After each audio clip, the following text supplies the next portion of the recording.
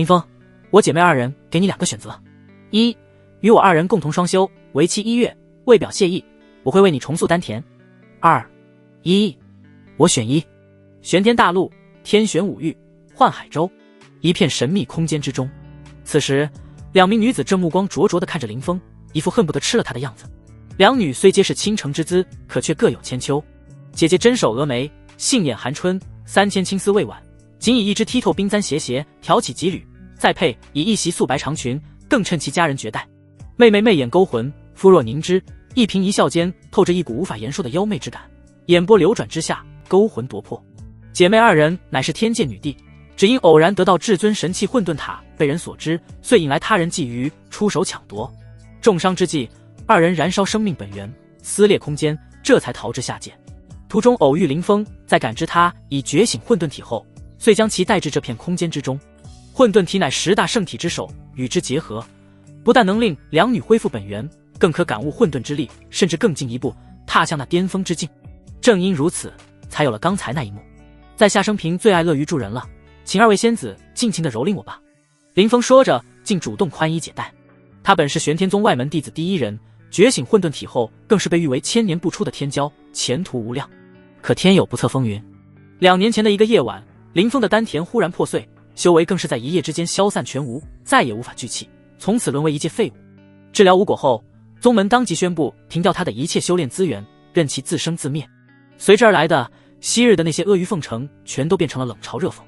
可恨的是，林峰丹田破碎的原因，竟是他所谓的好兄弟陈龙每日给他下慢性毒药所致。林峰至今都无法忘记陈龙亲口告诉他真相时那副可恶且丑陋的嘴脸。他曾试过向宗门告发，为自己讨一个公道，可身处这个弱肉强食的世界，又有谁会在乎一个废物？更令他心寒的是，与他相恋5年的未婚妻欧阳雪，在得知此事后，遂登门退婚。林峰，如今我已是青云剑宗内门弟子，前途无量，我欧阳雪是断然不会嫁给一个废物的，婚约一事便就此作罢吧。众目睽睽之下，欧阳雪这番冰冷无情的话语，如一把利刃刺入林峰心头，痛彻心扉。欧阳雪，你当真这般无情？你莫不是忘了2年前你走火入魔之际，若非我舍命为你找来了往生花，你还能高高在上的站在这里，当众羞辱于我？你良心何安？你良心何在？接着他当场拿出婚书，撕了个粉碎。看好了，今日是我林峰休了你欧阳雪。30年河东，30年河西，莫欺少年穷。3年后的今日，我自会登上青云剑宗，与你一战，息我之耻。欧阳雪冷笑一声，好啊，我等着你来送死。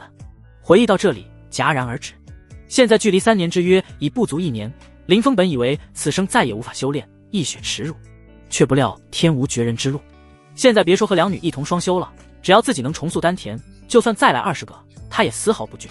更何况还是2个绝色美女。与此同时，看着林峰那健硕的身材，2女再也把持不住，齐齐向他扑去。1个月的光景转瞬即逝，躺在地上的林峰悠悠转醒，脑海里一片空白。这1个月来，他不知和2女双修了多少次，感觉整个人身体都要被掏空了似的。也幸亏有混沌体这等逆天体质，否则必然会被2女吸成人干的。当然，这其中的美妙无法言说，回味无穷。此刻，不着寸缕的姐妹2人躺在林峰身旁，整片空间里都弥漫着无尽的淫靡气息。夫君，身体可还撑得住？这时，姐姐玄机女帝胸前那一抹雪白轻轻压在林峰身上，一脸的关切之意。林峰面色一愣，怀疑自己是不是听错了。仙子你，叫我夫君。妹妹紫月女帝秀眉微蹙，一把揪住林峰的耳朵，整个人顺势骑在了他的腰间，愠怒道：我姐妹2人的处子之身，皆是被你所迫，难不成你想赖账啊？唉，疼，姑奶奶轻点啊，我是你们夫君还不成吗？开玩笑，能成为2位先帝的夫君，做梦都能笑醒好吧。见林峰承认了，紫月女帝这才松手，娇嗔道：哼，算你还有良心。2位娘子，请问现在可以为我修复丹田了吗？温柔相随好，但林峰可不甘愿当一个小白脸。天知道这姐妹2人和自己玩腻了之后，会不会一脚把他踹开。修复丹田而已，小事一桩。不过为了惩罚你刚才想赖账的举动，所以我决定换种方式为你修复丹田。说到这里，紫月女帝狡黠一笑，跟玄机女帝对视一眼。什么方式？林峰忽然有种不好的预感。那当然是这种方式了。紫月女帝话落，便再度压在了林峰的身上。这就是你说的惩罚啊？林峰哀嚎一声，2位娘子，我真的一滴也没有了。1个时辰后，当林峰感受到丹田重新运转时，他的眼角缓缓淌出2行热泪，当然那是高兴的泪水。这时玄机女帝柔声道：夫君，经过这1个月的双修，我和妹妹不仅伤势痊愈，更是预感即将突破，因此我们要闭关3年。3年后苏醒之日，我们将和你进行第2次双修，届时会送你一场大造化。但切记，3年内你必须突破圣皇境，否则效果会大打折扣。在玄天大陆，5道意图分聚气、开脉、筑基、灵海、武丹、元婴、涅槃、问鼎、入圣、圣王、圣皇、圣帝、圣尊13个大境。纵使林峰身负混沌体，他也不敢说能在3年内突破圣皇，能踏入涅槃便是极限了。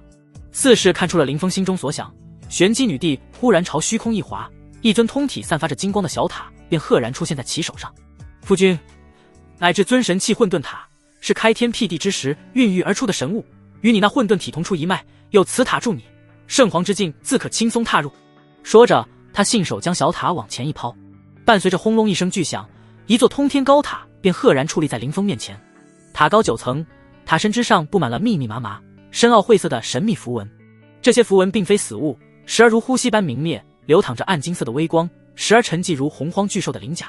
塔周更是环绕着无数道混沌之气，丝丝缕缕缠绕塔身，时而化作咆哮的异兽虚影，时而凝成古朴的道文，旋生旋灭。嗡！一道嗡鸣声骤然响起，如洪钟大吕般回荡在这片空间之内。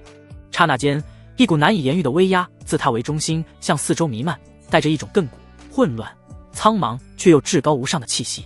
9层混沌塔，每一层都对应一种混沌本源的极端形态。说着，玄机女帝大手一挥，林峰只觉得眼前一片模糊。当他再次睁开双眼时，3人已然进入了塔内空间。这第1层名为须弥洞天，对应的乃是时间本源，这里的时间流速乃是外界的数倍甚至数百倍，会根据你的修为和天赋自动调整时间流速，所以在此修炼可谓事半功倍。不过现在的你修为太低，故而每日入塔修炼不得超过8个时辰，否则你很有可能会走火入魔，彻底迷失在这须弥洞天之中，切记。林峰微微颔首，谨记在心。而第2层虚空瀚海和第3层万灵归元，分别对应的则是空间本源和生命本源。至于更上层的空间，需等你的修为到了之后才会被允许进入，硬闯是无法进去的。说到这里，玄机女帝深深地看了一眼林峰，柔声道：夫君，该交代的我都交代了，也是时候该离开了。3年后我们再见，万望珍重。玄机女帝说罢，手指一划，一道门户赫然显现，黑洞深邃，不知通往何处。这时紫月女帝在林峰的脸颊亲吻了一下，道：夫君，我会想你的。而后她便拉着玄机女帝的手一起迈入了那道门户。2位娘子也多多保重。林峰有些依依不舍道。随着林峰声音一落，2女的身影便随着那道门户消散在天地之间。看着2女消失的身影，林峰的心情久久无法平复。但时间不等人，还有不足1年的时间便要和那欧阳雪一战高下，得抓紧时间修炼了。想到这里，林峰当即盘膝而坐，开始修炼。忽然间，他感到和小塔似乎产生了某种灵魂上的共鸣。下一刻，一股庞大的信息瞬间涌入林峰的脑海之中，林峰只觉得脑子快要裂开一般，痛苦无比。不知过了多久，疼痛渐渐停歇，一门名为混沌神诀的功法赫然呈现在他的脑海之中。下一刻，功法开始自动运转，在第1层时间流速的加持下，他的丹田开始如饥似渴地吸收着周遭的天地灵气。不过2个时辰的功夫，他的修为便迅速攀升至巨气5重。呼！林峰睁开双眼，缓缓吐出一口浊气，随意打出的一拳更是伴随着阵阵雷暴之音。久违的感觉终于回来了。正所谓福兮祸所伏，祸兮福所倚。没想到今日不仅修复了丹田，还得到了至尊神器混沌塔，更是收获了2位先帝老婆和一门无上功法。当然，林峰可不会认为之前遭受的一切苦难都是他应得的。从今天起，他要将失去的一切统统拿回来。从今天起，他要将遭受的屈辱100倍还回去。那么陈龙就先从你开始好了，在内门洗干净脖子，给老子等着。10日后，玄天宗外门广场。此刻偌大的广场上人来人往，位于广场中央的资源殿前更是大排长龙。今日并非弟子领取每月修炼资源的日子，乃是外门大比在即，只要报名参加比赛便可领取200块灵石。正因如此，纵使明知上了武斗台也只有挨揍的份儿，也还是有不少资质平庸、修为不高的弟子踊跃报名。外门大比每2年举办一次，每次取大比前100名进入内门，竞争极其残酷，位列前10者更有机会被内门4大长老收为亲传，重点培养，从此一飞冲天。忽然，队伍后方传来一阵骚动，一时间，众人纷纷往后看去，就见一个少年缓步而来，站在了队伍的最后方。林峰，他怎么来了？一个废物也来报名外门大比，他脑子是被驴给踢了吗？就不怕被人打死？老兄，此言差也，我看他8成是为了那200块灵石来的。倒也是，200灵石也够这个废物换些灵药温养丹田了。此话一出，一些平日里总爱戏耍林峰的家伙更是开启了嘲讽模式。林峰，看你很缺灵石，给你50块灵石，来给我当1个月仆人如何？我说老孙，50块灵石就想让这废物给你当1个月仆人，你也太抠了吧！这样，我多加1块灵石。哈哈哈哈！对于这些冷嘲热讽，林峰并不在意，一群蝼蚁罢了。很快他便会用实力让这些人乖乖闭上嘴巴。很快便轮到了林峰报名。然而在领完灵石后，他并未离开，而是站在原地，看那样子似乎是在等什么人。不多时，几个面色不善的弟子便朝他走了过来。为首的那人是个胖子，名为秦飞，乃是外门第5陈虎手下的第1狗腿，而陈虎正是陈龙的胞弟。凭借陈龙这个身在内门的哥哥，外门几乎无人敢惹他。正因如此，陈虎手下的小弟们自然也是无所顾忌，经常欺负那些修为较低且无背景的弟子，尤其是林峰，平日里没少受他们的欺辱。此时，就见那秦飞目光斜视着林峰，用命令的口吻道：“废物，把你手上的灵石给我！我若是不给呢？”林峰冷声道：“哟呵，几天没见，你这个废物脾气见长啊！我看你是皮又痒了。”秦飞显然没有料到林峰会拒绝，火气顿时就上来了，大手一挥，身后的几个小弟顿时撸起袖子就要教训林峰。一旁看热闹的众弟子们也没想到林峰居然敢拒绝秦飞，一致觉得他的脑子肯定是被驴踢了，免不了挨一顿痛揍。然而下一刻，众人只觉得眼前一花，好似有什么东西闪过一般，接着便是数道惨叫声响起。与意料中的结果不同，此时躺在地上痛苦哀嚎的人是秦飞和他的手下们，反观林峰却是毫发无伤地站在原地，神色淡然。看到这一幕，围观的众人心里第一个念头便是林峰的丹田修复了，而且修为绝对在开麦境。没看到连开麦一众的秦飞都被打倒在地了吗？可明明1个月前林峰还是个丹田破碎无法修炼的废物啊，这怎么一眨眼的功夫变得如此厉害了？至于刚才还想要林峰当1个月仆人的2个家伙，更是惊得下巴都快掉到了地上，趁林峰不注意赶紧开溜了。你这个废物竟敢打我，找死！秦飞怒火冲天，此时李治已被怒火冲昏了头脑，站起身来后，他当即蓄力一拳，以雷霆之势轰向林峰的脑袋。这一拳要是打实了，林峰非死即惨。眼看着那一拳就要落在林峰的脑袋上时，他忽的一个闪身避过，同时单手发力，死死钳住秦飞打来的右臂，猛一发力，咔嚓，一阵清脆的骨裂声响彻开来，深深刺入了场上每个人的耳内。啊！秦飞惨叫一声，细密的冷汗由于疼痛瞬间从额头上冒了出来。现在是谁在找死？林峰的声音犹如来自九幽地狱一般，使得场上围观的众人不寒而栗。怎么可能？秦飞面如烤笔，猛地对上秦飞的眼神更是一颤，那双眼眸古井无波，不带一丝一毫的情绪，仿佛他秦飞在林峰眼中不过蝼蚁罢了。秦飞心头涌现恐惧，吞咽口水，色厉内荏道：“林峰，我大哥可是陈虎，你敢伤我，他必然不会放过你。”此言一出，无数道望过来的目光为之一变。陈虎之名在外门如雷贯耳，乃是屈指可数的高手。是啊，打狗还要看主人呢。秦飞再不济也是陈虎的狗腿子。陈虎可是外门第5开麦6众的存在，开麦境一重如一山，哪怕林峰重回开麦境，也绝不会是陈虎之敌。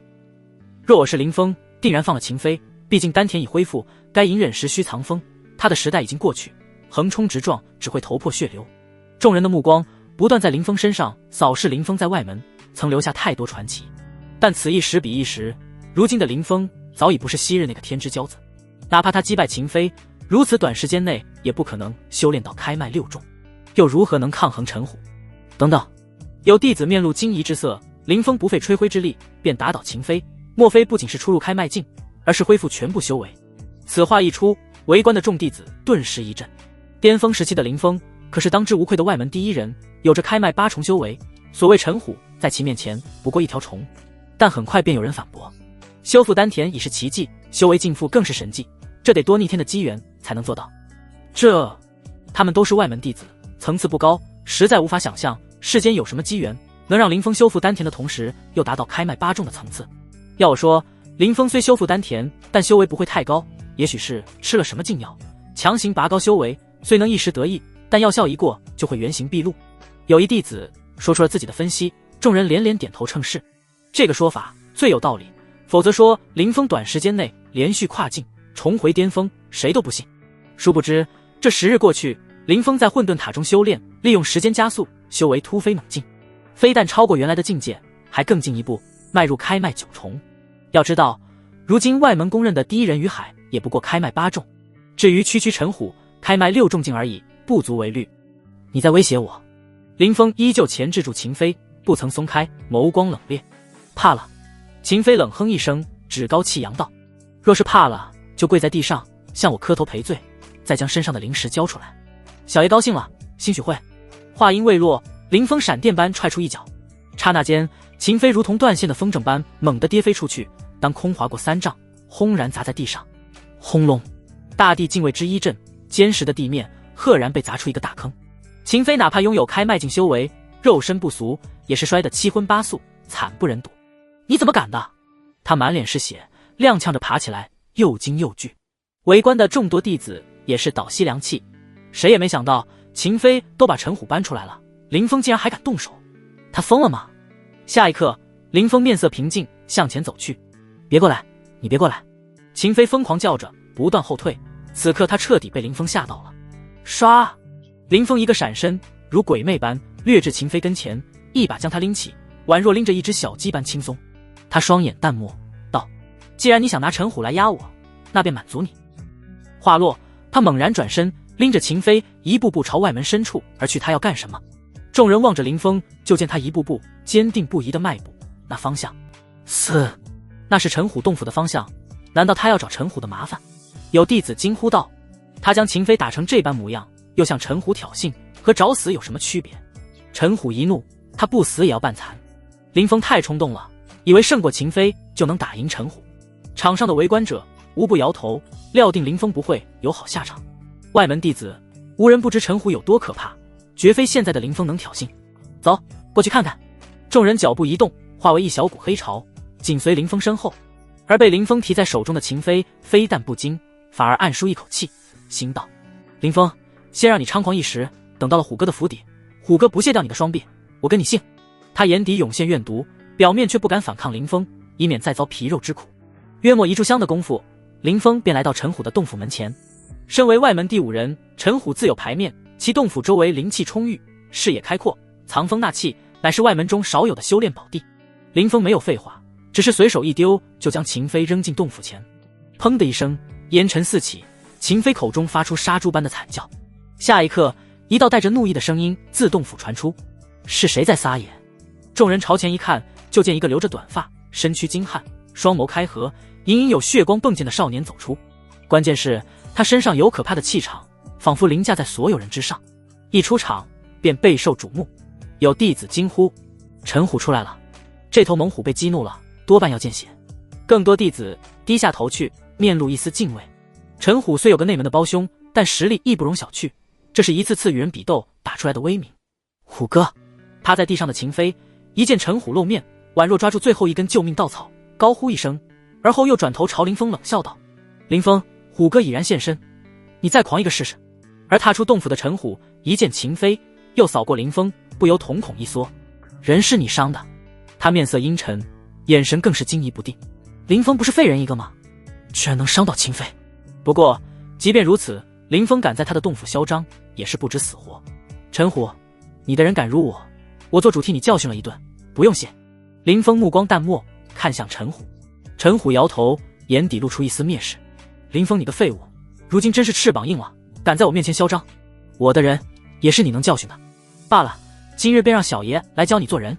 他瞬间掠出原地，气势汹汹，掀起一阵狂风，便宛若一头真的下山虎，欲要择人而噬。好可怕的气势！众人心头一凛。林峰只感觉狂风阵阵，吹得他衣袍猎猎作响，但他双眼坚定不移，满是复仇的火焰。昔日被夺走的一切都将回来，就从陈虎开始吧。陈虎与陈龙，他一个都不会放过。唰！林峰脚步一动，竟不退反进，迎着狂风而去。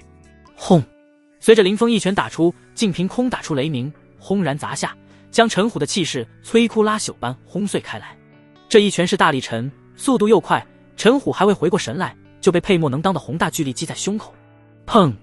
下一瞬，其整个人凌空飞出5-6丈，轰然砸在洞府之上。嗨！陈虎狼狈地落在地上，他刚想起身，却感觉浑身无力，胸前更是血肉模糊。此刻全场死寂无声。见此一幕，秦飞脸上刚浮现出的笑容便陡然僵住，如见鬼魅。林峰，你在找死！一声暴喝，陈虎挣扎起身。原本不可一世的外门高手，此刻衣袍破碎，胸前更被打得血肉模糊。他怒到极点，二话不说，直接出手。吼！就见一道虚幻的虎影从陈虎身上冲出，裹挟强大劲风，瞬息间就来到林峰跟前，四周飞沙走石，气象惊人。玄阶武技虎啸拳，不少弟子观之色变。玄天大陆将武技强弱划分出10阶，由弱到强为黄阶、玄阶、地阶、天阶、荒阶、红阶、骤阶、羽阶、地阶、至尊，而每一阶又分上中下3品。如外门弟子能修炼黄阶上品武技，已算小有天赋。而陈虎经营此技多年，功如虎王出山，便是比他高1重的弟子都未必能抗衡。如今为了对付林峰，他竟施展出此招，显然怒到极致。有弟子移开目光，不忍再看，似料定林峰下场凄惨。滚！林峰回应的同样是一拳。他身怀混沌体，丹田修复后就犹如潜龙出渊，无人可治。此刻磅礴的气血之力调动，尽数化为拳风。砰！这一拳轰击在虎影之上，直接打爆，顺带着连同陈虎，整个人都似破麻袋般飞出，再度撞在洞府前。大地震动，发生了什么？我的天啊！林峰怎么如此生猛？众人目瞪口呆。秦飞此时也感觉脑子不够用了，连连倒吸凉气，不敢置信。虎哥居然打不过林峰这个废物！陈虎，这便是你的成名绝技吗？不过如此。林峰脸上淡笑，带着讥讽之意，悠然迈步向前。我要撕碎你！陈虎双眼猩红，手掌一抓，便取出一柄长刀，氤氲着淡淡绿芒。玄阶灵气3煞刀，灵气被灵力灌注，会有光芒显露，碧绿荧光对应的正是玄阶。玄阶灵气之威胜过黄阶不知多少，3煞刀同样是陈虎在外门逞凶的底牌之一。他承认自己刚才小觑了林峰，但这一刻在众目睽睽下被林峰按在地上摩擦，他彻底怒了，双手持刀斩向林峰。林峰淡淡扫了一眼，猛地欺身上前，不待3煞刀发威，便一脚将陈虎踩在脚下轰隆。陈虎大口吐血，胸前塌陷，身受重伤。外门第5，呵呵。林峰脚踏陈虎，冷冷一笑。陈虎目光呆滞，直直望着林峰，一副见了鬼的模样。同为开麦境，但林峰展露出的战力超出他太多太多，甚至是完全碾压的地步。陈虎披头散发，连连摇头：不可能，你分明已成废物，为何会突然间变得如此强大？你猜？林峰冷笑道。秦飞不过是个狗腿子，陈虎还算有点分量，他如今力挫陈虎，积压在胸腔的郁气勉强出了几分。陈虎脸色阴晴不定，片刻后凝声道：林峰，还不放了我？我哥陈龙如今乃是内门100强榜上排名73的存在，你将我打成重伤，我哥知晓定饶不了你。当年你就栽在他手里，如今更不是他对手。见状，一旁的秦飞也是呵斥一声：不错，林峰，你应当清楚，外门和内门根本不是一个层次，还不快放了虎哥？谁知这两人不提陈龙还好，此言一出，林峰眼底寒意涌动，说不出的阴森。咔嚓，他右脚抬起，又向下一压，直接将陈虎的右腿踩断。一阵噼里啪啦的爆鸣声后，陈虎身下一片血泊，浑身颤抖，脸色惨白如雪，最后更承受不住剧痛，两眼一翻，昏死过去。林峰，你疯了！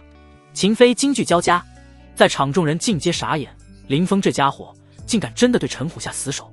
呵呵，你们真是一脉相承，打不过就搬靠山。林峰一副云淡风轻的模样，目光平静看着秦飞，道：在你们眼中陈龙高不可攀，但在我眼里他只是个心胸狭隘、忘恩负义的小人罢了。话落，他再度抬脚废去陈虎另一条腿。啊！陈虎本已疼得昏死过去，如今剧痛袭来，又被疼醒，口中发出凄厉的惨嚎，那阵阵嚎叫撕心裂肺，让不少人都毛骨悚然。几息后，陈虎再度昏死，林峰弯腰捡他的储物戒，还有那柄3煞刀。砰！他一脚将陈虎踢到秦飞身边，面色肃杀，一字一顿道：带着他转告陈龙，我林峰恩怨分明，我会报仇，也不会放过。还有这间洞府，我收了。陈龙若有能耐，那便让他亲自过来讨要。说完，他便双手负后步入洞府之中。众人注视着那道身影，久久不言。而秦飞更是连个屁都不敢放，背起昏迷不醒的陈虎，灰溜溜的走了。这次冲突很快传扬出去，霎时间整个外门都沸腾了。林峰修复丹田，重回开脉境。林峰废掉陈虎双腿，并且还公然向陈龙挑衅。一个个消息如同五雷轰顶，将众人砸得眼冒金星。无数外门弟子目瞪口呆，难以置信。他们不记得有多久没听到关于林峰的丁点消息了，甚至都快遗忘了这个人。如今他竟再度鸣动玄天宗。什么？林峰丹田恢复？怎么可能？莫非混沌体再现了？不仅外门，这则消息还如暴风般席卷玄天宗深处。不少民宿都惊动，有长老震愕，也有长老面露喜色。毕竟林峰乃混沌体，如今修为尽复，乃是玄天宗之福。但也有民宿听闻消息后久久不语，目中乍现寒芒。但无论如何，这一刻林峰再次被万众瞩目。外门一处被灵雾包裹的洞府中，一个白衣男子负手而立，脊背好似神剑般挺拔。他沉默片刻，忽然开口：消息是真的。门口有弟子点头：于师兄，此事千真万确，无数外门弟子亲眼所见，而且林峰此时已霸占了陈虎的洞府。于海当之无愧的外门第一人。闻言，他微微一怔，脸上显露出一丝苦涩，脑海里的记忆忍不住翻涌，思绪飘飞。数年前，他于海不过是外门的一个小人物罢了，曾亲眼见证林峰的崛起。这是一个让无数人心生绝望的天骄。他雄姿英发，天赋绝艳，高高在上，有他在，所有人的光彩都被遮蔽。自林峰遭遇不测后，那些被压制的弟子才逐渐冒头，其中自然包括他这外门第一人。如今那个男人回来了。于海一袭白衣，踏步来到洞府外，望着云海翻涌，口中喃喃：起风了。外门紫月峰一处飞瀑下的凉亭中，桌上摆放着灵茶灵果。一个紫衣女孩杏眸瞪圆，惊呼道：林峰恢复修为了。她约莫16、17岁的模样，小脸清丽，但美眸深处却有着丝丝狡黠之意。云烟儿，外门第二高手。在一旁还有2人，青袍年轻人气度不俗，乃是外门第3的王守峰。那身披麻衣看着木讷的青年，则是排在第4的木满。3人从未想到成为宗门弃子的林峰，有朝一日竟能翻身。我还是不信，丹田乃修士的根本，岂是那么容易就能修复的？云烟儿眼睛虚眯道。王守峰瞥了他一眼，突然道：外门大比在即，林峰横空出世，可不是什么好事，不如去探探他虚实。云烟儿一颤，清丽俏脸上忍不住露出一丝惧意。巅峰时期的林峰可是他们眼中的天，你该不会是怕了吧？王守峰轻笑一声，他林峰就算恢复丹田，也只是修炼了1个月，咱们3个出手，还怕打不过？云一儿娇哼一声，怕？姑奶奶可是外门第2，需要怕吗？不是我吹牛，就那林峰，姑奶奶一只手就把他打哭。走，会会他去。3人结伴朝外走去，气势汹汹，一副找茬的样子。此时内门一处气派非凡的洞府内，其中央有一青年盘膝而坐，面容英质，正是陈龙。而在其面前，正有一黑衣少年神色恭敬地会报道：陈师兄，我已找医师为陈虎看过，可奈何林峰下手太狠太重，陈虎双腿碎成骨粉，至少也要半年才能恢复。不过你放心，他在我那里不会有事。他气度俨然，比起陈虎丝毫不差，赫然是外门第6人宁东。宁东平日里便与陈虎来往颇多，听闻陈虎被废，第一时间找到秦飞善后，并火速前来通知陈龙。陈龙不言，神色阴沉，似在酝酿什么。宁东迟疑片刻，微微躬身道：都怪我照顾不周，才让陈虎兄弟遭难，还请师兄责罚。他的语气中明显带着几分巴结讨好之意。能结交一位内门师兄，对所有外门弟子而言，既是荣幸，更是一场造化。陈龙能算计林峰，自然是心机深沉。见状，他当即上前扶起宁东，淡淡道：宁师弟，此事并不怪你，要怪就怪林峰太过猖狂。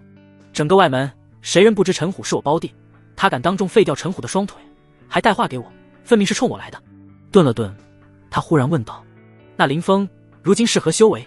宁东起身皱眉说道：至少开脉6重，甚至是7重。陈龙表面不动，内心却一惊。当初可是他一手将林峰打落深渊，从天之骄子到宗门弃子，林峰对他的恨有多深，可想而知。陈龙深知林峰恢复之后绝对要与他不死不休，若现在不将其除掉，将来倒霉的只能是自己。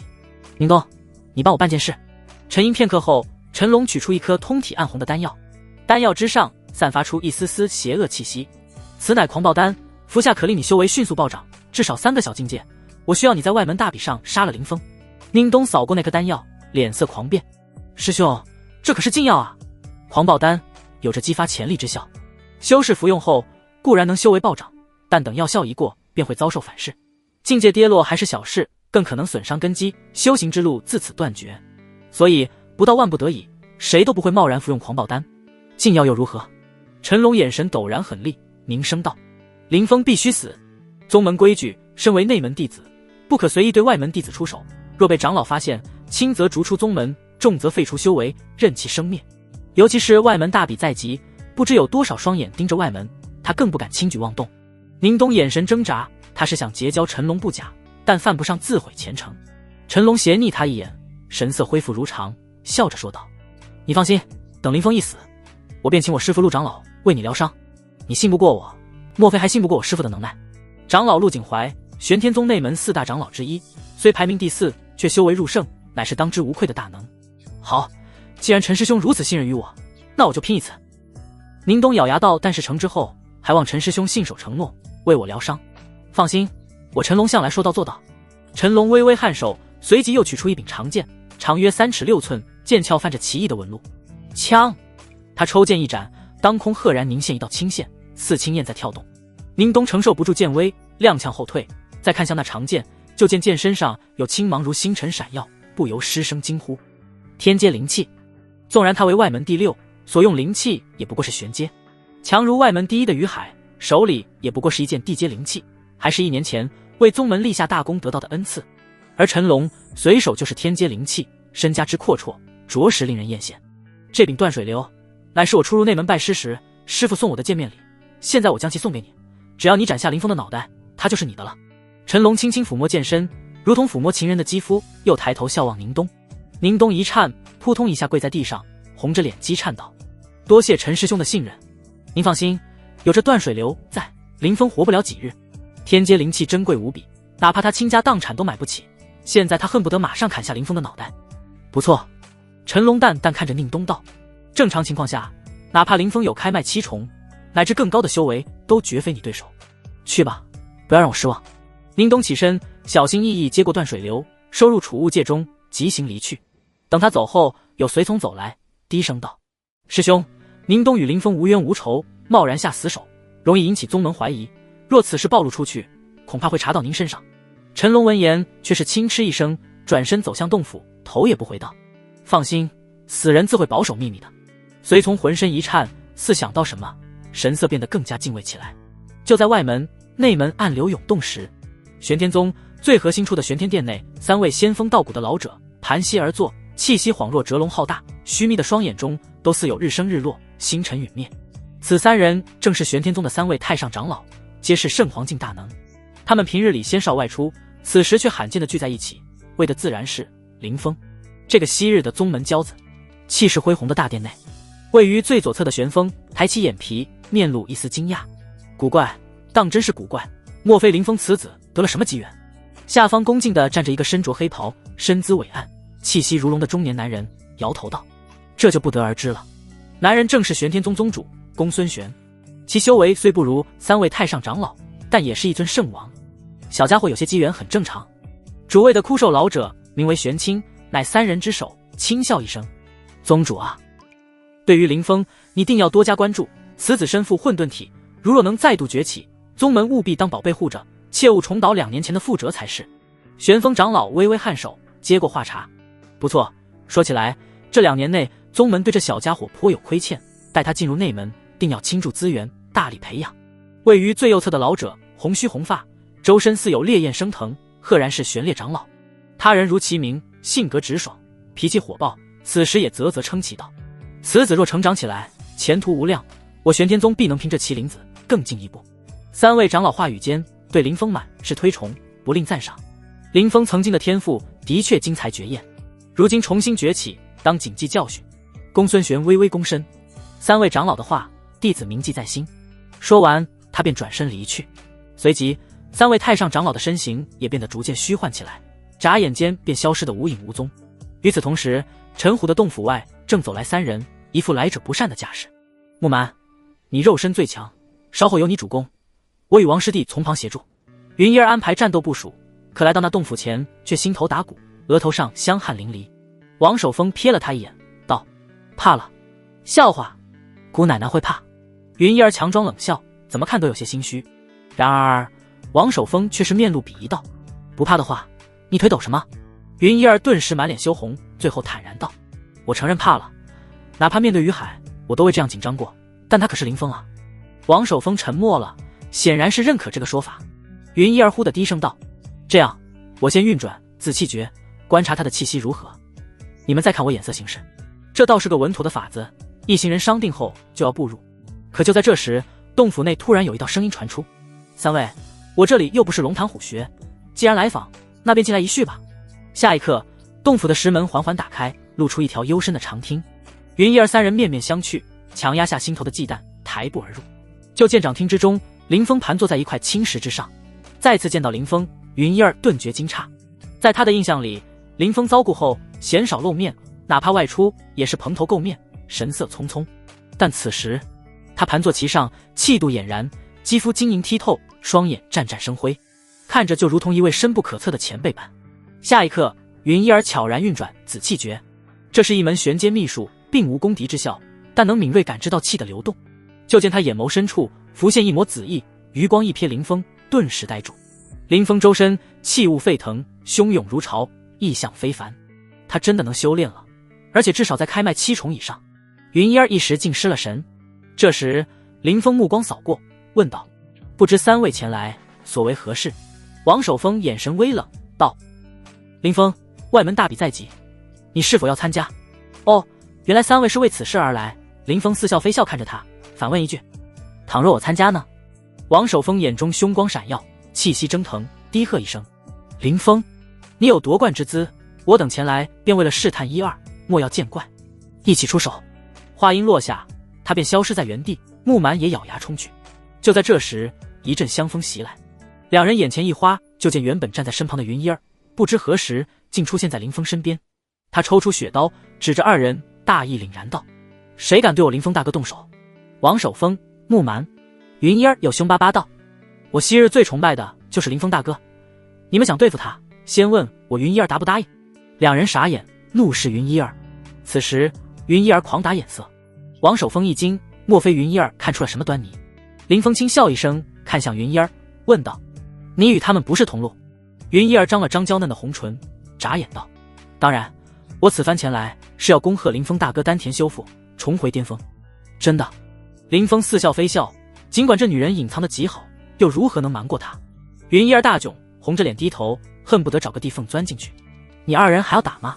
林峰又望向王守峰2人。王守峰、木蛮尽皆摇头。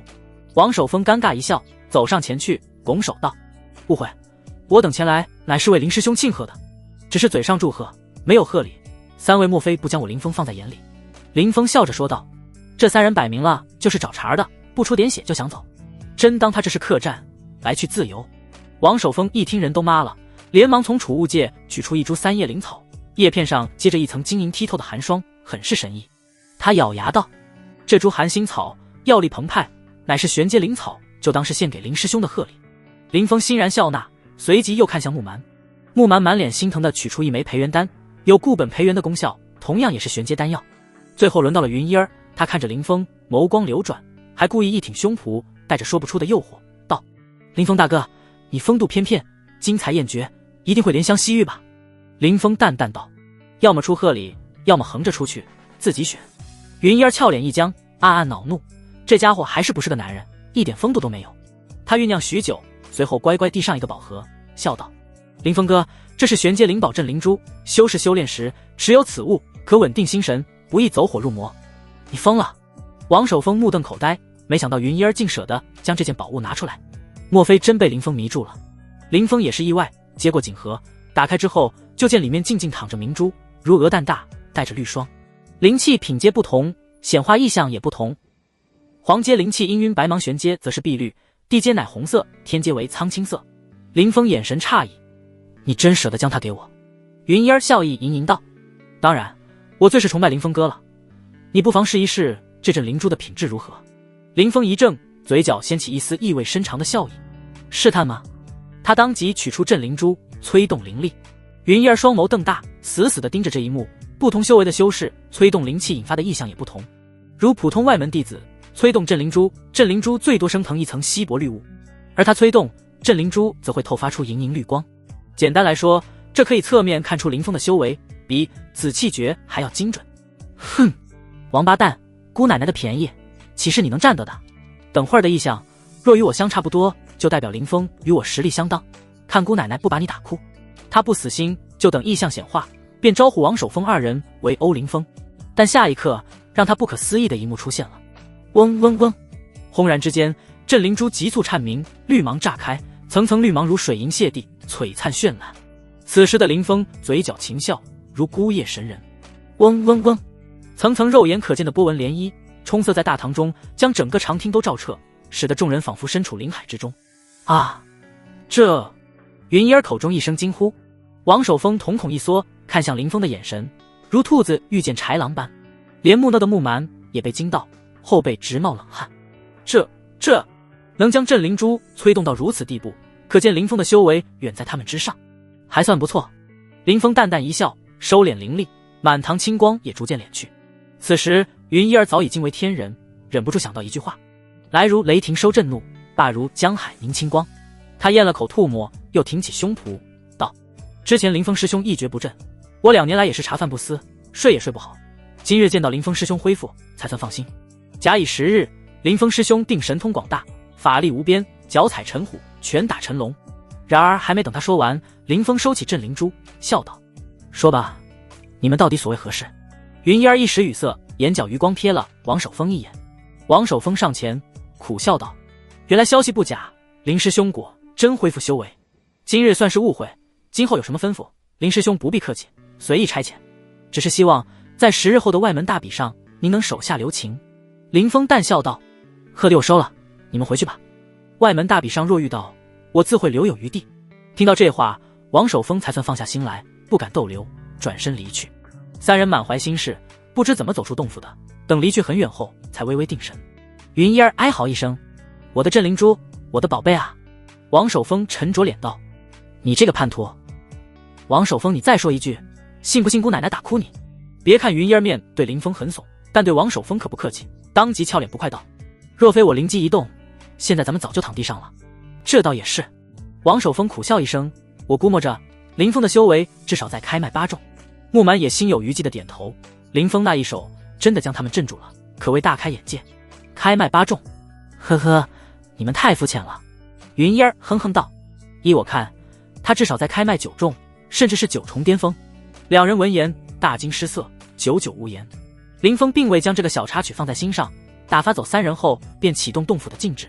他盘膝坐在一块青石上，心念一动，便如鬼魂般消失，下一刻就出现在一片辽阔无垠的空间中。此处自然是混沌塔的第1层。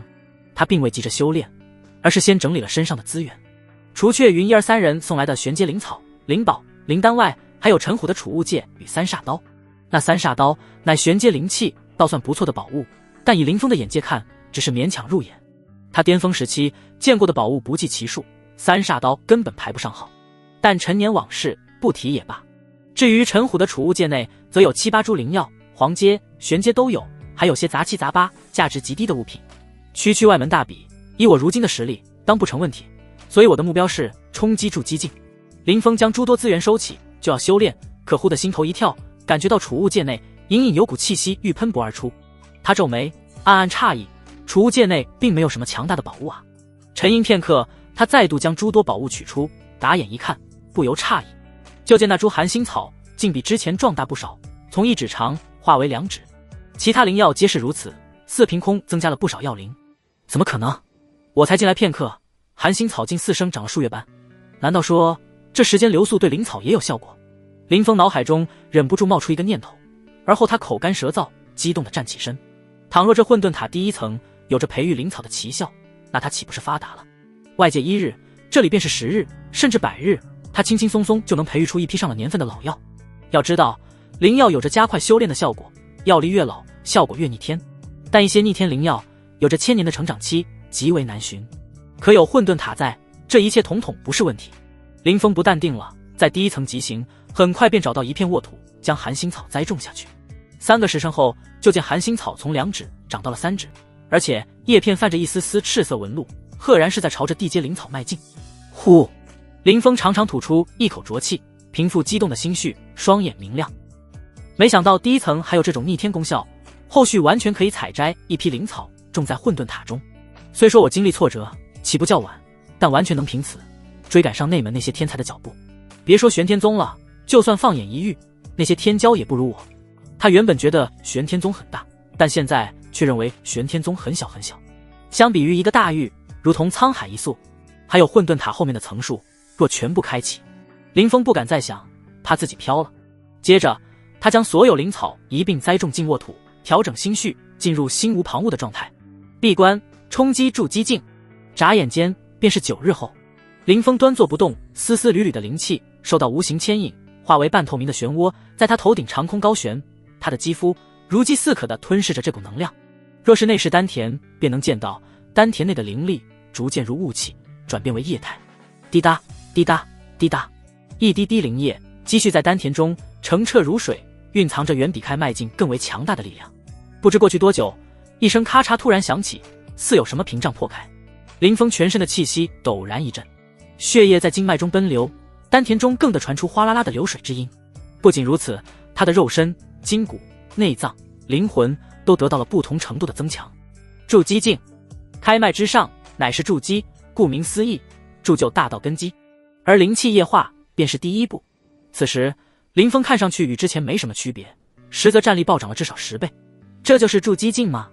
林峰内视几身，就见丹田内有一灵台筑起，灵台下方灵液涓涓流淌。他又尝试催动灵魂，竟能清晰地感知到远在10丈之外的寒霜草叶片上的每一道脉络，这标志他的神识已然初步凝聚。一入筑基，灵魂力量加强，便可凝聚神识，但也仅仅是初步凝聚罢了，距离外放攻敌还有一段不近的距离。除此之外，林峰还隐隐感知到，在混沌塔之外有一丝丝若隐若无的力量，哪怕混沌塔都阻挡不了。天地道运，世间种种强者，只有领悟出天地大道，才算巨擘。我现在距离那一步还很遥远，要脚踏实地才是。林峰心中默默想着，迈步朝混沌塔之外走去。算算时间，应当差不多了。咚！与此同时，玄天宗上空忽然响起一声厚重而苍茫的钟鸣，紧接着无数外门弟子如过江之鲫般从各自的洞府走出，朝外门中心的广场而去。外门大比要开始了。外门大比如期而至，广场上有一座座高台耸立，根据位置不同，编号也不同，共计上百座之多。历届年轻弟子都会在此争锋，决出魁首，从而名声大噪。前百强进入内门后，若有被长老看上眼的，便会收于麾下，堪比一步登天。这一届外门大比可称龙争虎斗，那外门第一于海乃是剑修，云一儿也不简单，还有王守峰、木蛮等。据说木蛮年纪轻轻就修成金刚不坏的法门，肉身如妖，整个外门只此一人。有人感慨万千道：不错，但除了这些人之外，你们别忘了数日前抱走陈虎的那一位。陈虎现在还在养伤，无缘外门大比。不知是谁说了一句，场上顿时为之一静。林峰昔日的宗门骄子被废之后，原本不会出现在外门大比中，但前不久到处都是他恢复丹田的风言风语，倘若他也参战，绝对是夺冠热门。众人正议论着，突然声音渐低，有人回头看，就见一个身着青袍的年轻人走来，不是林峰还能是谁？林峰混迹在人群中，神色淡淡，很快就找了个位置站定。他此时暗暗运转混沌神诀，全身气息收敛到极致，哪怕是诸多长老都看不穿他修为。林峰哥！突然一道喊声传来，林峰回头望去，就见2男1女走来，正是云一儿一行。林峰哥这次参加外门大比，一定是剑指第一吧？云一儿笑意盈盈道。林峰笑着点头，话很少的样子。云一儿拱手朝林峰眨眨眼睛，一脸谄笑。林峰哥这次一定能冲入内门，等您成了内门师兄后，可别忘了我这个师妹啊。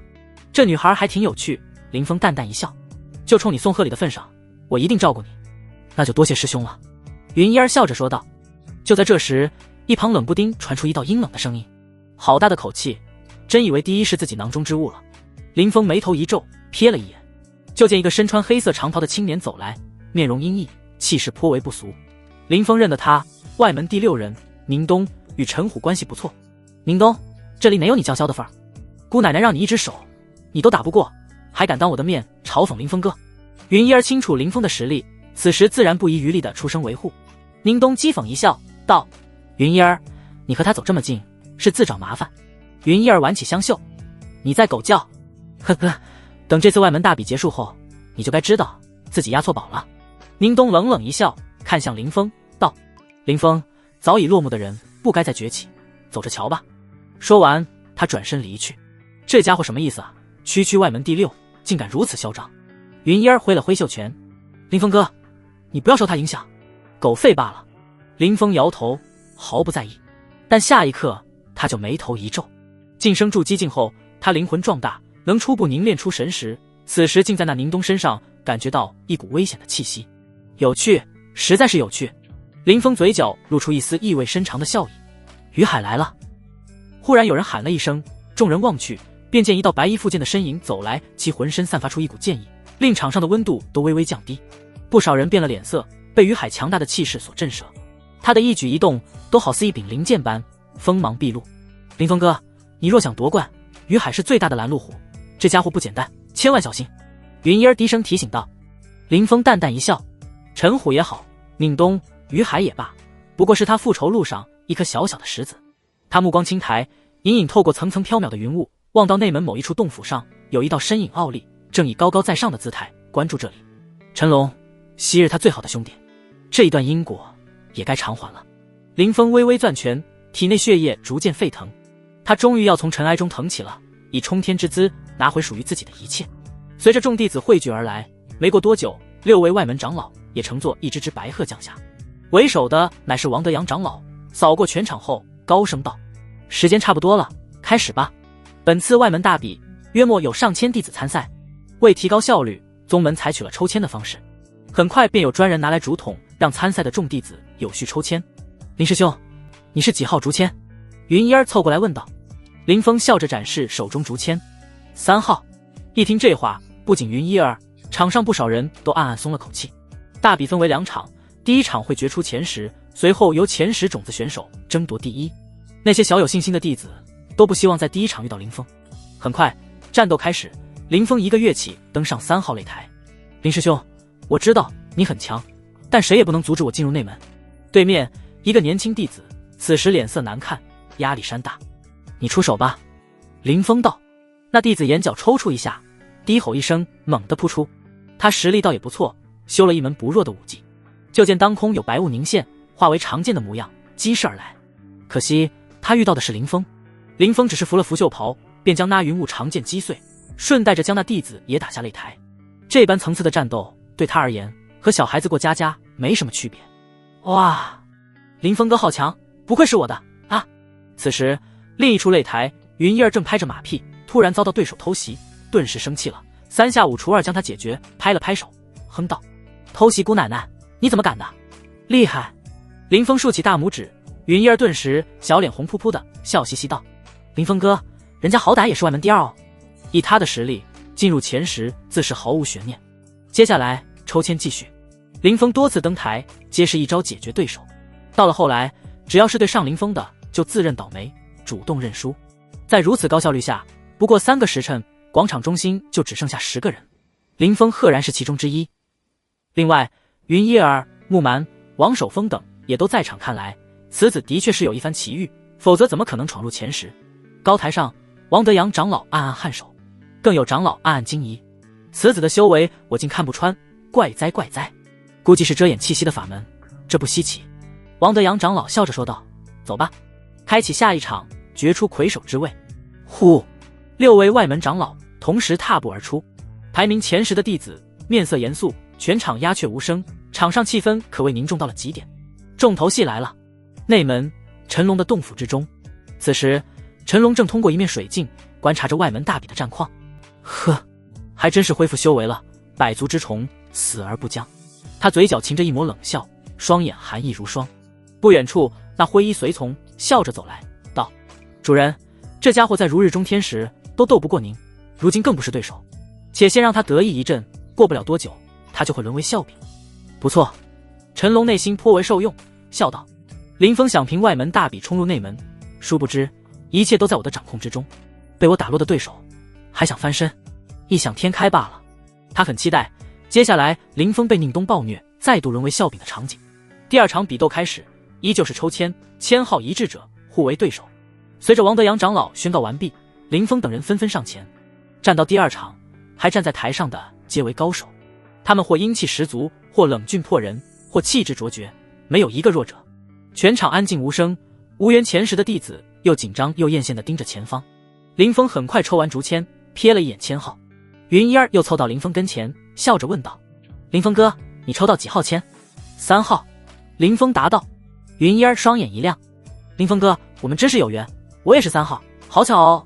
他声音戛然而止，似意识到什么，抢过林峰手中的竹签，对自己的对比：不会吧，你居然撞上他了？王守峰眼神带着怪趣味，木满也哧哼哧笑了起来。呀，你们敢幸灾乐祸？云烟儿一阵张牙舞爪，闹过之后呆呆地看着2枚竹签，小脸一阵迷糊。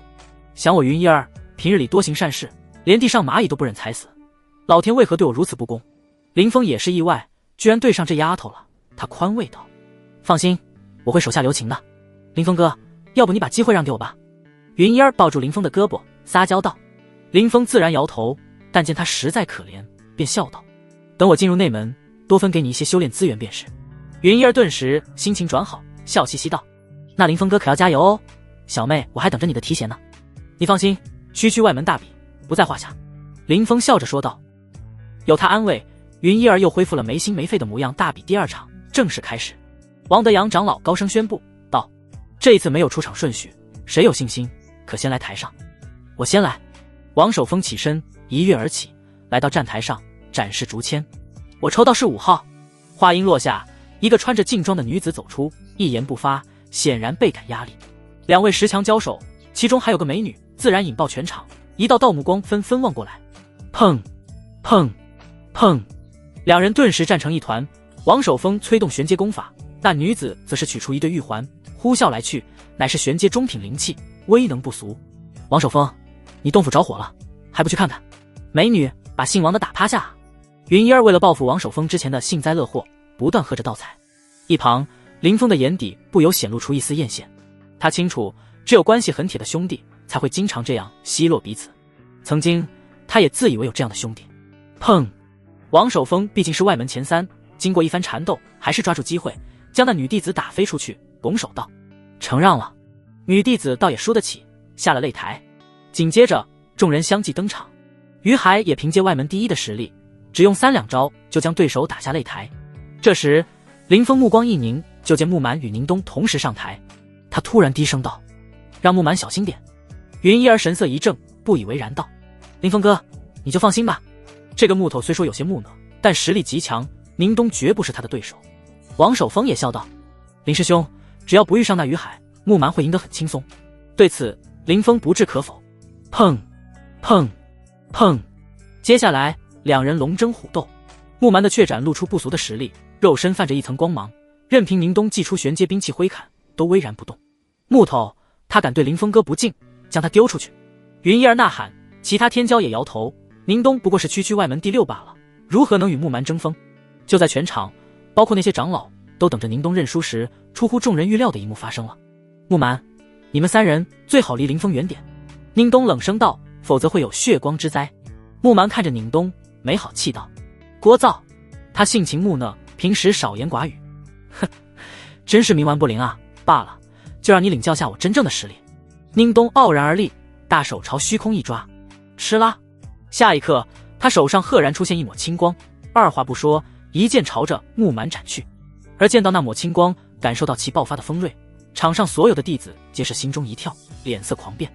天阶灵气，有人失声惊呼道：要知道，不同品阶的兵器会透发出不同的光芒，青色光芒对应的正是天阶。整个外门中，高品阶的灵气极为稀罕，地阶都没有几件，更何况天阶了。宁东不过是外门第6，却能拿出天阶灵气，这还怎么打？糟了！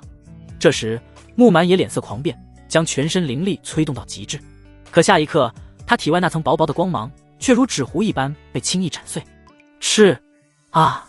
刹那间鲜血横飞，木蛮惨嚎一声倒飞出去。不等他落地，宁冬一个闪身竟出现在木蛮上方，凝声笑道：“蝼蚁般的东西！”一拳打出，木蛮便如断了线的风筝，跌飞出去，轰然落在擂台下。噗的一下，口中喷出一股血溅，随即便倒地不起，神色萎靡。至此，被众人寄予期望的木蛮就这样败在了宁冬的手中。木蛮在肉身如妖，也难挡天阶灵气的锋芒，遭遇滑铁卢。哼，外门第四，不过如此。宁冬手持断水流，隔空冲林峰遥遥一指，无限嚣张。林峰，你最好别败得太快，否则可就太无趣了。话落，他径自下了站台。一时间，全场鸦雀无声，浓浓的火药味充塞在每一寸空间之中。诸多弟子面色凝重，全都如见了鬼魅般惊骇。天阶灵气，偌大外门广场，无数弟子骚动，谁都没想到宁冬竟还藏有这样的底牌。这可是天阶灵气啊！对于10大外门弟子而言，地阶灵气就已是梦寐以求的神兵利器。至于天阶，他们连想都不敢想。便是那些外门长老也是神色吃惊。天阶灵气何等珍贵，哪怕是内门一些弟子都未必能持有。而且宁冬这柄长剑看着如此眼熟，莫不是呢？妈呀，这好像是陈龙师兄的断水流。有弟子认出这件灵气。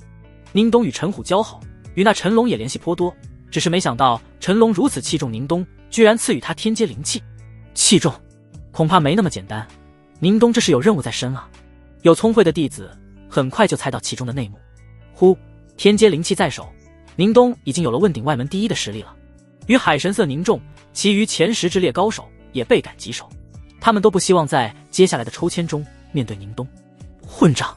宁冬，你不过是仗着天阶灵气之威才敢逞凶，若没有这断水流，你算什么东西？有胆量的话，就凭真本事与我战一场。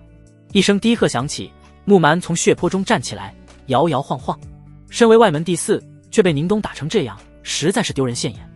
但瞥了一眼宁冬手上的断水流，他眼瞳也露出一丝恐惧。天阶灵气之威难以想象，给他的感觉就仿佛是一位前辈出手。若非他肉身还算厉害，再加上外门大比禁止下死手，仅凭那一剑就足以将他劈成2半。白痴，外物也是修士战力的一部分，你已经输了，没资格挑战我。宁冬傲然一笑，退回原处。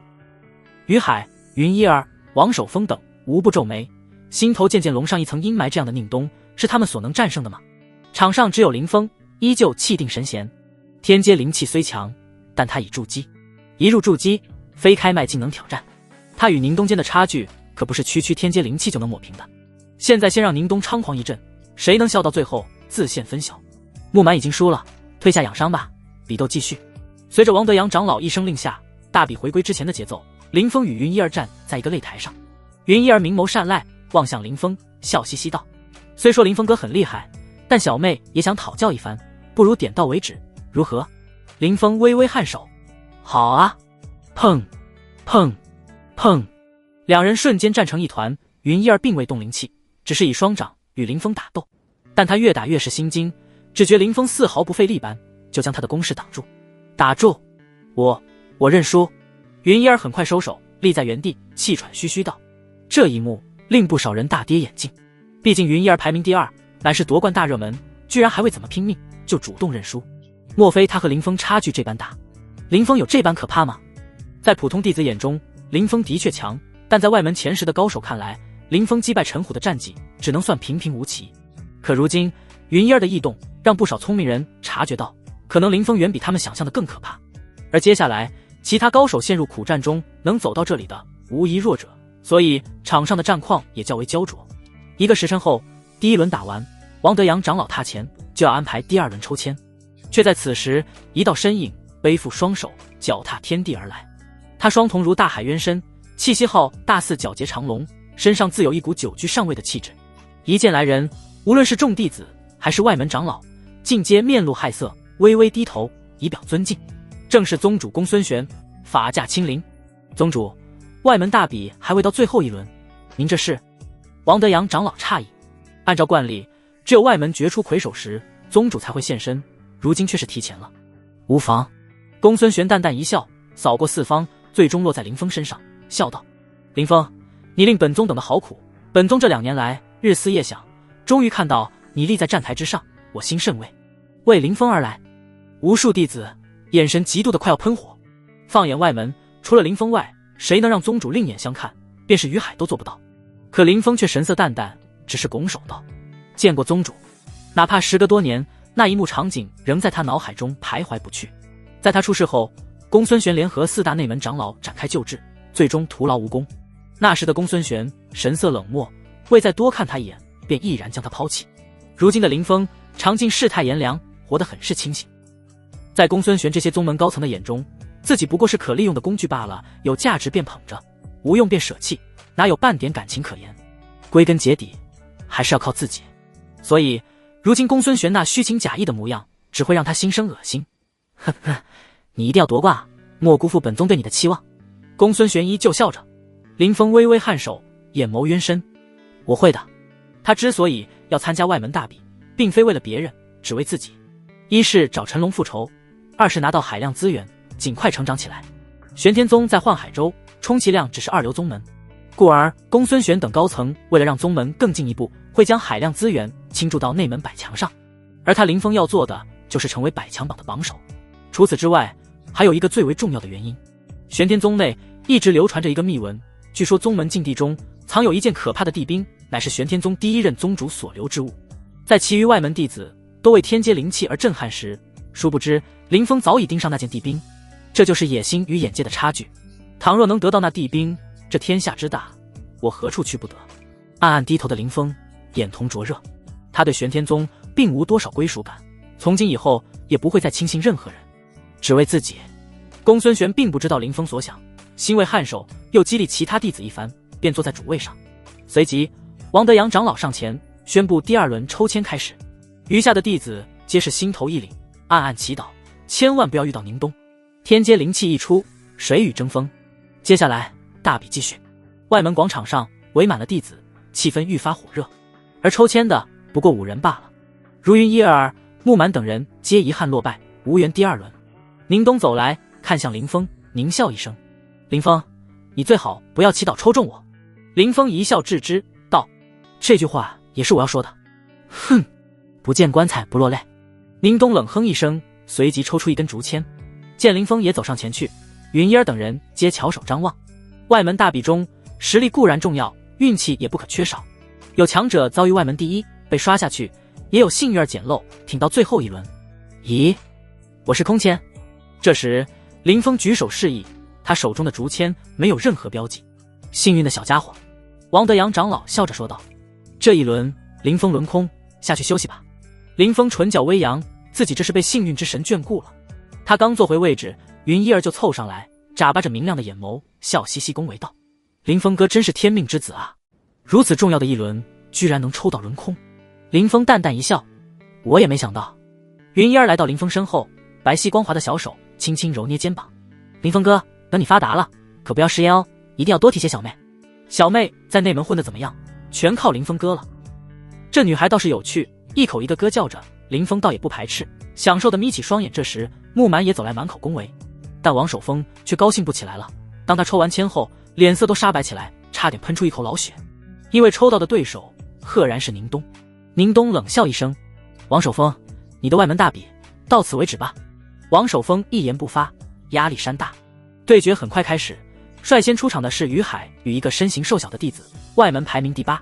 唰，一道道目光同时汇聚到于海身上。于海白衣复剑，一身剑意，双眼也犀利如剑，似蕴藏绝世宝剑一般。两人差距太明显，那外门第8如何能是于海的对手？所以大家心中早有结果。你非我对手。于海开口了，他腰身挺拔，语气轻描淡写，却又透露出强大的自信。那弟子一颤，跟着拱手苦笑道：“认输。”这就认输了？怂包！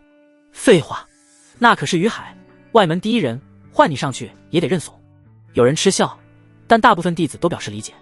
于海轻描淡写走下站台，刷刷2声，2道身影一跃而起，来到台上，掀起一股狂风。王守峰战宁冬，这可是前3名之争，无比重要。王守峰若败了，第3的名头就保不住了。他多半挡不住断水流的锋芒。很多人屏息凝神，大气都不敢出。2人很快站在一起。最初时，王守峰凭修为更高一筹，能稳稳将宁冬压制住。可断水流一出，形势大变。就听刺啦一声，断水流当空一滑，就有一道青芒从剑身上激射而出。王守峰反应不俗，一个闪身躲开，但那道剑光却落在站台之上，将坚固的站台削下一块，切口平滑如镜。所有人都目瞪口呆，看着那掉落的石块。我的天，这也太吓人了吧！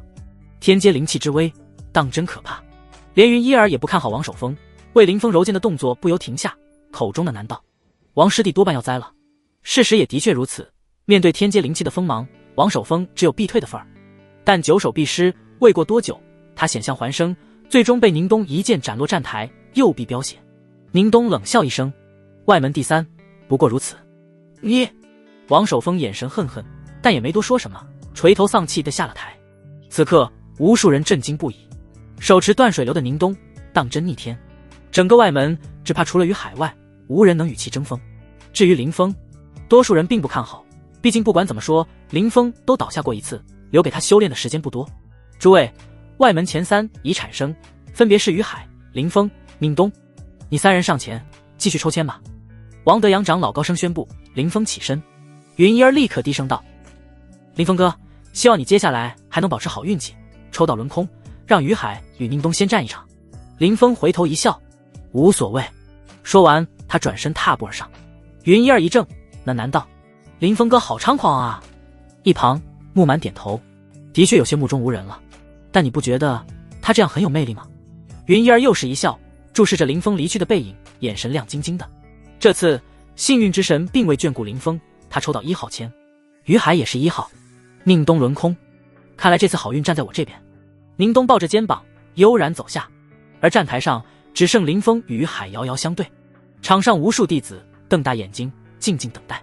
诸多长老也为之侧目，甚至连公孙玄也微微前倾身子，对这一战无比看重。台下，云一儿三人凑在一起，神情紧张。王守峰目光一凝，沉声道：“虽说宁东很强，但于海才是当之无愧的外门第一，剑法不容小觑。”木满也皱眉道：“林峰面对于海，还真不一定能胜出。”不，可云一儿却摇头道：“我与林峰哥交过手，他一定能赢。更有好事者，开启赌盘，压此战谁能获胜。我压于师兄300-10。于师兄是外门第一，更是杀力极强的剑修，赢面至少有70%。我看好于师兄。”很快，赔率爆出，压林峰是1赔3，压于海则是1赔1，差距不可谓不大。于海毕竟是外门第一人，再加上长得也俊朗，拥趸不在少数。压林峰的屈指可数，而且都是小压，最多不过50-10罢了。云一儿一听，当即双眼放光，还能有这好事？白给的0-10，不要白不要，我赌1000-10，压林峰胜。他娇喝一声，四周的弟子顿时惊异，谁都没想到云一儿如此看好林峰，而且1000-10可不是一笔小数目啊。一旁王守峰思索片刻，咬了咬牙道：“我也跟500-10。”木蛮也决定赌一波，压住林峰。人群中不少弟子愣住，见三人如此信心十足，倒也存着侥幸心理跟了一注。但看赔率，依旧是于海的支持者较多。云师姐，我可是信任你才压林峰的，如果林峰输了，你赔我0-10。王守峰有些不放心道。闻言，云一儿一挥小手：“放心，跟着姑奶奶下注，不会有错。”等赌盘关闭后，众人再度将目光投向站台。云一儿用只有自己能听到的声音：“那难道林峰哥，你不会让我失望吧？”于海并未急着动手，而是看着林峰，神色坚定道：“林师兄，昔日的你是连我都要仰望的存在，但今日谁也不能阻我问鼎之路。”林峰迈步朝前走去，一边走一边道：“我也想看看这2年来外门涌现了多少天骄，希望你不要让我失望。”“我会的。”于海郑重点头，陡然一步踏出，朝林峰急冲而去。人在半途就反手抽出长剑，那长剑上氤氲着灵光，赫然是剑威能不俗的灵气。哧啦，一道剑光凭空浮现，朝林峰斩去。林峰见状，面色不动，只是一抬手朝那剑光一拍。他疯了吗？赤手撼剑光就不怕自己手掌不保？林峰的举动引来阵阵惊恐，不少弟子心惊肉跳，直呼林峰大胆。便是于海也皱眉道：“林峰，你若如此托大，只怕要见血了。”他与林峰并无仇怨，也不愿斗到你死我活的地步，这才善意提醒。但下一刻，于海骤然瞳孔一缩，就见林峰的手掌拍在那道剑光上，竟纹丝不动，反倒是锋锐无匹的剑光如瓷器般碎裂开来。托大吗？林峰收回手去，淡淡一笑，手掌上半点血痕都没有。于海脸色一变再变，众人也用看怪物的目光注视着林峰。于海修为何等身后，那道剑光看着更犀利无比，怎会这般脆弱，竟被林峰一拍就碎。不远处，宁东目不转睛看着站台，瞳孔微微一缩。他没料到林峰的实力竟如此可怕。之前那一剑，于海已经调动了8成灵力，哪怕是他都要全力以对才能堪堪接下。林峰多半要胜了，于海非他对手，但那又如何？他注定会被我踩在脚下。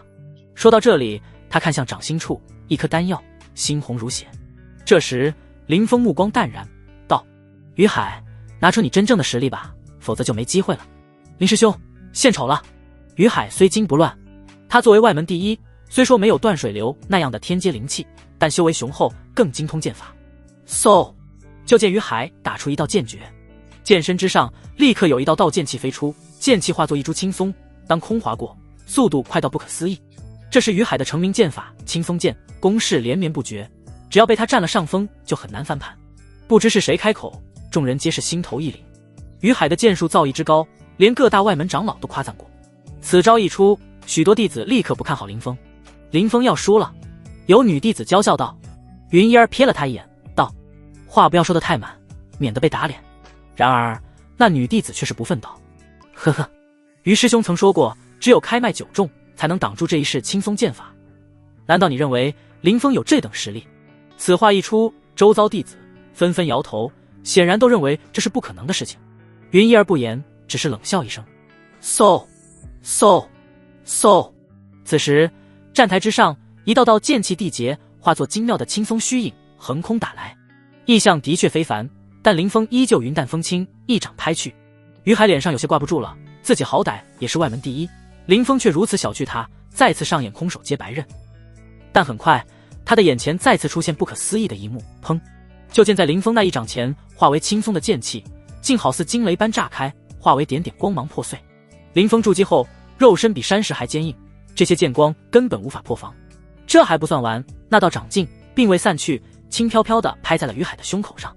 噔噔噔！于海止不住地向后退去，连退10几步，这才稳住身形，脸色瞬间变得一片苍白。他一言不发，嘴唇抿紧，就要再度出剑。林峰却不给机会，趁势贴上去，眨眼间就来到于海近前。于海一剑横扫，澎湃剑意迸发，但林峰脚步腾挪，轻飘飘躲了过去，接着便是一掌拍出。情急之下，于海只能将长剑横在身前，妄图拖延片刻。咔嚓！可下一刻，那剑身之上竟寸寸炸裂，现出一道道长痕，接着竟砰的一声炸裂开来。最终林峰一掌拍在于海胸前，但这一掌软绵绵的，没有半点力道，而且一触即回，有若蜻蜓点水。于海先是一怔，而后神色一肃，对林峰庄重行礼道：多谢林兄手下留情。他自然看出林峰留手了，若非如此，自己起码也是半残，还要继续打下去吗？林峰笑着问道。于海心悦诚服地说道：不打了，其实刚一交手，我就知道我输了。顿了顿，他脸上露出一丝真挚的笑意，拱手道：林师兄，欢迎你重回武道。林峰拱手回礼，承让。这个于海人品不错，先前曾3番2次提醒于他，所以林峰并未下重手，点到为止。而此时场下一片死寂，所有人都未想到会是这样的结果。那些于海的忠实拥趸们一个个笑容僵在脸上，难以置信。而10大高手也是瞳孔一缩。之前林峰轮空时，还有人暗暗不忿，觉得他能走到今日全凭运气，但林峰这次交手却实实在在展露出自己的战力，便是连于海都能碾压。他真的重回武道了，而且如之前那般耀眼，无数人内心暗道。一些女弟子们甚至开始整理仪容，朝林峰抛去媚眼。云烟儿也笑开了花：发财了，发财了，林峰哥，他们都看不上你，偏偏你最争气。王守峰与木蛮也兴高采烈，那一场赌斗让他们白赚不少灵石，顶得上几个月的修炼资源了。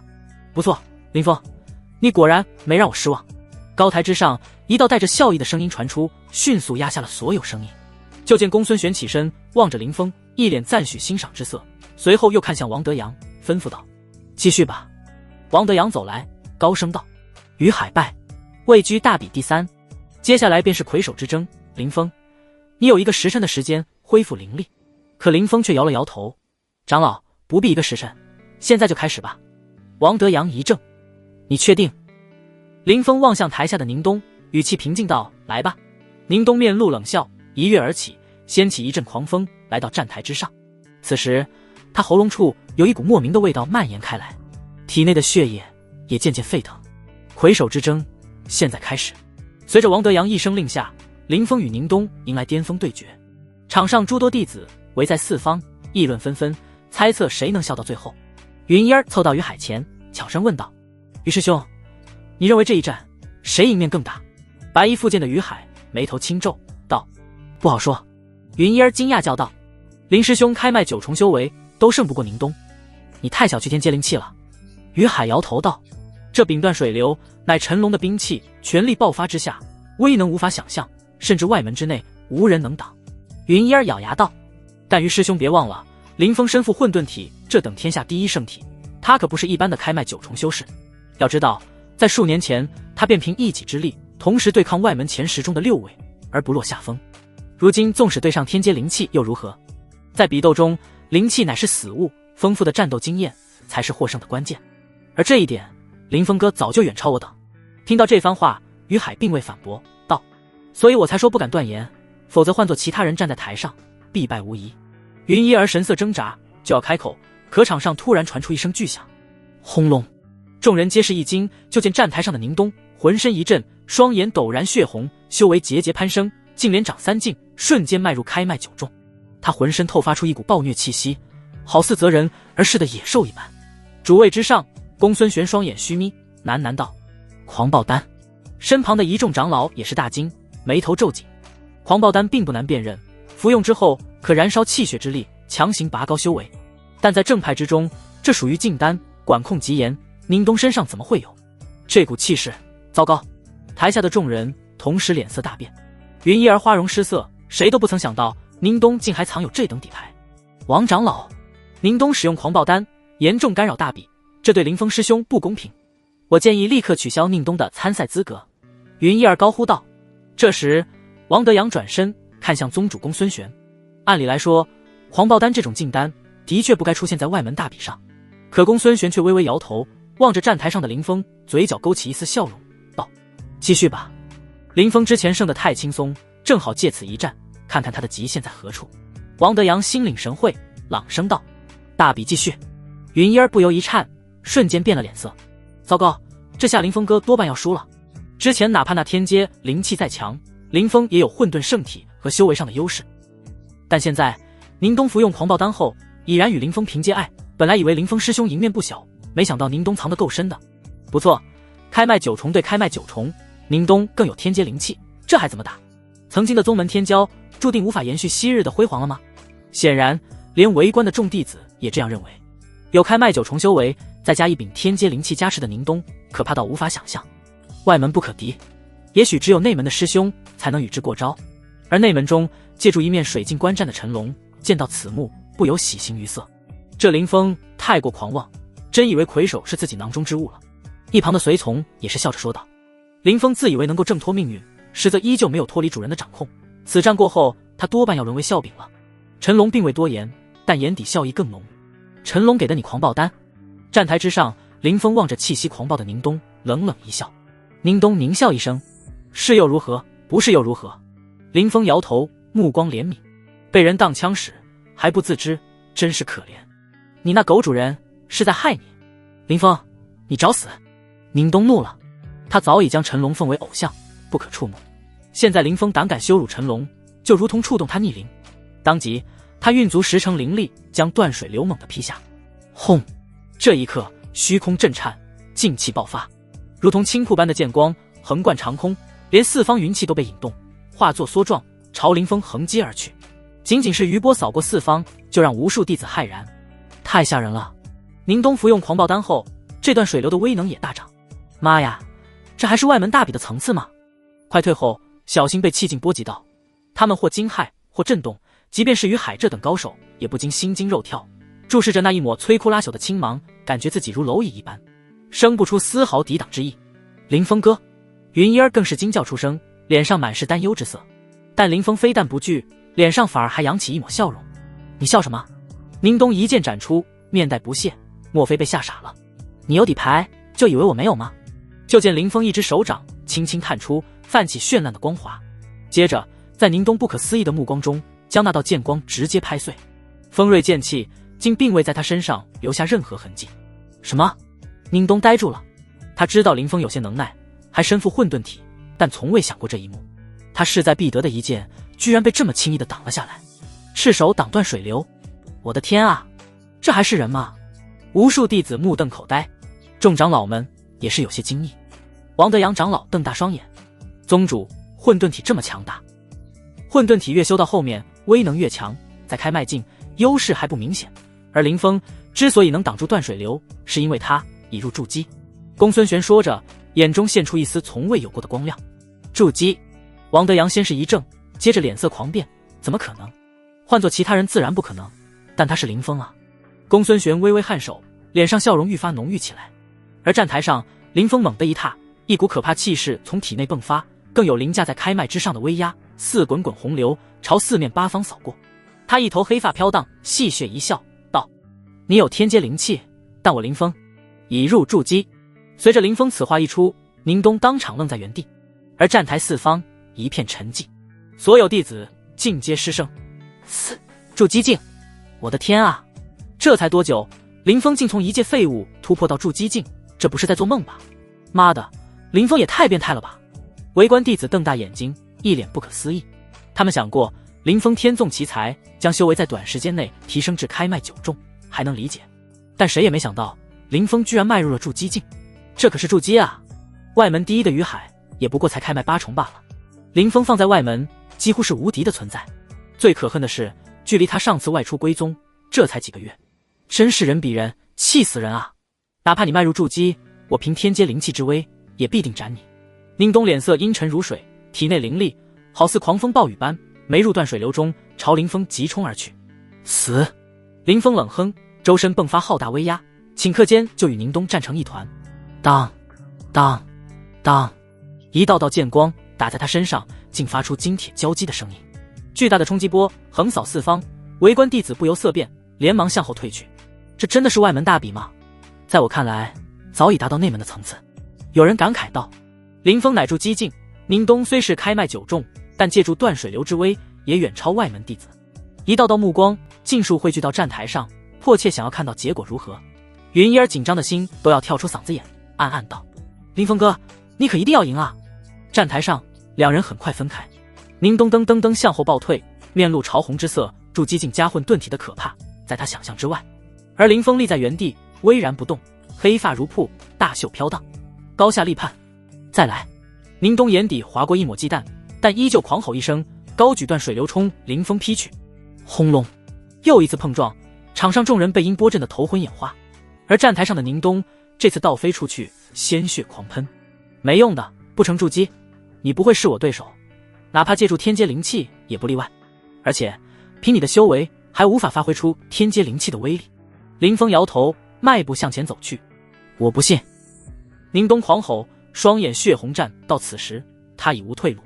下一刻，他的口中发出一声状若野兽的咆哮：血炎刀斩！嗤的一声，断水流之上的青芒此时竟尽数化为血芒，比之前更可怕的气息绽放，让人望上一眼便心生畏惧。玄阶武技血炎刀法，有弟子神色大变。宁东作为外门第6，岂会没有傍身武技？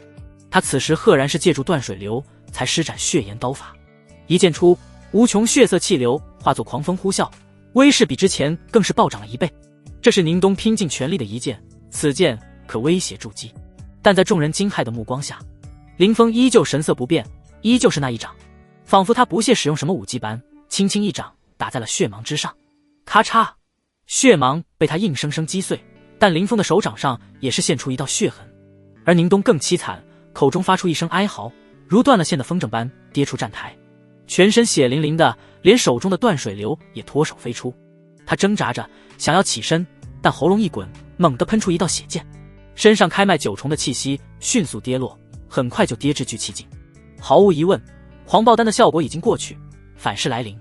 看着躺在血泊中不断吐血抽搐的宁东，所有弟子都呆呆愣愣，不知道该说什么。与此同时，内门水镜前，陈龙低头，瞳孔地震，脸色顷刻间难看起来。败了！一旁随从也难以置信道：宁东输了。他们不敢相信，在狂暴丹与断水流双重加持下的宁冬，又怎么会败在林峰手上？这不可能！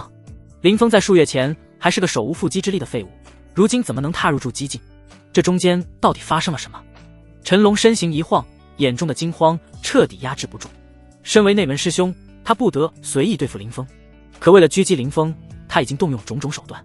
断水流与狂暴丹已经算是最有把握的方案了，可未曾想最终却功亏一篑。主人，林峰太妖孽了，接下来您务必要小心。随从声音嘶哑地说道。陈龙同样想到了这一点。数月的时间，林峰便如脱胎换骨，非但修复丹田，还更进一步迈入筑基境。再给他点时间，自己的下场还用想？他的一颗心顿时笼罩上阴霾。相较之下，观战的云一儿、王守峰、木满等人皆是满脸惊喜，欢呼雀跃。林峰哥太厉害了，连断水流出世都不是对手。哼，我就说了，林峰哥神通广大，有无敌之姿。连那于海脸上都浮现一丝震撼，还有由衷的恭喜。林峰此子当真是苦尽了啊！王德阳长老也是一脸唏嘘道：林峰光辉时何等耀眼，乃是整个玄天宗的宠，而他丹田被毁后又渺小如尘埃。这等大起大落，若是换作旁人，只怕早已崩溃，可林峰却还能翻身。此子不仅天赋绝艳，心性也十分了得。混沌体又有如此天赋，假以时日，必成大器。我玄天宗凭他，一定能更进一步。公孙玄感叹连连。他说着，双瞳逐渐灼热，望着林峰，就像看着稀世珍宝。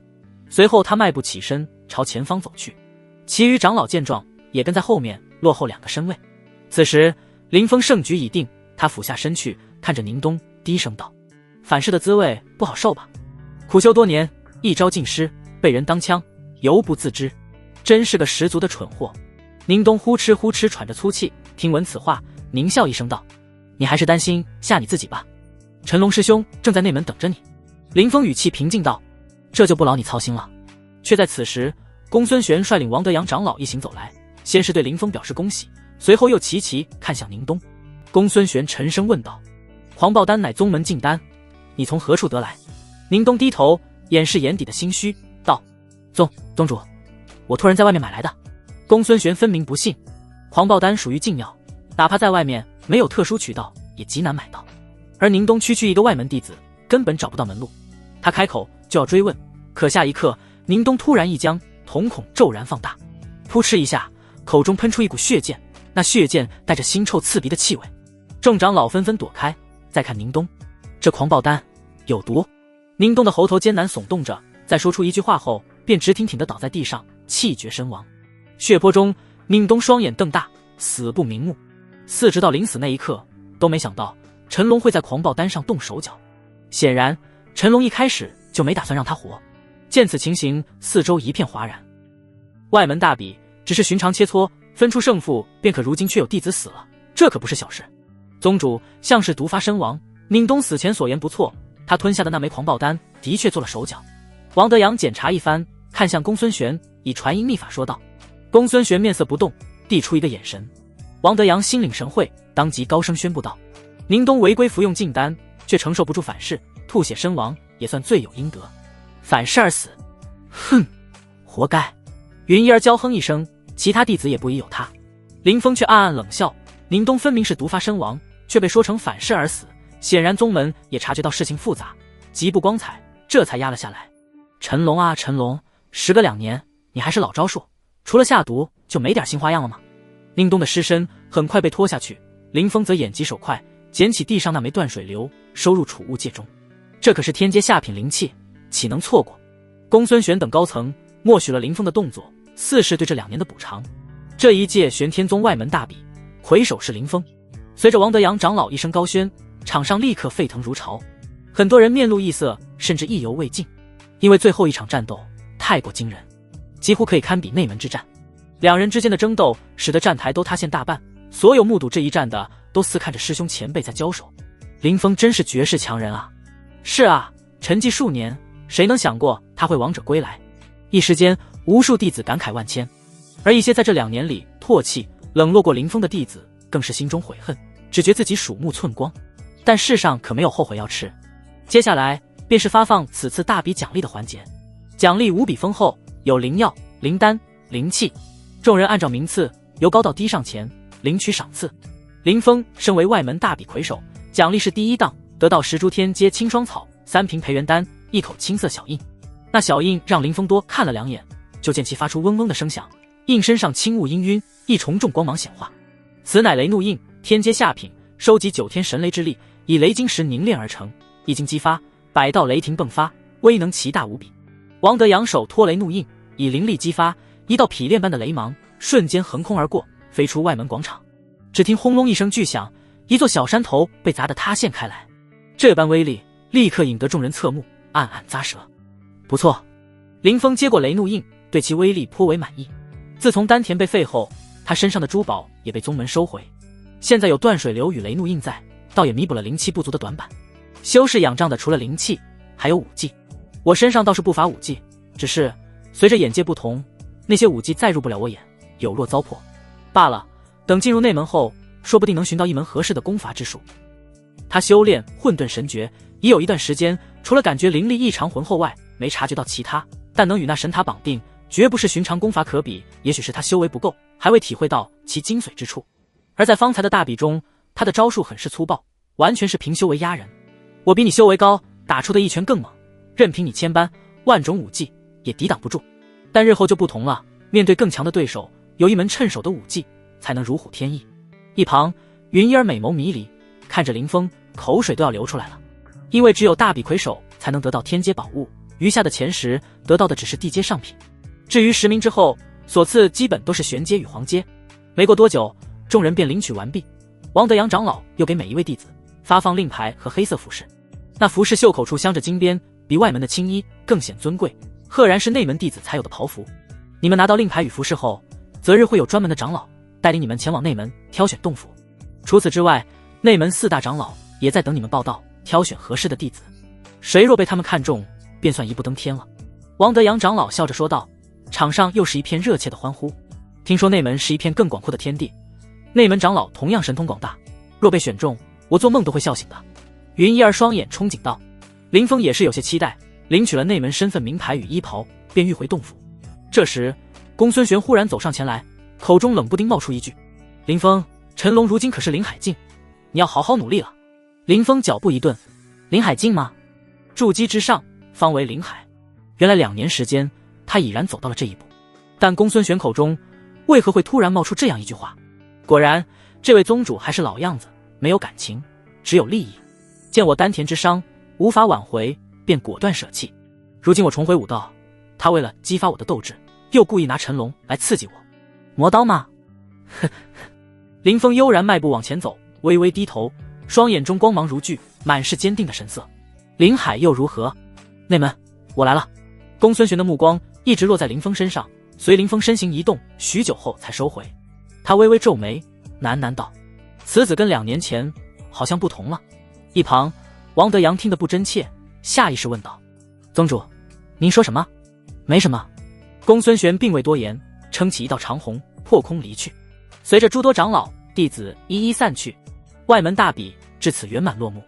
与此同时，内门陈龙盯着那面水镜，神色早已恢复如常。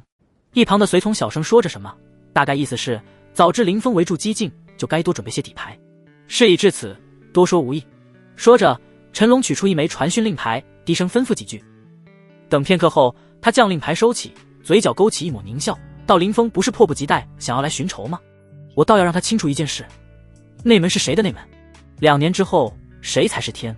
大比风波在外门闹得沸沸扬扬。当林峰回到洞府时，早有不少男女等待。男弟子阿谀奉承，马屁连连，女弟子则杏眸含春，暗送秋波。林峰一笑置之，统统将人赶走。他迈入洞府，照出神塔，来到第1层须弥洞天，盘膝而坐，整理收获。这次外门大比的赏赐还算丰富，现在他可不是那一穷二白的宗门弃子，这些年算是寒酸惯了，骤然暴富还有些不习惯。林峰摇了摇头，自嘲一笑。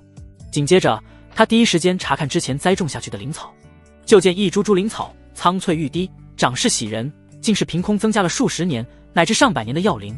这株寒霜草通体化作赤色，品阶彻底提升为地阶，正在朝天阶层次转变，当真是逆天啊！这着实是意外之喜，让他忍不住震惊，暗道：神塔到底是什么级别的宝物？恐怕连玄天宗的至宝都远远无法相比。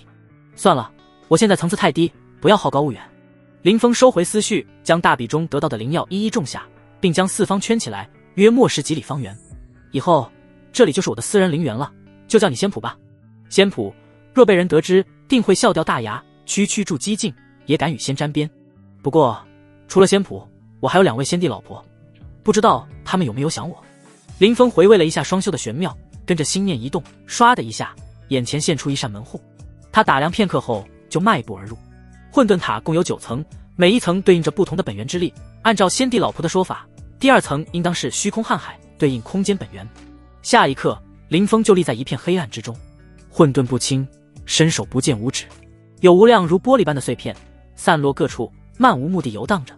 更有一条银色大河凭空而现，在这暗中缓缓流淌，而且银河逐渐改变形态，一圈圈盘绕，化为迷宫。在更远处，画面仿佛静止般凝聚不动，跟着砰的一下，整片空间都破碎开来。这就是空间本源之力。林峰面露震撼，目光悠悠。随着他迈入筑基境，已能初步感应天地道运，而前方的种种异象都是空间的外化表现。这太可怕了！银河在黑暗中滚动，汹涌奔驰，川流不息。钱一息还在远处，忽地浮现在他身边。若非林峰是混沌塔半个主人，只怕早就被碾得粉身碎骨。这就是大道的可怕之处。据说一些掌控天地大道的巨擘展露神力，一击之下连天地都能打穿。现在的我不足以参透大道本源，需慢慢来。顿了顿，林峰再次召唤出一扇门，踏步而入，来到混沌塔第3层。第3层万灵归元，对应的乃是生命法则。我的天！当林峰出现在第3层，不由发出惊呼，眼露惊骇。出现在他面前的是一个笼罩在精气中的世界，眼前群山环绕，袅袅烟雾蒸腾而起，山中有欣欣向荣的草木茁壮成长，更有一片片湖泊恍若玉带般若隐若现。而更远处则有雪山，有戈壁，有各种复杂的地形。这还是混沌塔内吗？简直就是一个小世界。林峰被镇住了，哪怕他巅峰时也从未见过这等手段，简直神乎其神。他不由自主地走过去，山脉上空的云海翻腾，朝两侧打开，一直通往最深处，好似在迎接主人一般。林峰小心翼翼往前走，一边走一边欣赏这一幕盛景，期间居然还有小兽跳出来，差点把林峰吓够呛。他没想到这一层还有生灵存在，太逆天了。第2层乃是生命禁区，这一层则如同仙土，有山川湖泊，阴晴雨雪，无论草木还是小兽都在其中徜徉。这就是生命吗？林峰驻足良久，这才恋恋不舍地离去，来到混沌塔第1层。对现在的他来说，还是时间流速最重要，可最快提升修为，等日后慢慢体会那些空间便是。眨眼间3日过去，盘膝而坐的林峰突然睁开双眼，洞府的禁制被触动了，应当是云一儿一行来访。算算时间也差不多了，他心念一动，走出混沌塔。林峰哥，王德阳长老来了，要带领我们前往内门。林峰刚一走出洞府，云一儿就满脸惊喜地迎来。今日他穿着一身内门弟子袍服，将娇躯衬托的玉发凹凸有致，再搭配上白皙可爱的小脸，很是甜美。除了云一儿外，王守峰、木蛮，甚至连于海也到场。好，我们出发吧。林峰颔首，来到外门广场与王德阳长老会合。我先带你们去各自的洞府，熟悉一下内门环境，之后你们就可以自由活动了。但切记，你们这点微末的修为在内门毫不起眼，初期还是低调为好。王德阳迈步而行，翻过10几座山头，最终来到一座巨大的山峰前。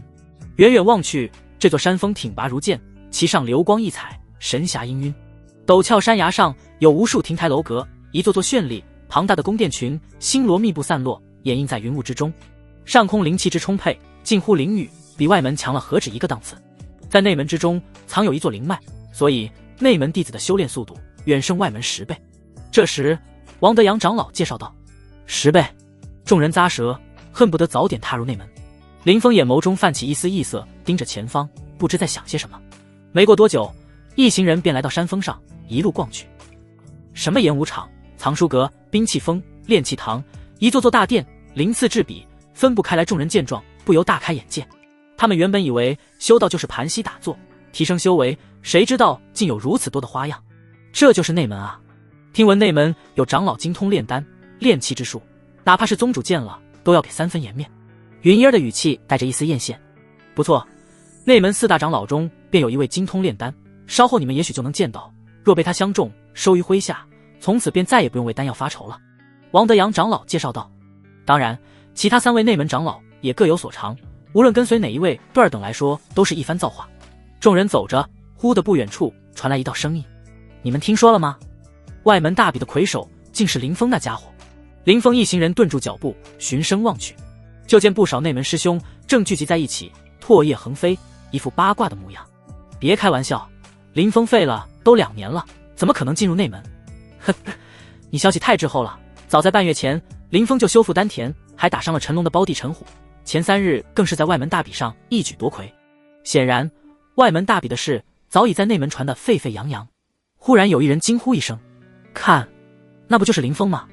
闻言，那些弟子纷纷朝林峰望了过来。林峰脸上挂着若有若无的笑容，视线扫过，倒也见到一些熟悉的面孔。2年的时光啊，当初被他光辉遮掩的外门弟子，早已成为内门师兄，修为凌驾在他之上。那些弟子也在注视林峰，有的面露冷笑，有的眼神复杂，神色各异，但无一人上前搭讪。林峰收回目光，漫不经心地说道：“王长老，继续吧。”王德阳并未将这个小插曲放在心上，继续介绍道：“相对外门，内门的形势更复杂，有一个个小团体，你们务必要小心。”小团体？云儿诧异道：“很强吗？”王德阳抚须而笑道：“有强有弱，一些强的团体甚至有内门100强榜的高手，修为早已达到灵海境。”什么？众人闻言无不震动，他们中绝大多数可连筑基都还未踏入，这等差距令众人一时难以接受。有孤陋寡闻的弟子诧异问道：“请问长老，内门100强榜是什么？”王德阳刚要解释，可旁边却冷不丁传来一道嗤笑声：“连内门100强榜都不知道，你们还是滚回外门去吧。”众人循声望去，就见一个身穿黑衣、浓眉大眼的青年走来。青年满脸傲气，身后还跟着2人，气息不凡。“诸位师兄，我等初来乍到，对内门的一些事情不太了解，犯不上阁下如此奚落吧。”云一儿琼鼻一皱，不忿道：“踏入内门，连内门100强榜都不知，真是丢人现眼。”那黑衣青年昂着头，一脸不屑道：“还是趁早滚蛋为好，别浪费修炼资源。”云一儿忍不住不忿道：“你说话也太难听了吧？”那黑衣青年瞥了云一儿一眼，邪笑道：“美人，看你还有几分姿色，不如随我回洞府，我定将内门的诸多规矩都细细讲给你听。”云一儿咬牙切齿，却又不敢动手，只能可怜巴巴地看着林峰：“林峰哥，你说要罩着小妹的。”然而不等林峰开口，黑衣青年身后一人便怒声道：“林峰，我劝你别多管闲事。虽说你在外门名声大噪，但不过刚入筑基罢了，来了内门就得乖乖夹起尾巴来，懂吗？”林峰突然笑了：“你算什么东西，也配对我指手画脚？”此话一出，那黑衣青年的眼神陡然一寒。猖狂！在下沈成空早就听闻混沌体的大名，正想讨教一番。顿了顿，他又道：“不过2年蹉跎，林峰师弟修为有些不济啊，才筑基1众而已。”语气中透露出一股讥讽。不少内门弟子也都摇头一笑。筑基1众在外门是天，但在高手如云的内门，真的不值一提。抱歉，我没空，而且凭你的实力，还没资格挑战我。林峰无所谓的耸耸肩，他还有正事要忙，哪有时间浪费在沈成空身上？我看你是不敢吧？一个只敢在外门逞凶的废物！沈成空故意激将。林峰察觉到不对劲了，他与这沈成空无冤无仇，对方却一副死缠烂打的架势，莫非是冲他来的？好了，等老夫带领他们选好洞府，你们在。眼见事情闹大，王德阳轻咳一声，就要圆场。这时一道遁光飞来，现出一个满头白发、身形魁梧的老者。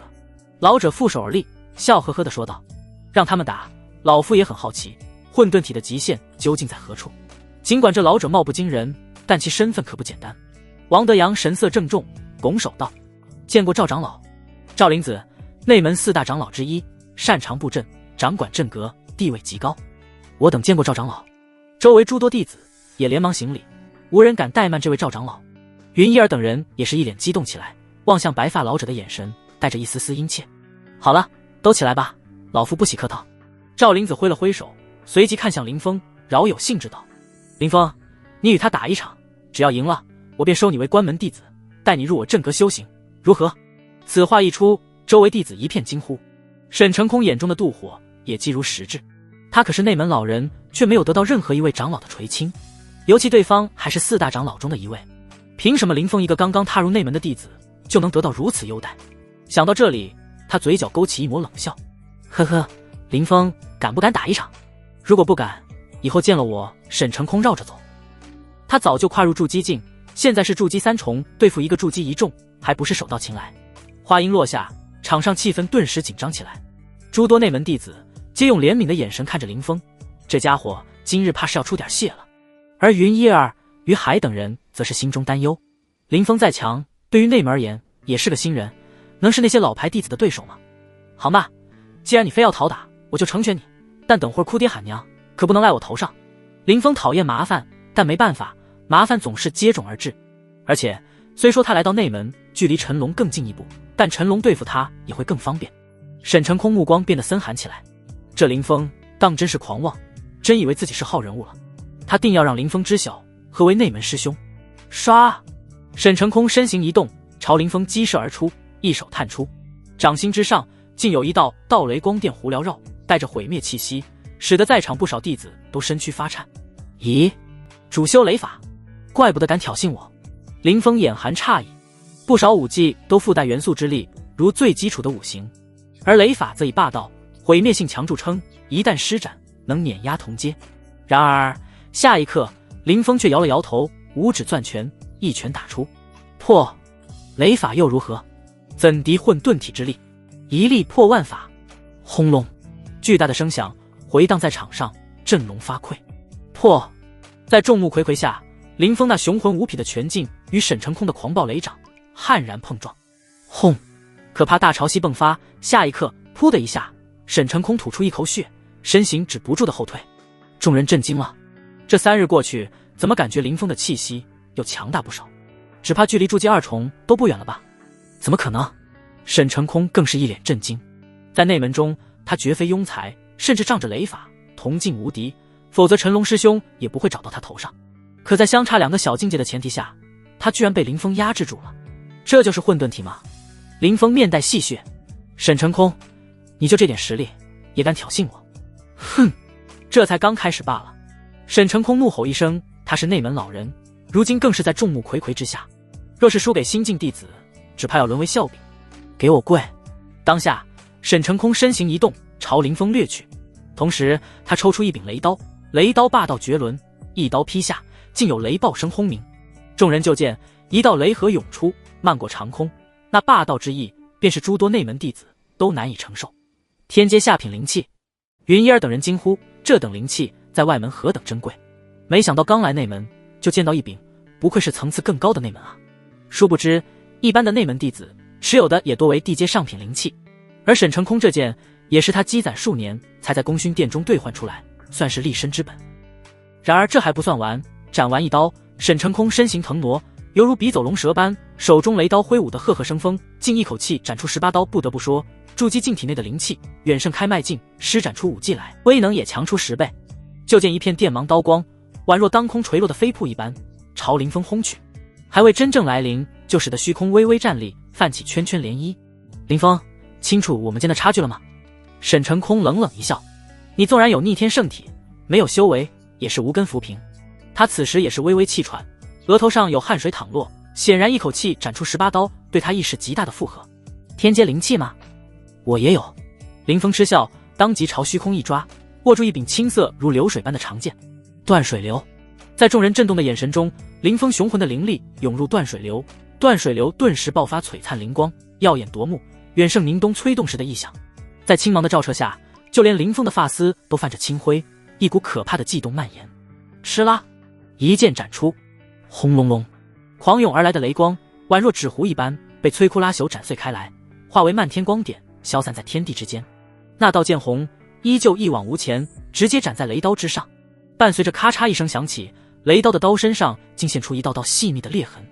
沈成空也被打得不断倒退，退至10丈后才堪堪稳住身形。见此情形，在场不少人皆是倒吸凉气，这家伙也太逆天了。虽说林峰是外门魁首，但外门大比每2年举办一次，内门不少弟子都曾是那一届的魁首，这个名头含金量并不是很重。而且即便在妖孽的外门弟子来到内门，都会暂时性的沦为底层。内门优越的修炼环境岂是外门能比的？所以不少弟子对林峰这外门第一的名头并不如何看重。归根结底，林峰不过是个刚迈入筑基境的新晋弟子罢了。可此刻这个家伙简直刷新了所有人的认知。哪有小师弟追着师兄打的，还相差2个小境界？这在内门是从未出现过的奇观，不得了啊！这就是混沌体，肉身气血之力远胜同阶，越阶挑战如吃饭喝水般简单，只要不中途夭折，日后前途无量。赵灵子看得双眼放光，他毕竟是前辈，眼界非凡，能看出林峰根基有多浑厚。这就是块璞玉，经过2年沉寂，愈发圆润，一旦放光，便有皓月之辉。我就知道，哪怕在内门，林峰哥也是高手。云烟见状，忍不住喜笑颜开。林师兄给我们这些新进弟子长脸了，谁说新来的就不如老人？王守峰、木满等一众新进弟子，也是颇有几分扬眉吐气之感。在外门，他们互为竞争对手，但来了内门，唯有抱团取暖，方能免受欺凌。啊！混账林峰，你敢回我雷刀！一道怒吼声响起，沈成空牙齿都要咬碎这柄雷刀，乃是他积攒了2年的功勋值兑换，如今却被林峰重创，想要修复势必需要一大笔灵石。此刻他杀了林峰的心都有，还敢狂吠！林峰人随剑走，速度快到极致，宛若浮光掠影般，刹那间就来到沈成空跟前。下一刻，他手中的断水流带起一道道绿带般的光芒，不断朝前斩去。沈成空呼吸一滞，就见自己四面八方尽是剑光，这要是挡不住，还不得被大卸8块。他也顾不上心疼雷刀，猛地一催灵力，雷刀爆发出可怕威势，欲挡住那袭来的剑光。叮叮当当，金铁交鸣的响声不绝于耳。没过几息，那雷刀终于咔嚓一声碎裂，连同沈成空也被一剑斩在胸口，带起一抹血色，整个人似断了线的风筝，倒飞出去。他在广场上滚了10几丈，这才止住。众人看去，不由嘴角一抽，一些女弟子更俏脸羞红，清脆一声，移开目光。沈成空太狼狈了，披头散发，衣不蔽体，那黑色长袍被割出一道道缺口，和乞丐装没什么区别，露出白花花的身子，后面更不忍直视。云一儿看着，扑哧一下笑出了声，没想到沈师兄挺白啊，说肤如凝脂都不为过。木满等人哼哧憋笑，忍得颇为辛苦，而内门弟子却笑不出来了，一个个看向林峰，眼神惊骇欲绝。好在他们未急着动手，否则下场比沈成空好不到哪去。这家伙简直是个妖孽，怎么会这样？沈成空趴在地上，满脸不甘，但他没脸再待下去了，狼狈起身，匆匆从储物戒中取出衣袍，胡乱套在身上，灰溜溜走了。不愧是混沌体啊！赵灵子抚掌而笑，欣赏道：“林峰，老夫问你，可愿加入阵阁，成为我门下弟子？”林峰就要开口，忽然3道长虹飞来，更有一道笑盈盈的声音传来：“赵长老是想趁我等不在，将林峰收入麾下。你倒是打得一手好算盘啊！”嗖嗖嗖，一道道光芒横空而过，每一道都气息浩大，颇为不凡。众人眼前一花，就见数十人出现在广场之上，为首的乃是3人，个个气息渊深浩大，如龙如蟒，周身异象缤纷，璀璨夺目。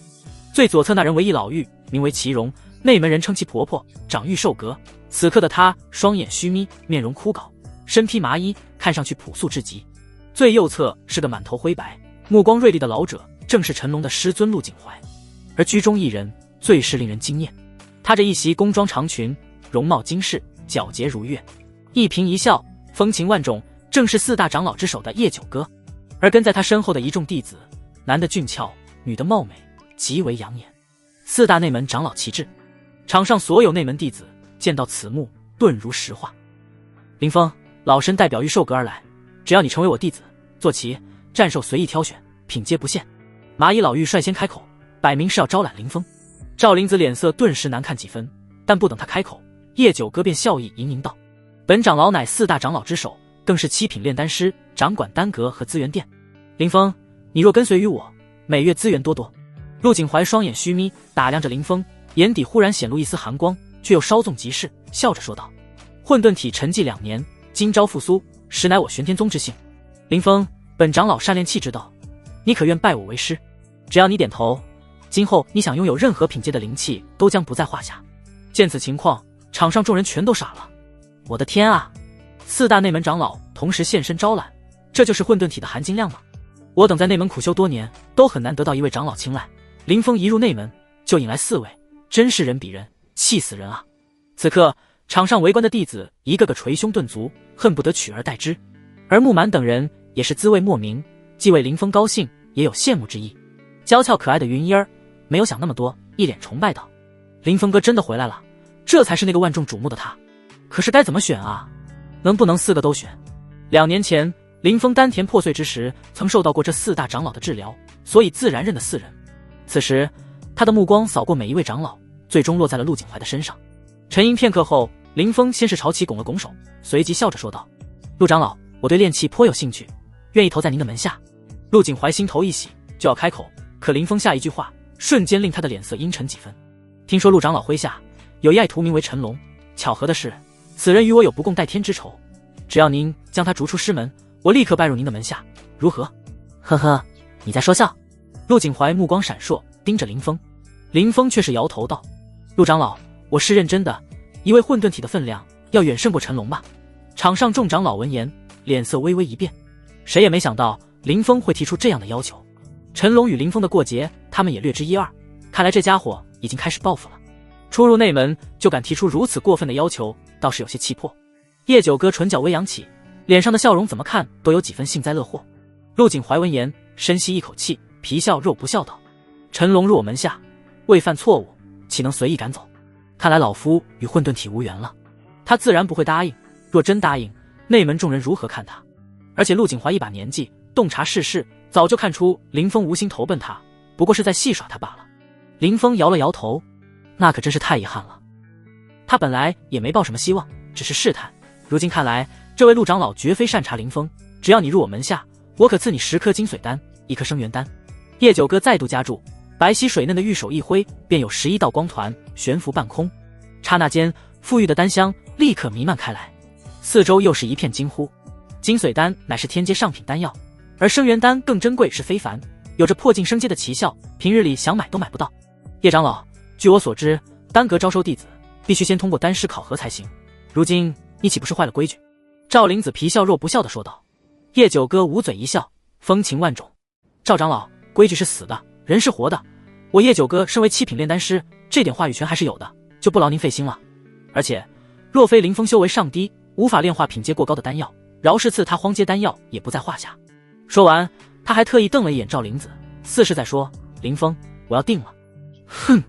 赵灵子冷哼一声，袖袍一拂，就见嗤嗤嗤的动静传出，紧接着5颜6色的阵旗飞至半空，还有一块古朴的罗盘。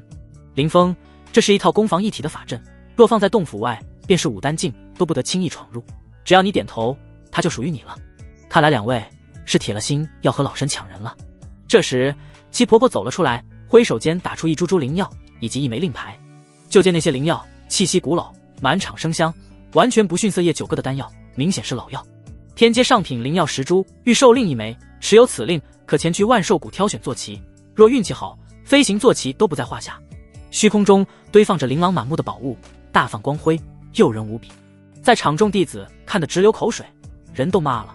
这就是混沌体啊，这就是天之骄子。一入内门就引来4大内门长老争抢，且他们丝毫不端架子，直接开启抢人大战。那可是叶九哥啊，内门出了名的美女长老，能被他多看一眼都是无上荣幸。有男弟子捏紧拳头，愤愤不平道：林峰有什么可犹豫的？跟着齐婆婆也不错啊，若能降服飞行坐骑，岂不赚大了？难选，太难选了。而在一片议论声中，林峰突然踏前一步，拱手道：多谢诸位长老抬爱，小子初来乍到，暂时还未想好加入哪一阁，不如给我点时间考虑，如何？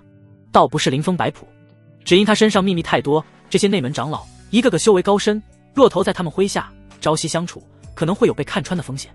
正因如此，林峰才打算从长计议。此言一出，众长老不由面面相觑。叶九哥莲步轻移，裹挟一股香风来到林峰前，笑着问道：还未挑选洞府？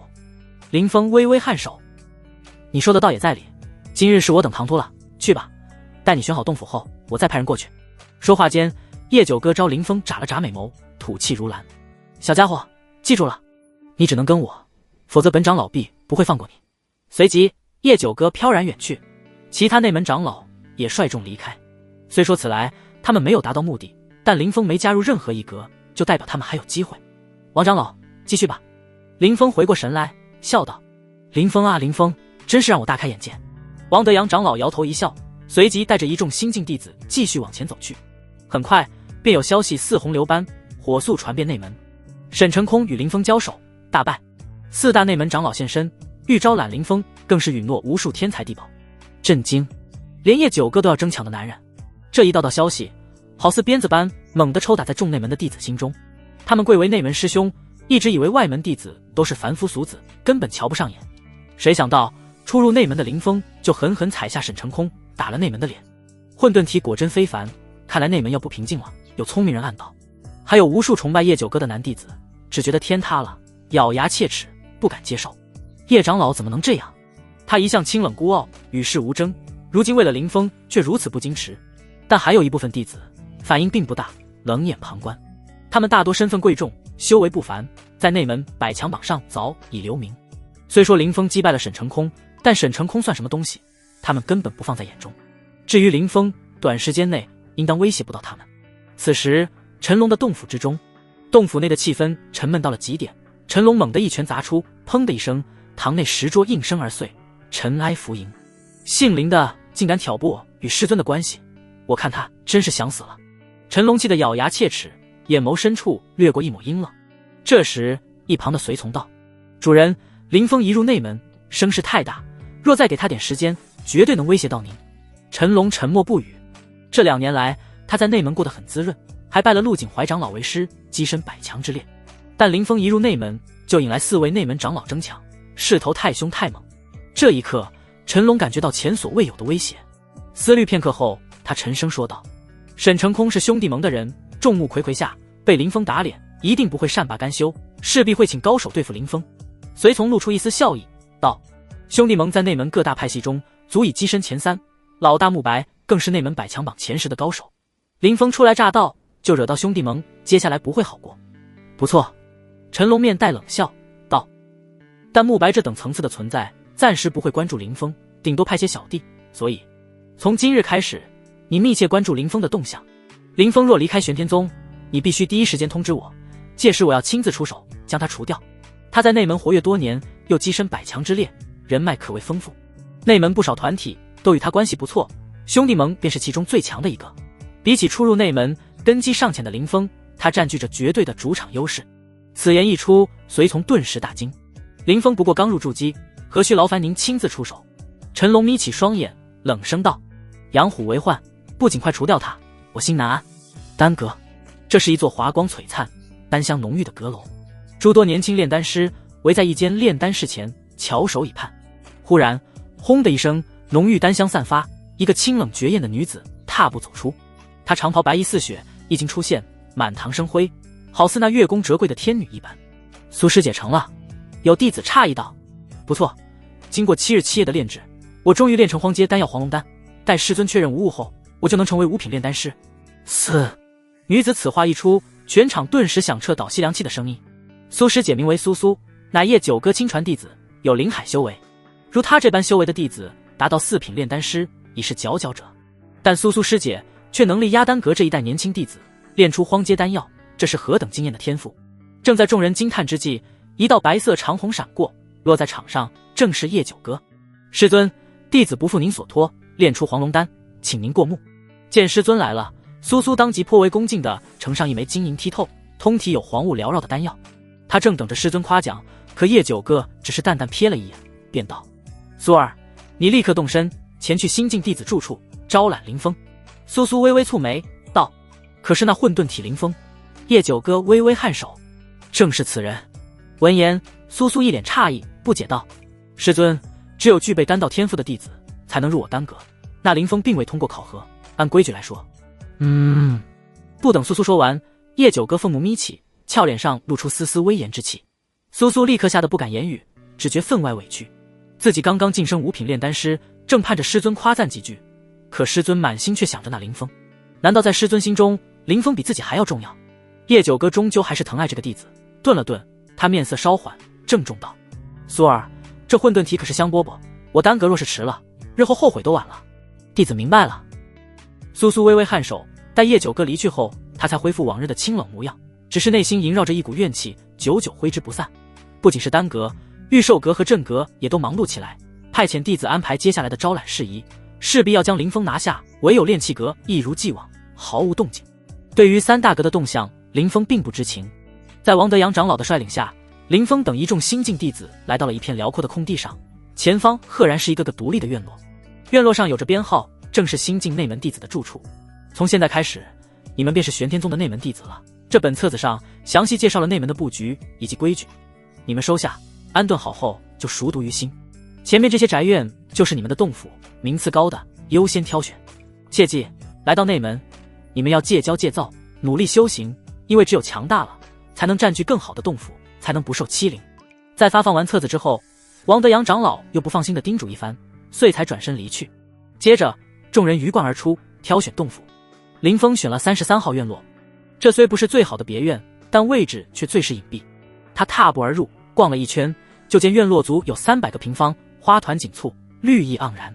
其间有一阁楼，用以起居，其中陈设很是精巧。林峰对居住环境并没有太多要求，在简单收拾一番后，便开启防护法阵，入了阁楼。这防护法阵的品阶太低，若有机会，定要布置一套高阶的，免得被人闯入，发现混沌塔的存在。林峰暗暗道：不过混沌塔在我体内也算隐蔽，叶九阁长老离我那么近，都并未发现，只要我小心点，应该不会出大问题。想到这里，他盘膝而坐，拿起那本册子翻阅起来。内门所在的峰头名为星辰峰，峰顶乃是各大阁主以及真传弟子才能踏足的区域。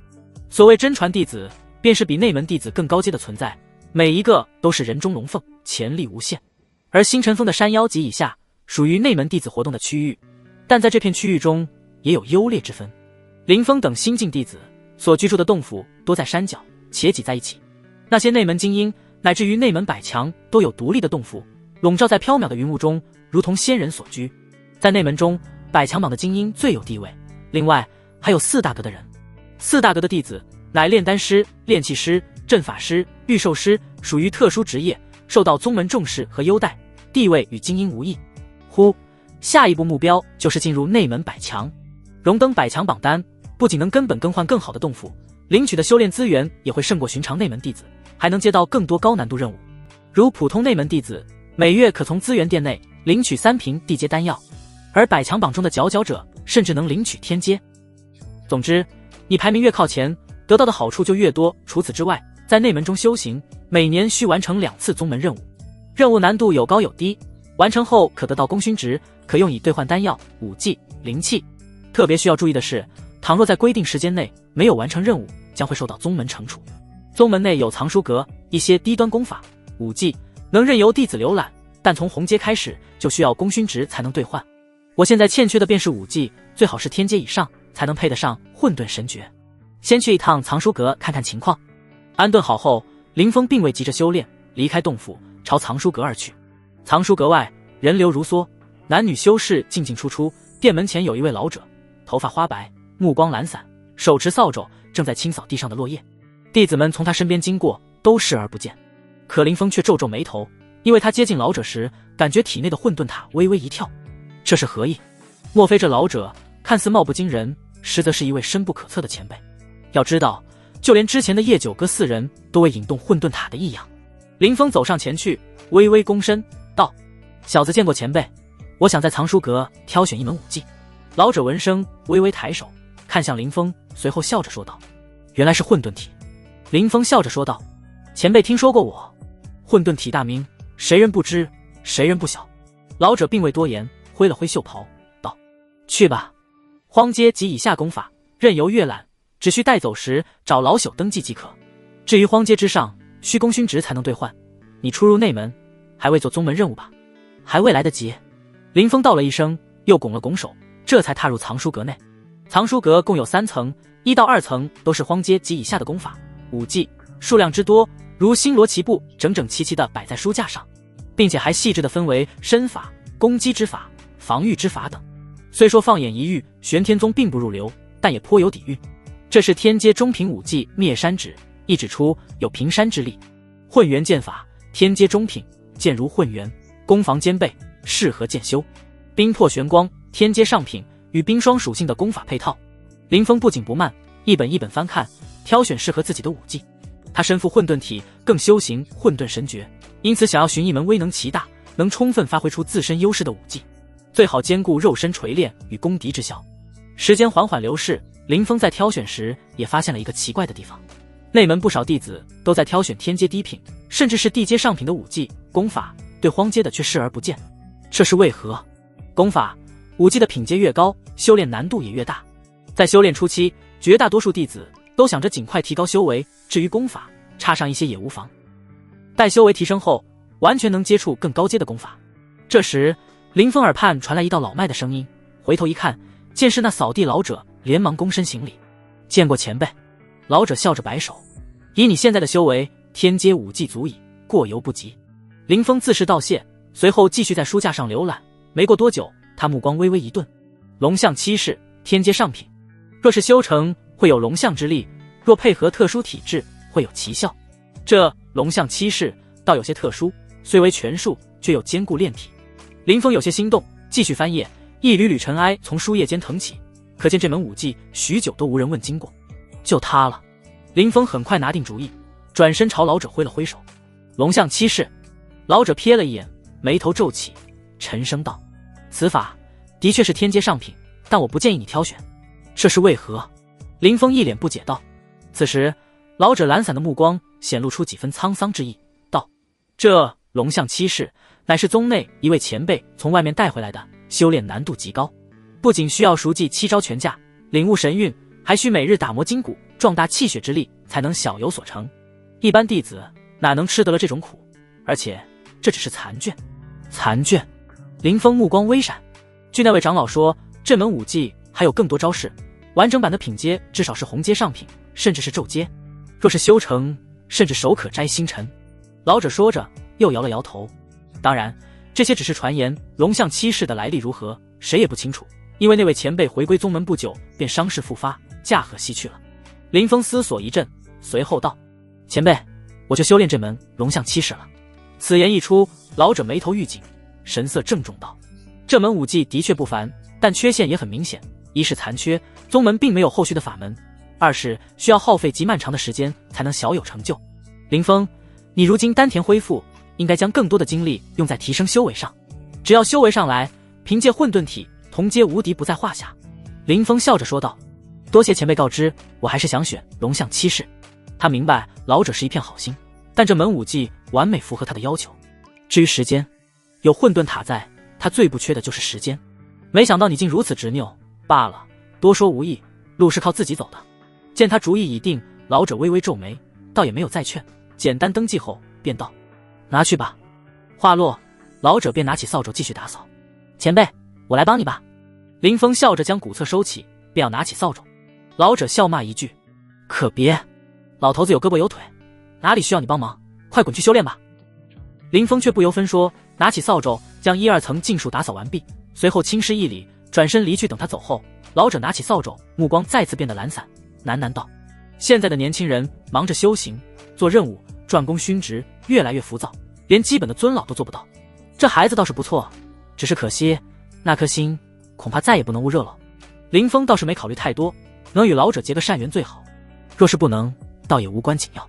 他出了藏书阁后，四处逛了逛，打探了一些消息，着重关注了百强榜。毕竟知己知彼，方可百战不殆。等逛完一圈，已是日落时分，林峰直奔住处，找来云依儿，笑道：“云师妹，接下来我要闭关一段时日，若有访客，还请你帮我应对。”云依儿自是笑着答应道：“放心，区区小事，交给师妹。”林峰特意拿出3株灵药，算作报酬，交给云依儿，便火速入了洞府。月兔西垂，金乌升起，一晃便是10日过去。这10日内，访客络绎不绝，多为御兽阁与正阁的弟子前来招揽林峰，却被云依儿客气挡下。当得知林峰闭关的消息，众人只好无奈散去。与此同时，混沌塔第1层，这里时光流速缓慢，已经过去近半年的时间。盘膝而坐，仿佛雕塑般的林峰突然睁开眼，2道金芒从眼眸中迸射而出，他气息瞬间达到筑基境2重。就见林峰又一跃而起，右手握拳，3指内扣，摆出一个古老的拳架，仿佛环抱虚空，转头打出，轰隆，就如陨石坠落，平地炸响惊雷一般，浩大轰鸣响彻而起。林峰方圆100丈都震了一下，还有肉眼可见的波纹朝4面8方延伸而去。龙象七式果然强大，我仅仅是修行出第1式撼山洞，打出的拳劲就远胜之前3倍。更重要的是，我的肉身也得到了淬炼。林峰握紧拳头，眼中露出一丝兴奋。修士中共分为2类，一种是炼气士，一种为体修。炼气便是修炼武技，各种玄法神通信手拈来。而体修则注重体魄的修炼，将肉身淬炼得如同妖兽，小成后也极为可怕。林峰此时相当于法体双修，再加上混沌体的加持，未来成就难以想象。除了龙象七式外，我的修为也突破到了筑基境2重，若全力以赴，足以击败筑基7、8重的修士，至于筑基9重倒不一定，毕竟这等人物早已摸到灵海境的门槛。当然，只要我修成龙象七式、第2式虚空影，或提升1重境界，灵海境之下皆是无敌。这就是混沌体加混沌神诀的霸道。林峰盘算一阵，随即站起身来，打算出去看看情况。他刚走出洞府，身穿黑色长袍、梳着马尾的云依儿便走来，惊喜道：“林峰哥，出关了。”林峰轻笑一声，问道：“这几日外界如何？”前来招揽的人来了一批又一批，多为御兽阁与镇阁弟子。小妹按照您的吩咐，客气将他们打发走。云依儿笑盈盈，又似想起什么，道：“对了，有一个丹阁的女丹师，这10日内来了3次，最后一次走时，她的脸色很差。已经过去10日了。”林峰心思一动，就要询问，突然一道青影乍现，不愧为混沌体，真是好大的架子。林峰望去，就见一个女子走来，她容貌绝世，气质清冷如雪，身着素净的炼丹师长袍，双眸却若寒冷霜，颇有种拒人以千里之外的感觉。赫然便是苏苏了。他谨遵师尊令前来招揽林峰，却连吃3次闭门羹，再加上之前因为林峰被师尊苛责，他心里无名火起，此时语气自然阴阳怪气。林峰哥，就是这位漂亮姐姐。云依儿弱弱地说道。苏苏。林峰一眼扫过去，目光一凝。你认识我？苏苏眸光清冷，依旧带着敌意。林峰皱眉，自己好像从未招惹过这女人吧。他拱了拱手，客气道：叶长老的首徒，丹道天女，4品炼丹师，内门100强榜尚未列17，在下自然是如雷贯耳。前些日我正在闭关，让仙子3次都无功而返，我在这里赔个不是。一旁云依儿听到这一个个名头，只感觉如遭雷击，差点昏死过去。她只觉得这位姐姐很漂亮，没想到还有如此吓人的来头，比那陈龙还要可怕10倍。一句抱歉就过去了，我苏苏的面子还真是廉价啊。苏苏瞥了林峰一眼，淡淡道：罢了，我奉师尊之命，特来邀你加入丹阁，你给个痛快话吧。林峰这几日也在思考4大阁的选择，有混沌塔第1层的便利，世间难寻的老药对林峰不再是问题。最关键的是，成为炼丹师后，若需丹药，更可自给自足，所以丹阁自是上佳之选。想到这里，他刚要点头应下，却见苏苏冷笑一声，阴阳怪气起来。林峰，不妨告诉你，我本不愿走这一遭，因为丹阁看重的是丹道天赋，只有通过考核的弟子才能加入。你虽身负混沌体，但与丹道扯不上半点关系。可是尊强行命令我不得不从。你若还有点自知之明，就亲自找我师尊，一口回绝，我丹阁这等神圣之地，不欢迎滥竽充数之人。一番话连珠带炮，直接让林峰的脸色蓦然一沉。苏师姐，我们不过第1次见面，你有必要如此针对于我？林峰声音带着一丝怒意，明明他已经道过歉了，没想到这女人还不依不饶。而且闭关乃修士常情，难道他每日都要守在洞府外迎客不成？我不是针对你，只是实话实说罢了。丹道与修行不同，讲究草木造诣与控火。苏苏语气中带着一丝傲然道：而且你有句话说错了，我苏苏如今已是5品炼丹师。林峰沉默片刻，突然问道：炼丹很难吗？炼丹若不难，为何几百弟子中才能出一个炼丹师？苏苏冷笑连连，面带不屑。别看你是混沌体，但10有8九通不过丹道测试。呵呵，苏苏，你太小觑我了。林峰冷笑一声，我林峰辉煌过，也落寞过，今日崛起，势必要纵横天地，修为也好，丹道也罢，只要我想，便能凌驾众生之上。苏苏环抱双肩，眸中鄙夷更甚。大言不惭，我若告诉你，我将来在丹道的成就要100倍、1000倍胜过你，甚至是叶九阁长老呢。原本依照林峰的心性，本不会为难一个素未谋面之人，更何况对方还是个美女。实在是这苏苏仗着身上种种光环加持，傲气十足，不将他放在眼中，这才存了一丝较劲的念头。而有混沌塔在，林峰相信只要给自己时间，这一切都不是问题。呵呵，苏苏一笑道：混沌体大名如雷贯耳，今日一见，却也不过如此，只是个好大言的狂徒罢了。林峰同样一笑置之，踏前一步，目光炯炯道：苏师姐，既然你不愿我加入丹阁，我偏不从你的心意。4大阁，我偏要选丹阁。你……苏苏银牙轻咬，愤恨道：你还要不要脸了？林峰拱手笑眯眯地说道：劳烦苏师姐回去转告叶长老，从今日起，我便是丹阁弟子。对了，我最近忙着修炼，无暇去丹阁登记，劳烦苏师姐将新进弟子的物件一并送到我府上。苏苏眸光幽冷，你想得美。林峰朝他眨了眨眼，我知道你不会同意，但叶长老应当不会拒绝，劳烦苏师姐再跑一趟吧。这番话一出来，苏苏顿时气得不轻，转身便走。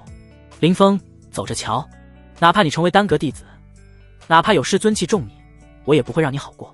等苏苏离去后，林峰面色变得平静下来，喃喃道：苏苏，你又岂会知道我的能耐？林峰加入丹阁的消息不胫而走，很快在内门传播开来。御兽阁与镇阁彻底息了心思。除此之外，还有人宣称亲眼见到苏苏与林峰对峙，大吵一架，不欢而散。无数内门弟子都惊得瞪大眼睛，不敢置信。我的天啊，还有没有天理了？要知道，丹阁中的女炼丹师在内门最受欢迎，一个个姿色俱佳，还精通炼丹，乃是道侣不二人选。而那苏苏更是其中的佼佼者，她的炼丹天赋连叶长老都赞叹不已，不久前才高调宣布晋升5品炼丹师。据说有不少百强榜高手为了追求苏苏，甚至不惜决斗台比武，谁劝都没用。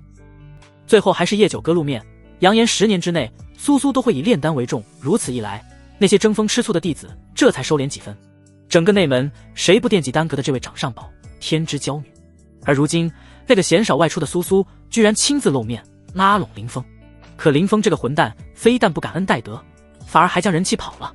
这小子懂什么叫怜香惜玉吗？好一个林峰，竟将我道侣气跑，此仇不共戴天。如小姐妙之于地，拂面而照。众人并不清楚内情如何，但看林峰却是愈发不顺眼了。林峰并未理会外界的风波，依旧按部就班的修炼。但这一日，突然有不速之客闯入。一行约莫10来人，有男有女，为首的身穿黑色玄袍，面如冠玉，身上威势不俗。还有一个是老熟人沈成空，在那黑袍青年前就如同跟班似的。陆浩，兄弟盟的人修为在筑基7重。众人色变，这伙人在内门可算地头蛇，不仅修为高，还是兄弟盟的成员。那日林峰将沈成空教训了一顿，如今果然大难临头。众目睽睽下，陆浩踏前一步，冷瞳扫过林峰，冷声问道：你便是林峰？是我。林峰淡定从容，立在洞府前，毫不在意。小子胆量不错，初入内门就敢得罪兄弟盟，你算头一个。陆浩一拍手掌道：我兄弟盟觉得你还算可塑之才，决定将你招为成员。走吧，随我们去见副盟主。谁知林峰却摇了摇头，不好意思，没兴趣。这些时日过去，他早对内门的各大派系了解颇多。兄弟盟在内门颇为不俗，创始人名为慕白，一位百强榜上排名第10的存在，远比陈龙还要可怕。但林峰现在只想安静一个人修行，快速提高境界，报仇雪恨，对加入什么小势力并无兴趣。陆浩面露一丝不善：林峰，我兄弟盟在内门排名前3，不知有多少弟子挤破头想要加入，却被拒之门外。今日能看上你，是你的荣幸，别不识抬举。滚！林峰眉头轻皱，脸上闪过一丝不耐。浩哥，跟他废什么话啊？这小子就是欠收拾。沈成空早已按捺不住，身上杀意挤如实质。上次被林峰收拾，回到盟中，他被兄弟们狠狠奚落了一番，如今只想把场子找回来。去吧，让他知道何为敬畏之心。陆浩淡声道，站在原地不动。他贵为筑基7重，自有骄傲，不屑围攻林峰。砰砰砰，一声声炸响在半空响彻，10数位弟子在沈成空的率领下朝林峰扑去。人还未靠近，一道道武技，一件件灵气就劈头盖脸砸下。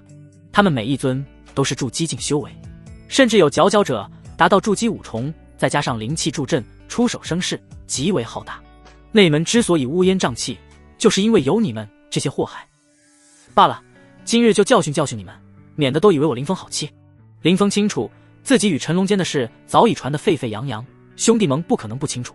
可哪怕如此，还派人来，显然是站对陈龙。既如此，那就打出赫赫凶名，任你人多势众，我自一拳破之。轰！刹那间，林峰出手了。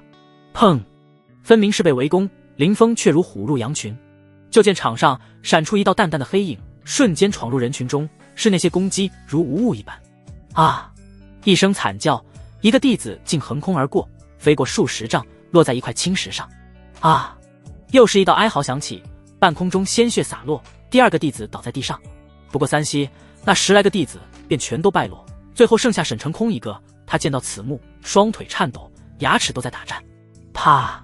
林峰一巴掌打出，沈成空直接被打飞，脸上血肉模糊，在地上如陀螺般滚了10几圈。踏踏踏！林峰踩在青石板砖上，迈步朝沈成空走去。他在3息内连续解决10几个筑基境老生，却面不改色，一袭黑色长袍不染尘埃，连一点血迹都没有。我的天啊！混沌体未免太夸张了。他好像突破了，迈入筑基境2重。有眼尖的弟子察觉到林峰气息不对。沈成空，你皮很痒，每隔几日就想让我松松骨。林峰走到沈成空身边，声音冰冷。此刻沈成空脸上血肉模糊，惨不忍睹，颤声道：你别过来！林峰上前揪住沈成空的脖子，啪啪就是一顿耳光，打得沈成空口鼻冒血，然后撸走他的储物戒。其他弟子的储物戒也没有放过。一群废物，整日不知修炼，寻衅滋事，在内门也是浪费资源。林峰一脚接一脚将他们尽数踢飞，场上接连响彻骨裂筋断的咔嚓声，众人躺在地上哀嚎，仿佛杀猪一般。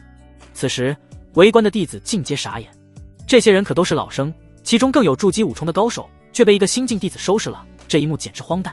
跨境战斗以一敌10，全部干翻。混沌体才跨入筑基境，就如此变态吗？再给林峰点时间，内门谁能制住他？百强榜上注定有他一席之地。林峰真以为自己在内门无敌了。终于陆浩忍无可忍开口，他手持一柄玄青匕首，双瞳绽放冷意，杀气凛然。陆师兄，你一定要为我们做主啊，打残这小子，让他1年内都起不来。沈成空狼狈爬起来，怒视林峰，眼中恨意积如实质。第2次被林峰教训，他颜面尽失，此时就好似疯狗一般。沈师弟放心，没有人能在动了我兄弟盟成员后还能毫发无损。说到这里，陆浩厉声喝道：林峰，你可敢跟我上决斗台？决斗台！在场众人闻之哗然。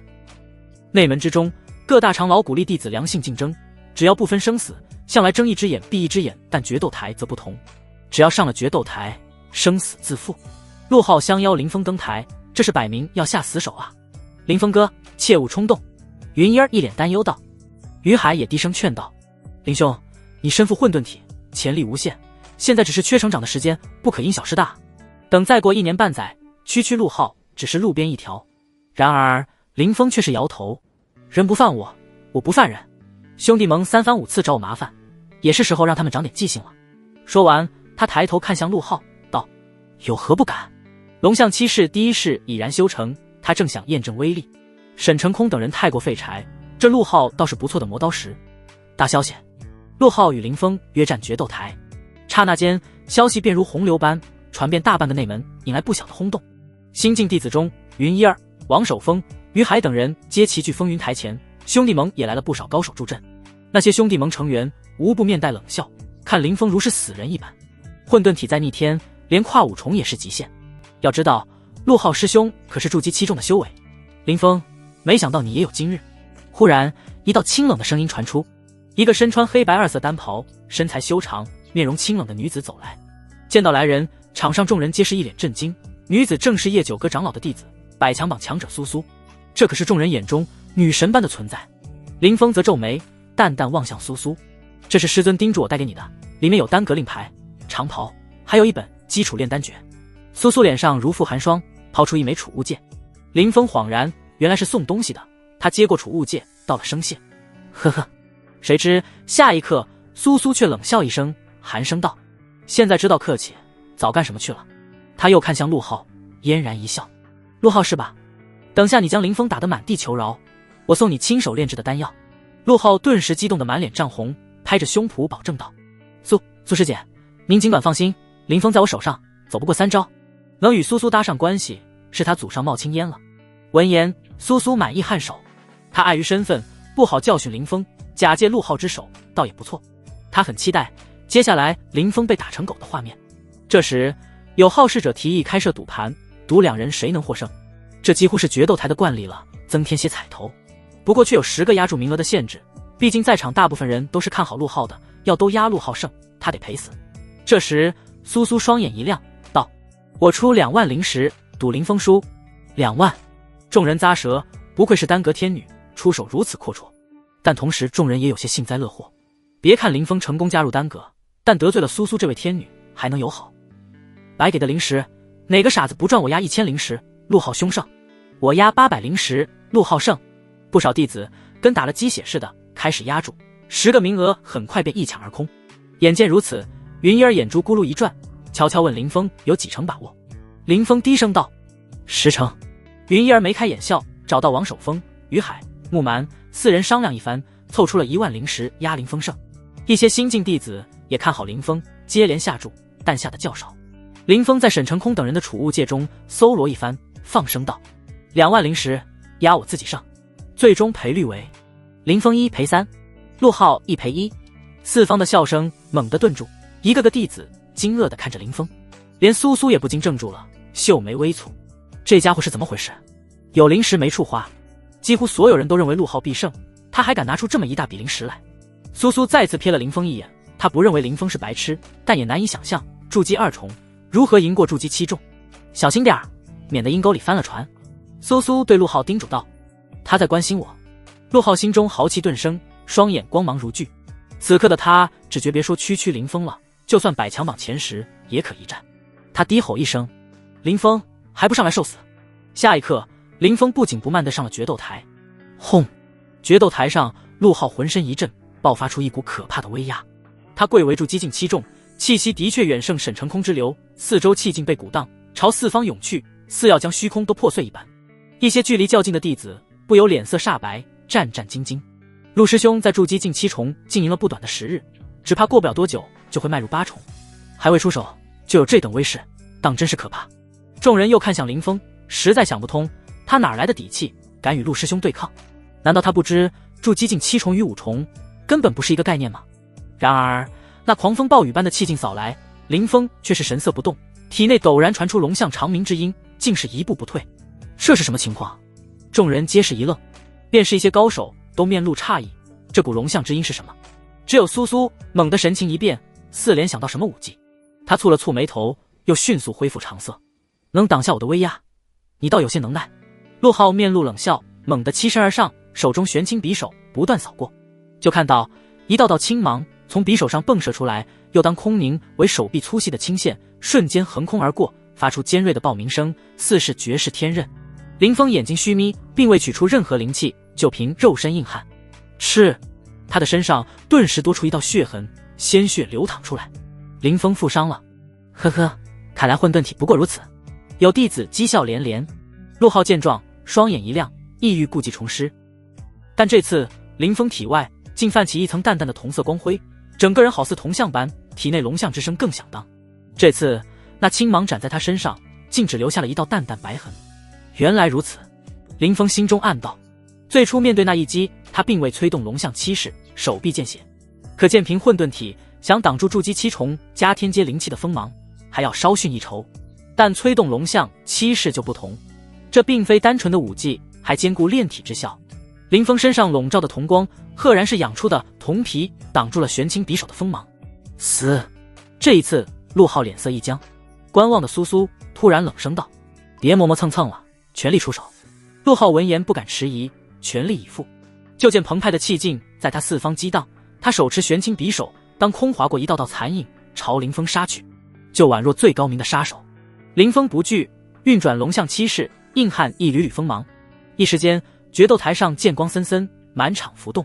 陆浩的动作越来越快，身法如鬼魅，出手带着滚滚雷音，撼动四方。无数弟子变了脸色，为陆师兄的实力惊惧。可让他们更难堪的是，林峰始终防护的密不透风，游刃有余。莫非真是那门武技？但他才入内门几日，怎么可能修成这般气象？苏苏眼眸瞪圆，似是看穿了林峰的底细。站台上，林峰突然道：“试验的差不多了，到此为止吧，将我当磨刀石。姓林的，你太狂妄，哪怕我一时奈何不了你，你也休想胜过我。”陆浩闻言，脸上露出一丝不屑。可下一刻，林峰猛地一闪，似鬼魅般袭到陆浩左侧，他双手一环，看似抱着虚空，却如同抱山。不好！陆浩脸色瞬白，心生警兆，明显看出林峰这拳架不俗。他强行催动灵力，催动身法，以更快的速度朝后退去。众人正惊讶，为何陆师兄不战而退？就见林峰双手猛地轰出，朝前一砸，轰隆！真就如同惊雷炸落，一道巨响传出，整个决斗台都震动起来，不少弟子被震得跌倒在地。打雷了！不少弟子望向虚空，眼都要瞪出来。苏苏却眸光不动，依旧死死地盯着林峰。真的是龙象七式，他真的修成了。在内门中，龙象七式也算名声不菲，这可是一门传奇武技。据说完整版的龙象七式可比肩红阶乃至骤阶，不少百强榜的高手都曾参悟过，但半年之后无一例外尽数改修功法。还有人断言，没有2年5载不可能打出龙象七式第一式。至此，这门武技才无人问津，沾染尘埃。而今日林峰竟使出第一式来，苏苏心头震动，突然有些明白师尊为何如此看重林峰。啊！突然一声惨叫，一道身影如断了线的风筝从风云台坠下。众人目光一扫，顿时道吸凉气竟是陆浩。就见陆浩胸前仿佛被一座山砸过般一片塌陷，肋骨不知道断了多少根，全身经脉也崩裂开来。这般伤势没有3-2年不可能恢复，甚至可以说陆浩废了，承让了。这时林峰淡淡一笑，背手走下决斗台。凭混沌体加龙象七式，威力无比可怕。陆浩欲抵挡，只是不自量力罢了。若非他故意隐藏了几分实力，一掌将陆浩拍成血雾都轻而易举。至于苏苏的那男声，林峰自然也听到，但毫不在意。龙象七式只是起步罢了，有混沌塔在，那些难以修成的武技他都有机会。糟了，我的灵石啊！突然有弟子手捂胸口尖叫一声，辛辛苦苦攒了1000灵石，如今都赌输了。这下可好，一穷2白，如同捅了马蜂窝。场上立刻沸腾起来，那些压住陆浩的弟子都嗷嗷叫着，心如刀割。林峰也不客气，按照赔率拿回属于自己的那份儿。云儿等也美滋滋上前，这是他们第2次在林峰身上赚灵石了。信峰哥发大财！云儿暗暗兴奋，而林峰抬眼看向苏苏，拱手笑道：“苏师姐知道师弟初入内门，囊中羞涩，特意慷慨解囊，多谢。”苏苏满脸寒霜，陡然一咬银牙，不忿道：“姓林的好本事啊！既然你这么厉害，不如跟师姐斗2招。”话音一落，唰的一下，他便飞至决斗台上。你要和我打？站台下方，林峰嘴唇微扬，他眼界之高远，哪怕苏苏都算不上什么，但他终究修为不够，现在多半不是苏苏对手。苏苏嘴角勾起一丝冷笑，翻掌取出一个丹炉，丹炉上明山水云纹，厚重古拙，道：“师姐也不欺负你，只要你能挡我1招，这天阶八荒炉便归你了，如何？”八荒炉，众人震惊，这可是苏苏师姐早期炼丹用的丹炉，价值至少在3万灵石以上。没兴趣。林峰却是摇头，这苏苏没安好心，他可不会上当，哪怕能挡1招，自己多半也会重伤，对接下来的修行不利。哼，林峰，你只会欺软怕硬吗？是个男人就站出来。苏苏冷哼一声，不依不饶，这也太欺负人了。苏苏师姐早已迈入灵海境，即便打赢也胜之不武。云儿一脸不忿，但她不敢大声，只是小声嘀咕：“这位天女并非图谋什么，只是单纯看林师兄不顺眼罢了。”说到这里，于海苦笑一声：“女人心，海底针，林师兄只怕要下不来台了。”而围观的众人也都纷纷起哄：“林峰，你不是自以为内门无敌吗？如今怎么怂了？”也是，苏苏师姐可是灵海强者，只需一根手指就能废了林峰。呵呵，林峰拿什么挡苏苏师姐？高台之上，苏苏冷眸看着林峰，视之如爬虫收拾林峰一顿。他并无成就感，但心头的怨气终究能发泄几分。而且哪怕林峰避战，他也能引动舆论，将林峰骂成缩头乌龟。林峰眉头微皱，就要开口，却在此时突然一道清冷的娇翅响彻在天地间。苏苏，都是同门，不得无礼。一个宫装女子出现，白皙玉手轻轻一拂，如扫尘埃般就将苏苏震飞出决斗台。众人一怔，扭头看去，顿时大惊失色，纷纷行礼：“见过叶长老，见过叶长老。”来人面容姣好，眉目如画，身上自有一股出尘气度。不是叶九哥，还能是谁？师傅，你偏心。苏苏立在那里，俏脸透出不忿。叶九哥走上前，语重心长地说道：“你的心装得下草木，却无容人之量。随我回阁，再敢胡闹，免去你半年的修炼资源。”苏苏脸上一阵青一阵白，终究束手而立，不敢多言。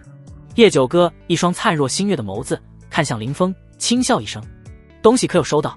林峰拱了拱手：“苏师姐亲自送来的。”叶九哥微微颔首：“那本基础炼丹诀，你可先熟悉于心，若有不懂之处，可去丹阁寻我。”林峰自是拱手称是。叶九哥又道：苏苏这孩子，我从小就带在身边培养，性子有些顽劣，但心眼不坏，你切勿放在心上。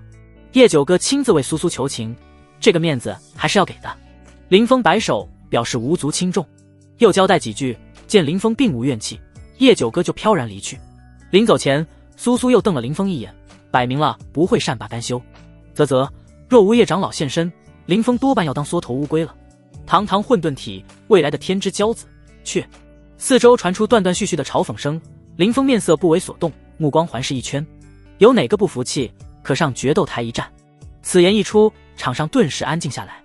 陆浩可是筑基7重，实力强悍，都败在林峰手上。他们上台多半要自讨苦吃。见状，林峰嘴角露出一丝冷笑，一群无胆鼠辈罢了。他下了决斗台就要转身离去，忽的有一道声音响彻全场：混沌体当真是威风，欺负一些弱者有什么意思？有本事与我登台一战。林峰双眼虚眯，循声望去，就见人群如潮水般分开，一道身姿挺拔的身影缓缓走来。他面容阴翳，双目如炬，隐隐有火光升腾，浑身更战意腾腾，只看一眼就让人浑身一震。陈龙。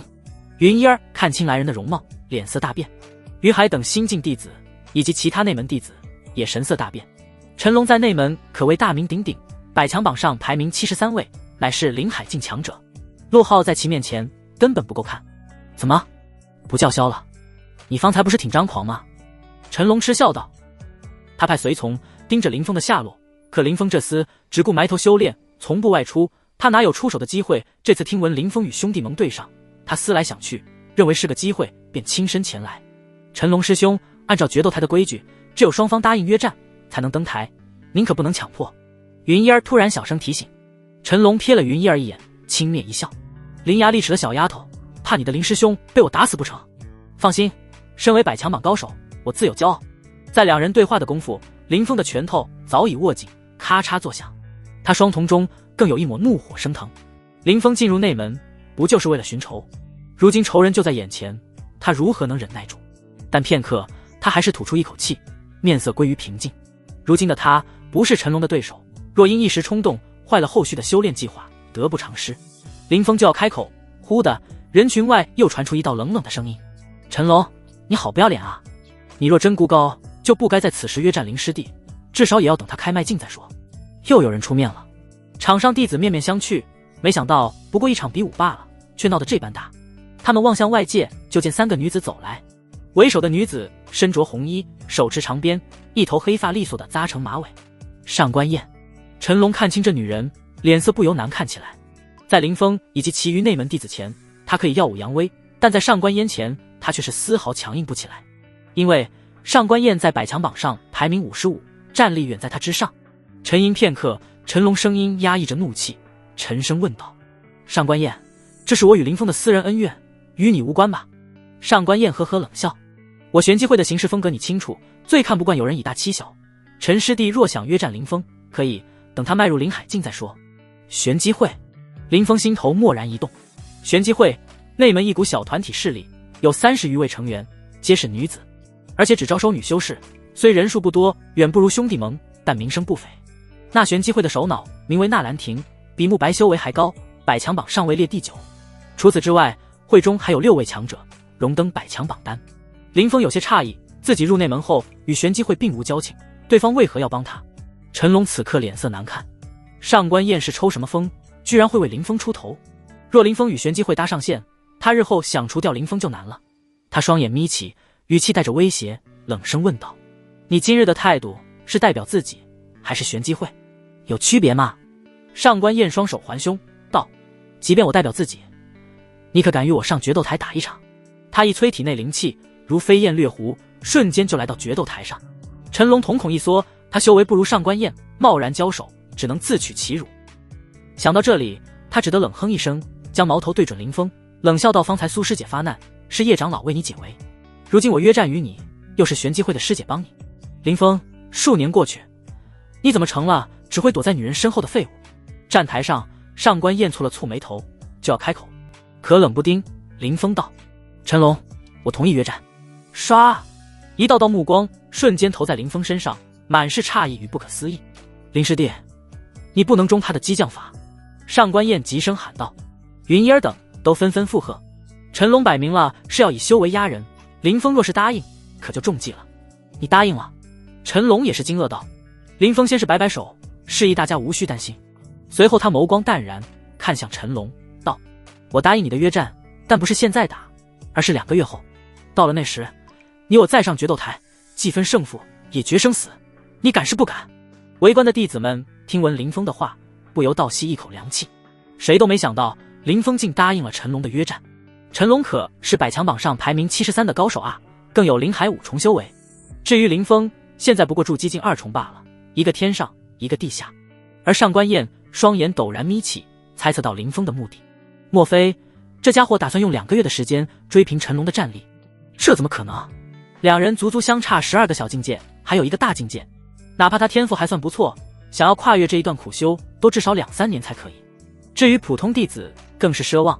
林峰虽身负混沌体，但在时间如此紧迫的情况下，多半也做不到。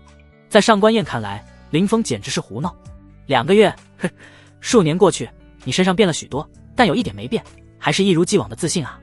也罢，就按照你所言，2个月后我来决斗台等你，既分胜负，也决生死。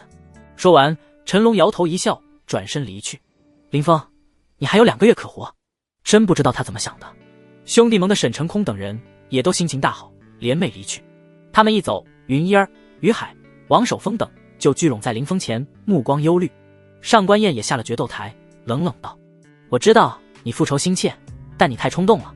林峰笑道：多谢上官师姐相助，但我有把握。2个月12小境，还有一个大境。上官燕看着林峰，如同看着怪物般，摇了摇头，罢了，木已成舟，多说无益。这时林峰好奇问道：恕在下冒昧问一句，我与玄机会并无交情，诸位为何帮我？这是纳兰师姐的吩咐。上官燕靠近2步，低声道：纳兰师姐要见你，应当是有事相商，随我来吧。纳兰亭。林峰双眼眯起，这可是一位传奇人物啊，以女子之身跻身百强榜10强，创办玄机会，影响力很是不俗，劳烦上官师姐带路。林峰拱了拱手道。上官燕率众离去，林峰跟在后面，其他人见没热闹看了，也各自散去。走，我们先回去，等林师兄回来后再去寻他，商量对策。于海沉声道。云烟等人闻言都点了点头，他们对于林峰极为信任和依赖，不希望他出任何事情。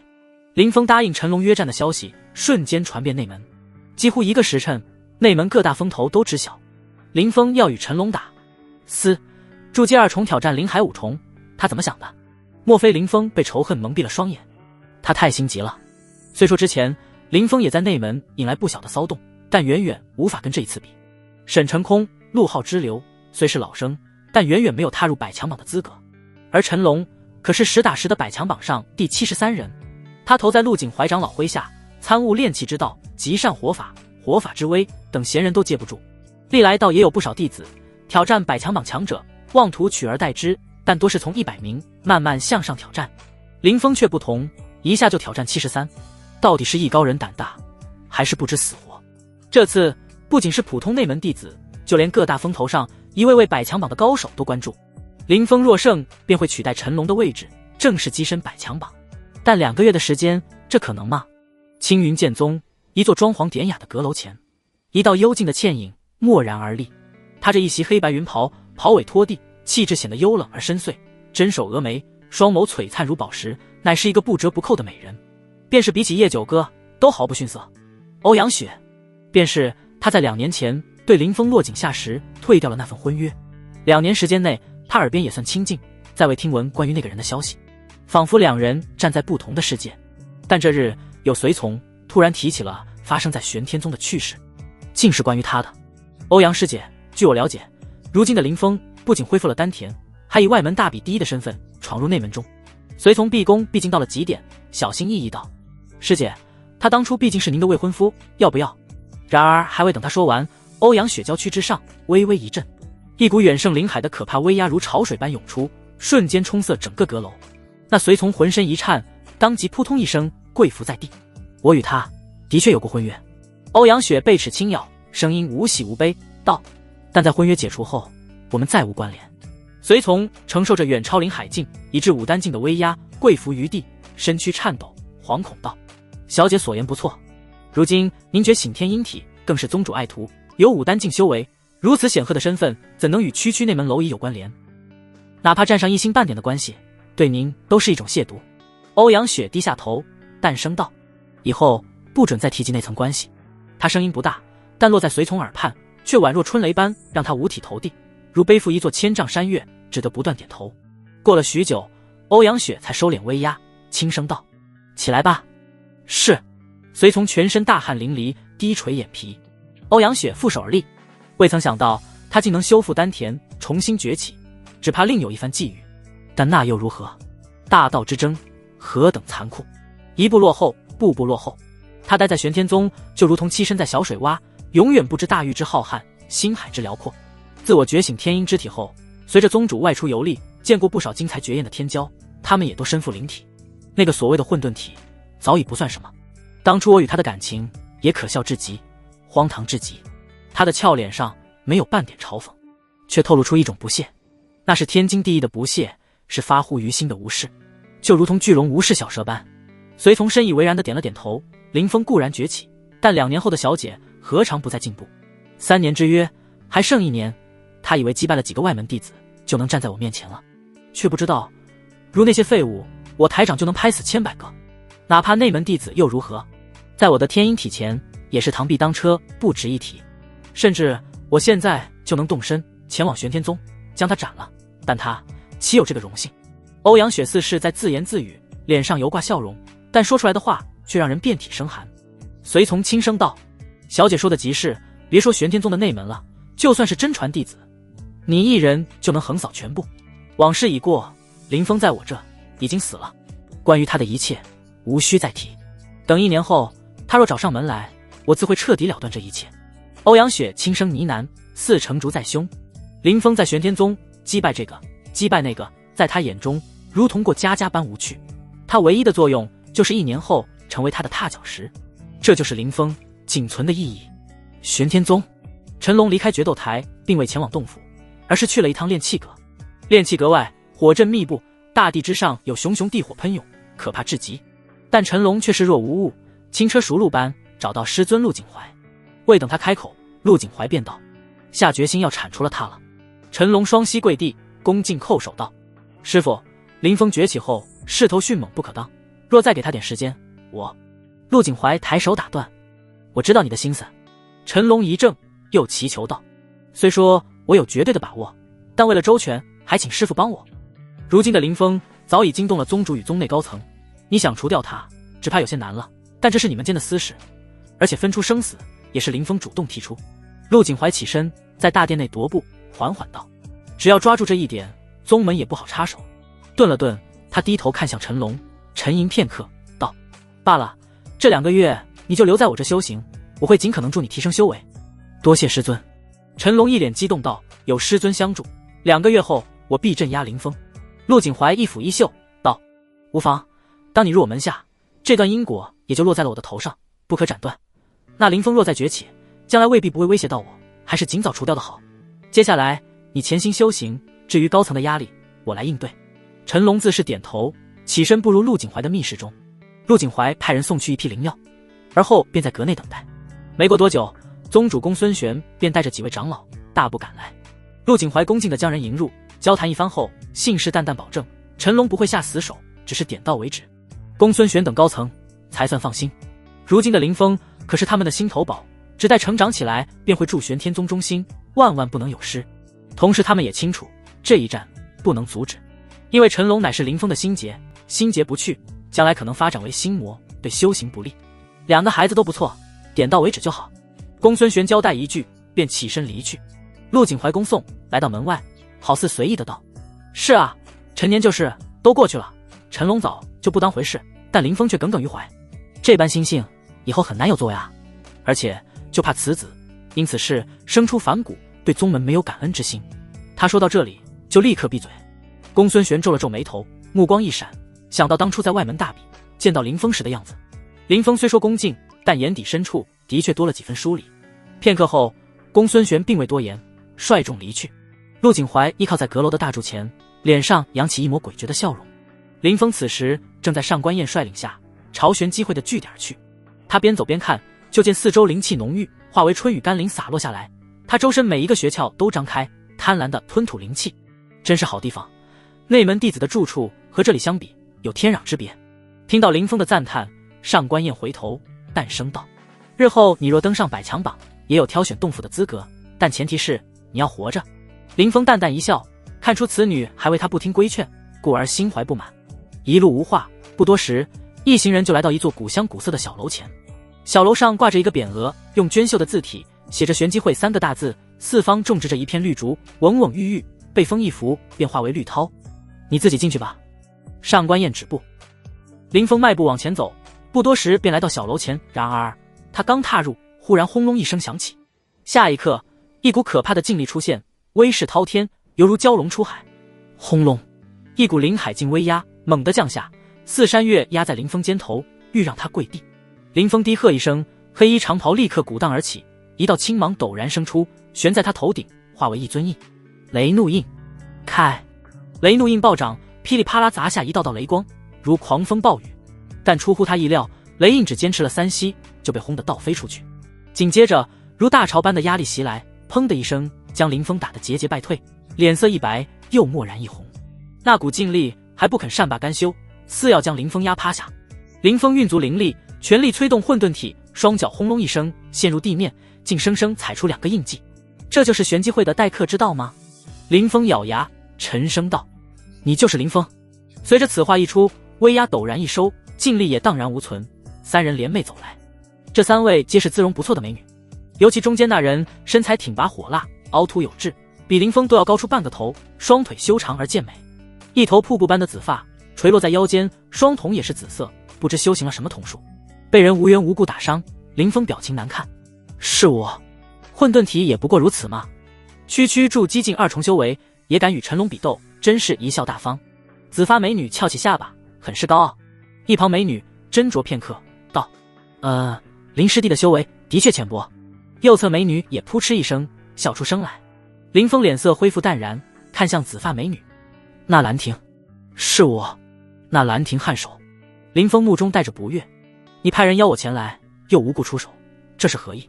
我本愿与你交好，但现在看来你太弱了。”纳兰婷双眸闪耀紫芒，俯瞰林峰，不光修为弱，心性也不堪，被那陈龙3言2语便刺激得失去理智。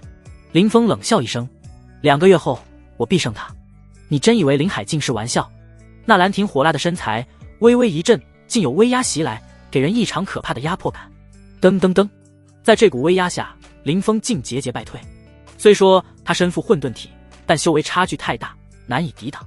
退到门前，林峰忍不住闷哼一声，嘴角露出一丝血迹。这不过是我7成威压，你能挡住？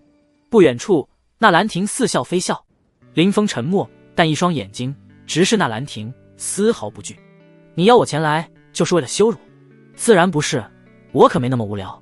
纳兰婷收敛威压，揉了揉眉心，斟酌片刻，这才道：“罢了，来都来了，就告诉你吧。在我玄天宗万里之外，有一山脉，名为寒穗山。”林峰轻疑一声，对于寒穗山，他也有所耳闻。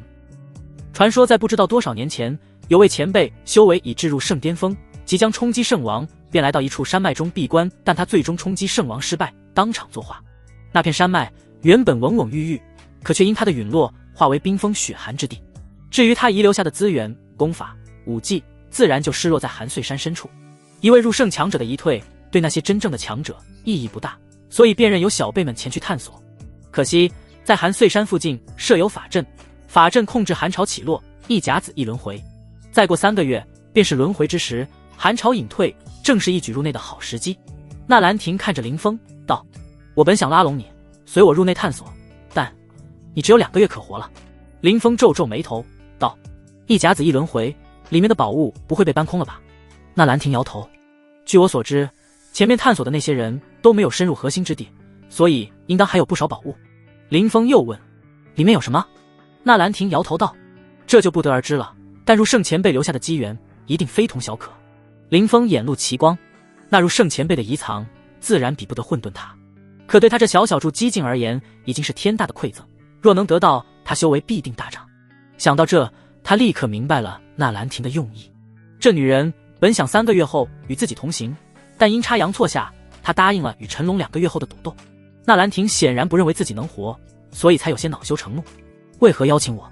林峰诧异，内门那么多强者，自己并不起眼吧？纳兰亭悠悠道：诚然，内门比你厉害的弟子如过江之鲫，但都有不同的派系立场，唯独你初入内门，背景清白，最是容易被拉拢到。且你身负混沌体，未来潜力不俗，只是很可惜，你亲手毁了自己。林峰闻言一笑，2个月后死的一定是陈龙。韩穗山，我去定了。说完，他便一拱手，转身离去。哦。身后，纳兰亭注视着林峰离去的身影，眼眸深处划过一丝异色。这么有信心，那我可就拭目以待了。离开玄机会，林峰第一时间回了洞府。林师兄回来了。洞府前，云烟等人聚拢在一起。你们不去修炼，专程在这等我？林峰皱眉问道。于海走了出来，神色郑重道：林师兄，我们这些师兄弟合计了一下，你之所以被人欺负，是因为势单力薄，倘若你麾下也如兄弟盟那般兵强马壮，谁还敢小觑？云烟、王守峰等都目光炯炯看向林峰。林峰恍然大悟，问道：你们的意思是让我组建自己的势力？是呢。云一儿脆声声道：林峰哥的潜力大家都有目共睹，倘若您组建势力，一定能发展成兄弟盟那样的庞然大物，到时候看谁敢随意欺负你。不错，一儿师姐说的有理，既然那些老生都拉帮结派，我们为何不效仿？倘若是林峰师兄牵头，我一定加入。我们现在修为低微，也许帮不到什么，但可以搜集情报，替林师兄跑跑腿。众人都你一言我一语，热情高涨。对于林峰的潜力和人品，他们都信得过。听到这番话，林峰却是皱紧了眉头。组建一股属于自己的小势力，自然好处多多，但在前期一定会投入更多精力，偏偏他现在最缺少的就是时间。算了，我独身一人惯了，没有组建势力的打算。林峰摇摇头，2年前的背刺，他现在还耿耿于怀，哪里还会轻易相信别人？即便云一儿、于海等都为人正派，他也不愿付出精力和感情，被伤怕了。好吧。众人无不失望。云一儿想了想，突然取出一枚储物戒，脆声声道：林峰哥，你还有2个月，师妹帮不到你什么，这1万灵石你先收下。于海也上前一步道：我这里也有13000灵石，林师兄还有我一份，我们帮不到什么忙，但能出灵石，师兄可去购买丹药或灵药。林师兄，你是新晋弟子的代表，大家都支持你，2个月后为了我们一定要争口气。林峰一怔，心里有一股股暖流涌过，这种感觉久违了。我哪里能收你们的灵石，都收回去吧。林峰摆摆手笑道：林峰哥，你是不是嫌少？谁知云一儿小脸一垮，可怜兮兮地道：可师妹只有这些了呢。不是嫌弃。林峰拍了拍云一儿的真手道：我拿了这些灵石，你们如何修炼？修为最高的于海还未踏入筑基境，其他人更不堪，总不能为了我的事而拖累大家的修炼进度。云一儿连忙表示没关系，但林峰还是摇头。见他态度坚定，众人只得将灵石收起来。这时于海沉声道：好了，大家不要打扰林师兄修炼，都退下吧。等云一儿等人离去后，他语气郑重道：林师兄，2个月时间很短，你务必利用好，有什么吩咐需要跑腿的，尽可以吩咐我们。林峰微微一笑：恰好这里有一份清单，劳烦于师弟跑一趟。于海接过清单，瞥了一眼，不由一震：林师兄莫非想炼丹？我既入丹阁，又拜入叶九阁长老门下，自然要炼丹。一听这话，于海当即皱眉道：林师兄，不是我打击你，炼丹之道远比修道更难，数百修士中才能出一位丹师，2月之期。于师弟放心，我心中有数。林峰打断道，一副置诸在握的架势。于海还欲再劝，但想了想，还是转身离去，暗道：林师兄没接触过炼丹，有些想当然，也许失败几次就会知难而退。等他走后，林峰微微一笑，被关心的感觉还算不错，而且他们是发自肺腑的关心，并非宗门高层那般虚情假意。他摇了摇头，目光遥望远处，道：下到普通内门弟子，上到那兰亭那样的天骄，整个内门无人看好我。也许陈龙此时也志得意满，想着2月后彻底将我踩在脚下。等着吧，我会从容布置。陈龙，你也该尝尝我2年前的滋味了。待于海买来炼丹所需的东西后，林峰没有浪费时间，入了混沌塔一层，钻研丹道。丹师乃最尊贵的职业之一，一颗丹药入腹，足以抵得上修士半年苦修。一些出类拔萃的炼丹师云游大狱，结交权贵，所过之处万人空巷。所以无论为了今后历练，还是自身修行，林峰都势必要成为炼丹师。想到这里，他手掌一翻，取出一本册子，正是苏苏送来的基础炼丹诀，翻阅起来。不得不说，炼丹的确难如登天。丹阁每年的考核堪称变态，数百弟子都未必能通过一个。好在林峰身负混沌体加混沌神诀，领悟力非凡，将炼丹步骤熟记于心后，便处理丹药，生火开炉，行云流水般。聚元丹，黄阶丹药，最常见、最基础的丹药之一，外门几乎每个弟子都常备。一个时辰过去，他大功告成，得到一炉聚元丹。只是那丹药品相粗鄙，外表坑坑洼洼，丹香也很是浅薄。但毕竟是林峰第一次炼丹，他心满意足。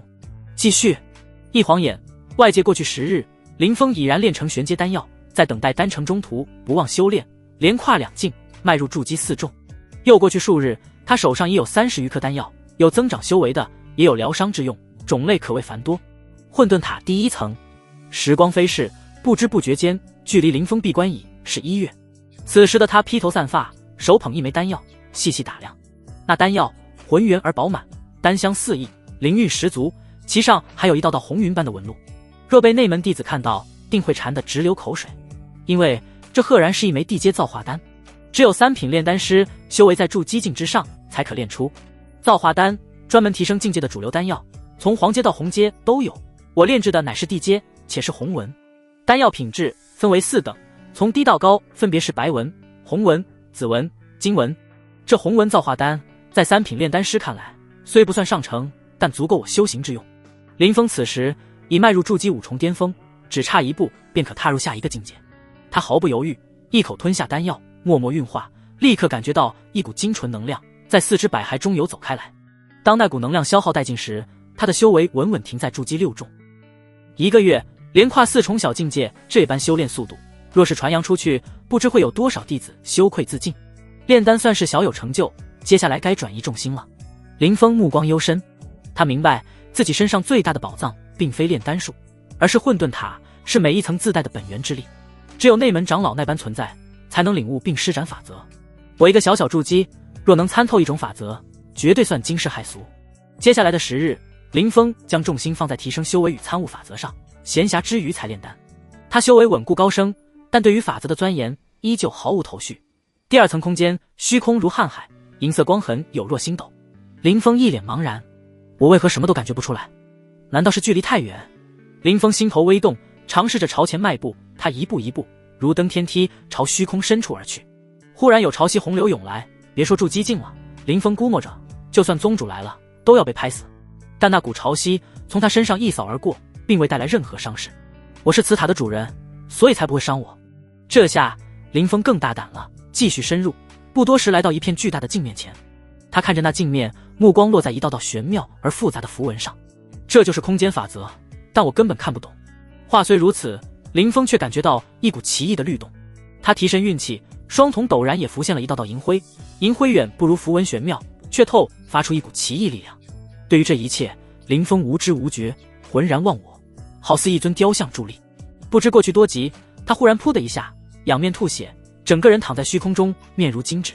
这也算罪有应得吧。林峰苦笑道，他并非被混沌塔所伤，而是相当于自残。因为以他的目前修为来看，远不能够承接法则之力，哪怕一丝一缕都不行。看来只能等踏入灵海境再尝试了。林峰叹了口气，打消念头就要离去，可透过一面明镜，他看到了自己的脸，确切地说是一双眸子，眸子底部竟有一层极为浅薄、微不可见的银灰。林峰心头微动，尝试着将灵力调集在双眼处，下一刻竟有如浮尘般的银灰清清淡淡喷薄而出。这是我虽未能领悟出法则，却领悟到了一些皮毛。林峰有些兴奋，继续催动，但没过多久，体内灵力就消耗殆尽。不过他也确定了自己的想法，这的确是空间之力。那清淡的银灰类似于空间风阵，能将自己3丈之内的一切事物冻结，但3丈之外就做不到了。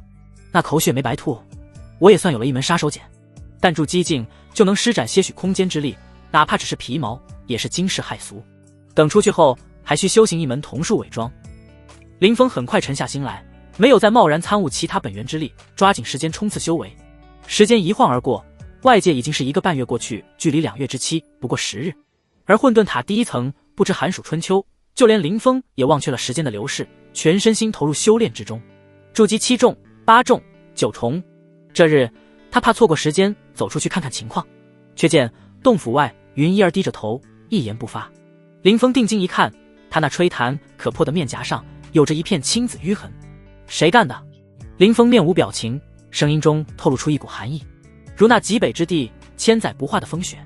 林峰哥，没什么，我这是不小心跌伤的。云一儿慢慢挪步来到林峰跟前，低头纳纳。抬头，林峰怒声道。云一儿一颤，缓缓抬起袖手，就见他的俏脸上有一片青紫痕迹，形状很像是巴掌印。林峰环顾一圈，道：王守峰等人呢？唤他们出来。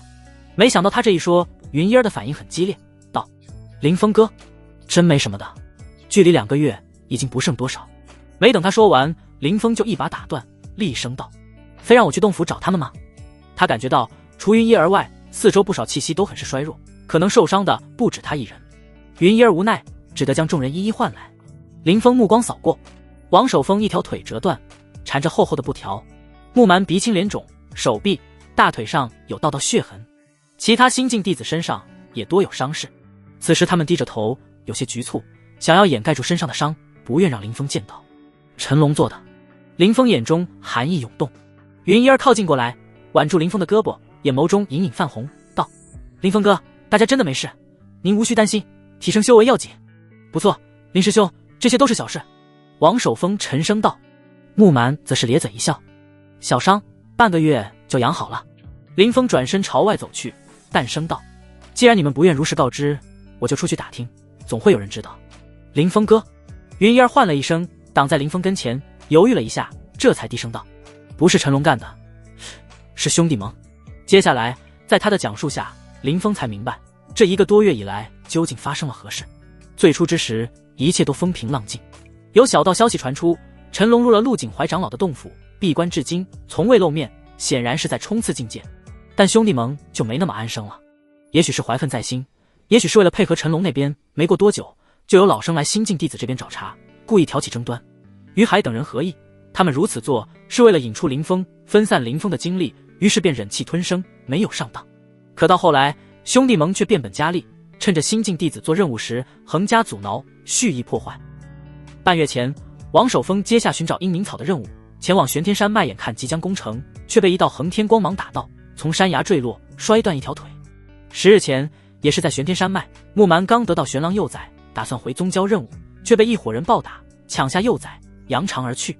5日前，云一儿同样是做任务，却在中途被兄弟盟的人拦下，掌掴10几下，口鼻溢血，最近几日才稍微休养好。因为新进弟子每年必须完成2次宗门任务，所以大家才扎堆前往玄天山脉，但无一例外，任务都以失败告终，就是被兄弟盟搅和的。云一儿急声道：但大家都清楚，兄弟盟的目的并不是我们，而是为了引你出来，干扰你的修炼节奏。王守峰点头道：林师兄，我们这顿打已经受了，你可不要再被对方牵着鼻子走，越是这时候越该潜心修炼。林峰看着这些人，心中的怒意已经化为熊熊烈焰。兄弟盟的目的是他，云一儿等人是被他牵连，可哪怕一个个被打成这副模样，还是隐瞒此事，唯恐打扰到他修炼。真是好一个兄弟盟，内门屈指可数的势力，行事竟是这般下作。说到这里，林峰冷笑一声：他们不是想引我出来吗？那我就如他们所愿。尽管云一儿等人刚才说的轻描淡写，但他已经想到这1个多月来大家是怎么艰难度日的。面对兄弟盟的针对，还能友好？于海呢？为何不见他？林峰忽然皱眉，扫过人群。于海师兄1日前接了宗门任务，前往玄天山脉，至今未归。转头看向云一儿，林峰眉头皱起，他这时候还敢出去？于海师兄已突破到筑基境，急需后续的修炼资源，所以才冒险做任务，赚取功勋值。云一儿语气中带着一丝忧虑，但他现在还没回来，也不知道情况如何。你们在这儿等着，我去一趟玄天山脉，会一会兄弟盟。林峰说着，取出几个玉瓶，交在王守峰手上，跟着身形一晃，消失在原地。王守峰下意识打开，脸色瞬间大变。丹药还是地阶？闻言，云一儿连忙上前一看，顿时杏眸瞪圆，惊呼道：之前听于师兄说林峰哥要炼丹，莫非成了？玄天山脉实际就是玄天宗的后山，占地面积极大，无边无垠，且大部分区域都被广袤的灵海覆盖，其内生长着灵药，更有妖兽栖息，算是一处宝地。但只有接取了宗门任务的弟子才能入内。林峰自从入了内门，也有一段时日，正好借此机会把任务完成。功勋殿共有3层，第1层可以领取1星到3星的任务，第2层则是4至6星，3层便是7至9。像云一儿等新进弟子，一般都在第1层挑选任务，入了灵海境的弟子可入第2层。至于百强榜上的强者，多为第3层任务难度越高，获得的功勋值也越多。此时，在1层内已经有不少内门弟子围在一片广阔的大幕前，那大幕便是任务图，滚动着一条条讯息。1星任务，收集双露水1瓶，100功勋值。2星任务，得到青狼幼崽，300功勋值。3星任务，斩杀一尊筑基境5重妖狼，取其完整的皮毛，500功勋值。3星任务，获取赤金虎的一根须子，600功勋值。林峰正默默浏览着，旁边突然传出一声轻笑。听说没有，就前2日，那个叫云烟的小丫头被人扇了10几个耳光。此言一出，大厅内立刻骚动起来。当然听说了，这些新进弟子最近太惨了。不错，新进弟子中也就那林峰厉害一些罢了。林峰，懦夫罢了。兄弟盟把跟他交好的那几个新进弟子都欺负成什么样了，也没见他冒个头，跟缩头乌龟一样。此话一出，众人皆是摇头讥笑。可这时忽然有弟子瞥到林峰，脸色瞬间大变。林峰，只有3个字，却瞬间把1楼所有弟子的嘴巴全都堵上。众人一个个脸色惨白，噤若寒蝉。功勋殿1层，众弟子低头噤若寒蝉，但等待许久也没有动静。有人抬头一瞥，才发现林峰早已不见了踪影。真的是他？一道颤声传出，没有一人回答，但众人无比确定，绝对是林峰。林峰的战力也许在百强榜高手眼中稀松平常，但他们这些普通内门弟子却招惹不起。林峰出关接任务，莫非要去玄天山脉找兄弟盟的麻烦？这下有好戏看了。众人松了口气，眼神戏谑起来。与此同时，功勋殿第2层，以我现在的修为，便是3星到6星的任务都不在话下。林峰悠然迈步，对些许闲言碎语并不放在心上。前方依旧是一片浩大的光幕，各种任务罗列。4星任务，斩杀一尊灵海境1重妖兽金纹虎，功勋值1000点。5星任务，收取灵海境2重妖兽冰火蟒的妖丹，功勋值1300点。同阶之下，妖兽要比修士的战力更强，所以那金纹虎与冰火蟒相当于灵海3、4重的修士。林峰的修为虽说并未突破至灵海境，但他身负混沌神诀与龙象七式，若全力爆发，足以解决这2尊妖兽。沉吟片刻，林峰便来到第2层的登记处。登记处后，有一位须发皆白的老者，名为洪长坡。林峰拱手道：“洪长老，我要领取2个宗门任务，斩杀金纹虎与冰火蟒。”洪长坡抬头一瞥，立刻认出了他。林峰。林峰微微颔首，如今他在内门，大小也算个名人，不少长老都熟知。林峰，修道最忌讳好高骛远、4、5星难度的任务，奖励虽可观，但危险性极高。你来内门没多久，应当去1楼接取任务。洪长坡并未感应到林峰的真正修为，在他的印象里，1个月前林峰貌似才是筑基1、2重的样子，这等修为接取第2层的任务，无异于去白白送命。谢洪长老提醒，但弟子还是想这2个任务。林峰继续拱手道：“难道1个月内林峰迈入了灵海境？”洪长坡诧异，沉吟片刻，见他主意已定，便点头道：“身份令牌。”林峰交出身份令牌，供洪长老录入信息。那宏大光幕上，这2个内门任务悄然消失，如同被一只大手抹去般。每年都会有弟子眼馋功勋值，冒险深入玄天山脉，轻则残废，重则丢了性命。林峰，你要量力而行。洪长坡将令牌归还，又道：“另外，玄天山脉属宗门后山，允许弟子争斗，但不能故意杀人。”多谢长老提醒。林峰抱拳，转身离去。看来这孩子被逼急了，否则不可能冒险来第2层领取任务。等林峰消失后，洪长坡眯起眼，呐呐道：“算算时间，就剩10日了。”离开功勋殿后，林峰直奔玄天宗后山玄天山脉。没过多久，他就止住脚步，抬眼望去，就见前方丘陵众多，山脉一座接一座，入眼都是深山老林，还有2座陡峭高耸的山峰，好似2柄插入云雾的天剑般。2座山峰相隔约莫30丈，赫然是玄天山脉入口，云遮雾绕，似与世隔绝一般。林峰扫了一眼，没有耽搁，身形一闪，便入了山脉。一进来，周围分外幽静，光线不明，四周都灰蒙蒙的。他环顾四方，忽然见到在不远处有一株朱红色的灵药，脉络为黄色。黄阶灵药，朱燕草。朱燕草是最寻常的黄阶灵药，但培育好，叶片脉络会化为青色，迈入地阶乃至天阶。林峰立即开动，将朱燕草挖出，栽培到混沌塔第1层中。到现在，我的仙谱中不过数十株灵药，远远不够。这玄天山脉一定还有更多灵药，无论品阶高低，统统挖走。林峰眼睛亮了起来，继续朝山脉深处而去。没过多久，耳畔突然传来一声鸣叫，还有云雾涌来。林峰大手一挥，砰的一声，一股浪潮气劲迸发，将一只赤鸟拍在地上。他低头看去，就见这是一只鹰隼，双瞳为赤红色，看上去仿佛2颗宝石。赤羽隼，筑基2重妖兽，一身铜皮铁骨，速度极快，很是难杀。当然，这是相对于普通弟子而言。见那赤羽隼还欲挣扎着站起来，林峰一脚踩碎他的脑袋，将尸身收入储物界中。妖兽浑身是宝，皮毛、骨头都能兑换灵石，所以来玄天山脉的弟子做任务之余也会猎杀妖兽，算是赚外快。做完这些后，林峰继续深入时光飞逝，转眼便是1日过去。途中林峰遭遇了不少妖兽，多在筑基修为，种类之多五花八门，但无一例外都被他轰杀，收入储物界中。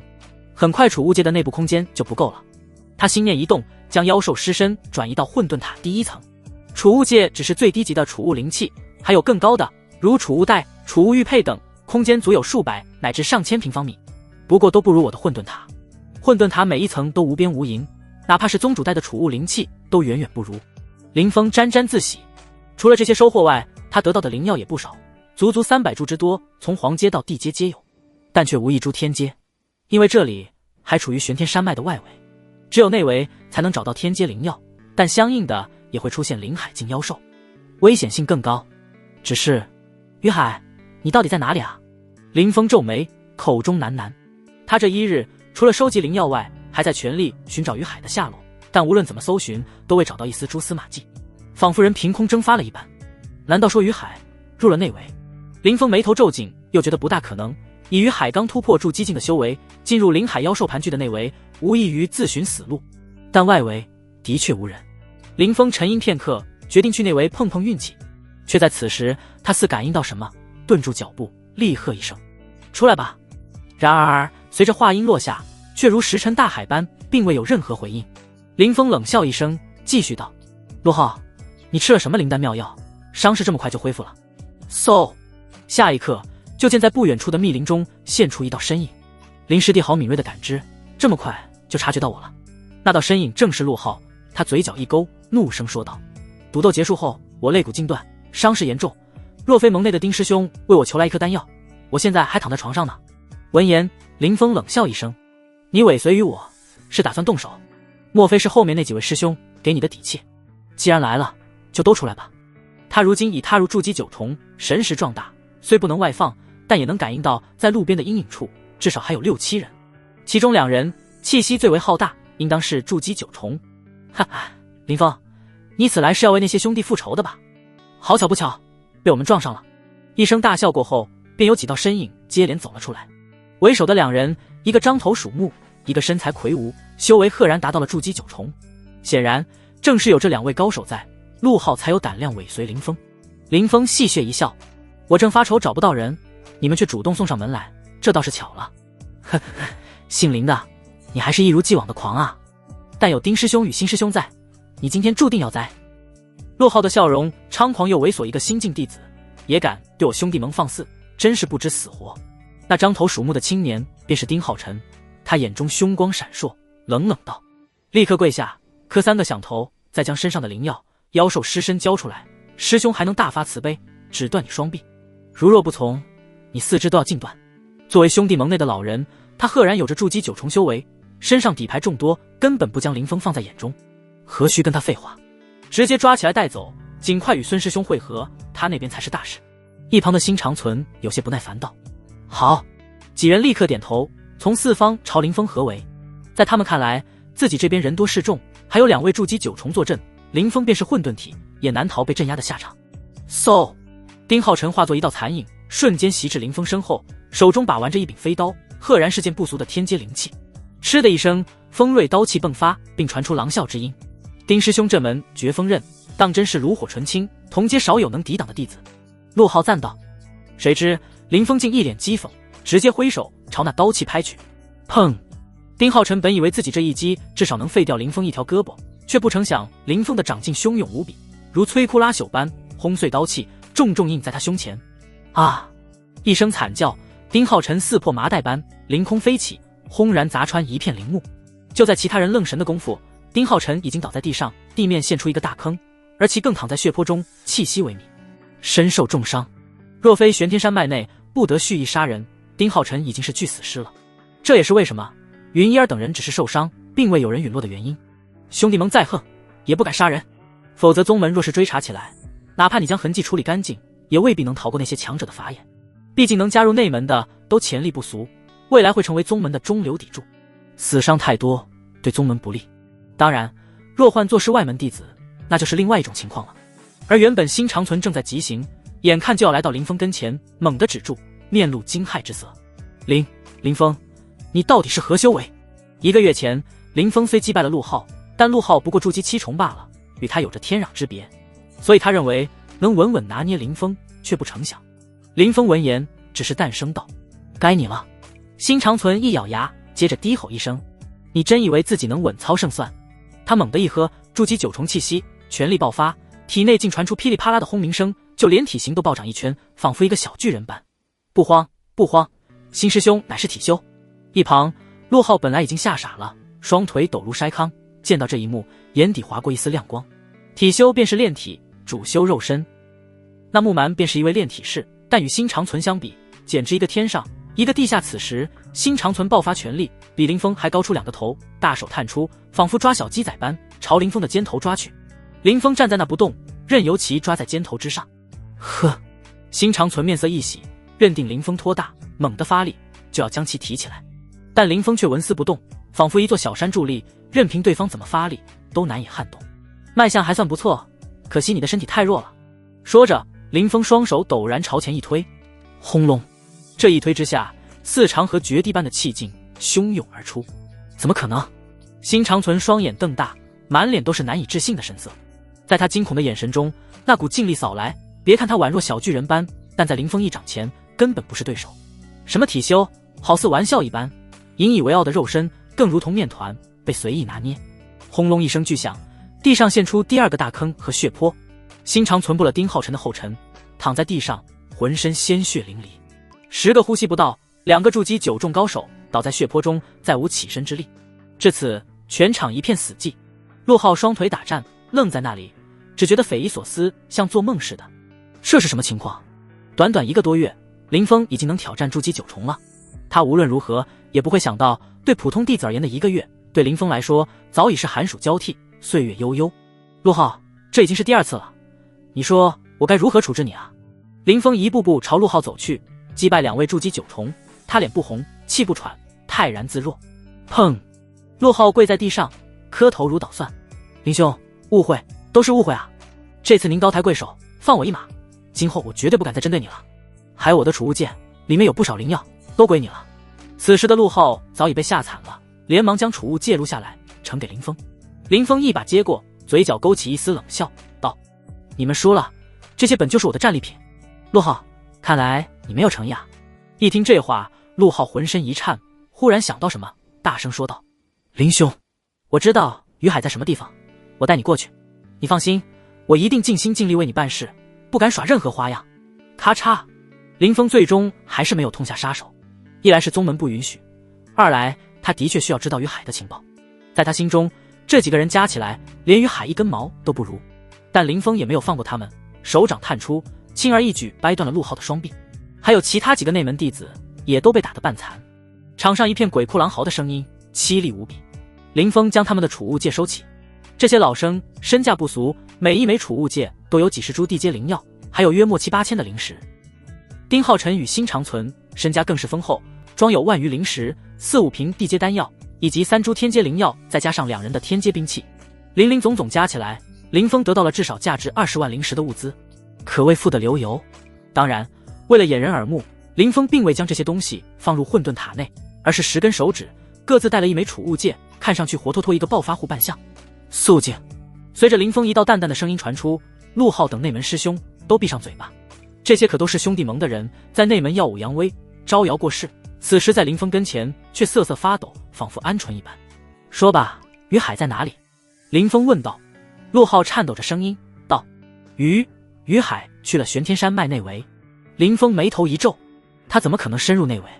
确切的说，是被孙师兄赶去了内围。随即陆浩哆哆嗦嗦讲述起来。原来兄弟盟有一位临海境的师兄，名为孙灵天，前不久接取了一个5星任务，斩杀一尊临海一众的金刚猿王。但金刚猿这种妖兽性喜群居，猿王麾下猿猴众多，于是孙灵天便寻了不少帮手，替他吸引其余猿猴的注意，自己则独立解决猿王。去的路上，他听闻于海也入了玄天山脉，所以便派人抓来，打断于海一条腿，当作诱饵，分担火力。林峰听完，瞳孔一缩，一股强烈的威压从他体内涌现而出。他本来还奇怪，外围为何没有于海的下落，原来是被兄弟盟抓去了。瞬时间，整个场上刮起了恐怖的罡风，一片片陵墓倒塌，就连路过的妖兽与修士都脸色大变，以为附近有临海境妖兽出没，连忙远远避开。临海境！丁浩辰失声喊道。辛长存脸色一变，并非临海境，应当是筑基9重，但观其威势，已然不逊色临海境修士了。1个半月过去，从筑基2重提升到9重，他还是人吗？丁浩辰目瞪口呆，当然给他100个胆子也不敢说出这句话，只是内心哀嚎。哼，真是好一个兄弟盟，敢将我林峰的人欺到这个地步，那就休怪我下手无情了。林峰语气平淡，但声音却冷漠无情。此言一出，陆浩等人被吓得颤抖的幅度更加大了起来。这时丁浩辰硬着头皮道：林师兄，你放心，玄天山脉内禁止弟子死斗，所以于海不会出事，最多伤筋动骨。一听这话，林峰一抚衣袖，面无表情道：于海不过筑基1重，却让他前往内围，他的道心岂能承受？他若只是伤筋动骨，那还好说，若是废了，你们就承受10倍、100倍的恐惧吧。修炼也是修心，只有一颗勇猛无畏的心，才能攀登大道。而于海若因此释生了心魔，那和废了没有任何区别。还不带路！随着林峰一声低喝，丁浩辰等人手忙脚乱地爬起身来，辨认一下方向后，就朝内围而去。若那于海真废了，林峰应当不会杀了我们吧？陆浩心惊胆战道：杀倒不至于，但有比死更惨的折磨。辛长存脸色惨白，走起路来也是踉踉跄跄。其他人闻言尽皆一颤，一言不发。玄天山脉地域辽阔，分外围、内围以及核心3个区域。外围乃是筑基境妖兽盘踞之地，内围则有不少临海境妖兽出没，其中最出名的便是落霞峰。落霞峰内有一山谷，也许是地理位置的缘故，藏风纳气，灵气凝聚，长期都被金刚猿占据。林峰救人心切，一路可谓横冲直撞，任何敢阻挠在前的妖兽都被他统统斩杀。大约3个时辰后，一座山谷赫然出现在众人眼前。就是这里了，已经打起来了。陆浩叫道。林峰放眼看去，就见下方有一山谷，山谷中生长着不少灵药，不乏天阶。原本的钟灵毓秀之地，此时却变得无比混乱。一尊尊通体金黄的猿猴正与几10个内门弟子交手，这些弟子皆为精英，修为至少在筑基8重以上。而在另一处战场，还有一位气息更浩大的弟子，他一袭白袍，面如冠玉，眼瞳中射出道道金芒，澎湃如大河般的灵力透体而出，赫然是临海境强者，正是孙灵天。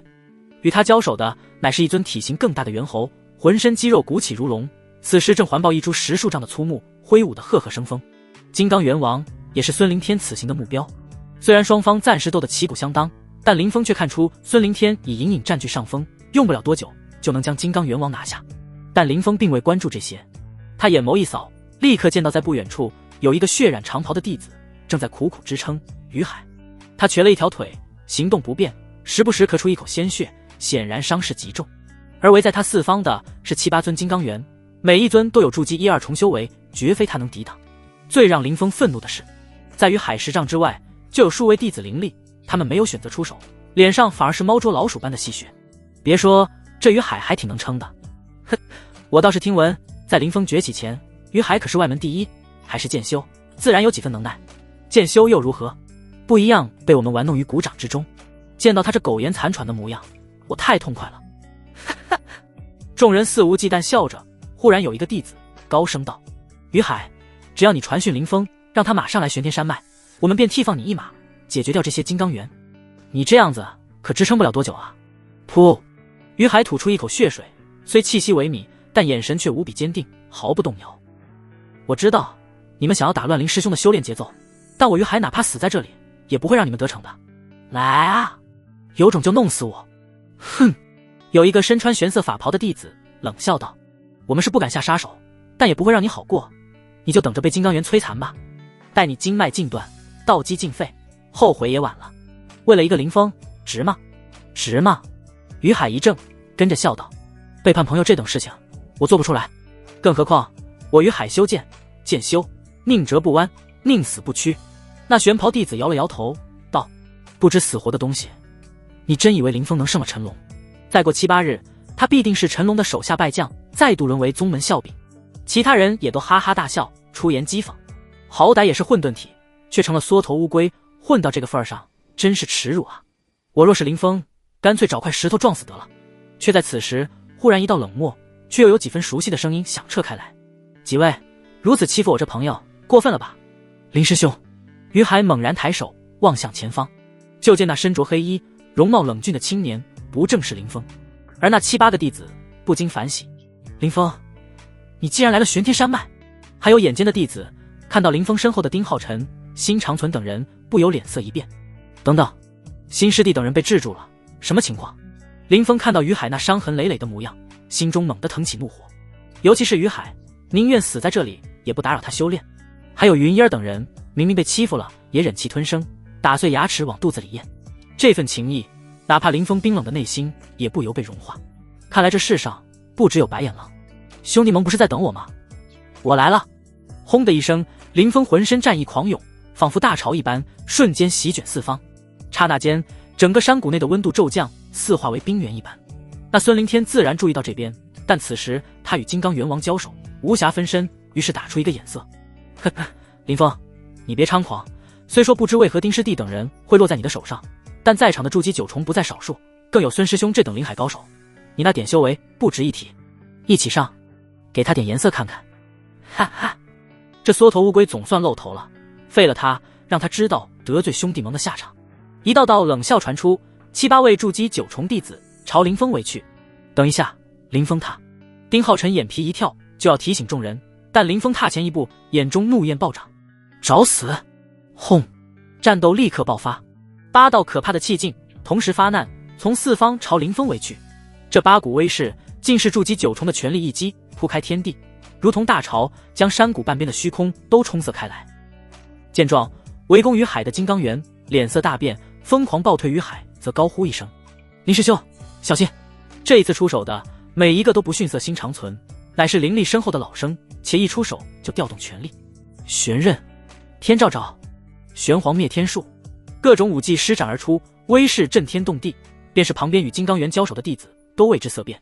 可惜林峰已经有灵海境战力了啊！洛浩脸上满是苦笑。下一刻，立在狂涛攻势中的林峰脸上没有丝毫胆怯，轻轻抬手朝虚空一抱，撼山洞。随着话音落下，一股恐怖的气息猛然显化。这股气息迸发，便是那金刚猿王与孙凌天都双眼瞪大，隔空望来。就见浩大拳劲凝成一块，似搬起一座山峰，当头砸下。姓林的尔敢！孙凌天脸色大变，下意识怒斥出声，但为时已晚。轰隆！撼山洞压下，轰隆一下，将空气都压得炸开。可怕的气息席卷而出，撼动落霞风，山体动荡，无数碎石滚落。那些弟子与金刚猿更是被扫了出去，七零八落，面色骇然。而与林峰交手的8位筑基弟子早就趴在地上，躺在一片血泊中，衣衫褴褛，遍体鳞伤，竟连起身的力气都没有。一击之下，8大筑基九重尽败。见到这一幕的，除了丁浩辰等人，其余弟子包括于海在内，尽皆失色。有弟子倒吸凉气，有的浑身发抖，有的惊掉下巴，不敢相信眼前看到的是真的。我的天，月余过去，林峰师兄达到这般地步了。于海哆嗦着说道。此前林峰击败沈成空，虽算不俗，但也不算厉害。但此时此刻，林峰战力之可怕，堪称灵海境之下无敌了吧？不是，1个月过去，林峰怎会？妖孽，他真是妖孽！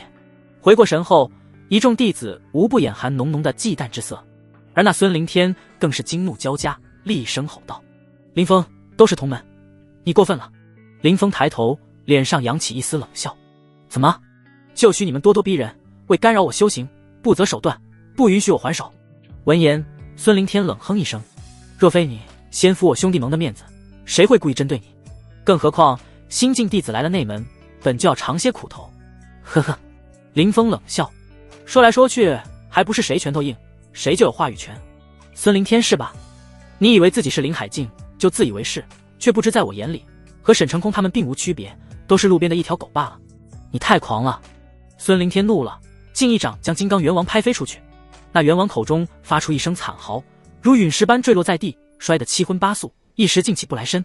没有了后顾之忧，他又抬起手掌，遥遥对着林峰一拍。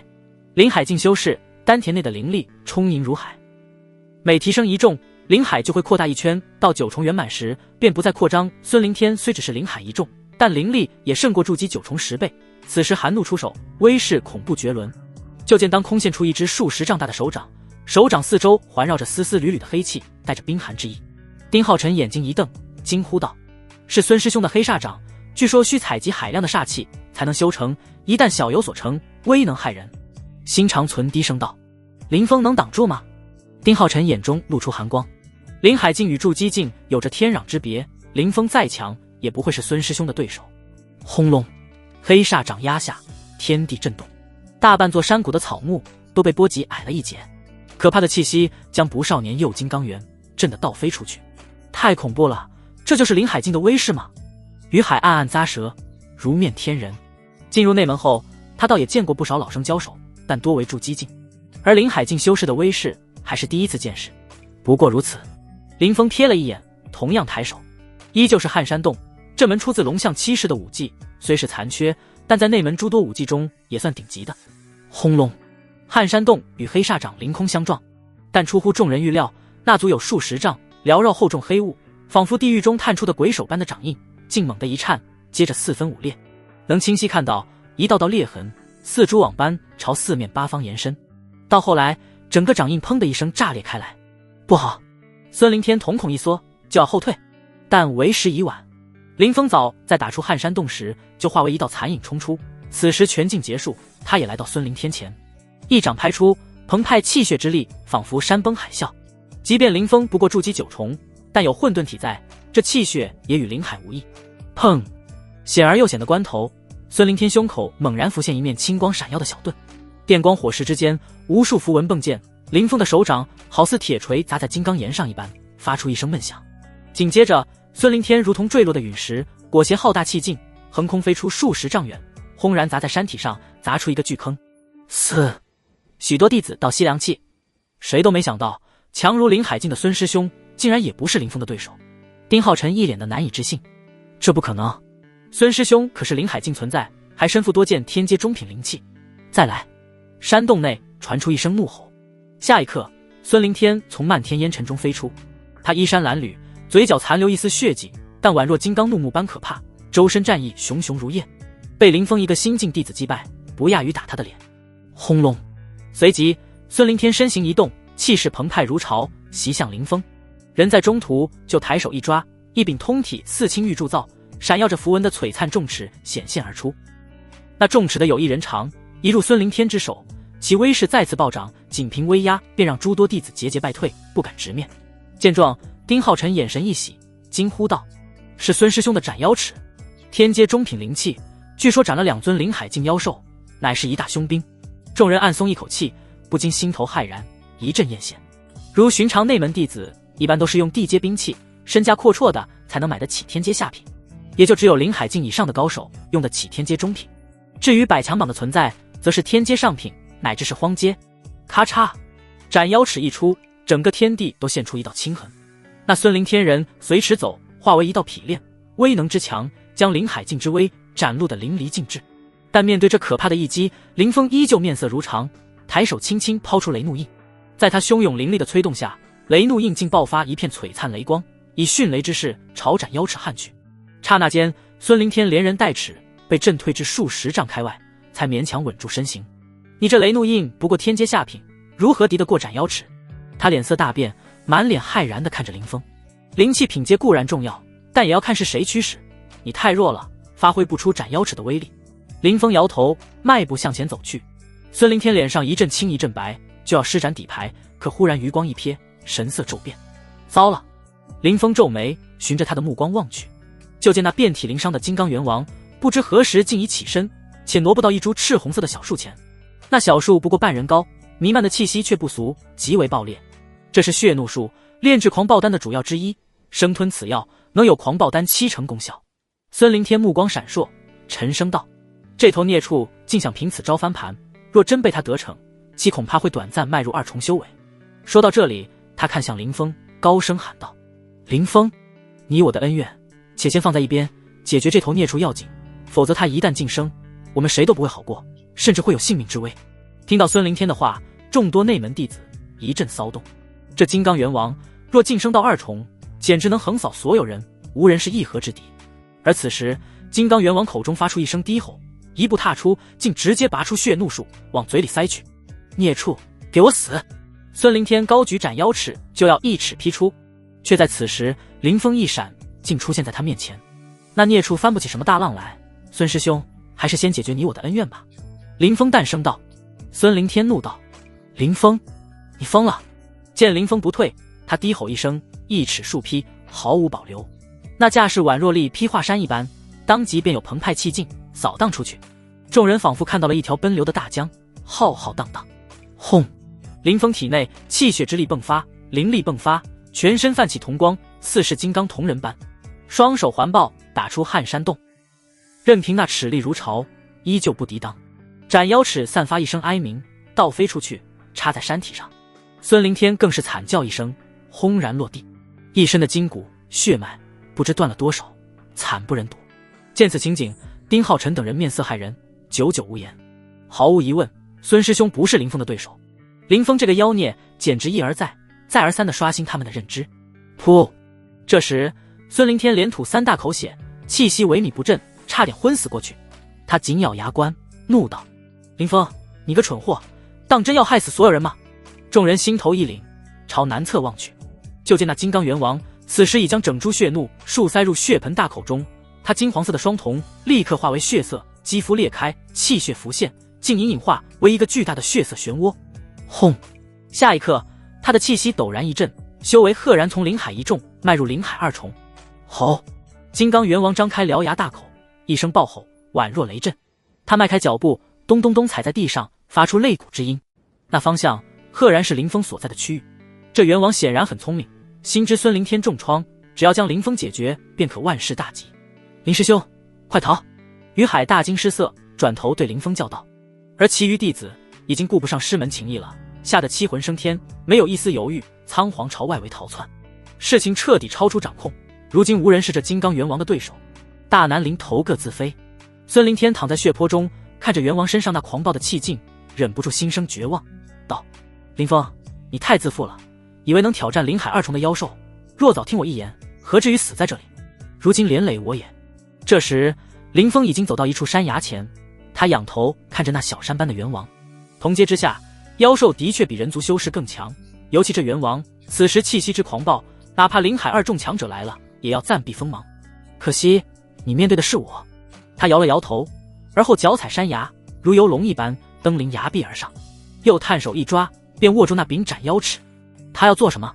孙凌天本心灰意冷，突然见到这一幕，顿时惊得瞪大眼睛。于海正拖着残躯往外逃，偶然回头，顿时看到永生难忘的一幕。就见林峰猛地一脚踏出，凭一股反震之力跃至半空，瞬间就来到了金刚元王的上方。他双手握住斩妖尺，澎湃灵力如潮灌注，哗啦一下，那斩妖尺立刻威势大放，青芒暴涨，竟延伸出3丈来。比起孙凌天催动时，威能起码暴涨1倍。吼！金刚元王也察觉到不对，抬头一瞥，一双血瞳中现出林峰双手持尺凌空虚度的画面。他顿时惊怒，全身毛发竖起，一股血气喷薄而出，堪比大魔般的手掌笼罩巨大阴影，朝林峰盖落。林师兄，快闪开啊！于海不由惊呼出来，甚至不忍再看，脑海中更是浮现林峰被拍成血雾的画面。轰隆隆，刹那间整座山谷都被磅礴的能量冲塞，便是落霞峰也被撼动得摇晃不已。那股力道甚至贯穿地表，被打出一个个巨大的坑洞，有粗大裂缝朝四面八方蔓延而去，尘沙冲天而起，遮蔽战况。一众弟子被震得七倒八歪，有些修为弱的如陆浩等人更是狂吐鲜血。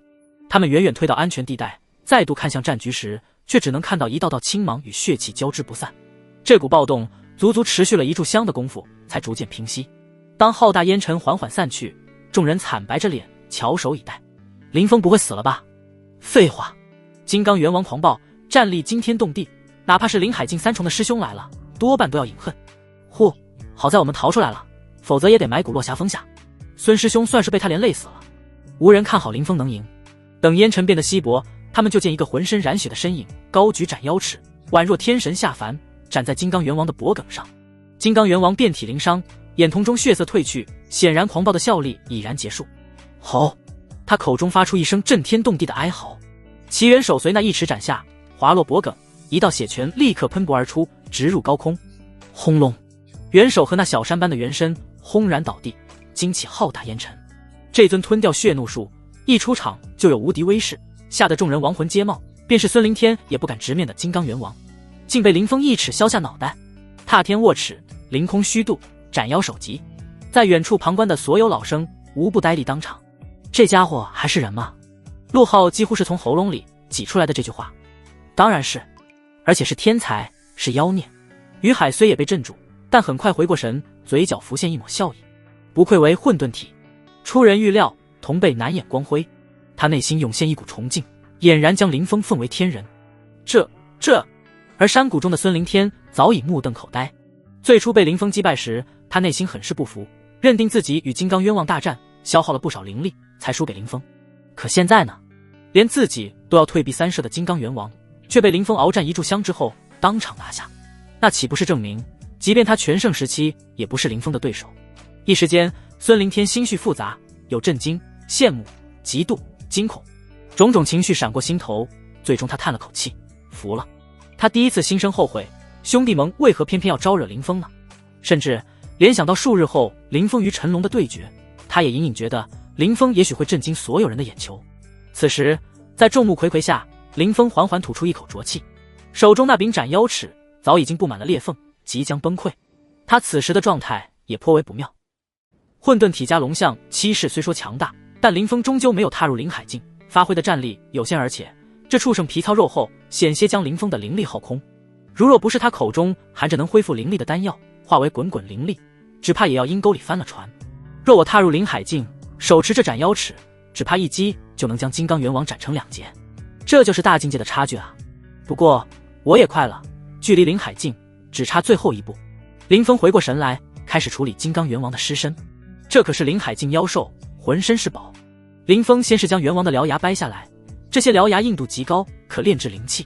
随后他又抽出了猿王的脊椎骨，这是价值最高的物件，坚硬无比。最后便是血肉了，修士吸纳天地灵气，淬炼肉身，妖兽同样如此。这血肉中充满了精纯能量，若是服用，亦有淬炼筋骨的效果，可强健体魄。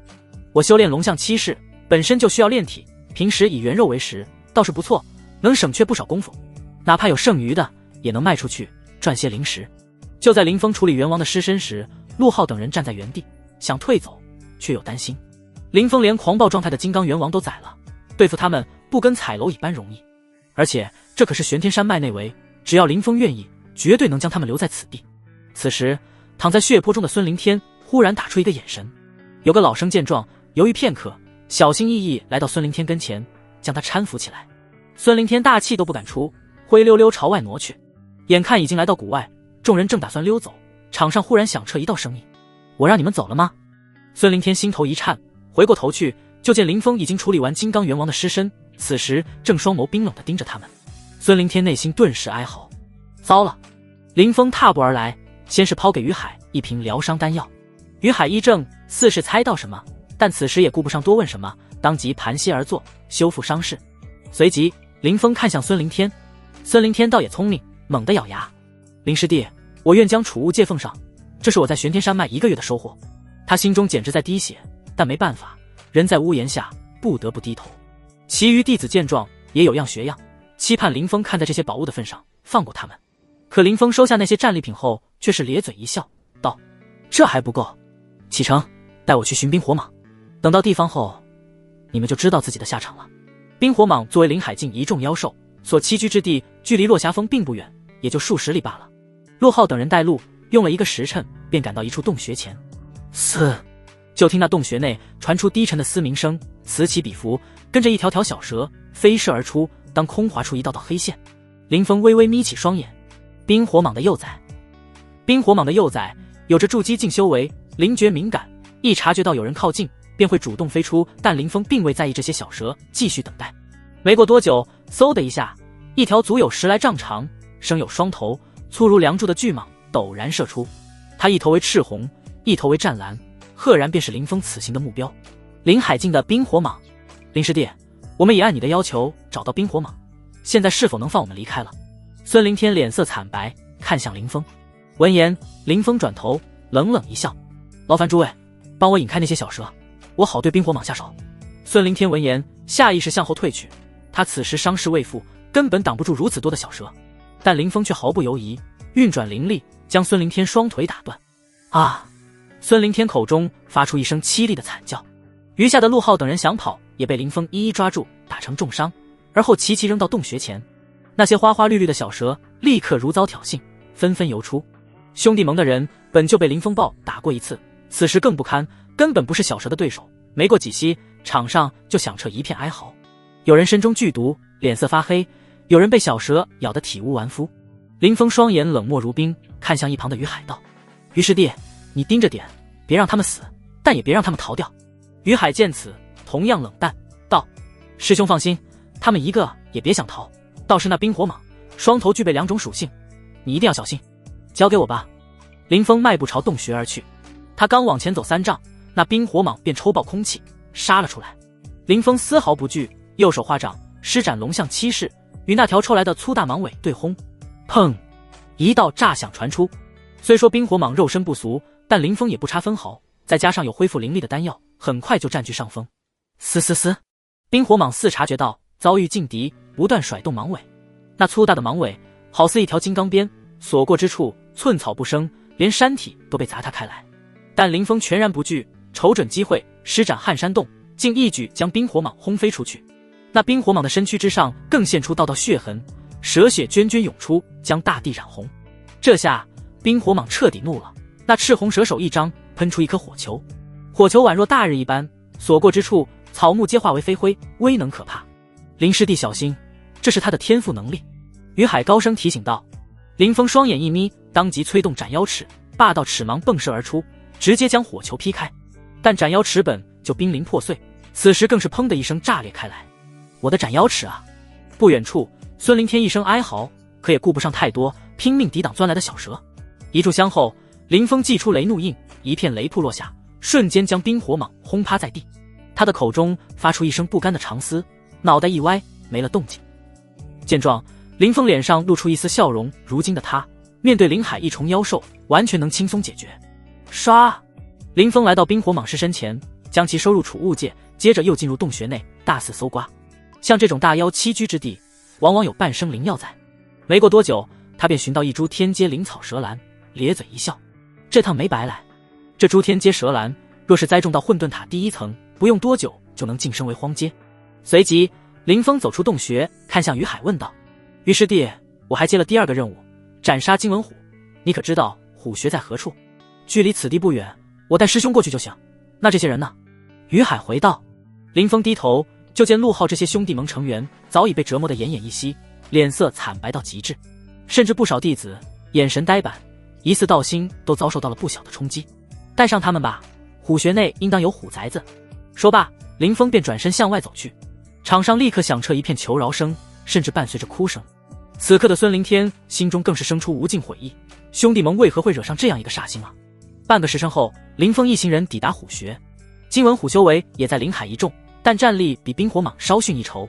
经过一番鏖战，林峰成功斩杀金文虎，而陆浩等人身上又多出一道道齿痕，那是被利齿撕咬过的痕迹。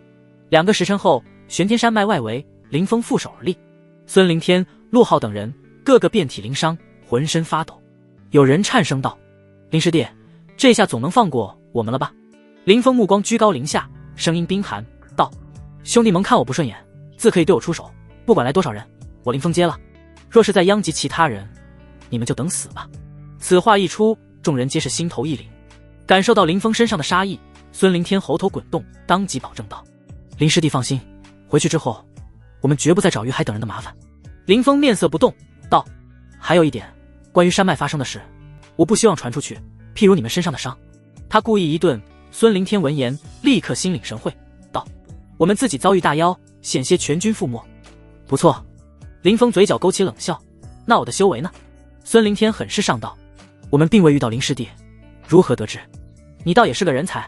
好，以道心起誓吧，若透露关于我的任何信息，此生将无望大道。林峰话音刚落，孙凌天等人就纷纷立誓，不敢有丝毫犹豫。滚吧！等那一行人狼狈离去后，林峰看向于海，问道：于师弟，你接取的任务是否完成？若是没有的话，我顺路帮你做了。此时于海的伤势已恢复大半，笑着说道：多谢师兄关心，我那任务难度不高，已然完成了。你我之间无需如此客气。林峰摆了摆手，身形一闪，便朝外围掠去，很快就回功勋殿交了任务。洪长坡一瞥，见林峰那血迹斑斑的模样，便摇头晃脑道：林峰，看来你是吃过苦头，知难而退了。老夫早已告诫过你，4、5星任务的难度极高，新进弟子要脚踏实地，你不听。然而还未等他说完，就听到哗啦一声，冰火蟒与金文虎的尸身现出，鲜血淋漓，妖气冲天。当2具林海境妖兽尸身呈现在地上时，周围领取任务的弟子不由瞪大眼睛，满脸见鬼的神色。金文虎与冰火蟒，我还诧异2个任务被谁接了，原来是林峰。怎么可能？林峰有资格斩掉林海境大妖？众人纷纷凑来，看向林峰的目光带着震惊与质疑。洪长坡则一脸愕然，失声问道：你完成任务了？林峰笑了笑道：洪长老是否该发放功勋值了？洪长坡回过神来，接过林峰的内门令牌，将2300点功勋值存入。多谢洪长老。林峰拱手道。洪长坡还是忍不住问道：你是如何做到的？此言一出，场上弟子纷纷竖起了耳朵。林峰则是笑着说道：当我刚入玄天山脉内围时，恰好看到这2头妖兽为争抢灵药而大打出手，于是弟子我便坐收起了那渔翁之利。此话一出，众人顿时明悟，眼含妒忌，按道林峰这家伙的运气简直逆天。洪长坡则哑然失笑，用只有2个人能听到的声音低声道：小子，糊弄老夫！这2头孽畜向来是井水不犯河水，岂能打起来，还被你捡了便宜？林峰只是眨了眨眼睛，未发一言。罢了，既然你不愿多说，老夫也不再多问。洪长坡想了想，又叮嘱一句：你能完成5星任务，说明战力已经堪比林海境的老生，但对上百强榜高手依旧相差不少。再过数日就是那场对决了，希望你不要大意。林峰感谢道：多谢洪长老提醒。洪长坡摆摆手道：去吧，若是想用功勋值兑换宝物，可去功勋堂。林峰再次躬身，随后无视众多内门弟子的目光，踏门而去。功勋堂是功勋殿下辖的一个堂口，陈设与藏书阁极为相似，一个个架子上陈列着琳琅满目的宝物，虽说数量不多，但皆是精品。而在正中央有一个巨大的天幕，写满了密密麻麻的小字：一瓶天阶灵元丹，500功勋值；天阶灵气青钢刀，600功勋值；500年药力9芝兰，800功勋值。林峰目光扫过去，大概估算了一下，1点功勋值大概相当于10块灵石。他完成2个任务，共计得到2300功勋值，约莫23000灵石。虽说玄天宗算不上什么大宗，但多少有些底蕴，相比于外面的商会、商行，功勋堂内的宝物品质更高，怪不得不少弟子都踊跃做任务，原来功勋值这么值钱。林峰心中暗道，他细细浏览，最后挑选了一门荒阶武技寒极冰瞳。这是一门罕见的瞳术，具冰寒之力于双瞳之中，一旦修到小成，便能喷薄出寒流，威能不俗。当然价值也很离谱，一下便消耗掉了林峰2000功勋值。功勋值可以再赚，这门瞳术对我极为重要，有他在，我那个想法就能实现了。林峰离开功勋殿，等于海也兑换完后，就一齐回了洞府。当再次见到于海的时候，云一儿、王守峰等人悬着的心终于落了回去。众人围上来就要询问经过，于海却沉声道：距离决斗之期不剩几日，还望大家不要打扰林师兄。一听这话，云一儿连忙道：林峰哥快去闭关吧。林峰也知道时间紧迫，当即就回了洞府。混沌塔第1层，林峰第一时间将得到的灵药栽种到了仙谱之中。当初那略显寒酸的小药园，此时已初见规模，气象不俗。便是天阶灵药都有数十种之多，地阶、玄阶更有上百株。那浓郁澎湃的精气化为金露，在叶片上滚落，一副欣欣向荣的模样。林峰极为满意，内心颇有自豪感，简单休整一番后便盘膝而坐，进入修炼状态。林峰闭关没多久，内门中便爆发了一阵骚动。原来是有弟子见到孙凌天等人的惨象，颇为震惊。据说孙凌天、新长存这些内门精英皆是遍体鳞伤，眼神惊恐，似经历了非人的折磨一般。他们刚一回宗，就惊动了兄弟盟的高层，连百强榜上的高手都前去问询。什么情况？我的天啊，这些人也太惨了，简直算捡回一条命来。前不久，林峰也进入了玄天山脉，莫非是他干的？哼，你太异想天开了。林峰何等微末修为，岂能将孙凌天打成这般模样？一时间，内门众说纷纭，各种猜测都有。而兄弟盟内部很快传出一道消息，孙凌天等人是遭遇了狂暴状态下的金刚元王，遂被重伤。不少人相信了这套说辞，但也有弟子亲眼看到林峰取出2具灵海境妖兽的尸身。虽说林峰言称是捡漏，但事实真是如此吗？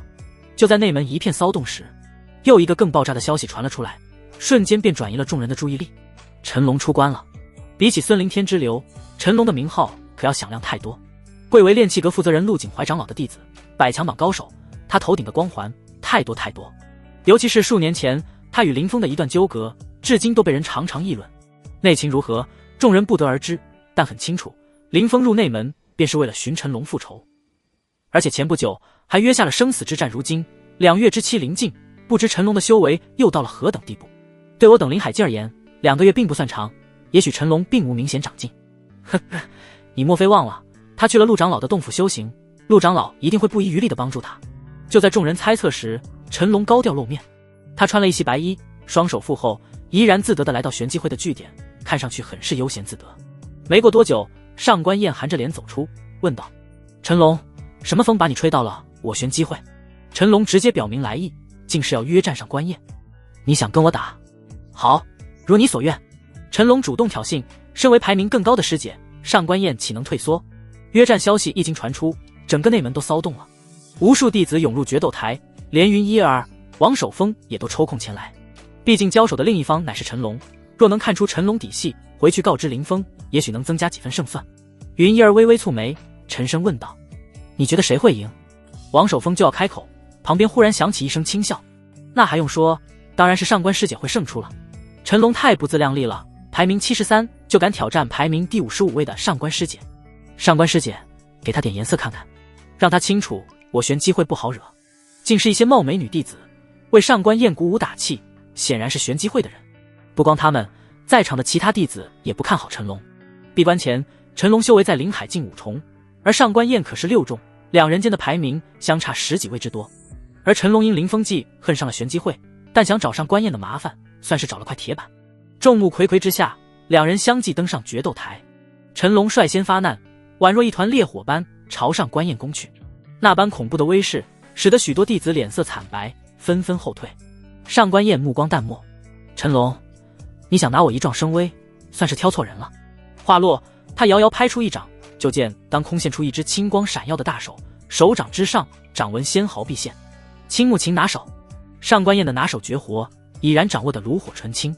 上官燕，你不该插手我与林峰之间的事，否则也不会引火烧身。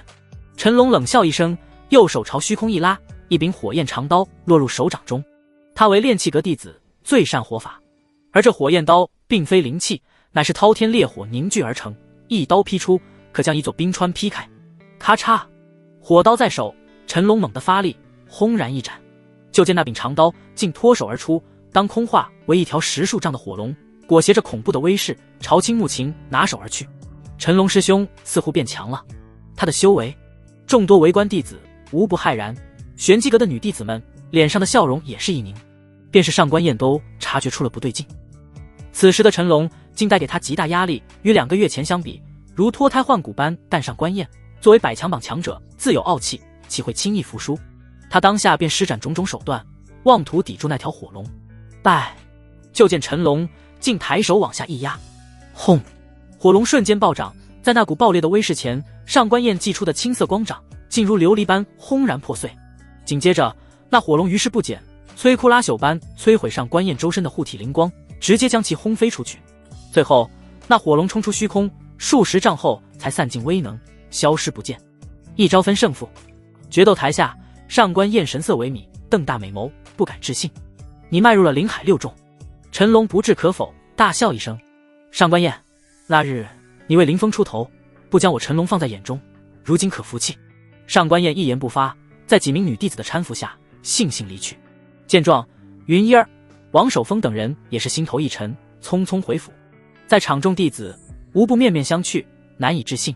陈龙在百强榜上排名73位，上官燕可是55，如今两人交手，竟是上官燕输了，还是被一招击败。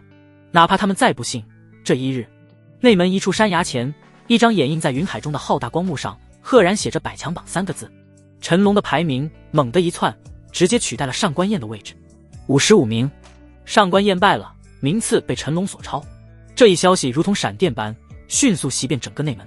百强榜是实时变动的，每日都有人往前挤1-2个名次，当然也有人跌落下来，但变化不会太大，毕竟大家同在内门，修炼速度不会相差太多。而如陈龙这般一下从70多名窜到50余名，前所未有。我的天啊，陈龙师兄这是怎么了？他在陆长老的身边修行，而陆长老洞府外的灵气胜过我等10倍，他修行1日就相当于10日。不仅如此，陆长老可对陈师兄极为看重，一定会不遗余力帮助他，各种丹药管够。陈师兄这次出关太凶残了。这一日，陈龙在内门名声大噪，而且他在挑战上官燕后还未收手。半日后，陈龙登上决斗台，凭3道火柱击败百强榜尚位列第53名的郭云。1日后，陈龙挑战御兽阁弟子顾山，排名又上一层，跻身52位。又是小半日过后，短短2日，陈龙接连出战4次，未尝一败，而且每次都很轻松，就连压箱底的武技都未曾动用。整个内门四处都是议论声，不少弟子都说恐怕陈龙已经有跻身50强的战力。但半日后，一场战斗却惊爆每个弟子的眼球。陈龙挑战排名第48的19荒，两人交手1个时辰，陈龙胜出。传说这一战可谓龙争虎斗，那19荒丝毫没有留手，一拳一脚都如巨斧开山，带着千钧重力，但依旧败在陈龙手中。3日，从73位攀升到48名，陈龙师兄创造了一个奇迹。这已经不是奇迹了，而是神迹。不知多少内门弟子颤抖，对陈龙的敬仰就如那滔滔江水。可这节骨眼上，陈龙师兄不是该养精蓄锐，保存实力吗？为何要屡屡出手？有弟子诧异道：呵呵，这你就不懂了。一位百强榜高手站出来，目光悠长道：两人交手，战役极为重要，在这一场场战斗中，陈师兄虽暴露了一些实力，但连战连胜，早已养出了一股无敌的气势，战意更攀升到极致。若那林峰听闻，定然会畏战先怯。此言一出，不少人将目光看向了林峰的洞府。马上要到期限，林峰还不出面，他该不会是被吓到了吧？当起了缩头乌龟。哈哈，陈龙师兄越战越勇，林峰多半被吓得闻风丧胆，肠子都要悔青了。什么混沌体，不过如此。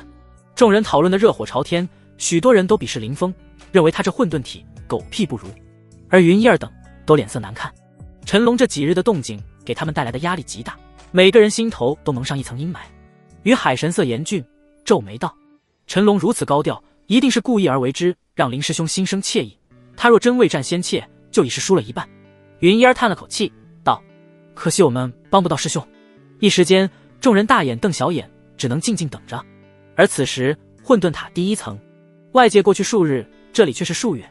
龙象七世第3世垂云手，一声低喝响彻整片空间。轰的一声响起，就见林峰双手舒展，如同飞鸟的羽一般，当空一划，竟有雄魂凌厉透体而出，仿佛化为一道剑芒，凌空一劈，威势骇人。龙象七世乃是残卷，共有7世，随着林峰修为提升，将第1世掌握到炉火纯青，便可以施展第2世、第3世。至于后面的招式，只有踏入灵海境方能修行。此时随着那道剑芒落下，仙谱前立刻现出一道数10丈剑痕，无比可怕。幸亏没有落在仙谱内，否则林峰哭死的心都有了。呼！林峰收手，缓缓吐出一口浊气，看着地上触目惊心的剑痕，他满意点头。不愧是龙象七世，威能果然强大。这第3世垂云手看似是掌法，实际上与剑法有着异曲同工之妙。第2世揽清月也颇为不俗，看似柔和，却能以柔克刚。说着，林峰双手一扶，动作轻柔，宛若抚摸爱人般，自有一股骨柔和力道生出，化为一个个气旋。赫然是第2世揽清月。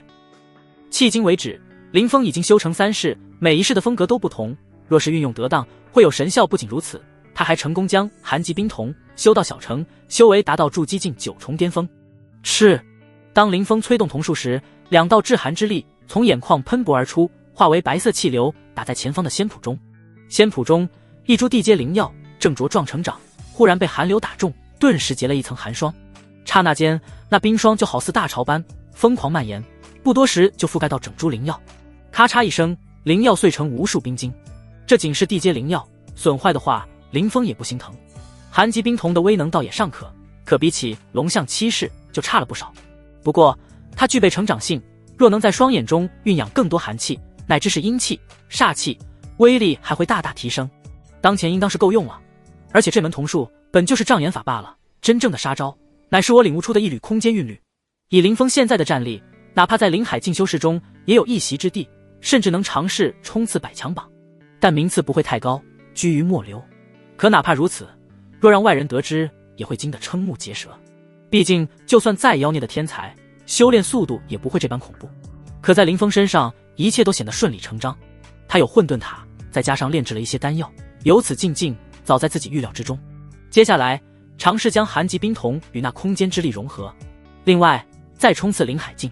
所剩时间不多，他盘膝而坐，加快进度。这几日内，内门都处于一片沸腾中，很快就来到决战前夕。当日月突西垂，有不少内门弟子从洞府中走出，朝决斗台而去，甚至连临海境师兄都比比皆是。我的天，入了内门以来，我第一次见到这么多临海境。有弟子忍不住道：不错，那些临海境师兄都忙着做任务，平日里难得一见，如今却冒出一大堆。另一个弟子接话道：这还是前一晚，等明日到，又该是何等的盛况。众人都无法想象，内门中除了大比之外，很少有这样的盛况。哪怕是100强榜的强者交手，也不会如陈龙与林峰这一战般引得整个内门都轰动。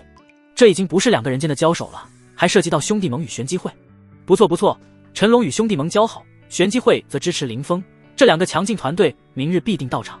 正如他们所料，后半夜就有兄弟盟的人放话，趁现在时间不到，林峰赶紧给陈龙磕头赔罪吧，免得明日丢人现眼。什么狗屁混沌体？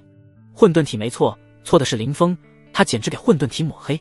哼，等明日一战，看林峰如何颜面扫尽。这些人有不少都是新长存等人安排的，他们碍于天道誓言，不好再对于海等人下手，但并不妨碍他们往林峰身上泼脏水。哪怕是再厉害的圣体，若道心不坚，唯唯诺诺，也只是徒有虚名罢了。林峰，我已连战连胜，养成无敌威势，明日你若敢现身，必让你血溅决斗台。陈龙也高调放话，这句话霸道绝伦，让不少弟子都热血沸腾，场上清一色都是支持陈龙的声音。林峰哥怎么还未出关？云烟儿无比焦急，王守峰、于海等也都跟热锅上的蚂蚁般急得团团转。眼看天色大亮，于海深吸口气道：等决斗开始，王师弟留下，其余人赶到决斗台看看情况。众人只得点头领命。最后几个时辰很快过去，黑暗如潮水般退去，朝阳初升，和煦的光辉洒照群山。决战之日终于到来。内门的决斗台前早已汇聚了诸多从洞府赶来的弟子们，偌大空间被围得水泄不通。问过林峰师兄了吗？于海挤在人群中看向云一儿，云一儿有些烦躁。木头说已经通知过3次了，但没有回应。于海微微皱眉道：不会修行出茬子吧？唉，说不准，林峰哥的压力太大了。云一儿唉声叹气道。这时人群中忽然传来一阵骚乱，就见人流大潮似波浪般自两侧分开，紧接着一条极长的队伍鱼贯而入。最前方的是普通内门弟子，负责开路，站好位后就列成2队。周围的弟子见到这些人纷纷如避蛇蝎，向两侧躲去，唯恐招惹到。谁如此大的排场？不知道的还以为是内门长老驾临。云一儿撇撇嘴道：一儿师妹慎言。于海突然看到一个熟悉的身影，低声道：这是兄弟盟的人。云一儿闻言，小脸立刻变了脸色，看向人群，果然见到不少熟悉的面孔，他不敢再说什么。这时人群中走出一个身穿白色云袍的男子，男子容貌平平，但气度出尘绝世，双手背在后面，闲庭信步走来。一见这男子，那些兄弟盟的成员纷纷躬身行礼。见到来人，于海更是惊呼一声：慕白，兄弟盟的首领。云一儿一双美眸也快要瞪了出来，他怎么来了？慕白之名在内门如雷贯耳，可是100强榜上前10的存在。别看之前陈龙闹出的动静很大，但也在40余名罢了，不能与慕白相提并论。等等，不仅慕白来了，这时，于海又看向另外一个方向，忍不住眼皮一跳。那个女人好像是玄机会的纳兰婷。云烟目光投过去，就见10几个梳着马尾辫、气质不凡的女子迈步而来，上官燕变在其中。而为首的是个身材火辣、穿着一身大胆的美女。她赤着香足，2条玉腿健美而修长，胸裹白纱，在众人的簇拥下踏步而来。走起路来，胸前一颤一颤，顿时让不少男弟子眼中异彩连连，恨不得扑过去，但那头标志性紫发却昭示着此女身份不凡，绝非他们能亵渎的存在。纳兰婷，玄机会的首领，百强榜前10的高手，与慕白齐名。众人正看得入神，突然间有一只白鹤从东方飞至，缓缓落下，走下7、8位女子，个个容貌不俗，白衣绝世。为首的一人气质清冷，犹如9天玄女下凡，不食人间烟火。论容貌，丝毫不逊色纳兰婷，气质更胜一筹。苏苏天女，炼丹阁的人来了。苏苏之名比慕白和纳兰婷还要大，既是百强榜前10，又是一名出色的炼丹师。他一出场，连纳兰婷都被比了下去，顿时间惹得一道道目光接连汇聚到他身上。传闻苏苏天女与林峰有过节，今日多半是要看林峰笑话的。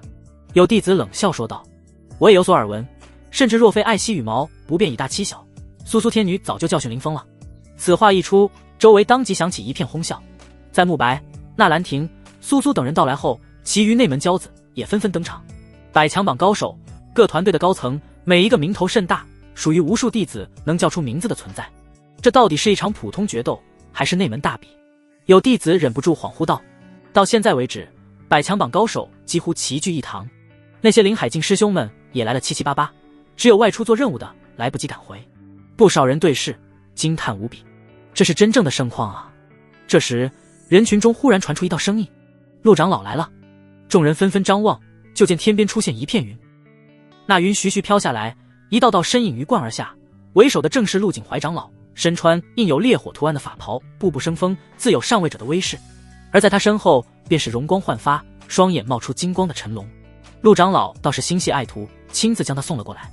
一道轻笑传出，一袭白裙的叶九哥现身，他步步生莲，犹如绝代神女。陆景怀轻笑一声：“叶长老不也现身于此？”叶九哥抿唇一笑：“炼丹阁与炼气阁本无恩怨，没想到今日却扯在一起。”陆景怀闻言摇头道：“陈龙在内门中安分守己，是那林峰咄咄逼人，3番5次招惹，陈龙无奈，只能还以颜色。”这番话竟将陈龙责了出去，指责林峰的不是。于海等人眼中齐齐涌出不忿，若非陈龙案害林峰在先，林师兄岂会跟他清算？你我各自落座吧。叶九哥并未多说什么，翻手打出一座亭台楼阁，悬在半空，飘然而上。陆景怀也祭出一座大殿，高浮云端，随后对陈龙道：“有几分把握？”陈龙眼含轻蔑，听说前不久林峰疑似击杀了2尊灵海境妖兽，战力不俗，但那又如何？若给他1年半载，真有可能威胁到我。可惜他只有2个月。顿了顿，他朝陆景怀拱手道：“当然，也多亏师尊毫不保留的倾注资源，我才能连跨2境，迈入灵海境7重。”陆景怀作为内门4大长老之一，底蕴何等深厚，花费巨大代价才让他连跨2境。而那林峰空有混沌体，没有资源，如何赶得上他？去吧，不要让我失望。陆景怀挥了挥手：“师尊放心。”陈龙迈步走向决斗台。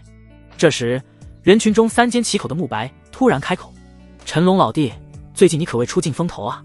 面对慕白，陈龙不敢有丝毫怠慢，笑着说道：“师弟我哪里比得上慕白兄名震内门？我这点实力，在师兄面前不值一提。”慕白闻言，忽然走到陈龙身边，低声道：“新长存等人自悬天山脉归来，个个都身受重伤，等我问起，他们却含糊其辞，应当是被人逼着立下道士。若我未猜错，此事应当是林峰所为。”林峰？陈龙双目微微眯起，慕白的声音更低了：“不错，我怀疑此子已有灵海境战力，他与我兄弟盟结了大仇，将来若成长起来，后患无穷。若有可能，你将他……”他抬手隐晦地在自己脖子上一划，又道：“若非有你这赌约在，我早就亲自出手了。”陈龙眼中露出杀机，一闪而逝：“我师尊告诫我，宗主以及其余高层应当会到场调停，不允许闹得太大。不过你放心，林峰对我恨到极致，一定会出言拒绝，到时候我也顺势一提，哪怕是宗主也不能说什么。”听到这话，慕白冷冷一笑：“这就好，那我就等陈老弟大显神威了。”陈龙并未多言，一跃而起，上了决斗台，闭目养神。而此时决斗的一方已然现身，众人纷纷开始问询起了林峰。已经快晌午时分了，他为何还不现身？混沌塔一层，四方沉寂，草木无声，可陡然间一声惊天动地的长啸响彻，这笑声宛若雷鸣，声震九霄，连仙谱中的诸多灵药都被震得颤动。笑声足足持续了10几息，这才徐徐消散。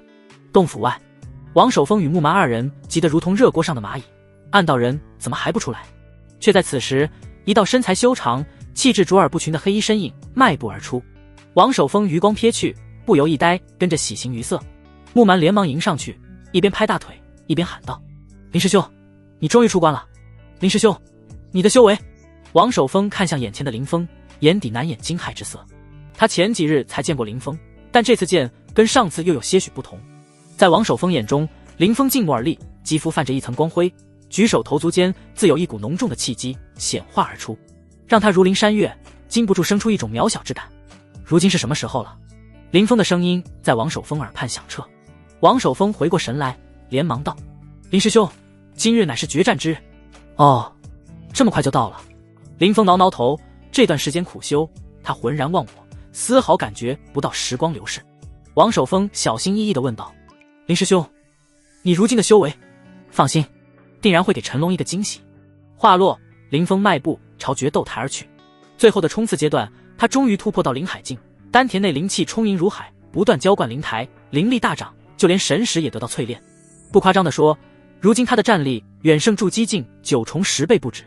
若再遇到金刚元王，哪怕狂暴状态下都能一掌击毙。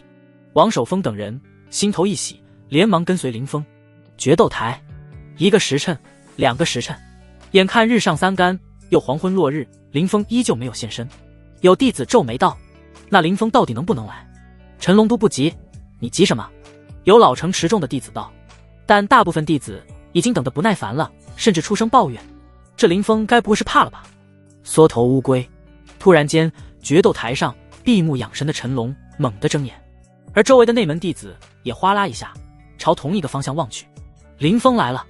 哼，这家伙好大的架子，让我们等着也就罢了，连同内门长老也一并晾着。偌大场地，宛若炸开锅般，连同慕白、那兰亭也都翘首望去。来了！云烟也点脚张望，就见夕阳晚照，铺满金灰的白玉石砖上，一个身穿黑袍的青年悠然而来。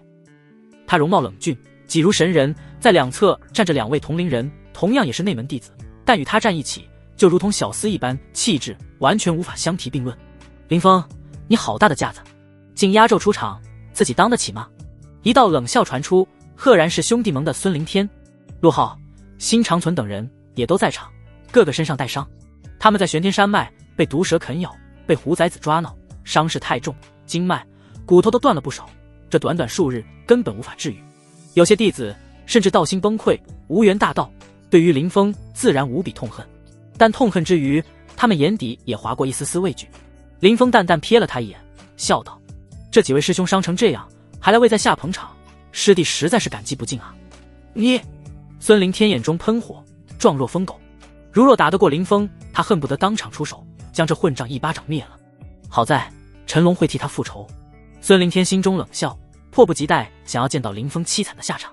林峰，你真敢来？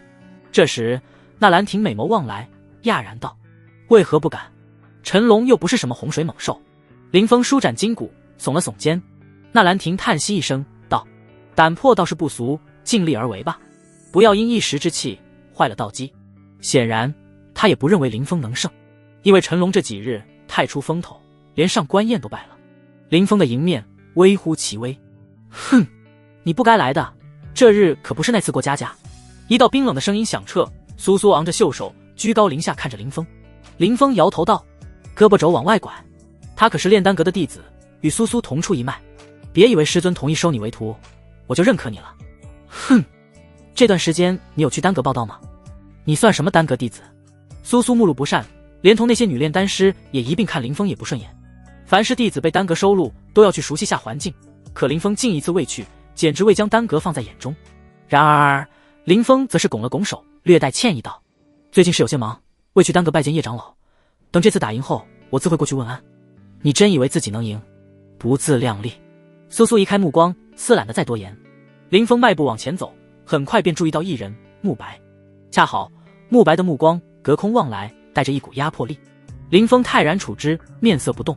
慕白微微垂手，收回目光。将死之人罢了，不值得他浪费口舌。这时立在决斗台上的陈龙终于开口，声音带着昂扬的战意：林峰，这一战终于来了，我连战连捷，积蓄气势，为的就是与你交手，希望你不会让我失望。轰！下一刻，林峰一步踏出，整个人拔地而起。他在决斗台上时，口中喃喃：是啊，这一日终于来了。看着近在咫尺的陈龙，他眼中追忆、恍惚、复杂，种种情绪闪过，最后化作仇恨和冰冷。在别人看来，这一战只是2个月，可林峰跌落深渊，为了爬到与陈龙平齐的高度，却足足用了2年。今日他与陈龙同台，还未交手，林峰的血便逐渐沸腾滚烫，眼中光芒暴涨，竟有丝丝寒意凝聚而出。他道：陈龙，今日势必报你对我下毒之仇。林峰，你自己修行出了问题，为何怨我？陈龙摇头，无奈叹息道：你我本是挚友，就是因为你无端猜测，才分道扬镳，多说无益。林峰迈步向前走去，此战既分胜负也决。然而不等他话音落下，一道可怕的威压陡然垂落，就如同一块巨石落在平静的湖面，瞬间整个虚空都颤抖起来。见过宗主。天空中的叶九哥和陆景怀迈步而出，躬身行礼，众弟子也来不及思索，纷纷叩拜。林峰抬头，就见一道威势滔天的身影走来，龙行虎步间带着俯瞰众生的气度，正是宗主公孙玄亲至。林峰、陈龙，你们同为宗门骄子，折损任何一位都是宗门的不幸，所以此战点到为止即可。声音之霸道，带着毋庸置疑的态度。林峰的眉头顿时拧起。宗主。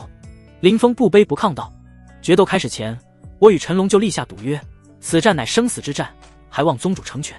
公孙玄微微睁开眼，淡声道：你们能有今日的修为，离不开宗门的栽培，所以个人恩怨且先放一旁，还需以大局为重。林峰深吸一口气道：我等修道讲究念头通达，陈龙若不死，恐成我心魔，更不利接下来的修行。公孙玄闻言面色一沉，没想到林峰如此不给自己面子，他眼里可还有自己这个宗主，你就不怕打不过陈龙，丢了性命？林峰沉声道：技不如人，没什么可怕的，死我也认。此言一出，众人不由脸色一变，看来林峰对陈龙杀心之盛，远超众人想象。一时间，公孙玄不由看向决斗台的陈龙，陈龙则拱手笑道：宗主，此战乃是我与林峰间的私人恩怨，就让我们以自己的方式解决吧。公孙玄斟酌一番，皱眉道：既然你们主意已决，本宗主便不再干涉。他又瞥了林峰一眼，眼底划过一丝异色。看来陆长老所言不错，林峰终究不似2年前对他言听计从。既如此，对决正式开始。一声令下，就见陈龙右脚猛地一踏，整个人似离弦之箭朝林峰暴冲而去。他右手轻飘飘朝前一拍，轰隆，半空中灵气沸腾，赫然凝出一个巨大的手掌，拍向林峰。陈龙毕竟有灵海7重修为，灵力深厚到不可思议，这一掌竟将周遭灵气凝成山峰般坚硬，甚为恐怖好可怕的战力。我的天啊！2个月的时间，陈龙师兄竟从灵海5重晋升到7重，怪不得能连战连胜。哼，陈师兄只需这一掌，就能将林峰拍成肉泥。围观弟子面带嗤笑。然而接下来让他们震惊的一幕出现了，就见林峰身躯一震，轰隆一声，体内迸发可怕威势，面对那凌空而下的巨掌，只是一拳打出，就见一道拳芒冲天上，摧枯拉朽般将那巨掌轰碎。坚硬如山的掌印竟挡不住林峰一拳，没有灵力加持后，眨眼就消散在天地之间。此时众人才感受到林峰的修为竟达到了灵海境1重，活见鬼了！林峰居然也跨入灵海境了。不过2个月的时间，他从筑基2重突破至灵海1重，这怎么可能？有弟子失声，更有弟子震惊地跳起来。不光他们，就连百强榜的不少高手也是满脸震惊。这可是8个小境界，即便是在妖孽的弟子，想要跨越也得苦修1年2年才行。而林峰呢，仅仅用了2个月，这简直违背了修炼常识。他们却不知林峰修行的时间远超2个月，期间他更是服用了增长修为的丹药，这才一举迈入灵海境。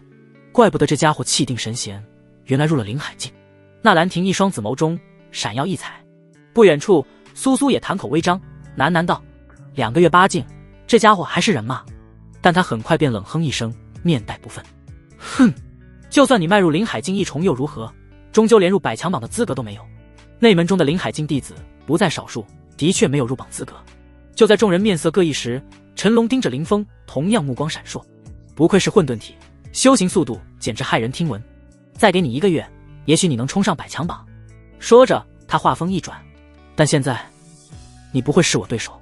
话音落下，他周身气势陡然暴涨，将林海7重境之威展露得淋漓尽致，便是林峰的气势都被压制下去。是吗？林峰不置可否，淡淡一笑，我最擅长的乃是火法，今日就用火法终结这一切吧。陈龙手掌朝虚空一抓，掌心竟凝现出一个火球。林峰面不改色，陈龙乃是炼气阁弟子，常年淬炼气胚，对火焰的掌控的确不俗。他嘴角微掀道：错，你最擅长的乃是下毒，否则不会连我也中了招。陈龙闻言内心恼怒，不再与林峰废话，全力催动灵力。吼！刹那间，那火球迎风暴涨，竟摇身一变，化为一条火龙，当空拉过长长的火线，摇头摆尾朝林峰攻去。一时间，场上温度都暴涨一截。炼气阁阵营一方，有长老笑着说道：陈龙的控火术在同辈之中的确是佼佼者，想必再给他些时日，便是百强榜前10都能冲进去。陆景怀微微颔首，认可这番话。随后他看向叶九哥，笑道：叶长老，看来你这徒弟算是白收了，今日怕是要折在这决斗台上。但你与林峰本就只有师徒之名，并无师徒之实，所以也无需心痛。叶九哥明净的玉脸上柳叶般的细眉一挑，缓缓道：陈龙实力的确不俗，但我不相信混沌体只有这点手段，所以鹿死谁手尚未可知。陆景怀闻言眉头皱起，就要开口，却听决斗台上林峰非但不惧，反而大笑一声：来得好！就见林峰踏步向前，双手环抱往前猛地一推，轰隆！虚空中顿时掀起一股灵气巨浪，竟隐隐凝现出一面气墙，当头朝火龙撞去。那火龙虽神武不凡，但在巨浪前却脆弱如同纸糊一般，从头到尾节节破碎，化为漫天赤红光点。你这是何武技？陈龙面色微变。林峰还未开口，那高台上的苏苏就高声道：他修炼的乃是龙象七式。苏苏！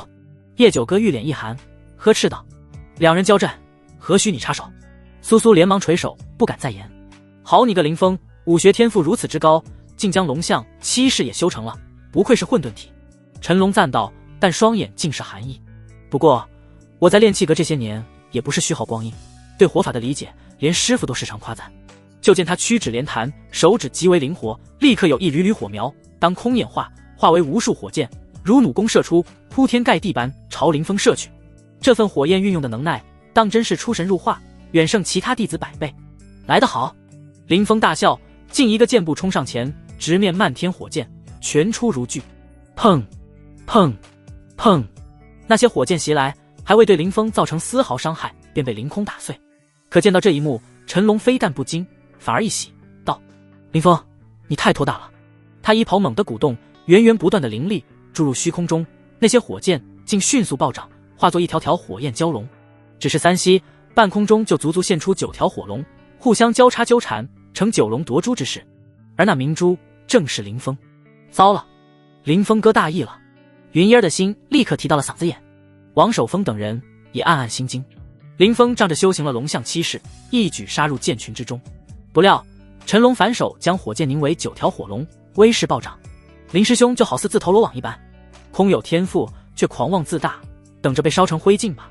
人群中慕白不屑冷笑，众弟子也是暗暗摇头，不认为林峰有从9龙中挣脱的能耐。可这时林峰摆出的拳架猛地一变，双手轻柔划过虚空，似揽下9天明月一般。嗡嗡嗡！他的掌心之上竟有一道道气劲旋转，气劲开始转得缓慢，而后越来越快，高速旋转，竟在林峰身前演化出一道旋风。去！林峰轻轻一推，那道气旋嗖呼一下射出，当空拉出凄厉的尖笑声，直接撞入9条火龙之中。与那庞大的火龙相比，气旋不值一提，但一靠近，9龙竟不受控制，纷纷卷入了漩涡内，头连尾，尾衔头。爆！随着林峰口中吐出一字，那道气旋竟剧烈震动，最后轰然炸开，连同9龙也粉身碎骨。一道道气劲飞射而出，落向决斗台4方，气劲更是裹挟着烈焰，若非有长老及时出手挡了下来，在场的弟子多半都要遭殃。而陈龙脸色难看几分，看着袭来的气劲，他虽惊不乱，口中念念有词，双手接连凝出法印。霎时间，一道火焰护盾在半空中凝现而出，挡在身前。那些气劲打在护盾上，仅是让护盾微微一颤，就恢复如初。太可怕了！决斗台下的众人此时只有这一个想法：这两人之间的决斗已经超过前些日任何一场精彩程度，可比肩百强榜前10高手间的较量。陈龙对于火焰的掌控已经超过小成之境，能够挥火凝剑，化剑为龙，九龙一出，水雨争锋。我若站在林峰的位置，恐怕只能全力防守，苦苦支撑。有百强榜高手点评道。此言一出，不少人纷纷点头表示认同，而娜兰亭则双眼一亮道：不过林峰也不愧是混沌体，那一式竟有以柔克刚的神效，如神来之笔，一举将9条火龙废掉，又反攻陈龙。师姐说的不错。上官燕点头道。但场上局势陷入僵持，时间一长，林峰必败无疑。他体内的灵力远不如陈龙深厚，他到处判断，不少人都微微颔首。毕竟在修为上，林峰完全占据下风。哼，陈龙不会拖太久的，别忘了，他的师尊可是陆景怀，在这生死交战中，岂会不赐下宝物？忽然，慕白露出一丝冷笑。上官燕皱皱眉头，就要开口，却在此时，决斗台上传出一声轰隆巨响。他转头一瞥，就见林峰竟祭出一尊巴掌大小的印，低喝一声：给我轰！那小印当即冲天而起，高悬在陈龙头顶，有铺天盖地交织的雷光打落，是林峰哥的雷怒印。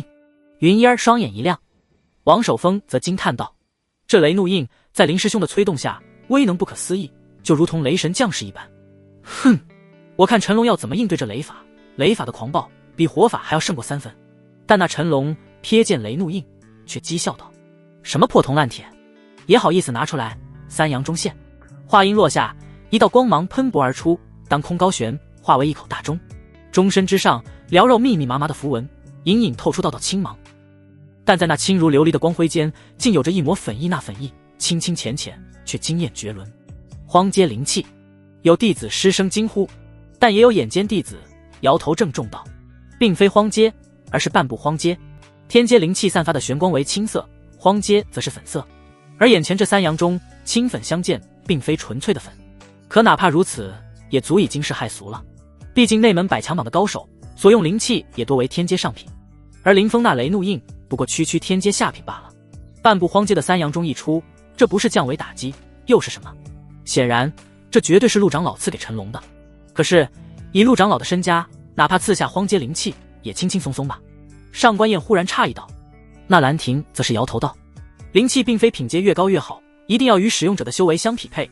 陈龙只是灵海7重，远远发挥不出荒阶灵气的神妙，只有踏入武丹境，至少也得是灵海9重巅峰的修为，才能驱使荒阶灵气。而这三阳中在陈龙手中可谓恰到好处，能完美展露威能。听到这番话，上官燕这才明悟，微微颔首。去！决斗台上，陈龙哈哈大笑：林峰，现在就让你见识下真正的灵气之威。那三阳中横空而过，顿时有可怕的威势扫过四方，众人眼中立刻现出一轮骄阳，高悬9天，洒落万丈光辉。咔嚓，林峰打出的雷霆之力立刻被摧枯拉朽般轰碎，就连雷怒印也一声哀鸣，被震飞出去。玄青色印身上现出蛛网般的细密裂痕，朝上下左右蔓延，最后砰的一声，其竟是直接炸裂开来。众人见状，吓得险些跳起来，倒吸凉气。不管怎么说，雷怒印也是一件天阶灵气，何等坚固。可在三阳中下，就仿佛是纸糊的般被凭空打破。三阳中不愧是半步荒阶灵气，威能惊世骇俗。哈哈哈哈！林峰，现在你还有什么手段？陈龙狞笑一声，心念一动，三阳中便横空朝林峰撞去。林峰皱眉，又祭出一件天阶灵气，但那晶莹剔透的短刀还未坚持到3息，就步了雷怒印的后尘，被当空打爆。寻常灵气在三阳中前竟完全不是对手。陈龙见状，脸上笑容更甚。接着他又故技重施，三阳中宛若一轮大日，轰向林峰。当下林峰一步踏出，全力催动混沌体与龙象七式，霎时间澎湃的气血之力席卷整座决斗台。他动用撼山洞，一拳打出，气血与灵力透体，拳头之上竟泛起古铜色的光芒。众人顿时瞪大眼睛，以赤手撼三阳中。他疯了不成？见此一幕，陈龙眼中射出凶光，打出一道灵力，没入三阳中。嗡嗡嗡，顿时间三阳中威能暴涨3分。他自信这一击绝对能将林峰打爆。当在万众瞩目中，三阳中与林峰终于碰撞，三阳中裹挟着可怕的威势，硬生生打在撼山洞上，中体只是轻轻晃动一下，接着林峰就被打得生生后退，每退一步就在地板踩出一个脚印，到最后他竟留下了10几个脚印。半步荒阶灵气之威，岂是那么好接的？哪怕林峰都要避退3舍。可陈龙不喜反怒，失声道：“怎么可能？”场上也一片死寂，所有弟子瞠目结舌，便是苏苏这等向来注重形象的天女，也差点惊掉下巴。这怎么可能？苏苏一脸的难以置信。半步荒阶灵气的威力，他最为熟悉不过，便是同阶妖兽之身都无法应接。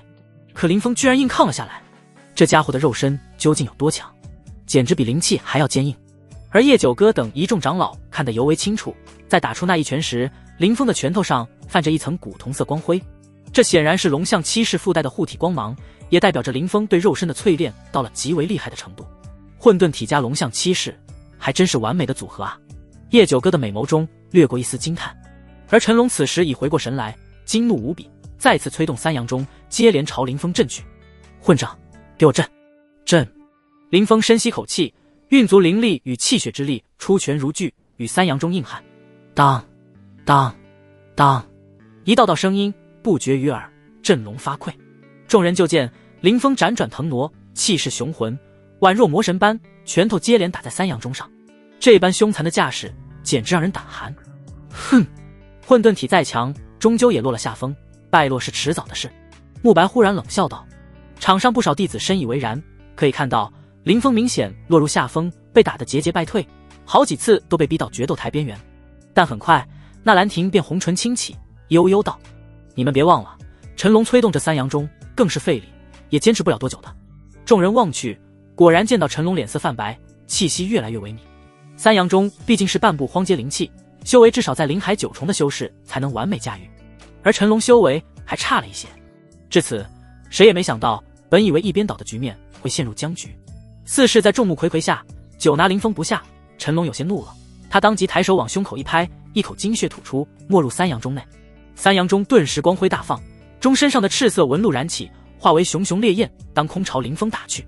霎时间，整个决斗台都沦为一片火域，空间扭曲。陈龙怒吼一声：“林峰，任你混沌体再逆天，今日也要饮恨在此！”林峰目视前方，丝毫不为所动，道：“陈龙，你以为我只有这点手段吗？”他的双手陡然展开，宛若一只大鸟，刹那间可怕的气劲涌出，汇聚到一处，竟凝为一柄10几丈长横在当空的气剑。此剑一成，凶猛的罡风乍起，横扫四方。龙象七式第3式垂云手围观的弟子尽皆失色，这到底是拳法还是剑法？内门中无人修成龙象七式，对这门武技自然知之甚少。而这招垂云手看似是掌法，实则与剑法有异曲同工之妙，锋锐无匹，剑气森森，好似绝世天剑开封一般。见状，便是慕白、那兰亭等骄子也忍不住色变。那兰亭眼眸一缩，道：“我原以为林峰能踏入灵海境已是极限，却未想到他战力竟可怕至此。”上官燕闻言一怔，沉声问道：“有多可怕？莫非能跻身百强榜？”百强榜？那兰亭呵呵一笑：“你太小觑龙象七式了。这一招打出，再加上混沌体的加持，林峰便是冲击前20都有资格。”什么？前20？上官燕顿时失声。纳兰亭脸上苦笑不已。我当初还讥讽他不自量力，自寻死路，现在看来是我眼窝浅了，低估了这位林师弟。这时就见决斗台上的林峰一挥袖袍，下一刻那柄剑气森森的气剑竟横空一闪，朝三阳中悍然斩去。这一击宛若抽刀断水，那熊熊烈焰当空被劈开，现出一条真空通道，紧接着气剑斩在三阳中厚重的钟身上。是，刹那间三阳中竟是被斩得斜飞出去，钟身上现出一道约莫1丈长的剑痕。虽说这件半步荒阶灵气还远远没有到崩溃的地步，但也代表陈龙想要凭三阳中拿捏林峰已然不太现实。果然，接下来不死心的陈龙再次催动三阳中裹挟烈焰压下，但都被林峰以垂云手破掉，身上仅仅有些火焰烧灼的痕迹罢了。此刻明眼人都能看出来，陈龙驱使三阳中灵力消耗远远超过林峰施斩垂云手，也许用不了1炷香，陈龙就要耗光体内灵力，败于林峰之手。难道陈龙真要输了？众人心头忍不住浮现一个荒谬的想法。慕白死死盯着战局，手上青筋毕露，而新长存等弟子皆是满脸不甘。云一儿与王守峰等恰好相反，脸上露出一丝喜色。所有人都在看着，而这时陈龙擦了擦额头的汗珠，轻叹一声道：不愧是混沌体啊，总有出人意料之举。幸好我没有小觑你，多留了一手。林峰，现在就让你见识下我精心准备的杀招吧。陈龙目光一凝，将灵力灌入三阳中。给我落！嗡嗡嗡！三阳中开始剧烈颤鸣，竟抖落无数道烈焰。紧接着那些烈焰竟当空化，为了一张火网。火网精密无比，由根根凝实的火线编织而成，长约数十丈，威势极为可怕。林峰，来尝尝烈焰焚身的滋味吧。随着陈龙话音一落，那火网便骤然缩小，当空一绕，来到林峰后方，仿佛一个口袋般要将他收进去。众人顿时目瞪口呆，没想到陈龙还有这样的后手。不愧是陆长老的高徒啊！而一旁见陈龙动用压箱底的手段，那陆景怀轻舒口气，脸上显露出一丝笑意。顿了顿，他望向叶九哥，笑着问道：叶长老，敢问这三阳火网威能如何？叶九哥黛眉轻蹙，冷声道：陈龙本就极善控火，再加上三阳中施展的火网自然凶悍，但这一击后，陈龙体内的灵力只怕十不存一。闻言，陆景怀笑着说道：叶长老好眼力，以陈龙现在的修为，施展这火网还有些勉强，只有入了武丹境才能将威力完美展露。但现在林峰输定了。叶九哥沉默了。的确如陆长老所言，林峰面对那火网再无机会，败落只是时间问题。而陈龙哪怕只余一成灵力，也稳占上风。决斗台上，面对从后方袭来的火网，林峰面色一凝，跟着双手一合，斩！气剑轰然斩落，劈在那火网之上。诸多弟子早就见过垂云手之威，以为必定能撼动火网，结果却出乎所有人预料。那气剑一触碰火网，便砰地炸开，化作澎湃气流，如螳臂当车板。此刻陈龙眼神戏谑：林峰，别白费功夫了，凭你灵海一众的修为，不可能破掉我这火网的。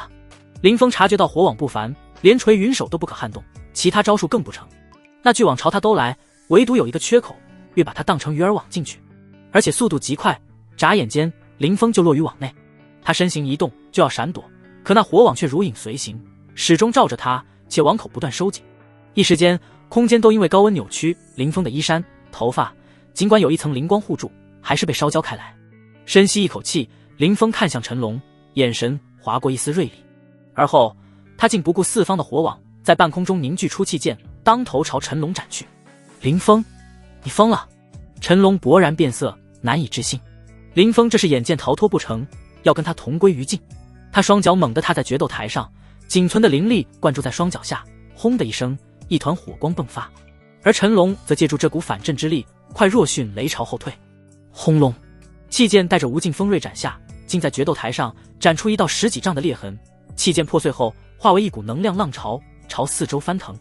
陈龙险而又险地躲过这一记垂云手，披头散发，形象全无。他定睛看去，就见林峰站在火网之中，无视那越来越小的缺口，再次双手一斩。再来！灵力爆发，澎湃气劲鼓荡，再次凝为气剑。只是这次的气剑略微短了些，显然战到此时，林峰也消耗掉了不少灵力。陈龙一咬牙，只得狼狈逃窜。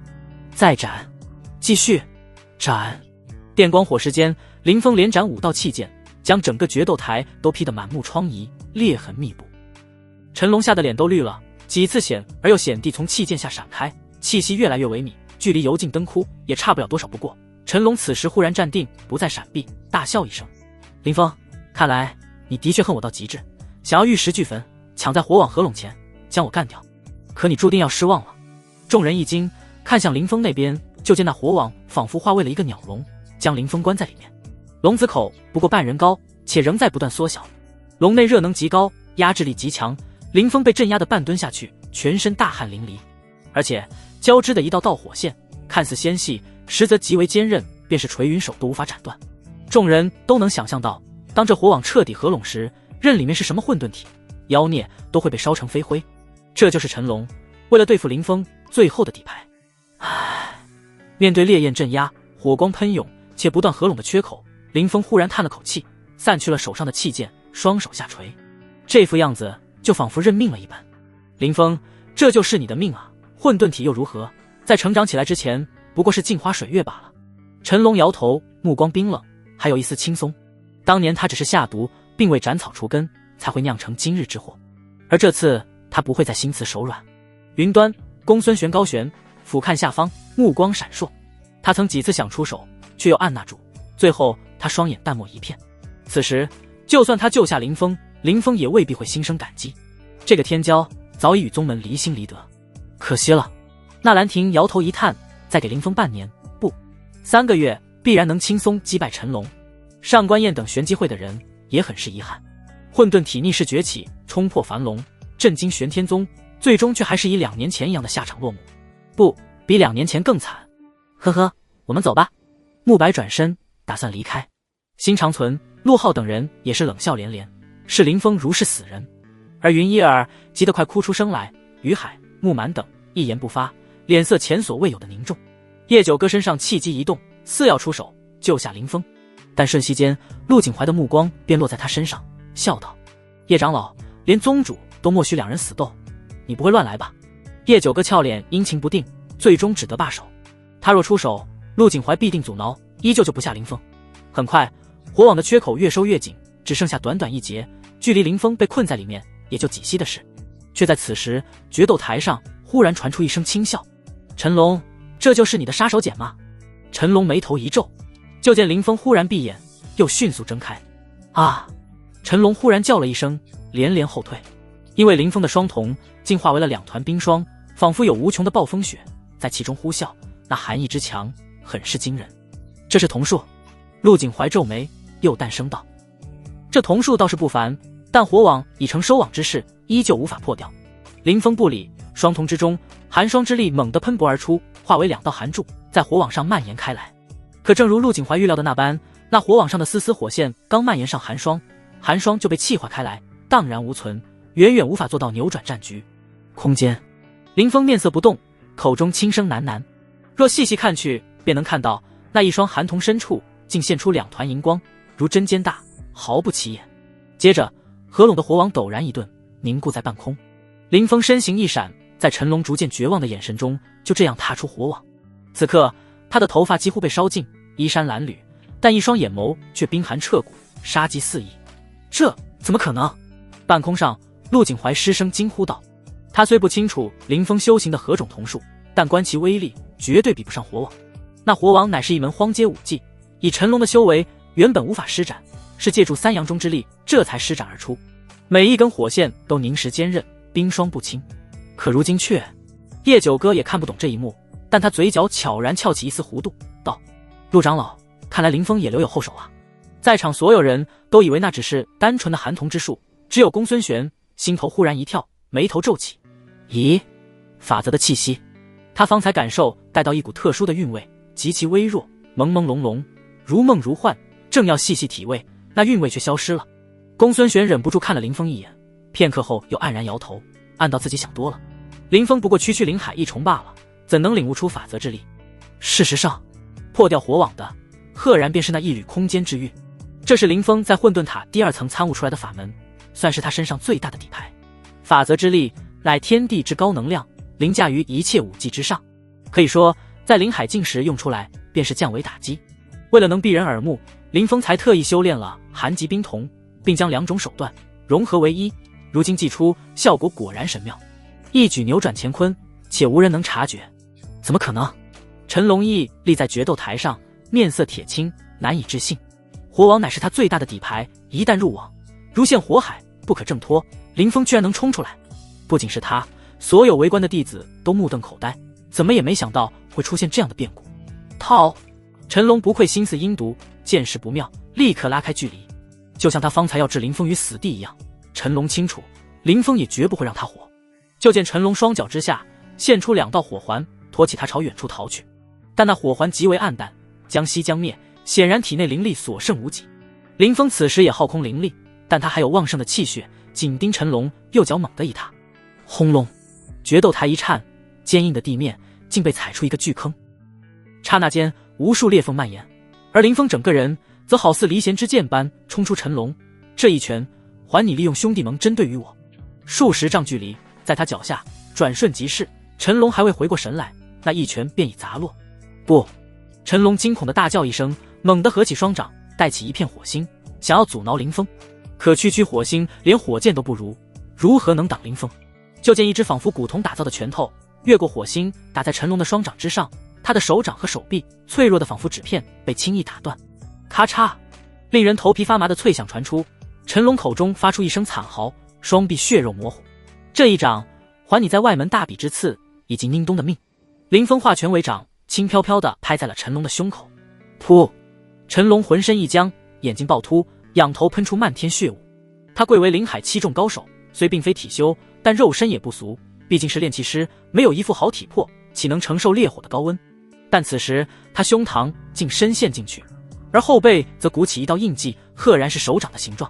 这位百强榜上的强者，在这一掌之下，五脏六腑都悉数破碎，整个人就只剩下一口气。那满是血丝的眼睛划过不甘、屈辱、怨毒、悔恨，最后化为希冀。他拼命扭头看向陆景怀的方向，宛若抓住最后一根救命稻草。掌下留人！突然间，轰隆一声，陆景怀消失在原地，下一刻就出现在决斗台上空，探手一抓，朝林峰拍去。可怕的气息震荡，便如同深渊瀚海般。众多弟子还未回过神来，就被吹得七零八落，仰头看去，纷纷惊骇，没想到陆长老竟插手对局。陆长老，方才你还叮嘱我要谨守规矩，如今自己怎么失了分寸？就在这时，一道女子的叱咤传出，叶九歌横空而过，步步生莲，白皙如玉的手掌一扶，便如同抚平一张纸般，将那些气劲平息。她就好似9天玄女下凡，倾力出尘。轰！那澎湃威势立刻将陆景怀震退出去。叶九歌毕竟是4大内门长老之首，实力可怕，比他还要强出一筹。叶长老都是同门，何必打生打死？呵呵。听闻陆景怀的话，叶九歌只是冷笑。战前2人早有约定，既分高下，也分生死，这是连宗主都默许的事情。方才陈龙占据上风时，你阻我出手，如今眼看陈龙要死，你又干涉比斗，难道只有你的徒弟是徒弟，我的便不是？万众瞩目下，他衣袂飘飘，仙气出尘，声音却冰寒彻骨，带有怒意。云烟儿等人同样也不忿。叶长老说的不错，凭什么林峰哥要死时，陆长老冷眼旁观，如今自己的爱徒出事就罔顾规矩，还请陆长老罢手，还请陆长老罢手。王守峰、于海等新进弟子纷纷高呼，用出吃奶的力气，一个个喊得面红耳赤。他们帮不到林峰什么，只能进行声援，给陆长老施压。此时的陆景怀怒到了极致，双眼几乎喷火。他在内门好歹是个人物，德高望重，可未想到叶九哥却如此不给面子，而那几个新进弟子也敢忤逆他。但叶九哥所言不错，这件事他的确不该插手。林峰，得饶人处且饶人，不要将路走绝，老夫言尽于此，你自己掂量。陆景怀脸色无喜无悲，声音中透露出丝丝威胁。有宗主在旁观战，他不好再闹下去，回了原处。而决斗台上，林峰置若罔闻，他目光淡漠盯着陈龙，道：还有最后一剑，用来抵2年前的那段因果。陈龙，你若挡住这一剑，你我间的仇恨一笔勾销，今后我不再找你麻烦。说完，他取出断水流，一剑扫出，寒光凛冽。陈龙双瞳几乎被寒光冲色，眼睁睁看着自己昔日的佩剑袭来，却毫无反抗之力，瞬间眼前一黑，意识模糊。众目睽睽下，林峰一剑斩下陈龙的脑袋，脸上、身上被溅了不少血水，看上去分外狰狞。他默默道：可惜你挡不住。接着抬起断水流，微微一震，这柄陈龙昔日的佩剑散发哀鸣，寸寸断裂，随他主人而去。全场死寂，决斗台四方依旧是人山人海，却无一人开口，众人皆瞠目结舌，化为石雕。陈龙死了。孙凌天颤抖着说道。慕白缓缓点头，面色前所未有的凝重。人群中的云衣儿用无比崇敬的眼神看着台上那个染血的青年，随后突然有些想哭，道：那是断水流。我本以为林峰哥是缺少趁手的兵器，才将断水流收入囊中，现在才知道他留着这柄剑就是为了斩下陈龙的脑袋。于海吐出一口浊气，眼神激荡，道：用陈龙的剑斩陈龙的头，如今这柄剑也随主人而去了，2年的屈辱和仇恨都尽成往昔，一笔勾销了。说到这里，他的嘴角扬起一抹笑意。恭喜林师兄重获新生。而不远处，那兰亭忽然轻笑一声，一对紫瞳中异彩流转，道：好一个林峰，姐姐对你开始有兴趣了呢。四方众弟子回过神来，心绪各异。林峰从外门大比杀出，来到内门，不少人都怀有质疑，甚至出言奚落。但此时林峰以陈龙之命向整个玄天宗宣告，昔日天骄强势归来，哪怕他缺失了2年的光阴，依旧不容亵渎。便是百强榜的强者，也要心存敬畏。此时决斗台上，林峰卖相实在难看，头上光秃秃的，衣袍焦黑一片，还有血污，但身上自有一股惨烈气势，镇压全场。杀了陈龙后，他默默吐出一口浊气，眼底很快恢复平静。2年间积蓄的恶气，终于出了大半。陆长老，你要为爱徒报仇？林峰抬眼注视着那脸色铁青、名震内门的陆景怀长老。陆景怀眼中寒意浓重，片刻后又收敛，无喜无悲道：公平对战，陈龙技不如人，老夫无话可说，只是希望你明白，木秀于林，风必摧之。还有，别忘了是宗门栽培，你才有今日的成就。说完，他转身离去，毫不拖泥带水。高悬9天的公孙玄听闻最后一句话，眼神陡然一冷，瞥了林峰一眼，而后他一言不发，就凭空消失在场上。这若是以往，见林峰获胜，他少不了一番勉励，可如今却有些心灰意冷。林峰轻笑一声，未将陆景怀的威胁放在心上，眸光一转，看向叶九哥，拱手道：方才多谢叶长老仗义出手。叶九哥拂袖道：我只是做了应该做的事，更何况你是我弟子，无需如此见外。顿了顿，他又双眼虚眯，只是你这家伙好像不将我这师尊放在眼中啊。林峰一怔，便明白过来，连忙告罪：师尊有生死之约在，弟子不敢懈怠，恰好如今此件事了，等不日弟子一定前往丹阁报道。一旁苏苏突然插嘴：这都是借口，师尊，我看林峰根本不将您放在眼里，也未将丹阁当回事，不如趁此机会将他逐出丹阁。林峰看向苏苏，苏苏也不惧，声音清冷道：哼，别以为你击败陈龙就有在我面前耀武扬威的资本，等何时登上百强榜前时再说吧。林峰淡淡一笑道：苏师姐，话不要说得太傲，小心被打脸。你……苏苏俏脸更寒，正要对回去，叶九哥却道：好了，林峰身负生死之约，未能前往丹阁报道，也在情理之中，随我回去，不得再任性胡闹。苏苏哦了一声，很是失落，但他很快又眼底一喜，林峰马上要去丹阁报道了，那自己收拾他不是轻而易举的事。好你个林峰，先让你猖狂2日，等到了丹阁，本天女再教训你。他暗暗想着，有些兴奋。我们也回去吧。林峰弯腰捡起陈龙掉落在地的储物戒，走向云一儿等人。云一儿等人顾不上多说，看着林峰那染血的身影，心疼得不得了，赶紧簇拥他回去疗伤。众人逗留一阵，也都各自散去。没过多久，内门的百强榜便有了变化。林峰取代陈龙的位置，高居48名。这名次说高也不高，比起慕白的第10、纳兰亭的第9以及苏苏的第7，没有任何含金量。但别忘了，林峰才进入内门多久？今夜内门注定有无数高手彻夜难眠。一处气派非凡的阁楼中，兄弟盟的众人齐聚于此。众人自回来后就没有交流过，仿佛变成了哑巴一般。孙凌天咬牙切齿道：我们低估了林峰的能耐。陆浩、辛长存等人也是脸色铁青。林峰先斩陈龙，又排名猛地蹿升，进入百强榜前50名，就连门内的诸多高手都奈何不了这家伙。唉，怎么会有这样的妖孽？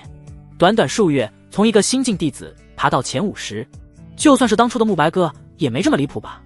陆浩说着，揉了揉胸口，一股剧痛传来，到现在伤势还没好，一定要宰了这家伙。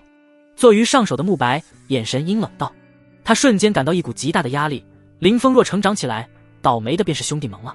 孙凌天摇了摇头，说的简单，要想做到，难如登天。在宗门内，碍于宗门规矩，他们束手束脚，可偏偏林峰大门不出，二门不迈。再过不久，韩穗山的寒雾就要退了，林峰一定不会错过这个机缘。慕白眼中杀意森森，这倒是个不错的机会。众人闻言不由心头一动。韩穗山的机缘在玄天宗早就不是秘密，宗内的长老也任由弟子前去探索。到了那日，宗门大大小小的团体以及诸多高手都会前往，而韩穗山那等险地出现死伤再正常不过，的确是杀林峰的好机会。孙凌天、陆浩等人互相对视一眼，这次慕白兄会亲自出手，稳了。对外界的轰动，林峰并不在意，排名48，在他看来也不算高，他的目标是前10乃至第1。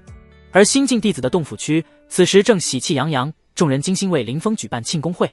林峰本不愿高调张扬，但也清楚大家为了他的事，这2个月来也吃尽了苦头，担惊受怕，索性便未扫兴。众人推杯换盏，一直喝到后半夜。等酒足饭饱之后，林峰突然起身，月色之下，他目光扫过一道道身影，温和一笑，向大家宣布个事情，我打算成立一个小势力，诸位可否赏脸加入？至于名字，就叫风盟吧。林峰哥，我们之前劝你组建小团队，你并未同意，如今怎么？云一儿看着林峰，诧异地问道。林峰笑着说道，这段时间大家为我的事担忧，还吃了不少苦头，我都看在眼里，如今成立风盟，想尽些绵薄之力，若能庇护住你们，自然最好。经历2年前的背叛，他不会轻信任何人，但云一儿、于海等人品不错，值得交往。太好了！云一儿一蹦3尺高，俏脸雀跃道，林峰哥的战力大家都有目共睹，我相信等风盟发展起来，不会逊色什么兄弟盟。于海也是笑着说道，那些老生之所以肆无忌惮欺凌我们，便是因为我们不抱团，如今风盟成立，他们再想动手，可要掂量掂量了。而且林师兄如今可是100强榜上的高手。王守峰接着道，我申请加入风盟，虽说我本事不大，但替林师兄搜集消息，跑跑腿还是没问题的。接着众人你一言我一语说了起来，都申请加入风盟。林峰乃是混沌体，潜力极大，跟着他混，往后必然会风生水起。而且林峰的人品也值得信赖，必然不会压榨他们。林峰心头也是感动，大手一挥，好，在场所有人有一个算一个，我全收了。云一儿有模有样的抱拳，朝林峰喊道，见过盟主。其他人也异口同声喊道，见过盟主。林峰微微颔首道，虽说风盟才刚成立，成员不多，但没有规矩，不成方圆，我先暂时任命于海为副盟主，管理盟内事务，制定盟规，等风盟壮大后再设立别的职位。是。众人领命，云一儿则偷偷扯了扯林峰的袖子，低声道，林峰哥，能不能给我个一官半职？我很有管理才能呢。林峰哈哈一笑道，放心，你是元老，将来有职位，第一个考虑你。云一儿这才眉开眼笑。随后众人便热火朝天地讨论起来。于海提出，要想申请小势力，需在内门登记造册，林师兄，是你去还是我来？林峰摇头道，我没有时间去登记，盟内的诸多琐事你负责就好。于海听闻只得点头。林峰坐在那里，看他们讨论如何经营，如何扩大声威，甚至包括怎么扳倒兄弟盟，仿佛已经预见了风盟大火的前景。他微微摇头，他们把这件事想得太容易了。他如今的战力在内门算强，但算不上顶尖。兄弟盟在内门发展这么多年，根深蒂固，想要对付岂会容易？最快的途径还是修炼，只要我手中的力量超过慕白，兄弟盟自然不足为虑。林峰眼中光芒闪烁，喃喃道。等天亮后，众人便各自回了洞府，于海则匆匆离去建立风盟。林峰惯例去了混沌塔一层，取出陈龙的储物戒。陈龙作为炼器师，家底可谓丰厚，但其中灵药较少，多是一些炼器材料。林峰把玩一番就收了起来，打算日后找个商行将这些材料卖掉。除此之外，还有一些灵石与灵丹，最具价值的当属那3样中了。这可是一件半部荒阶灵器，虽说林峰不修火法，与其不太适配，但杀伤力亦是惊人。将诸多宝物整理一番后，林峰按惯例去仙圃逛了一圈。这几日那些灵药的涨势异常喜人，不少都跨越了一个等阶，完全能让他肆无忌惮的炼丹。提起炼丹，林峰忽然一拍脑袋，糟了，忘去丹阁报道了。他不敢再逗留，匆匆离开混沌塔，朝丹阁的方向而去。丹阁坐落在半山腰上，是一座由巨石堆砌而成的高塔。高塔足有100丈高，占地极大，共有9层，塔身上铭刻着无数大阵，玄而又玄。林峰瞥了一眼就头昏眼花，显然阵法极为高明，胆敢有人捣乱，下场定然无比凄惨。林峰打量一番，便迈步往前走，进入第1层。这一层空间辽阔，而且热闹非凡，人山人海。什么情况？不是说炼丹师很少吗？林峰目瞪口呆，就见一道道身影将整个大厅都堵起来，但他们穿的多为普通服饰，并非单袍。林峰打量一番，这才明白，原来今日是丹阁考核的日子。每逢考核，便有外门、内门，甚至是玄天宗附近一些城池家族的天才前来参加，为的就是通过考核，成为炼丹师，留在丹阁内修行。我还是改日再来吧。林峰不喜喧哗，转身就要离去。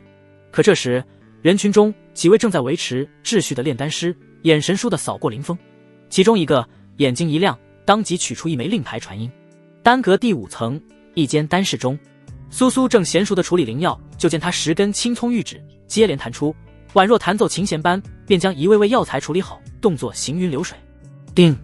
叔弟，丹室内一个银铃发出清脆的声音。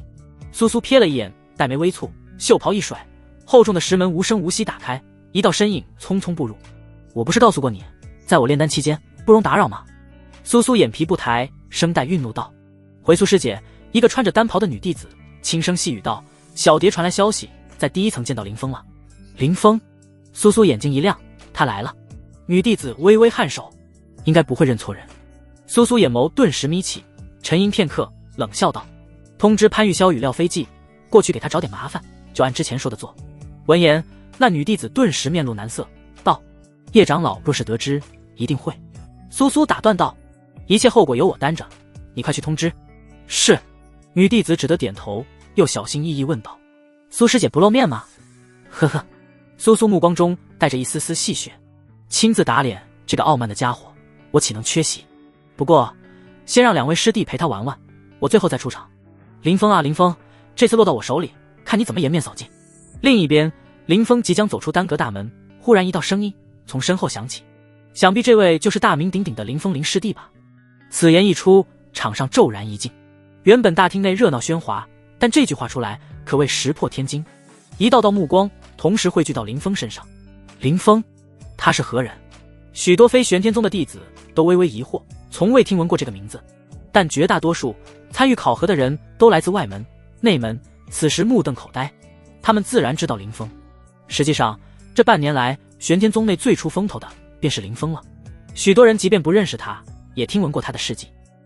只不过最初时，大家心思都在考核上，才未发觉林峰入了丹阁。林峰转头，就见两个身穿单袍的弟子朝他走来。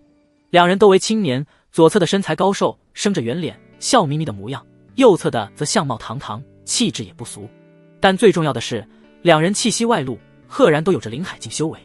大名鼎鼎谈不上，两位师兄找我何事？林峰面色不动，问道。倒也没什么大事。左侧的潘玉霄眼睛虚眯，笑着说道，只是久仰师弟大名，特意过来一睹风采。林峰自然不信这番说辞，他见这两人虽说笑容温和，但分明却透着来者不善的意味。如果无事的话，在下先告辞了。他懒得浪费时间，便要转身离去。林师弟请留步。潘玉霄踏前一步，挡在林峰跟前，随后拍拍手，等场上安静下来后，便道，诸位，向大家介绍一下这位天骄，赫然是大名鼎鼎的混沌体林峰。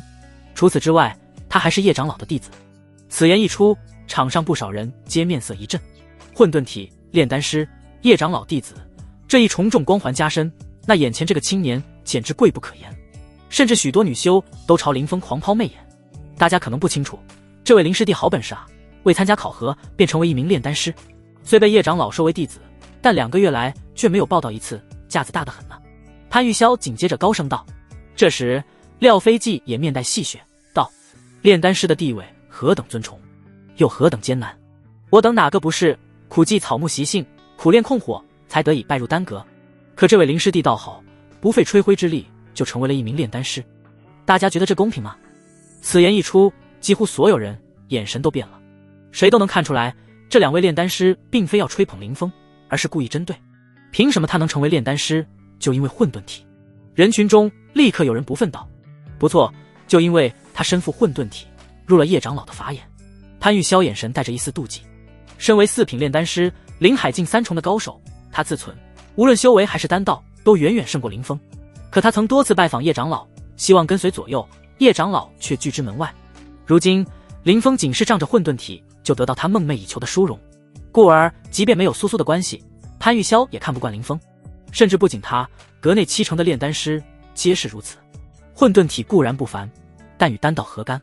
又有人高声喝道，这只是其次。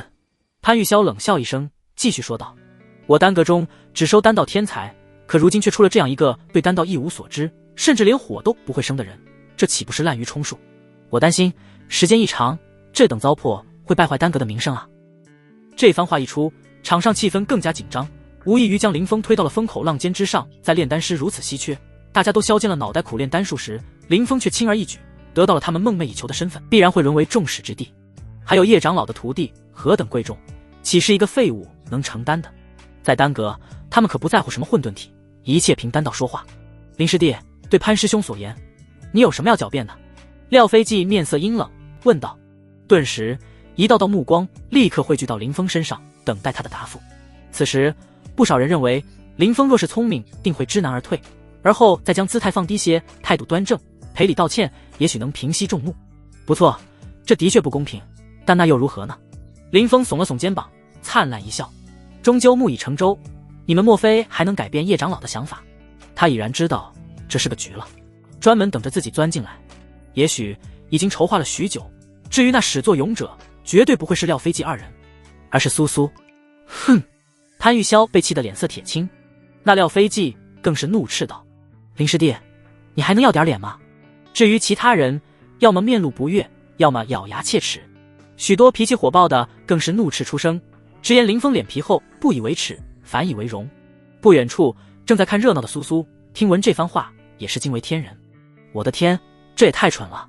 原本他以为林峰会退一步，毕竟众怒不可掉，却不成想他竟故意激化矛盾，莫非被刺激得失了理智？林峰，你……潘玉霄就要开口，林峰却掏了掏耳朵，语气随意道：苏师姐呢？让她出来。潘玉霄摇头冷笑：呵呵，你以为你是谁？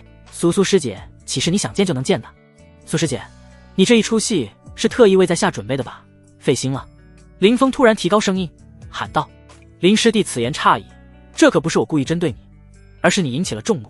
随着一声轻笑响起，白衣胜雪的苏苏漫步而来，他一双寒眸注视林峰，带着丝丝敌意。林峰含笑以对，并不在乎，道：师弟见过苏师姐。别，师姐这二字我可担不起。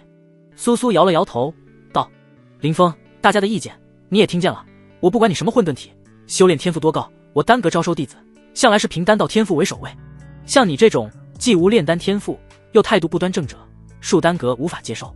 潘玉霄也冷声道：林峰，你若识趣，就主动找到叶长老退出丹阁，丹阁容不下你这尊大佛。林峰哈哈一笑，故意道：你们越容不下我，我反而越要留在丹阁。我一生行事，何须他人指手画脚？随着林峰此话一出，苏苏顿时气得娇躯发颤。他见过无耻的，可从未见过如此无耻的。林峰，你别得意，我早就想好对付你的办法。稍后我便写一封请愿书呈给师尊，请求师尊将你逐出丹阁。师尊哪怕再偏爱你，也不能违背所有炼丹师的意志。他话音刚落，廖飞记便拱手道：廖飞记赞同苏师姐发言，会在请愿书留名。潘玉霄附议：小蝶赞成。接连有几位炼丹师发言，而后声音越来越浩大，将近70%炼丹师都支持苏苏的做法。虽说他们都是小辈，但也是一股不容忽视的力量在。林峰这个新晋弟子在其面前的确是蚍蜉撼树，连那些参加考核的弟子望向林峰时，目光都带着一丝同情怜悯。得罪了苏苏与如此众多的炼丹师，这小子就等于被丹阁封杀了，多半要被叶长老除名。可怜的家伙！有人摇头不已：活该，谁叫他太狂妄了，敢当着苏师姐面放肆，还一生行事，何须他人指手画脚？哼，在丹阁，苏师姐的威望极高，一呼百应，他惹得起吗？大部分人都是这个念头，幸灾乐祸。林峰没有参加考核，就成为炼丹师，叶九哥弟子出尽风头，嫉妒他的比比皆是。原本林峰没来丹阁，他们找不到发泄口，此时有苏苏带队，自然纷纷落井下石。顿时场上一片呼声。苏苏站在那里，笑容愈发戏谑。之前他故意刁难林峰，都被师尊压下，而陈龙那个废物也败在林峰手里，让他心中恶气难消。如今，哼，你也就生得好，身负混沌体，否则有何资格站在这里与我苏苏对话？至于廖飞记等，也一副胜券在握的架势。计划进展得很是顺利，林峰今日必定要灰头土脸离去。可这时，在众目睽睽下，林峰忽然笑了。他笑得很是畅快，但又透露出一丝丝戏谑，看向苏苏的眼神如看跳梁小丑般。你还笑得出来？苏苏纳闷道：不笑难道哭？岂不是顺了你们的意？林峰一边笑一边摇头道：而且你们太不自量力了，真以为一封请愿书就能将我除名？我有丹术在身，这丹阁为何入不得？苏苏闻言冷笑出声，斜睨林峰：你有丹术？你炼成过丹药吗？真是笑话。林峰则道：我承丹的数量不会比诸位少。不可能。苏苏冷笑道：自你拿到身份令牌后，从未入过丹阁，请教长老，精研丹术又如何能成丹？莫非你想说，仅凭一本基础炼丹术，你就能自学成丹？你以为你是丹道奇才？林峰闻言，嘴角泛起一丝冷笑：我若丹道天赋不俗，你该如何？你若有丹道天赋，我立刻赔礼道歉。苏苏大声道：然而林峰却是摇头，不够。苏苏思虑片刻，翻手取出一口丹鼎。那丹鼎体积硕大，鼎身雕刻着草木云纹，更是铭刻着诸多阵纹，整个丹鼎泛着浓郁的玄青色，但青色深处却隐隐有粉意，如星星点点般散布，正是半步荒阶丹鼎。此乃百目鼎，有着半步荒阶的品质。你若证明自己丹道天赋不俗，此鼎就是你的。苏苏微抬下巴，语气不屑。好鼎！林峰双眼一亮，他手中灵气不少，但品质高的丹鼎却无一尊，而丹药的成丹率、品质都与丹鼎品阶息息相关。眼前这百目鼎恰好是他所需要的，用来炼制天阶丹药绰绰有余。其他人也目如艳羡之色，便是廖飞记这等四品炼丹师，手中也仅仅是一件天阶丹鼎罢了，远不如百目鼎。鼎自然是好鼎，可你若输了呢？苏苏冷笑道：我若输了，自会主动找到叶长老申请退出丹阁。林峰一字一顿道：好，一言为定。苏苏双眼一亮，似是生怕林峰反悔似的，纤纤玉手一挥道：你今日来的正是时候，恰逢丹阁考核，稍后你就与那些参赛人员一同参加。好。林峰满口应承下来。见林峰答应得如此痛快，廖飞记一怔，低声道：苏师姐，这家伙该不会真有炼丹天赋吧？苏苏冷哼一声：哼，虚张声势罢了。他才不信这短短2个月，林峰取得了什么惊人的成就。这家伙忙着修炼，哪有功夫钻研丹道？很快考核开始，众人席地而坐，自有丹师前来宣布考题。首先进行的是一品丹师考核，要求炼制出3枚黄阶丹药，品质不限。你们脚下埋有聚火阵，略微引动就有的火迸发。话音落下，立刻有人呈上灵药，都是最普通随处可见的灵药，参赛人员可自由选择炼制哪一种。很快大家开始炼制丹药。林峰盘坐在地，取出了平时用的丹炉，催动地火，开始炼丹。他的手法很随意，步骤也一丝不苟。苏苏目不转睛地盯着林峰，忽然蹙眉，内心隐隐有些不安，因为林峰好像真会炼丹。黄阶丹药最是稀松，一文不值，他哪怕能炼制出来，也只是略懂皮毛罢了，算不得天赋不俗。苏苏内心暗暗想着。很快一炷香过去，林峰熄灭的火，站起身来，打开丹炉，从中取出3颗丹药。这丹药一定是废丹。废丹！苏苏仍旧抱有一丝侥幸心理，但下一刻他的脸色骤然难看起来。就见林峰手中的丹药品质赫然不俗，泛着红纹，这足以证明林峰真的成为炼丹师了。怎么可能？苏苏一脸的难以置信，你从未入过丹阁，接受师尊指导，如何能成丹？他感觉自己似乎出现幻觉了。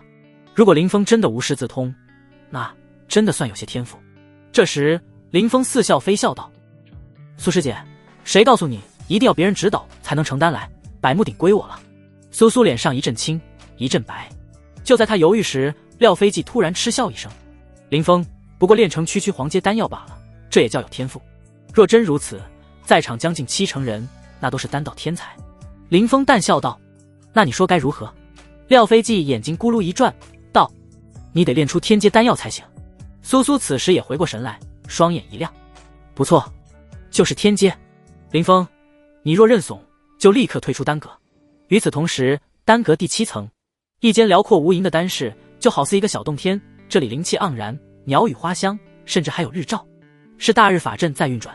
一袭身紫色单袍，身材婀娜多姿，气质无双的叶九哥正处理几株刚得到的灵药，那灵药也极不凡，远远超出天阶的层次。忽然一阵脚步声响起，叶九哥回头望去，就见有位老者走来。他诧异道：咦，陈老，你来找我，有何贵干？那老者须发皆白，气息却浩大至极，浑身散发草木清香，赫然也是一位资历老的炼丹师。他哭笑不得地说道：叶长老，下面闹起来了。等听完丹阁1层的事后，叶九哥俏脸一寒，眼底划过一抹不悦之色。胡闹！能炼制天阶丹药，起码也得是4品炼丹师才行。林峰接触炼丹不过2个月罢了，如何能做到？苏苏这是存心刁难。那位陈老名为陈振海，闻言苦笑一声：的确如此，如今那林峰已经被架在火上烤，叶长老身为他师尊，还是下去看看吧。多谢陈老前来通知我。叶九哥颔首，迈步走出丹室，朝1层而去。路上他暗暗皱起眉头，奇怪，在我印象中林峰性子低调而内敛，哪怕与陈龙约战也是陈龙率先逼迫，可今日他态度为何这般张狂，目空一切？他对林峰的印象不错，才屡次为他撑腰，没想到今日林峰好似换了个人似的，故意激怒苏苏等弱人，将事情闹大。他难道仗着我徒弟的名头恃宠而骄？叶九哥暗暗想着，很快来到第一层，朝前望去，果然见到林峰正与苏苏、廖飞记等人对峙。他就要过去阻止，可这时林峰突然开口，笑着说道：“天阶丹药。”好，一言为定。什么？叶九哥一时正在原地，讶然地看着林峰，这小子居然答应了。他难道不清楚天阶丹药分量有多重？哪怕在丹阁内能炼出天阶丹药的，也都是这一代天赋最杰出的弟子，如廖飞记与潘玉霄。但这些弟子在丹阁修行了10几年，孜孜不倦，才有此成就。而林峰不过才接触炼丹2个月，怎敢夸下海口？他究竟是无知，还是初生牛犊不怕虎？我倒要看看，这2个月你的丹术进步到何等地步。想到这里，叶九哥反而不急着露面，悄悄隐去身形而场上，先是一记，跟着廖飞记惊呼出声：“你答应了！”就连苏苏也脱口而出：“姓林的，你疯了不成？”他看向林峰的眼神，如同看着什么疯子般。潘玉霄也道：“廖丹师说的是天阶丹药，并非玄阶和地阶，自然是天阶。”林峰泰然自若道。苏苏闻言不由嗤笑道：“林峰，你胆子不小啊，敢扬言能炼出天阶丹药，这可是你说的，不许反悔。”林峰似笑非笑：“你以为我像你一样？”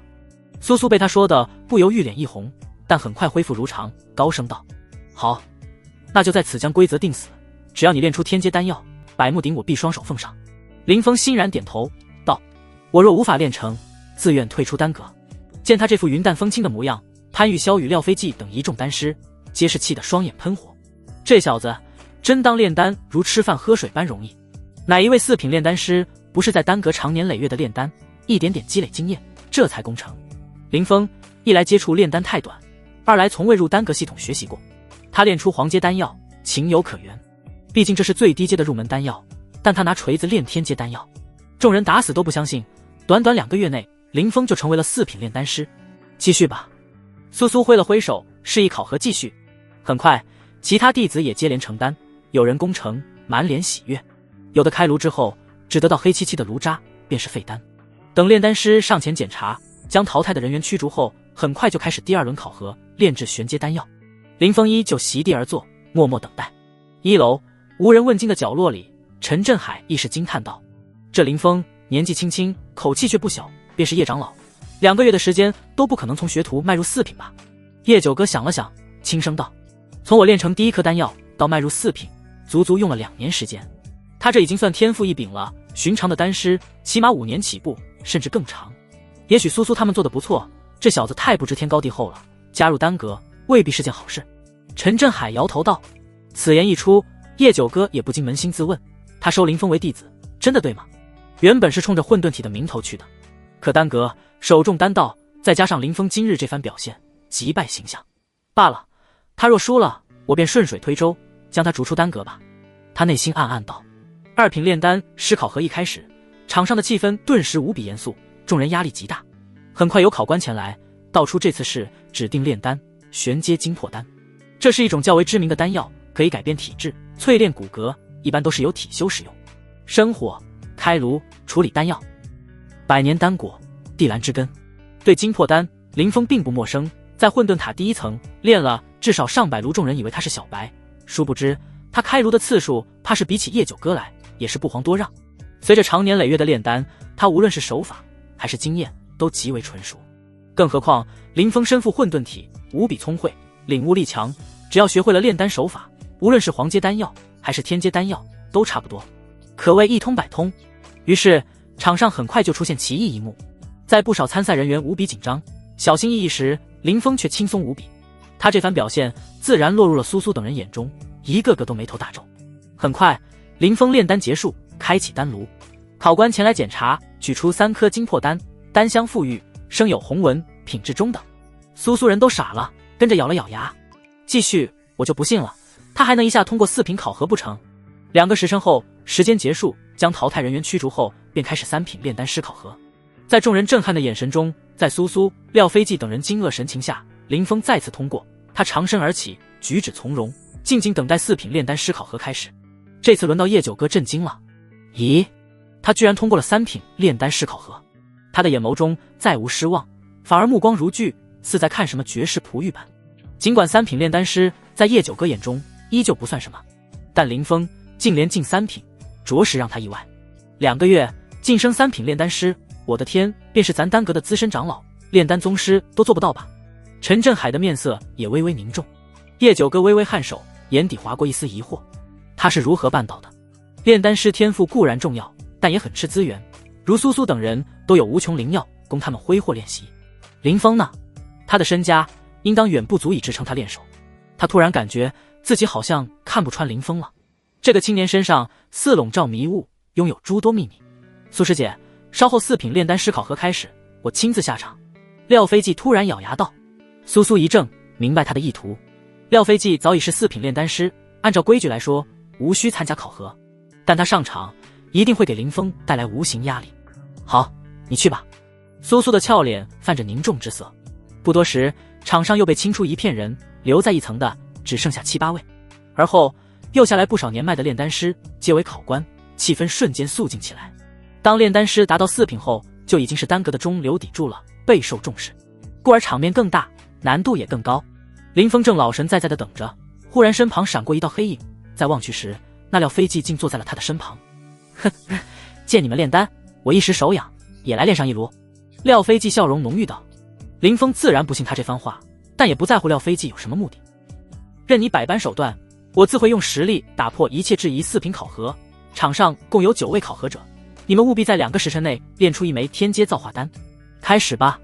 此言一出，众人的脸色难看起来，许多人更是倒吸凉气。竟然是造化丹，这考核难度也太高了吧？考核题目都是随机的，抽到造化丹，只能说我们倒霉。便是廖飞记都感觉到一丝丝压力，因为他迄今为止才练过2次造化丹，技法很是生疏，成丹率也不高。造化丹精进修为的主流丹药，从黄阶到荒阶都有，因效果远超其他同类丹药，所以炼制难度也颇高。一旁陈振海目光一凝道，在天阶丹药中，若以难度划分3、6、9等，造化丹应当在第7等。叶长老，看来林峰这次多半要失败了。叶九哥道并未否认，且不论成丹，看看他的技法也无妨。他朝林峰望去，就见林峰非但不发怵，反而咧嘴一笑，露出一口大白牙，好似在兴奋一般。他这是怎么了？叶九哥哭笑不得，而场上的廖飞记也察觉到林峰的异样，他皱眉道：你笑什么？林峰一本正经道：不妨告诉你，我练的最多的丹药就是造化丹，不说1000炉，几百炉总是有的。你真是疯了。廖飞记根本不信，2个月时间开炉几百次造化丹，这家伙一定是没睡醒，哪怕是叶长老都未必能做到。呼，他懒得理会林峰，立刻开始处理药材。要想炼成天阶造化丹，每个步骤都不能出错，除此之外还有诸多细节难点，忽略一个就可能导致功亏一篑。廖飞记极为专注，一边嘀咕一边开炉炼制。他的动作算不上熟练，但有板有眼，每个步骤都尽力做到完美。叶长老，这廖飞记看上去有些能耐，说不定真能成丹。陈振海打量片刻道，廖飞记之前就练过天阶造化丹，虽成丹率不高，哪怕成丹也只是品质最低的白纹，但在一众考核者中已经算凤毛麟角了。叶九哥嘴角微微扬起道，他之所以上场，恐怕目的不纯，是为了给林峰施压。陈振海一怔，跟着恍然大悟道，倒也是，有这么一个强劲对手在旁边，林峰绝对压力山大，他的考核之路多半到此为止了。唉，叶九哥轻叹一声，虽说也不看好林峰，但心中不知为何竟还有一丝丝奢望，毕竟这可是混沌体创造的奇迹还算少吗？而此时林峰心中简直乐开了花，他炼制的各种丹药中造化丹是最多的，并且在临海境时自己也服用了几枚，可以说这天阶造化丹对他而言不成问题。他目光扫过去，打量一株株灵药，场上可都是天阶灵药，异香扑鼻，每一株都价值连城。林峰一一对照，寻思着自己的仙谱还差什么灵药，等闲下来可以买些种子栽种下去。他正在思考后续的栽培计划，所以有些出神。而这一幕落在众人眼中时，他们觉得林峰就是懵了，不知该从何下手。哼，他终于露怯了吧？以他的丹术造诣，根本无法炼出天阶造化丹。苏苏暗暗冷笑，暗暗舒了口气。这一幕也落在众人眼中，许多炼丹师都摇头。时间缓缓流逝，不知不觉间1个时辰过去，廖飞记已经炼成了，正在开炉。忽然有人低声道，果然廖飞骑长身而起，打出一道法诀，没入丹炉之中，炉盖立即掀开，飞出一颗丹药来，灵气十足，且香味馥郁，顷刻间就让满堂生香。廖飞骑一脸喜色，收了天阶造化丹，递交考官。在诸多考官的品鉴下，最终给出结论：天阶造化丹成，生有红纹，品质中等。此言一出，场上立刻响起一片片低呼声。不愧是廖丹师啊，第一个炼成造化丹，人家自然有真材实料，我们远远不及。有2个考核者一听有人成丹，顿时倍感压力，导致一个疏忽，砰砰2声，丹炉炸开，炼丹失败。心性也是炼丹师要具备的素质，你们太慌了。廖飞骑一副过来人的姿态，训诫道。此刻那2人满脸通红，连忙拱手称是。廖飞骑又看向苏苏，脸上露出一丝喜色，拱手道：苏师姐，幸不辱命。苏苏就要开口，可余光忽然瞥到什么，一双美眸陡然瞪圆。廖飞骑心头一突，也扭头望去，立刻傻眼。就见场上众目睽睽之下，林峰已经回过神来，开始筛选灵药，处理灵药。等处理完毕后，他就开始炼丹。嗖嗖嗖，一株株灵药在他的操控下接连飞入丹炉中，有先有后，严格按照规矩来，未差一丝一毫。弹指间，所有灵药尽皆没入丹炉。林峰手上一掐法诀，地火暴涨，熊熊燃起，将丹炉底部尽数烧灼。而后他接连打出一道道手印，控制火势大小。那火焰时而汹涌，时而蛰伏，动如金龙，静若画卷。廖飞骑看了一眼，整个人都傻了。因为林峰打出的法诀精准无比，动作更仿佛山涧流淌的溪水，异常灵动，挥洒自如，甚至给人一种赏心悦目的感觉，仿佛他不是在炼丹，而是在舞剑一般。就连一旁的苏苏此时也化为了石雕。他脑海里忽然浮现起一句话：有无后入有间，恢恢乎其于游刃，必有余地矣。这是昔日师尊叶九歌对他的一句忠告。简单来说，是炼丹的一种境界，不再拘泥于形式，而是无拘无束，游刃有余。只有如此，才能算丹道造诣，登堂入室。苏苏虽说贵为5品炼丹师，但至今还未做到这一点。甚至一众资历老的炼丹师中，他只见过师尊身上出现过这样的状态，而此时林峰静。一时间，苏苏一直以来的傲然自信尽数摧毁，只剩下苦涩。不光这2人，陈震海与叶九歌同样一言不发，似沉浸在林峰的炼丹中，心境随他的动作而波澜。许久后，陈震海回过神来，连连吸气，骇然道：如绝代画师，凌空泼墨，如相向渡河，如羚羊挂角，这叶长老，他莫非……没等他说完，叶九歌便悠悠开口：不错，他的炼丹手法浑然天成，自然流畅，正是以无后入有间。他一双美眸中绽放出前所未有的光彩，就好似第一次认识林峰般。时间依旧不停歇，单隔一层，呈现诡异的安静中，一道道目光同时汇聚到林峰身上。直到距离结束，剩下一炷香，林峰忽然停手，对着丹炉摇摇一拍，嗖！下一刻，一颗浑圆饱满、晶莹剔透的丹药出现在众人眼前。它比起廖飞骑炼制的丹药还大了一圈，其上更是闪耀着紫纹。如果说廖飞骑的造化丹是一块红石，那么林峰手中这颗便是璀璨的紫玉，是如此夺目，吸人眼球。而且丹药一出，立刻有馥郁的丹香飘散开来，就连第2层都能闻到。所有人鼻息微吸，立刻感觉精神一振，修为竟隐隐波动一丝。在这枚丹药出炉的刹那间，无论是那些考官，还是考核者，亦或是廖飞骑、潘玉霄等炼丹师，都愣在当场。苏苏呆若木鸡，而旁边的陈震海面现一丝震愕。叶九歌那绝世容颜上同样有着震惊。此时四方一片沉寂，只有林峰手中托着天阶造化丹，看向苏苏，语气平静道：苏师姐，你的百目鼎在下笑纳了。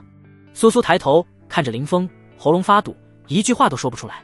这家伙真的是4品炼丹师。倒是旁边的潘玉霄眸中剧烈波动。林峰刚来丹阁时，他们引导舆论，让这家伙沦为笑料，整个会场所有考核者都在看林峰笑话。但此时所有人都被打脸，啪啪作响。不过大半日的功夫，林峰连进4品，更是炼成天阶造化丹，品质之高还要胜过廖飞骑那枚，乃是一枚紫纹丹药。这简直就跟做梦一样。现在不少人还未回过神来，我们过去吧。这时陈震海对着叶九歌道。叶九歌微微颔首，唇角扬起一个弧度，与陈震海并肩步入会场之中。众人见状连忙躬身行礼问候。在众目睽睽之下，叶九歌来到林峰跟前，笑着问道：我能看看这枚造化丹吗？见过叶长老，自无不可。林峰一怔，将造化丹双手呈上，叶九哥接在手中，打量一番，笑盈盈道：“天阶造化丹，生有紫纹，品质上等，仅次于金纹。”林峰干得不错，没想到连廖飞骑都不如你。一旁的廖飞骑闻言，脸色顿时难看起来。而林峰拱手道：“多谢叶长老夸赞，弟子愧不敢当。你叫我什么？”叶九哥朝林峰眨眨美眸。林峰愣了愣，这才后知后觉反应过来，道：“师尊。”这一声师尊，听得叶九哥心中欢喜，他眼中异彩连连，看着林峰，感觉自己真是捡到宝了。林峰不仅身负混沌体，还有如此绝艳的丹道天赋，这样的徒弟提着灯笼都难找。这时叶九哥眸光倏地一动，道：“苏苏，你要去哪里？”唰！此言一出，所有人的目光瞬间从叶九哥身上汇聚到苏苏身上。就见苏苏不知何时已经移步到丹阁门前，一副要溜之大吉的模样。此时被叶九哥点破，他那明净的玉脸一片通红，恨不得找个地缝钻进去。林峰也明知故问道：“咦，苏师姐，你不是要跑吧？”苏苏暗暗咬牙，白皙的袖拳攥紧，想要打在那张讨厌的脸上。这个混蛋绝对是故意的。苏苏，考核何等重要，岂是你能胡乱干涉的？还有廖飞骑、潘玉霄，丝毫没有师兄的胸襟，回去后都闭门思过。叶九哥声音清冷道。三人闻言都蔫了，低头看脚尖。叶九哥又道：“苏苏，将百目鼎交出来吧。”苏苏眼眶顿时红了，心头委屈至极，感觉这个林峰一来，师尊都不宠爱自己了，总是向着林峰。但有言在先，他也不好食言，不情不愿将百目鼎取出。林峰笑着走来，看着百目鼎就要收下，可百目鼎却一动不动。他咳嗽两声：“苏师姐，你的手。”苏苏不曾松手，忽然咬住银牙，道：“林峰，敢不敢与我再赌一场？”林峰一怔：“赌什么？”苏苏一字一顿，眼中寒意如冰：“你我斗丹，炼制荒阶丹药。”听到苏苏宣战，林峰还未开口，便被叶九哥喝止。他厉声道：“苏苏，回去闭关。”苏苏红了眼眶：“师父，你相信林峰在2个月内便从炼丹小白晋升为4品炼丹师？我怀疑他早就会炼丹，故意扮猪吃虎，坑我百目鼎。”随着苏苏此话一出，众人目光微闪，诧异地看向林峰。林峰则笑道：“这重要吗？而且是你主动约战的。”叶九哥则俏脸微寒：“苏苏，如今连为师的话你也不听了？姓林的，这件事没完。”苏苏气得甩出百目鼎，而后气冲冲离去。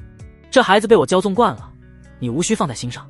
注视着苏苏离开的身影，叶九哥安慰一句，又道：“你第一次入丹阁，我带你四处转转，怎敢有劳师尊？”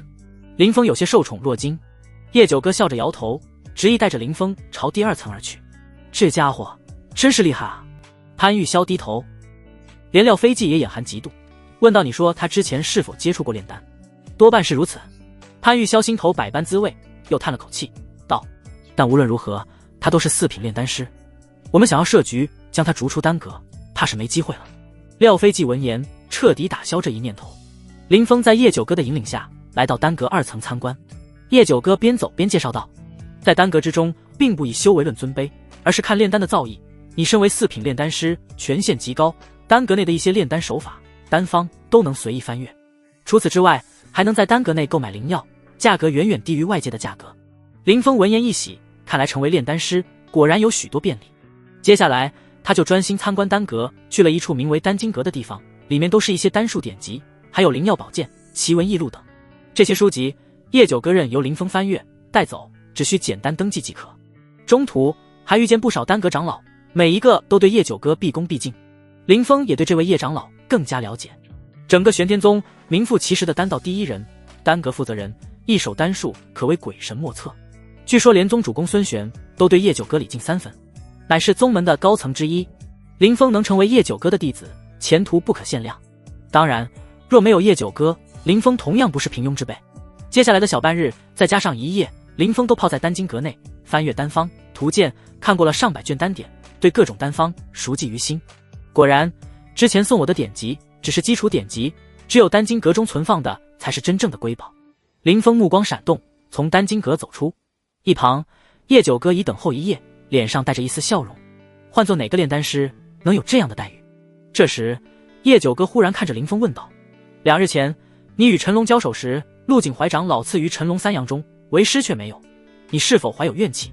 林峰一怔，接着摇头道：“没有。”叶九哥亲侧伸手，3000黑铺垂落肩头，问道：“当真？”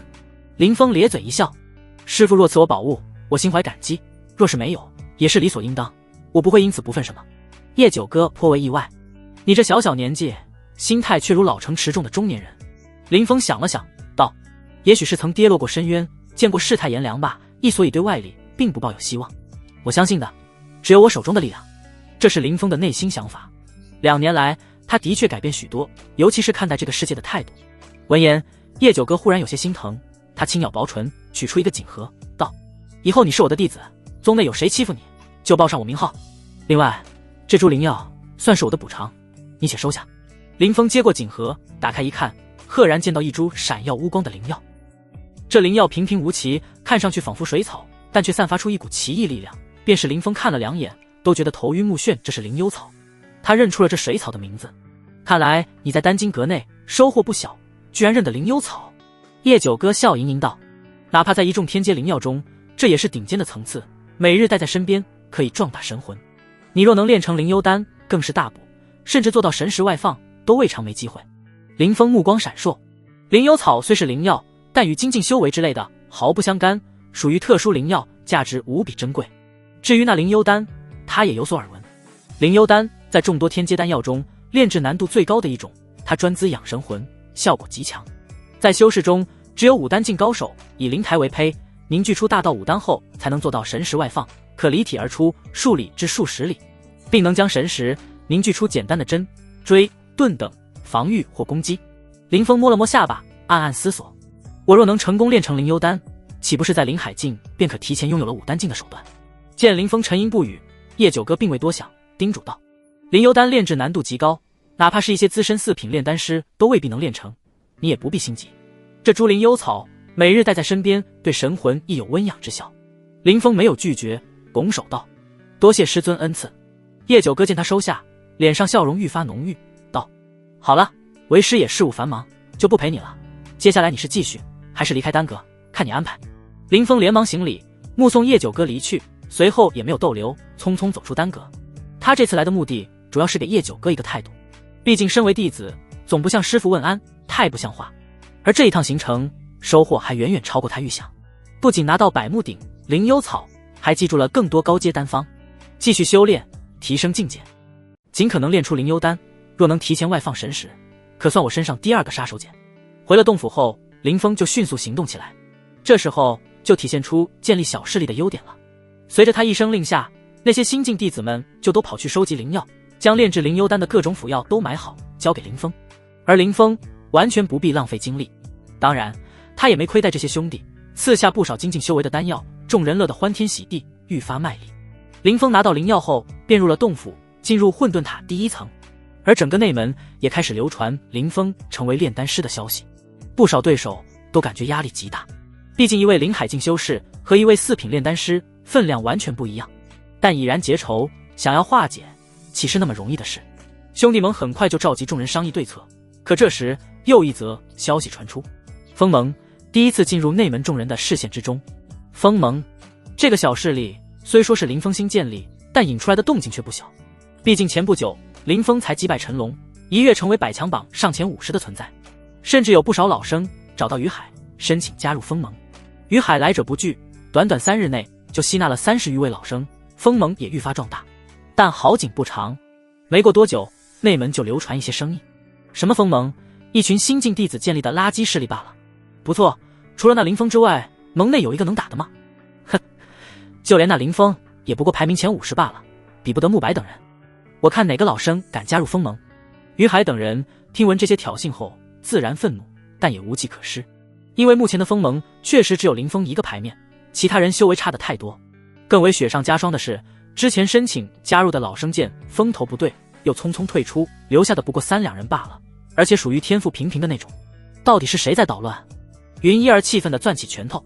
于海眼睛微微眯起，掠过一丝寒意，道：战胜陈龙后，林师兄名声大噪，不少人都是冲他来的，但短短时间内风向大变。在内门与林师兄有仇，又有如此影响力的，恐怕只有兄弟盟了。云一儿有些焦急，道：于师兄，接下来该如何？若是招不上人来，封盟岂不是成笑话了？而且我们也辜负了林峰哥的期望。一个小势力，若连招人都不履为奸，迟早得散。先按捺不动吧，我们几个争点气，努力修炼，将修为提上来。于海思索片刻，道：有林师兄提供的那些丹药，我们追赶上老生，只是时间问题。云一儿微微颔首，好吧，目前也只能这样了。兄弟盟听完手下的汇报，慕白嘴角勾起一丝冷笑，得罪了我兄弟盟，还想在内门建立势力，太天真了。旁边的众人闻言，也都纷纷奚落出声。这些新晋弟子真以为建立势力很容易？哼，他们可知道我兄弟盟走到今日用了多少年？听说加入封盟的老生又都退出来了，不仅如此，其余老生没有一个敢加入封盟的。哼，我看谁敢跟我们对着干。他们暂时奈何不了林峰，但想要对付封盟，可就再容易不过了。在内门中，兄弟盟就是个庞然大物，曾经也有不长眼的小势力得罪了兄弟盟，最后被打压的当场解散。谁敢挑衅他们？穆师兄，我们要不要亲自出场？有人问道。闻言，慕白却摇了摇头，我要闭关一段时间，准备接下来的寒碎山之行。至于你们，可联络一下蛟龙会等小势力，给封盟施压，最好将封盟打散。不知林峰那时会是何等的神情。此言一出，场上众人顿时低笑起来。蛟龙会也是内门一股小团队，首领名为谢飞宇，百强榜上排名35，曾受过慕白的恩情。他们出手，即便惹怒了林峰，谢飞宇也不惧。很快，众人就前去安排。就在内门风云变幻时，林峰正盘膝坐在混沌塔第1层，在他跟前摆放着一尊大鼎，鼎身上铭刻草木云纹，浑然天成。整个丹鼎的材质极为特殊，显得大气而苍茫，正是百目鼎，一件有着半步荒阶的灵气，用来炼丹简直是极品。啪！就见百目鼎悬浮在半空，下方则是一块块黑色晶石，黑色晶石中涌出熊熊火焰，呈赤黑之色，温度极高。这是林峰顺手从丹阁带来的爆裂石，能燃起火焰。灵幽丹的炼制难度较高，即便我都没有把握，但仗着百目鼎应当有机会。而且每次炼制都只需要灵幽草的一片叶子，所以哪怕失败我也能继续。为了这次炼丹，林峰做足了准备，各种辅药都准备了10几份之多，势必要一举攻城。时间缓缓流逝，这时砰的一声，百目鼎内传出了一声闷响。林峰连忙散去火焰，朝内一看，顿时脸色一黑，炼丹失败。他仔细复盘，随后重新炼制，第2次依旧是失败。好在第3次林峰运气不错，竟一举炼制成功。嗖，鼎盖打开，从中射出一道光华，璀璨夺目。林峰精神一振，灵力一催，便有一股巨力将那丹药拘了回来。就见其通体泛着幽绿色的光芒，还有一丝丝红纹，品质不错。继续。有了第1次的成功经验后，接下来就更容易了。林峰一口气炼出3颗灵幽丹，而后他收了百目鼎，盘膝而坐，将灵力恢复至巅峰。1颗灵幽丹入腹，立刻从有形化为无形，可体内却没有传来任何异样。这是什么情况？林峰一脸诧异。寻常的丹药入腹之后会化为精纯灵力，在4肢百骸中游走，可这枚丹药却没有一点效果。但下一刻，林峰就察觉到不对劲，他的太阳穴砰砰跳动，眼前逐渐变得模糊，就连大脑也昏沉无比是了。灵幽丹乃是作用在神魂之上的丹药。林峰明悟，丝毫不乱，努力保持一线清明。在修道过程中，筑基境就会凝练出神识来，灵海境则是壮大神识，等入了5丹境才能将神识外放。外放的神识拥有种种不可思议的妙用，能神识传音，甚至能打出神识秘术，无视防御，直接将人的精神击垮，可谓杀人于无形。而此时随着灵幽丹药力化开，林峰立刻感觉到有一股古力量在他脑海中翻滚，似即将引发什么质变。可最后关头，脑海中的动静徐徐平息。林峰尝试一下，还是不能做到神识外放，显然一枚丹药不够，他只得吞下第2颗灵幽丹，而后是第3颗。是，当林峰炼化完第3颗灵幽丹后，他的脑海中神魂寺达到一个临界点，忽然爆发一股波动，仿佛无形气浪朝4面8方汹涌而去。神识外放，林峰缓缓睁开双眸，大功告成。这时天地间在林峰眼中又变了模样，他尝试将神识外放，立刻见到仙谱中每一株灵药上面的纹理，他能听到灵药们的呼吸声，仿佛化为了修士呼吸吐纳般。神识外放后，林峰可以不借助双眼，开始用神魂来观察。凡是他神识笼罩的区域，一切物体都能看得一清二楚，甚至他还能感应到一些天地间无形的能量。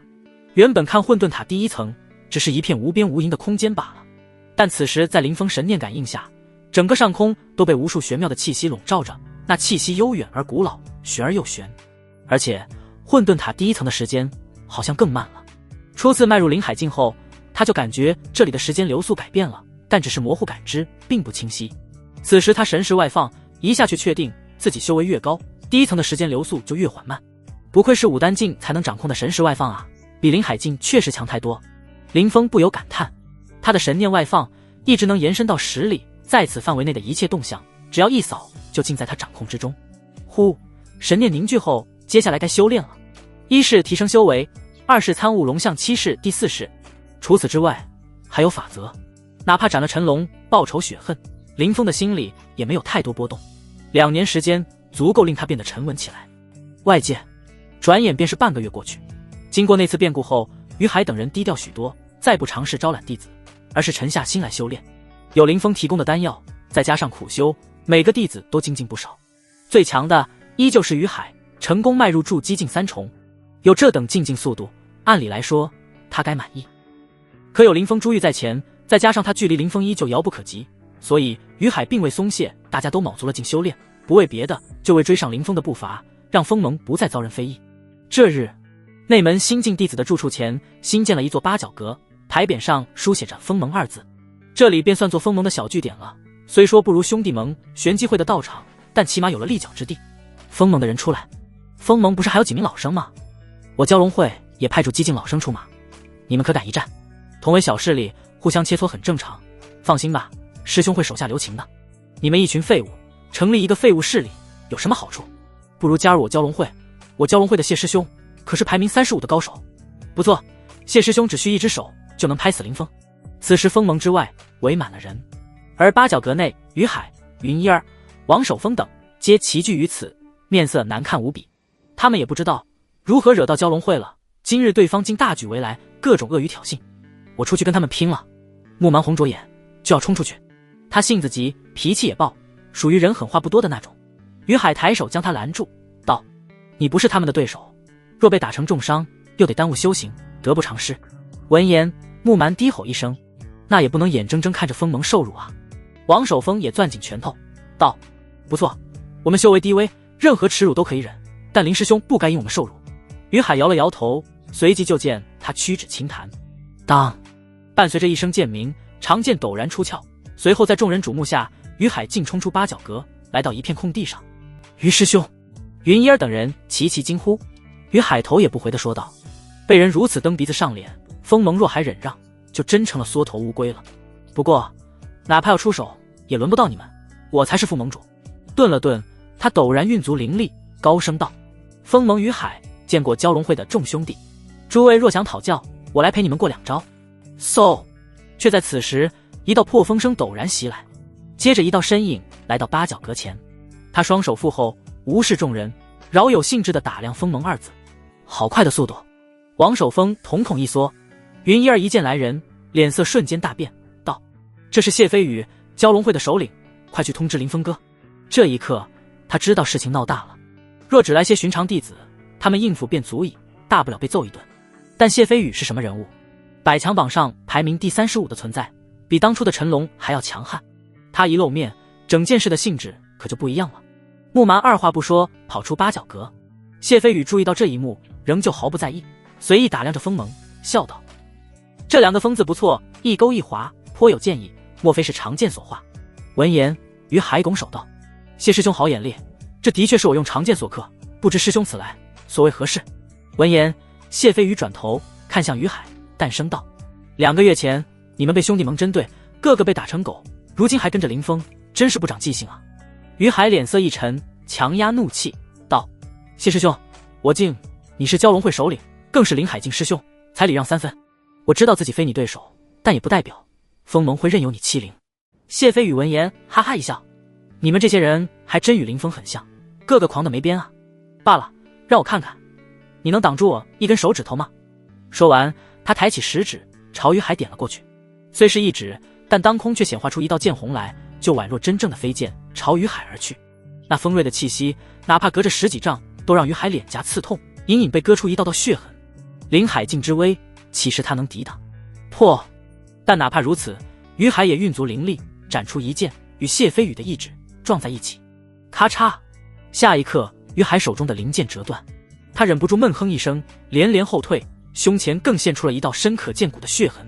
见状，风盟众人齐齐色变，有着筑基3重修为的于海，竟连谢飞宇的一根手指都挡不住。于师兄，云一儿等人心头一紧。我没事。于海摇头，但嘴角溢出一缕血迹，连胸口的剑痕也在淌血。那谢飞宇的修为深不可测，终究非他能挑衅。谢飞宇上前一步，冷声道：今日去解散风盟吧，如何？我风盟自成立之初就没有想过解散的那日。随着于海一声低喝响起，云一儿、王守峰、木满等人也都眼神坚决，来到于海身边，与他并肩而立。哼，冥顽不灵。谢飞宇摇摇头，迈步向前走去，来到八角阁跟前，探手一抓，嗖的一下，铭刻着风盟的牌匾就被他摘了下来，捏在手中。你要干什么？于海见状，顿时怒了。今日之后，内门再无风盟。谢飞宇话音一落，就要发力将那匾额捏碎。众人无比屈辱，风盟刚成立就被人骑到头上撒野，而蛟龙会的人则是冷笑连连，根本不将风盟放在眼里。却在此时，一道声音忽然传出：你将那牌匾放下，今日还能站着离开。就见人海分开，一个黑衣男子迈步走来，他面色淡漠，双眸中好似有冰霜在弥漫。林峰出来了。见到这身影，不少弟子都变了脸色。最近林峰可谓风头一时无两，无人不知，无人不晓。是林峰哥，林峰哥来了！云一儿兴奋地笑了起来，王守峰、于海等也松了口气。虽说林峰的排名远不如那谢飞宇，但只要他在，大家就能安心林峰。而那谢飞宇也是双眼微眯，眉头皱起，显然面对混沌体，他也有不小的压力。你们都怎么样？林峰里都未理谢飞宇，而是目光扫向众人，最后落在于海的胸口。放心吧，林师兄，我没事。于海抹去嘴角的血，一边笑一边摇头。林峰哥，他们欺人太甚，仗着自己是林海境，就将于师兄打成这样。云一儿眼圈通红。林峰眸光凛冽，转过身看向谢飞宇，知道风盟是我创建的吗？谢飞宇此时已回过神来，冷笑道：知道又如何？罢了，多说无益，修炼了大半个月，也该活动活动筋骨了。林峰脸上划过一丝冷意，也借此告诉内门所有人，犯我风盟者必将染血。林峰，你好大的口气，就是你不过排名40余位，如何比得上我蛟龙会的谢师兄？谢师兄可比当初的陈龙都要厉害许多。蛟龙会的众人见林峰如此嚣张，顿时不乐意了。林峰懒得多嘴，掏了掏耳朵道：别废话了，去决斗台等我，打完我还要闭关修炼呢。距离韩穗山之行还剩7、8日的时间，他修为达到灵海境3重，境不是很理想。当然这也正常，因为灵海境跨境所需的灵力要远胜筑基境。狂妄，我这就去决斗台，你可不要让我等太久。谢飞宇眼神一寒，率众离开。等他走后，林峰捡起那块牌匾，打眼一看，脸上不由现出一丝笑容。风盟，林峰哥，这八角阁日后就是风盟的据点了，快请进。云一儿殷切道。林峰迈步而入，来到八角阁中，发现里面装饰的极为典雅，显然花费了一番心思。他坐到主位上，目光缓缓扫过，就见云一儿、王守峰、木满等分为2侧站好，还有其他新进弟子，这些算是风盟的核心人马了。先不急着去决斗台，说说吧，这段时间发生了什么？林峰问道。云一儿连忙将事情汇报了一遍。现在你们是否明白，风盟仅有我一人撑着是远远不够的？林峰听完后淡淡一笑。云一儿挠了挠头，低着头道：林峰哥，是我们拖后腿了，辱没了风盟的名声，以后不要说这种话。林峰弹了弹云一儿光洁的额头，随后取出10几个玉瓶来，道：这些给你们。云一儿下意识打开一个玉瓶，倒出3枚丹药，就见丹药晶莹剔透，上面有着紫色纹路，似火焰在燃烧。这是地阶造化丹，助激进服用，最为合适，可快速精进修为。林峰介绍道。师兄，这太珍贵了吧？王守峰等人都愣住了。紫纹造化丹意味着什么，他们都心知肚明，一颗都价值连城。你们起步较晚，要想在短时间内追上老生，绝非易事，这些造化丹能助你们一臂之力。林峰继续道。不要推辞，你们的修为同样关系到风盟今后的命运，我可不想每次有人挑衅，就只有我出头才能解决。云一儿下意识看向于海，于海斟酌片刻，大方收下，道：多谢师兄。其他人也都拱手。多谢林师兄。这就对了。林峰淡淡一笑，又叮嘱道：不过用丹药提升修为会导致根基虚浮，你们切记一定要夯实道基，免得将来无望大道。众人连忙点头，而后见时间差不多了，便动身前往决斗台。路上，云一儿问道：“林峰哥，那谢飞宇不是善茬，您务必要小心。”林峰淡淡一笑，望向远处的云卷云舒，道：“我这次出关，目标可不仅仅是一个谢飞宇。”云一儿诧异道：“林峰哥，你这是何意？”“我要冲榜。”林峰只是回了4个字。云一儿与王守峰对视一眼，隐隐猜到了林峰的想法，顿时兴奋起来。很快，一行人来到决斗台，而那谢飞宇已经站在台上，居高临下的看着林峰。至于其他蛟龙会的人，围在四方，悠然自得，毫不担心。还有一些闻讯赶来的弟子，面色各异。林峰来得这么慢，你不会是怕了吧？若怕了也可以，马上给谢师兄道歉，再解散封盟。有弟子因恻恻笑道：“我等今日未必不能放你一马。”也有人开口：“林峰，看在你天赋尚可，不如加入蛟龙会吧，给你个一官半职的。”而众目睽睽下，林峰平静地走上决斗台，淡然道：“蛟龙会有几位百强榜的高手？”谢飞宇一怔，道：“有6个，如何？”6个，好，你们一起出手吧，我时间有限。随着林峰此言一出，全场哗然。一起上！林峰这句话落下，便是谢飞宇都变了脸色。蛟龙会共有6个百强榜高手，每个都是内门中的佼佼者，他自己更迈入灵海8重，修为深不可测。这样6大高手联手，便是百强榜上的前10，都可较量一番。哼，林峰，你不会是脑子出问题了吧？有蛟龙会的弟子忍不住嗤笑道：“我和谢师兄交谈，哪有你插嘴的份儿？”林峰轻哼一声，抬手隔空一挥，啪！那弟子立刻被一道气劲大手凭空扇飞，整个人好似流星般飞出去，直接撞在一座山头上，将那座山都撞出一个大洞。无数人脸色大变，蛟龙会的众人更是怒了。大胆！林峰这一巴掌不仅是打那弟子的脸，更是扇在蛟龙会的脸上，简直不将蛟龙会放在眼里。嗖嗖嗖！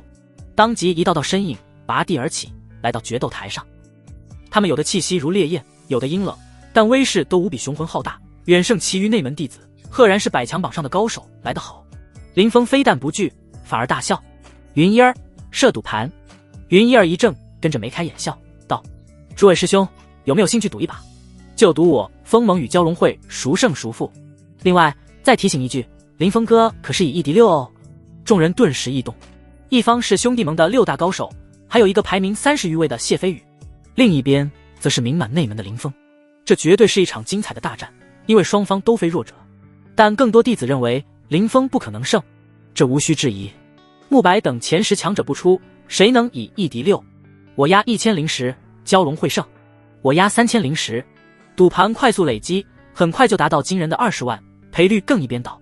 云一儿等人非但不担心，反而将自己的积蓄都掏出来，坐等林峰大显神威。而此时战斗一触即发，谢飞宇捏住拳头，发出咔嚓的脆响，一脸阴冷道：“稍后我先试探一番，你们看我眼色行事。”众人就要点头，林峰却道：“别浪费时间了，一起上。”他竟是丝毫不将这6人放在眼里。好胆，那就让我领教一下混沌体的威力。谢飞宇冷哼一声，跟着反手抽出一柄玄刀，玄刀品阶赫然不俗，刀气更霸道绝伦。去！就听一声轻喝，刀气如匹练般迅速斩向林峰，辉光耀世。林峰瞥了一眼，嘴角勾起一丝不屑，跟着右掌对着虚空一拍。面对谢飞宇的玄刀，林峰居然不动用灵气，简直自讨苦吃。他肉身虽强，但也不至于这么变态吧？是他托大了。不少人都目光闪烁，可下一刻，那刀气遭遇掌劲，就如同撞到一面墙上，凭空消散，没有对林峰造成任何伤害。见到这一幕，许多弟子眉头大皱，隐隐感觉到这大半个月过去，林峰的肉身好像更强了。再来！谢飞宇脸上泛起一丝凝重，跟着一握玄刀，瞬间斩出9道刀光。随着他心念一动，刀光聚拢，化作一道刀轮。这刀轮泛着银辉，好似一轮皎月凌空。去！刀轮排空绝气，拉出一道长长的痕迹，如抽刀断水般。见此一幕，众人尽皆骇然。不愧是谢飞宇啊，仅凭这一刀就能稳居30余名，甚至还能往前冲一冲。因为这是要胜过陈龙驱使火龙的一击，非同小可。撼山洞！但出乎众人预料，那横来的刀轮竟然被林峰一拳砸得顿住，跟着承受不住巨力般分崩离析，化为一道道细小刀气，朝四方射去。而那谢飞宇同样如遭雷击，暴退10几丈。不过如此，林峰摇头道：“你跨入了灵海境3重。”而谢飞宇眼瞳一缩，看向林峰的眼神，除了忌惮外，更有着浓浓的不可思议。大半个月过去，林峰竟又提升了2个小境界，这般进境速度简直惊世骇俗。还有林峰的肉身也更强了。谢飞宇并非白痴，虽是受人之托来针对锋芒，但其本身也有不小的把握，因为他的刀法比陈龙的火法更为锋锐，专破体修。可未想到这一交手，林峰竟压着他打，看走眼了啊！混沌体果然非同一般。林峰哥加油！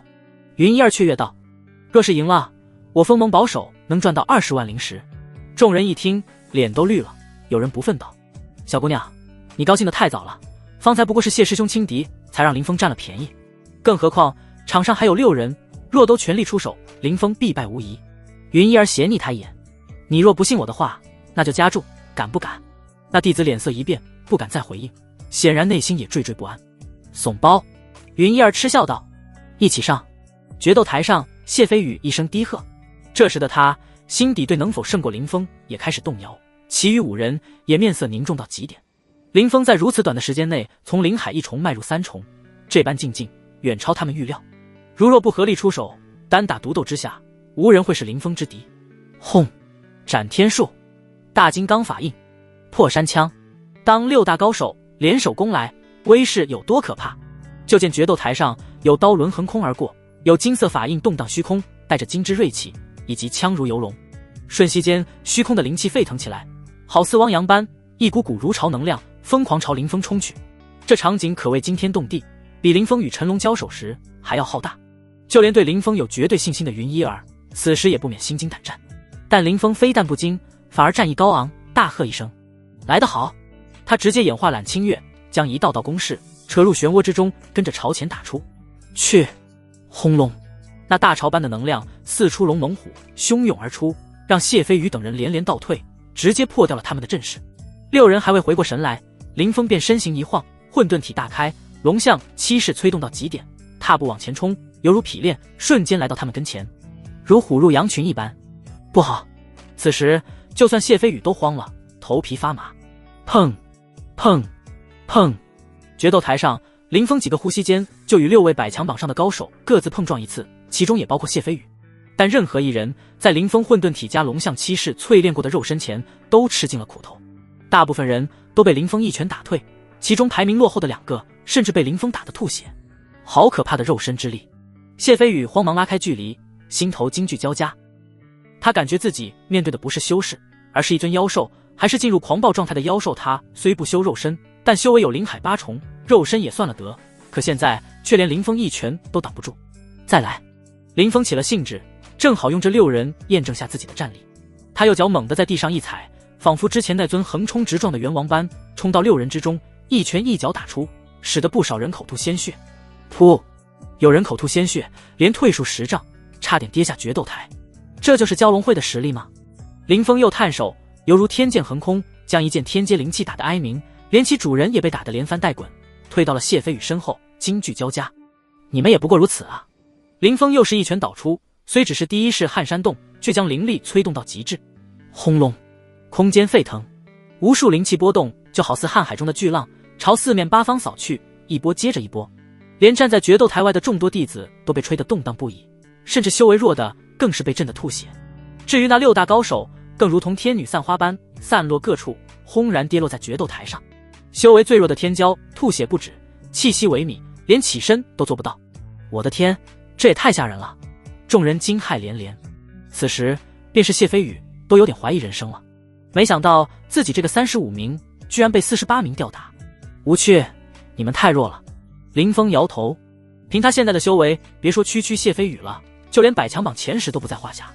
你一听这话，谢飞宇差点吐血，自己威震内门这么多年，第一次被人如此羞辱，偏偏他还无法反驳。结束吧！林峰身形一闪，消失在原地。小心！谢飞宇话音刚落，就有一位天骄直接被撞出决斗台，人在半空就脑袋一歪，昏死过去。你惹怒我了！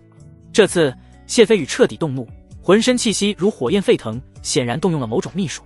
他一刀朝林峰斩来，威能比之前强大了1倍不止。但此时林峰已经不想再浪费时间了，他一记垂云手，竟硬汉那刀芒，自身纹丝不动，而后大手探出，一下揪住了谢飞宇的脖子。给我过来！你要干什么？谢飞宇惊怒交加，拼命挣脱，但林峰那只手就仿佛是金睛铸造般，他根本动不了。啪！林峰一巴掌扇在谢飞宇脸上。啊！谢飞宇痛叫一声，被打飞3颗牙齿，脸颊一片凹陷，脸骨都被打折。其余高手见到这一幕，睚眦欲裂，纷纷攻来，想要救出谢飞宇。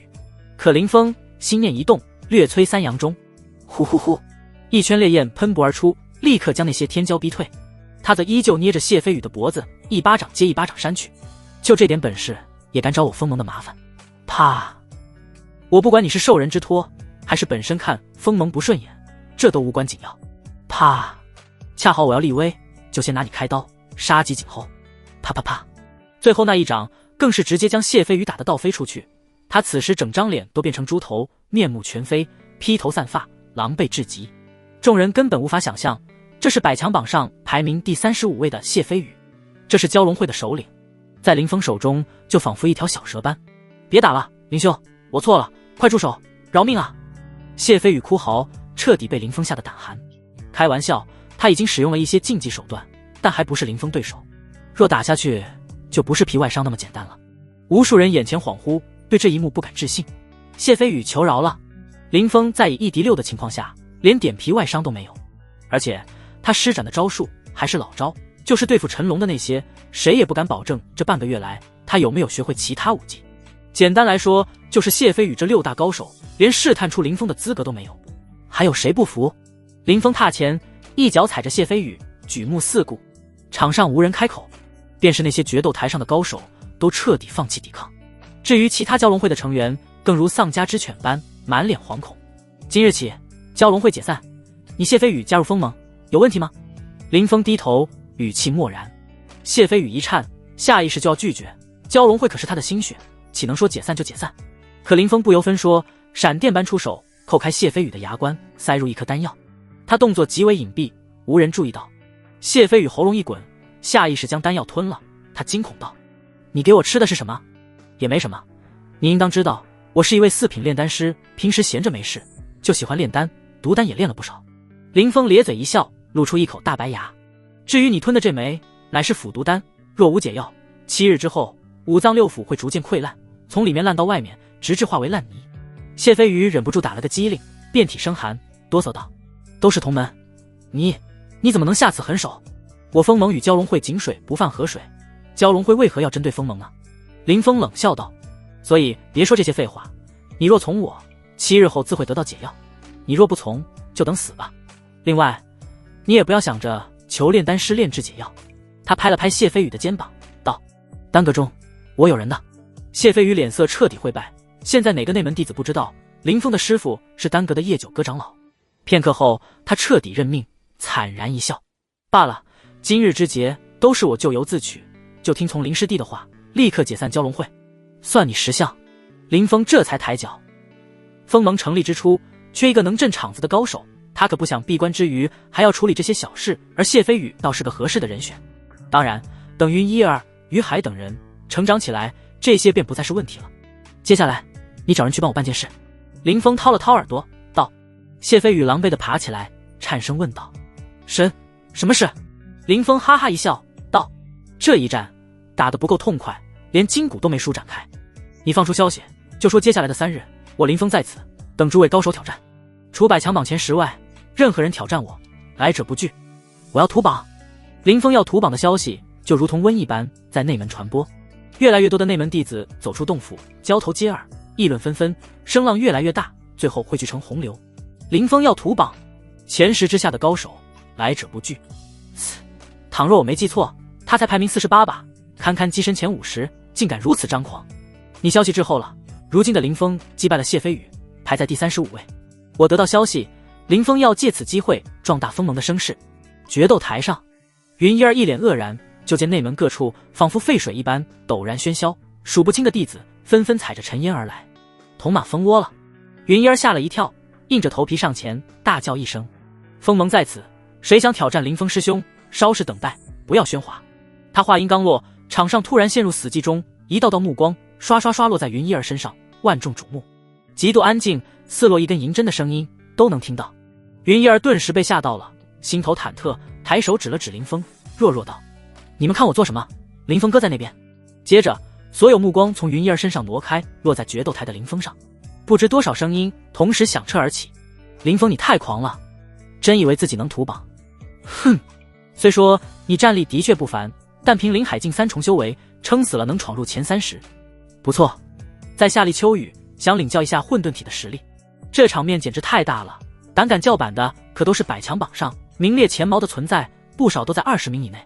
被如此多高手叫板，封盟一众弟子忍不住脸色惨白，暗暗为林峰捏了把汗，感觉到无与伦比的压力。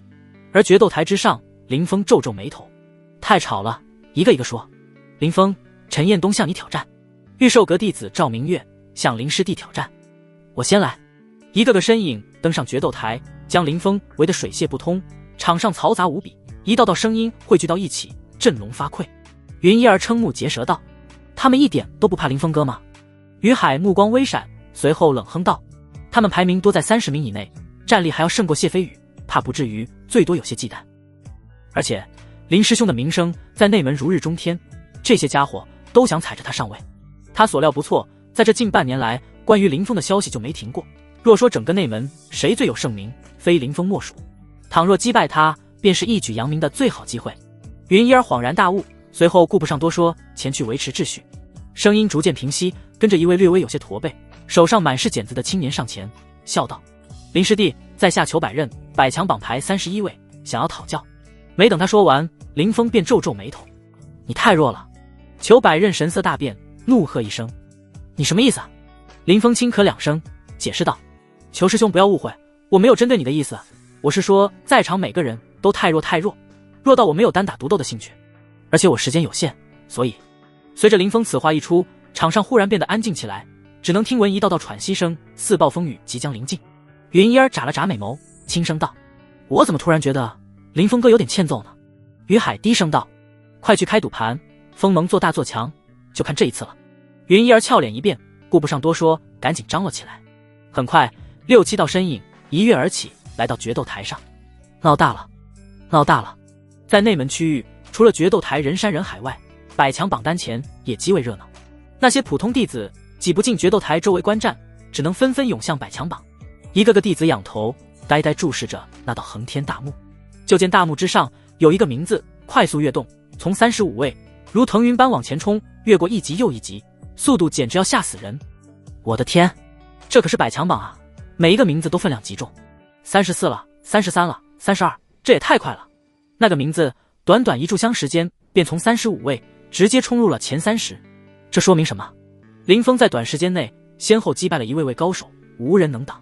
这还不是最吓人的，最吓人的是那个名字短暂的沉寂后，又取代了一个名字，跻身29位，还在冲。百强榜下有弟子震惊，内门不乏高手互相挑战的情况，但多是相邻的切磋，如36挑战35，成功后便会罢手。而林峰呢，那名字跃动的速度几乎没怎么停，这代表着他根本不用恢复灵力。换而言之，他攀升这么多名毫不费力一样。屠榜，真的是屠榜啊！有老生喃喃道。这一幕让人心悸。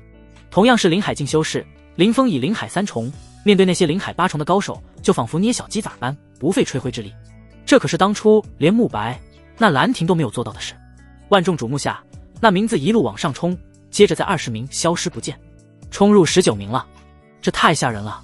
快，禀告首领，去通知师兄。不知多少内门弟子呼朋唤友，还有小势力的人赶赴据点。旋即会有2位女弟子火急火燎来到阁楼中，前去禀告这件事。未过多久，那兰亭就被惊动，在众人簇拥下来到百强榜前。除了旋即会外，兄弟盟以及其他小势力的人也云集一堂，纷纷朝百强榜望去。那慕白却是没有露面，而那个名字还在往上冲，势如破竹，令在场每一个弟子都倍感压力，仿佛见到了一头下山猛虎。这林峰是受什么刺激了？那兰亭美眸瞪大，一脸不解。韩穗山之行在即，他不去闭关，反而来冲榜。一旁上官燕低声道：“我倒有所耳闻，貌似是封盟弟子被欺负了。”林峰一怒之下便要屠榜。那兰亭玉颈耸动，声音凝重道：“百强榜竞争何等激烈，每一个位置的挪动都代表一场龙争虎斗，甚至是腥风血雨。哪怕当初的我也是耗费了数年，才从百名爬到前10。而林峰顿了顿，他苦笑一声：“这就是混沌体吗？2年蛰伏，真如乾隆出渊。所谓百强榜，在他眼中更是玩笑一般。”兄弟盟据点，慕白正在闭关修炼，突然一位弟子快步来到净室前，高声叫道：“慕师兄，出事了！内门出大事了！”慕白皱皱眉头，迈步走出，询问道：“什么事比我闭关还重要？至于这么大惊小怪吗？”那弟子来不及喘口气，便慌忙道：“之前我们安排蛟龙会找风盟的麻烦，结果将林峰惹出来了。”慕白闻言一笑：“林峰敢露面最好，他绝对不是谢飞宇的对手。”弟子哭丧着脸，有些犹犹豫豫，眼神古怪。慕白心里一个咯噔，沉声问道：“难道谢飞宇不是林峰的对手？何止谢飞宇啊？”那弟子哆哆嗦嗦地说道：“姓林的疯了，打完谢飞宇后，扬言屠榜，那些高手以及小势力的首领，不知被他败了多少。如今他的名字已经进入前30了。我来时，他还在挑战。”慕白脸色一僵，但作为兄弟盟的首领，他自有城府，很快便恢复如常，道：“区前30罢了，距离我还有10万8千里，有什么可慌的？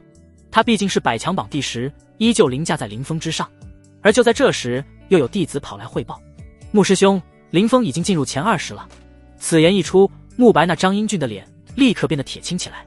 他斟酌片刻，索性不再闭关，率人来到百强榜单前。到地方后，慕白才惊觉林峰这次引出的动静有多可怕。就见四面八方到处都是弟子，有的涌来，有的离开，奔走相告，甚至还有一位长老也被惊动，打量榜单。慕白深吸口气，定睛一看，赫然发现林峰的名字已然来到了15位。现在与林峰交手的有3人，分明是排名第14的周旋，第13名的刘成，还有第12名的冯楼。林峰以1敌3，若是能胜，就会取代冯楼，成为12名。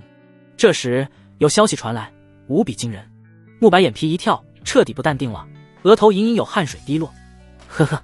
这时一道略带讥讽的笑声传出：“慕白，原来你也有这么慌的时候。”慕白回头就见那兰亭正满脸讥笑地看着自己，他深吸一口气，问道：“我慌什么？”见状，那兰亭眼神愈发戏谑起来：“别装了，你与林峰有仇，如今林峰势头这么猛，剑指前10，你这个第10名岂会不慌？”慕白面色平静道：“我听闻林峰不会挑战前10，而且冯楼他们3个可不是好惹的，现在言胜还为时过早。好，那我们就静候佳音了。”与慕白不同，现在纳兰亭心情很是愉悦，因为他与林峰本就关系不错，接下来寒碎山之行，林峰越强，对他也越有利。哼，一群男人，还没我一个女人眼光好。纳兰亭暗爽道。很快又有一道消息传来，冯楼师兄3人联手与林峰展开缠斗，但没过多久就被林峰抓住机会逐个击破。冯楼也输了，输得很惨。话音落下，场上一片沉默，一道道身影抬眼朝百强榜望去，果然见到属于林峰的名字猛地一跳，连跃3次，最终落在第12位。这一刻，慕白脸色唰的一下惨白起来。第12名林峰，第11名徐英杰，第10名慕白。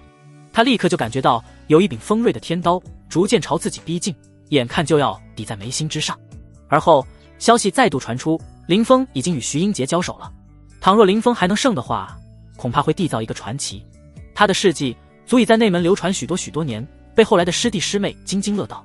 而在云空之中，不知道多少长老、宗门高层关注着这一战。叶九哥立在丹阁的塔尖，一袭白衣，随风猎猎，风姿绝世。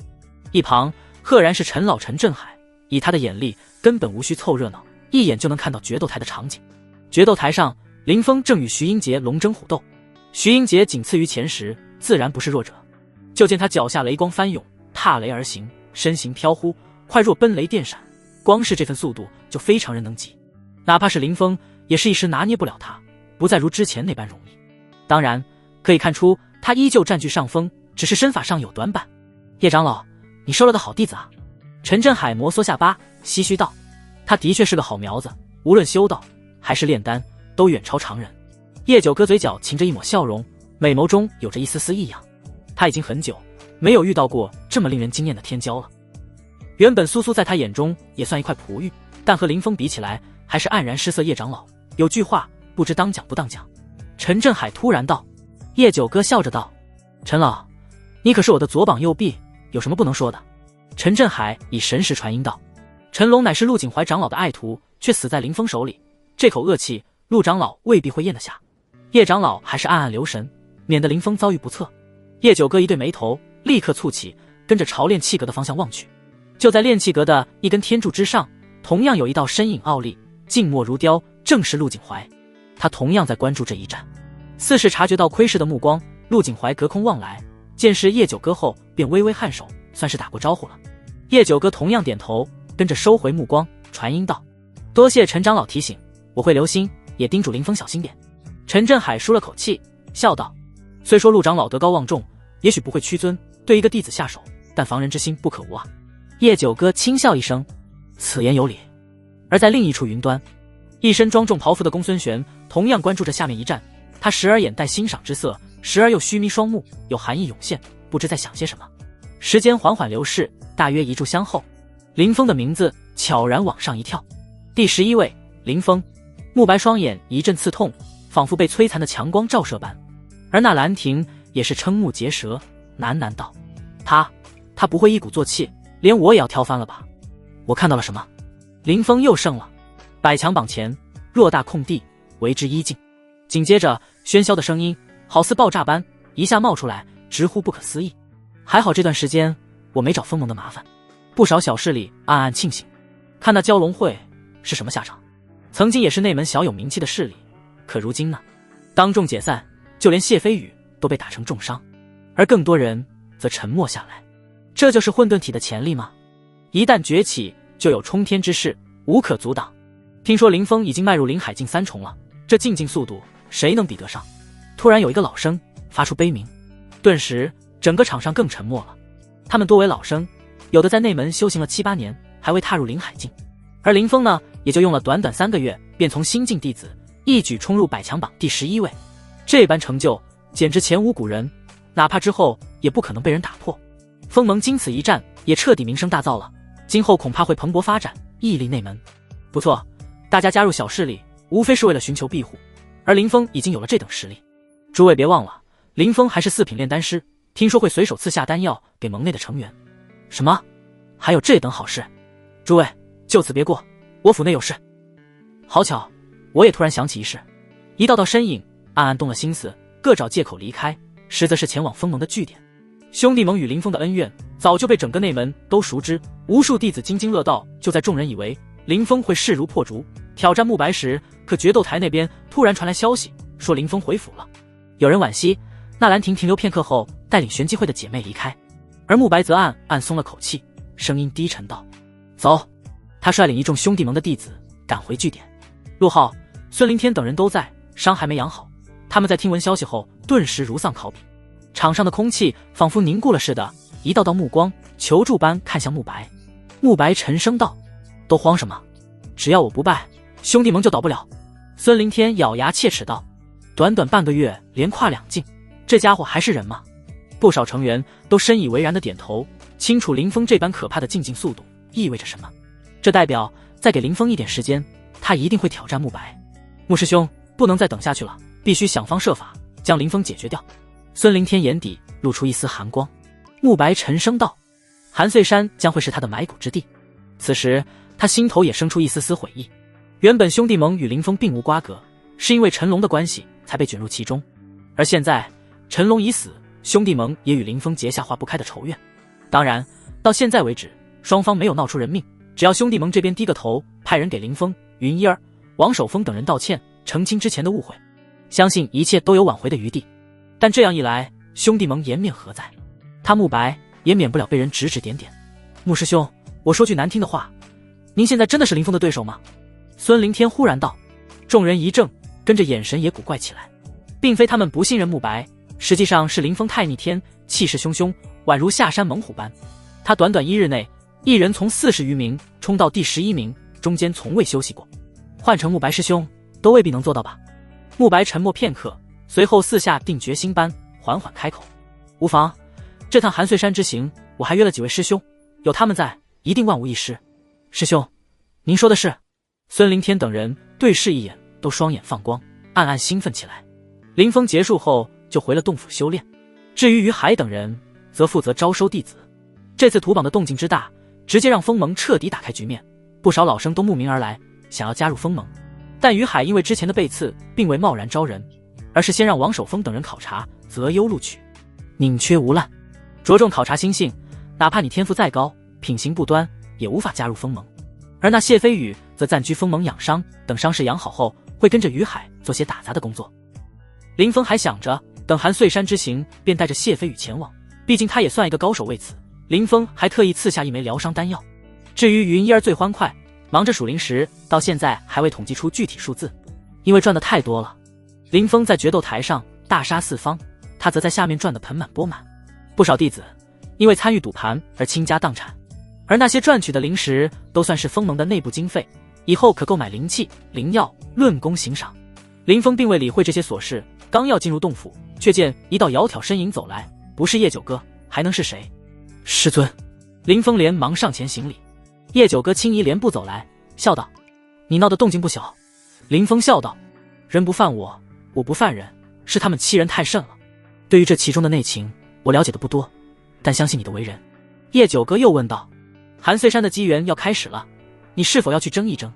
林峰点头，暗暗诧异，莫非叶长老是来阻止自己的？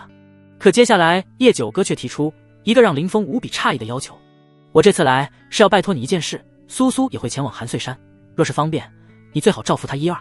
苏师姐也会前往，她有些惊异，炼丹师何等金贵，单个培养一个炼丹师也极不容易，师傅怎会让苏苏前去犯险？”似是察觉到林峰的诧异，叶九哥笑着说道：“别忘了，苏苏不仅是炼丹师，修为也达到了半步武丹境。他此次入韩穗山，乃是为了收取七侠宝莲，炼制一枚黄龙丹。”原来如此，七侠宝莲乃是无比珍贵稀有的灵药，也是炼制黄龙丹的主要，而黄龙丹有着打破桎梏、助人突破的功效。显然，苏苏想凭此一举迈入武丹境。师尊，确定韩穗山上有七侠宝莲？林峰诧异道，同样有些心动。林峰如今是灵海3重，有混沌塔在，用不了多久就能达到灵海9重，迟早会用到七侠宝莲。闻言，叶九哥轻轻颔首，他找过很多长老，也翻阅了不少资料，确定韩穗山有七侠宝莲。林峰思索片刻，道：“师尊，苏师姐待我如何，您也都看在了眼中。若非您为她求情，我是不会理会她生死的。那你这是答应了？”叶九哥脸上露出一抹笑容，他若遇到危险，我见到后便尽力出手，可连我也解决不了，便爱莫能助了。林峰不是圣母，在苏苏百般针对的情况下，不会以德报怨，但叶长老对他百般照顾，的确不好拒绝。你只要尽力而为就够了。叶九哥说着，取出一枚玉佩，交到林峰手上。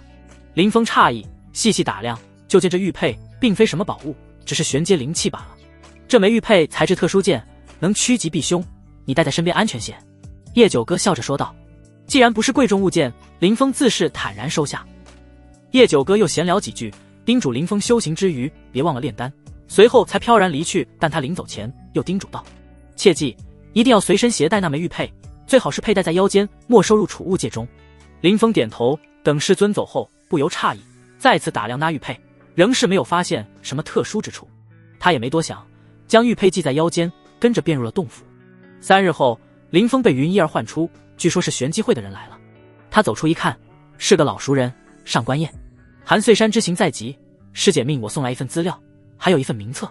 资料上记载的是关于韩穗山的信息，至于名册，则是内门中的各大强者的信息，前10名都收录其中，而且最为详尽。你抽空可以看看。上官燕言简意赅道。林峰故意打趣道：“其中有没有纳兰师姐的信息？”上官燕翻了个白眼：“自然没有，纳兰师姐早就提防你这怪胎呢。”好，资料与名册我收下了，等出发前还请纳兰师姐派人通知我。林峰道。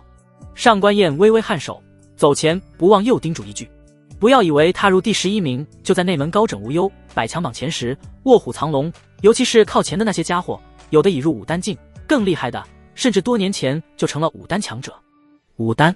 林峰眼睛虚眯，别看他现在足以在灵海境横行，但对上武丹境还真说不准有几分胜算。他拱了拱手，表示自己记住了，随后便目送上官燕离去。等解决完这些事，林峰便开始翻阅名册资料。看来100强榜的水比我想象中要深啊，居然还有这么厉害的存在。林峰目光渊深，跟着回忆起之前的大战，道：“我现在攻伐之术尚可，防御也无敌，就身法是短板，必须去一趟藏书阁了。”想到这，他立刻出发，来到藏书阁。他刚步入第1层，便见到那扫地老者正佝偻身躯，一下一下的清扫地上的脚印、尘埃。前辈，我来吧。林峰笑着走过去。扫地老者本想拒绝，见是林峰，便顺势将扫帚递过去，笑道：“你这小家伙，有段时间不见了，在忙什么？”“当然是忙着修炼了。”林峰眨眨眼，问道：“难道前辈对外界的动静一概不知？我需要知道什么吗？”老者一脸茫然道。林峰连忙笑着糊弄过去，按道这老者还真是个世外高人，自己在内门惹出这般大的动静，他却毫不知情，似与世隔绝一般。林峰很快将1、2层都打扫一遍，跟着前去挑选武技。他先去逛身法，可看来看去还是没有挑选到合适的，要么品阶太低，一眼就能看到底的那种，要么就需要功勋值。林峰虽做了2个任务，但早就兑换了寒极冰瞳，余下的根本不够。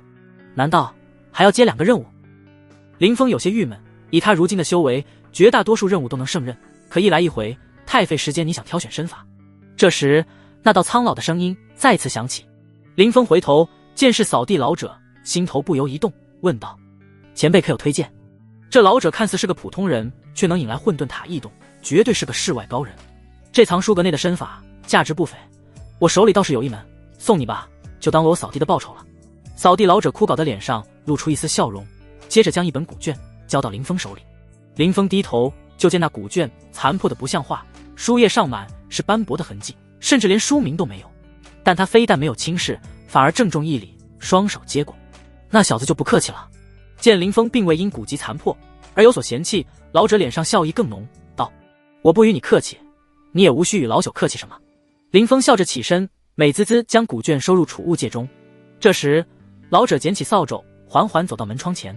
那里有几盆花，并非什么贵重的灵药，只是寻常工人观赏的花草。他拿起一把剪刀开始剪枝，跟着又顺手递给林峰一把剪刀。这该怎么修？林峰接过剪刀，顿时泛起了难。很简单，从分叉的地方剪断。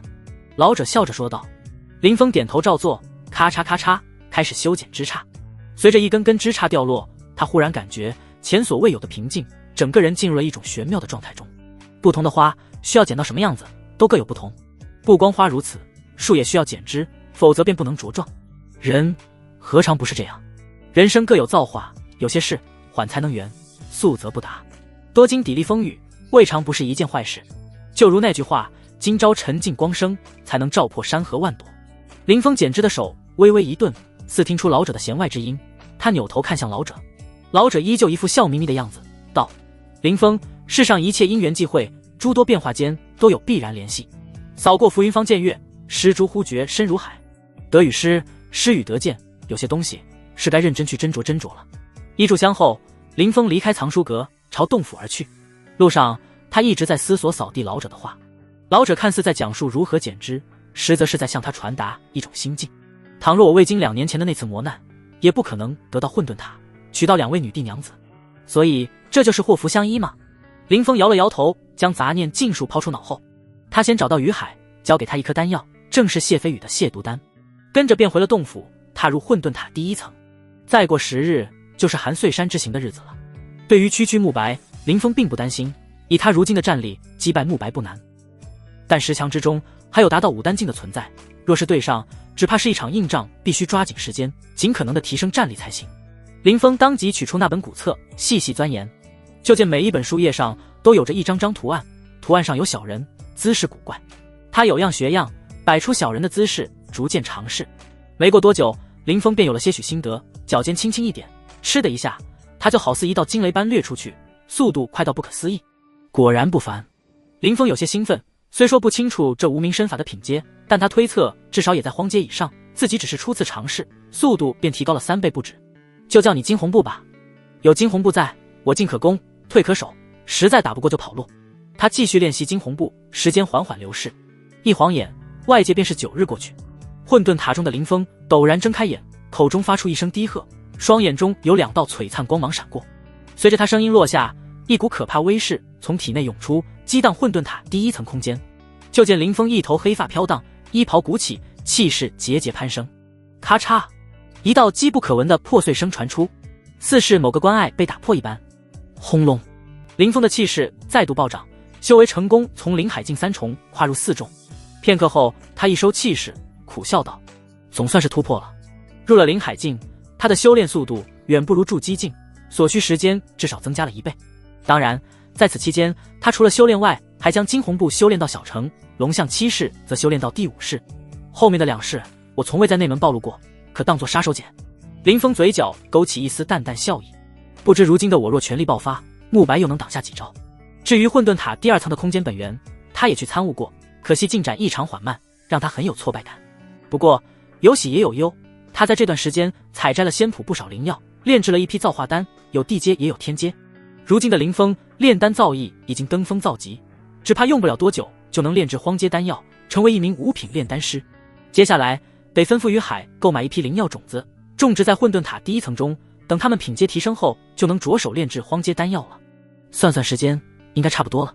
林峰舒展身躯，跟着心念一动，便离开了混沌塔第1层。他走出洞府，发现四下无人，于是朝风盟的据点而去。来到跟前，林峰不由吓了一跳，就见据点外围满了人，至少也有300余之多，而且都穿着统一的红衫，胸口位置有一片枫叶。风盟的人，林峰惊愕，他记得自己闭关前，风盟不是只有100余位新晋弟子吗？这才过去多久，人数竟翻了2倍。林峰哥，你出关了！一声欢呼，云衣儿好似一阵风扑来。林峰问道：“这都是你们招募来的？”从云衣儿口中，林峰知道这几日发生了什么。之前他屠了100强榜前10之下的所有高手，并跻身第11名，使得风盟在内门名声大噪，更有不少弟子将林峰视为偶像。等林峰一闭关，他们就纷纷找到于海，请求加入风盟，甚至还有不少弟子本身有小势力，却也退出原有势力，甘做风盟弟子。于师兄还严格把关了呢，说是品行不端的不要，否则的话，别说区区300了，500都不是问题。云衣儿一脸傲娇道。林峰听到这里，微微颔首，不错，德行不够，入了风盟会有隐患。还有，因为现在风盟成员太多，不方便管理，于师兄最近正头疼呢。云衣儿道。简单。林峰随口道，将于海叫来。云衣儿赶紧去找于海，没过多久，于海就走来，汇报盟内目前出现的状况。林峰拍了拍他的肩膀，慢慢来，不急，等风盟进入正轨后，你就不要理会那些琐事了，尽快将修为提上来。虽说如今的风盟有个镇场子的谢飞宇，但他毕竟没兄弟们亲。于海听到谢飞宇，忽然想起一事，道：“最近谢飞宇吵着闹着要当副盟主，被我压下来了。”林峰闻言不由冷笑一声：“这小子被我打成那样，还不安生？走，带我去见他。”盟主道。于海在前方引路，一声低喝，众风盟弟子立刻如潮水般分出一条路来，瞬时间，一道道目光无比崇敬地看向林峰。林峰径自来到八角阁前，道：“如今风盟日渐兴旺，于师弟功不可没，最近辛苦你了。”于海内心一暖，笑着说道：“风盟能有今日，多亏了林师兄，与我关系不大。”他所言倒也是实话，风盟若非有林峰撑场子，只怕早就沦为九流势力了。林峰淡淡一笑，环顾全场，声音骤然变得冷厉起来：“如今风盟主壮大，成员众多，不善管理。既然大家都在，我决定划定一些职位。盟内分设左右2大护法，由王守峰与木蛮担任，护法归副盟主管辖，麾下可选拔队长，协助管理盟内的大小事务。他这套算是照搬玄天宗的模式，精简了许多。我成护法了。”王守峰与木蛮对视一眼，不由呆住。于海笑着说道：“两位师弟还愣着干什么？还不快谢过盟主！”左护法王守峰谢过盟主，右护法木蛮谢过盟主。两人连忙拜下，口中齐声道，而其余人都眼巴巴地看着，分外妒忌。至于那些新晋弟子，见林峰并没有忘记这些兄弟们，哪怕晋升都优先想着兄弟，也是感觉没跟错人。盟主，那我呢？我当什么官？这时云一儿突然撅起小嘴，不满道。林峰早就知道云一儿是个官迷，自然不会落下他。放心吧，少不了你，你就当资源堂主吧，负责管辖盟内的灵石、丹药、灵药。堂主与左右护法评级都归副盟主管辖。谢谢林峰哥。林峰哥真好。云一儿展颜一笑，笑容之明媚，让四周的风景都黯然失色。林峰目光扫过，忽然脸色一冷，道：“谢飞宇。”人群中，谢飞宇走了出来，看得出来他态度有些懒散。林峰眯起双眼，道：“听说你想担任副盟主？”谢飞宇脸上露出一丝倨傲，道：“盟主，虽说我不是你对手，但好歹也是100强榜上的强者，如于海他们加在一起都打不过我，我怎么可能甘心屈居人下？”林峰面无表情看着谢飞宇，随后双手负后，踱步来到他跟前。谢飞宇内心一突，对于林峰他还是极为忌惮的。但转念一想，自己的要求也合理，他与海区一个驻激进弟子，凭什么骑在自己头上？你说的有道理，强者的确要统治弱者。林峰先是点头，可接着又话锋一转，但在锋盟，我的任命就是最大的规矩，你敢质疑，莫非是对我不满？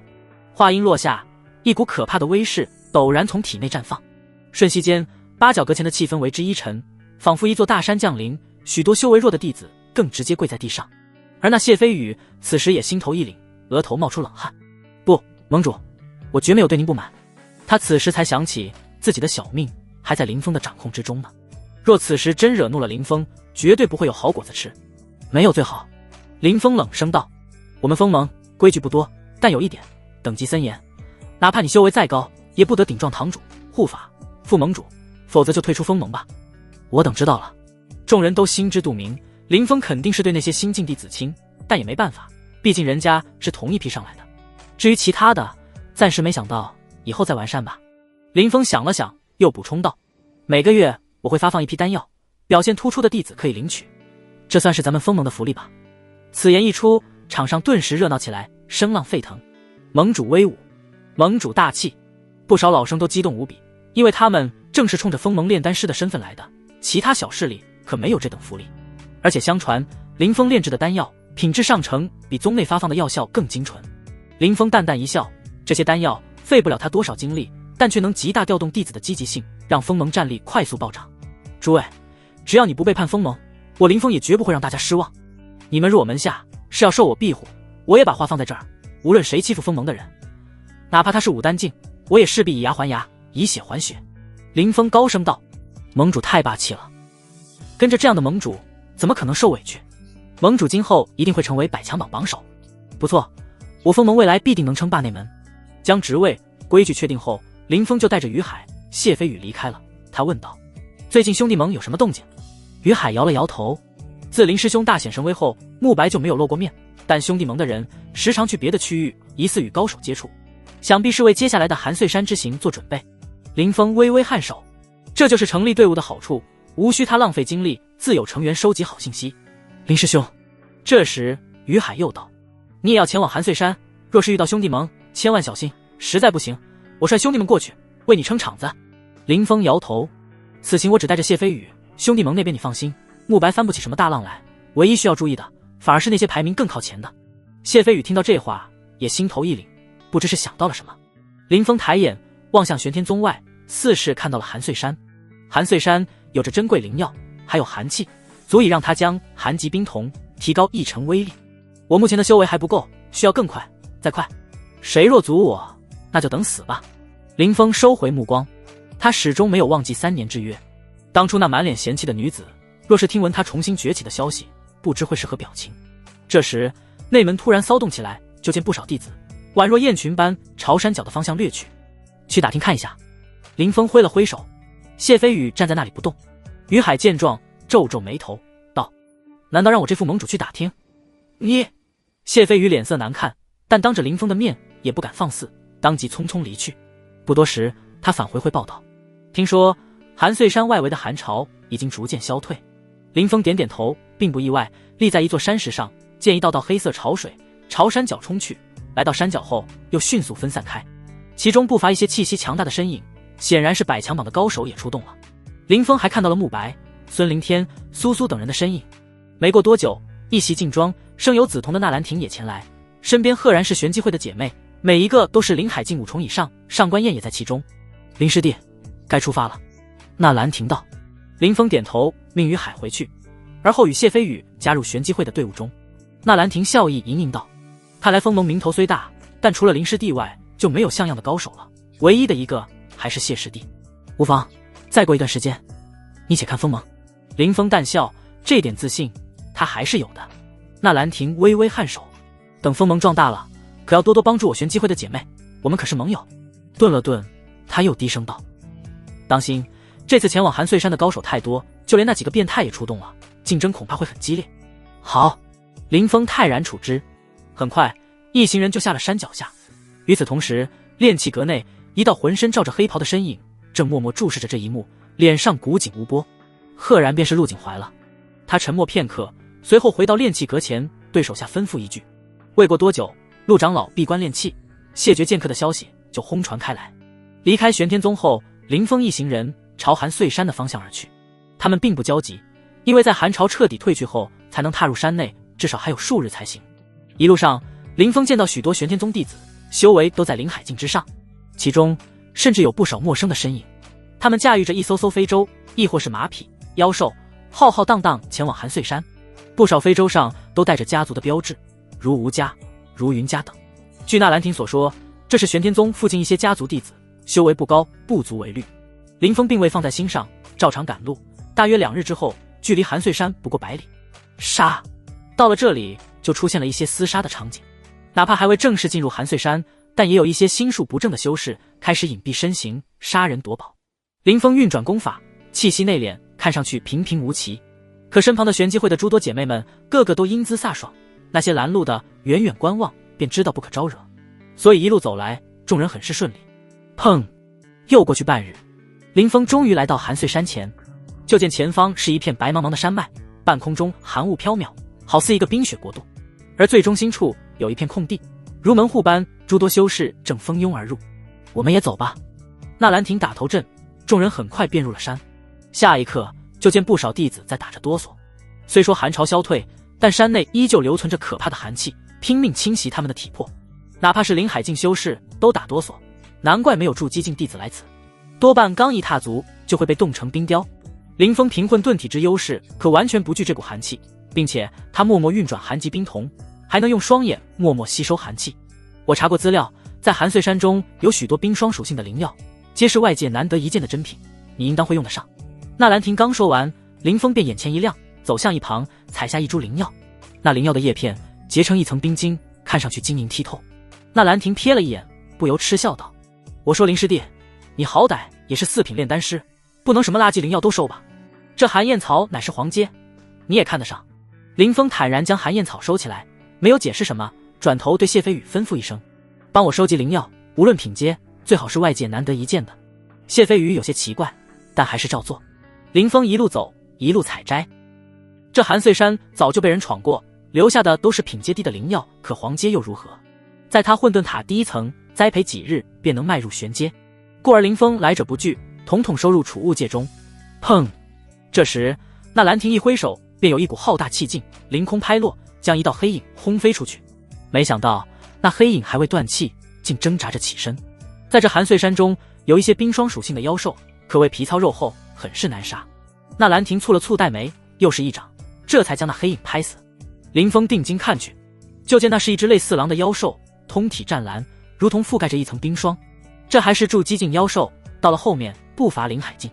那兰亭拍了拍手，叮嘱大家提高警惕，而后继续深入。越往里走，温度越低，寒雾也越发浓重起来。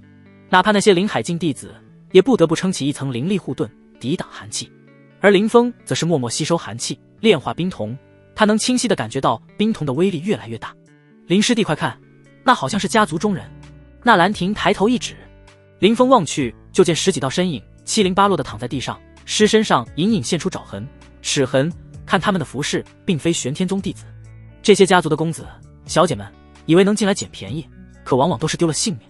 那兰亭一双紫瞳扫过四方，沉声道：“当然，这里对我们也极为凶险，那些寒雾能隔绝目光，一旦出意外难以反应。若是近身武丹便好了，神识一扫，便将方圆10几里范围尽收眼底。”听到这话，林峰心念一动，尝试着祭出神念来。他很快就感觉到自己多出一双眼睛，透过层层寒雾看到了更远处的风景，连寒雾也无法阻挠神识。如此一来，在韩穗山中，我等于开了天眼。哪怕慕白、纳兰亭等人也没有这等优势。林峰内心微微一喜，开始用神识探路。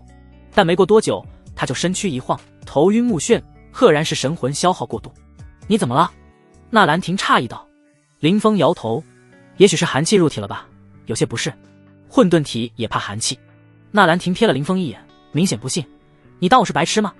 林峰讪讪一笑，随口几句糊弄过去，随后心头一凛。看来我虽能外放神识，却不可滥用，否则容易昏死过去。接下来他服下一颗丹药，默默恢复魂力。随着逐渐深入，众人遭遇的妖兽也越来越多，不仅有槟榔，还有许多稀奇古怪的妖兽，远胜玄天山脉的元王。但任凭这些孽畜再强，又如何是林峰与纳兰亭的对手？就见纳兰亭一掌拍出，就将一尊林海境白蟒打成肉段。林峰也不甘示弱，一指点爆一只凶禽的脑袋。他正熟练地收拾妖尸，忽然手上动作一停，目光阴冷，看向后方。阁下鬼鬼祟祟跟在后面，不怕引起误会吗？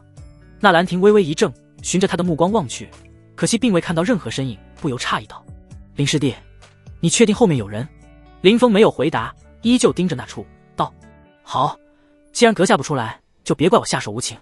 他当即一闪，瞬间从原地消失。好快！纳兰亭眼前一花，只觉一道惊鸿从场上掠过，瞬间便跃至100丈之外。再定睛看去，就见林峰正大手掐住一个男子的脖子。那男子满脸惊恐，喉咙发出含糊不清的声音：谁派你跟踪我们的？纳兰亭走过来，上下打量他，发现并非玄天宗的弟子，应当是家族中人。林峰略微松手，那男子颤声道：是慕白公子吩咐我们做的，还请阁下高抬贵手，放我一条活路。纳兰亭皱眉问道：慕白身边还有多少强者？貌似都是兄弟盟的人，以慕白公子为尊。那男子不敢有丝毫隐瞒。纳兰亭看向林峰，林峰松手，他眼中杀意如霜，冷声道：带路，杀慕白。杀慕白。纳兰亭心头一颤。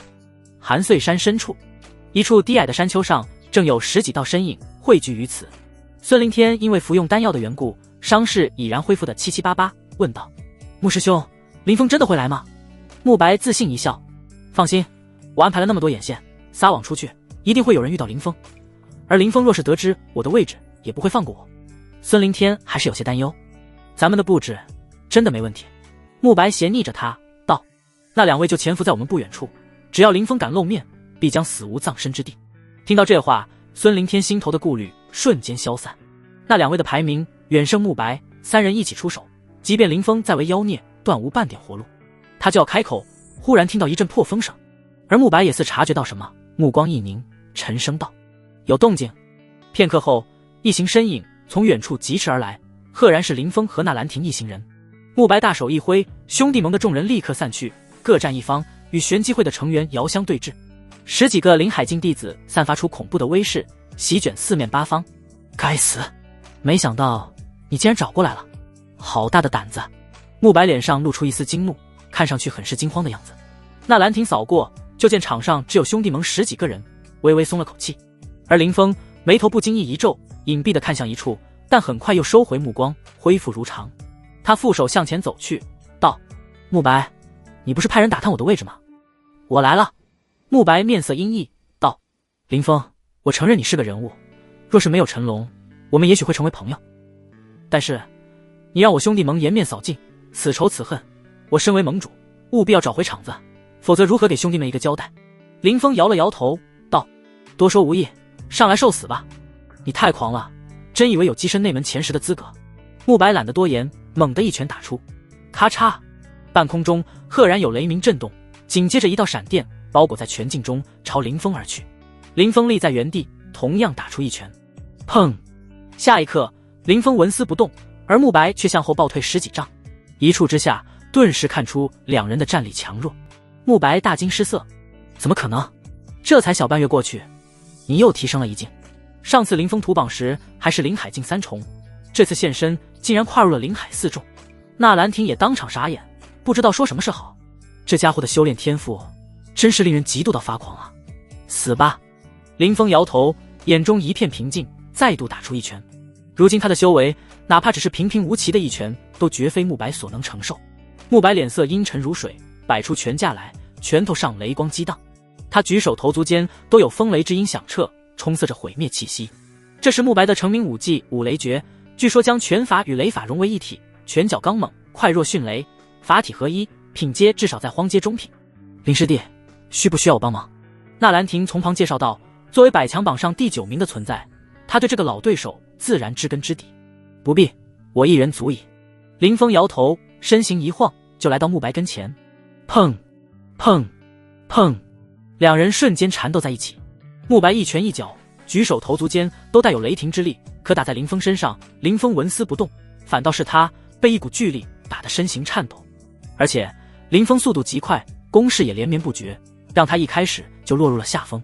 该死，他之前从未施展过这种身法，速度竟然快到如此地步。慕白心中大叫，跟着下定决心，低吼一声：我若不使出点压箱底的手段，根本奈何不了他。嗡嗡嗡，他按捏法诀，半空中突然风暴大起，雷光顿生，而后一道道雷光似受一股力量接引，当空落下，包裹住慕白的拳头。破！慕白以五雷诀接引来雷霆之力后，不顾拳头上皮开肉绽，一击朝林峰轰去。轰隆隆，这一拳可谓惊天动地，仿佛一条雷蛟横空，璀璨的雷芒带着澎湃的毁灭气息，浩浩荡荡轰向林峰。便是旁边的纳兰亭面对此招都不由面露凝重之色。正好借你的神通，试试我寒极冰瞳的威力。林峰依旧面色如常，双眼一闭，忽又陡然睁开，立刻有可怕的寒气喷涌而出。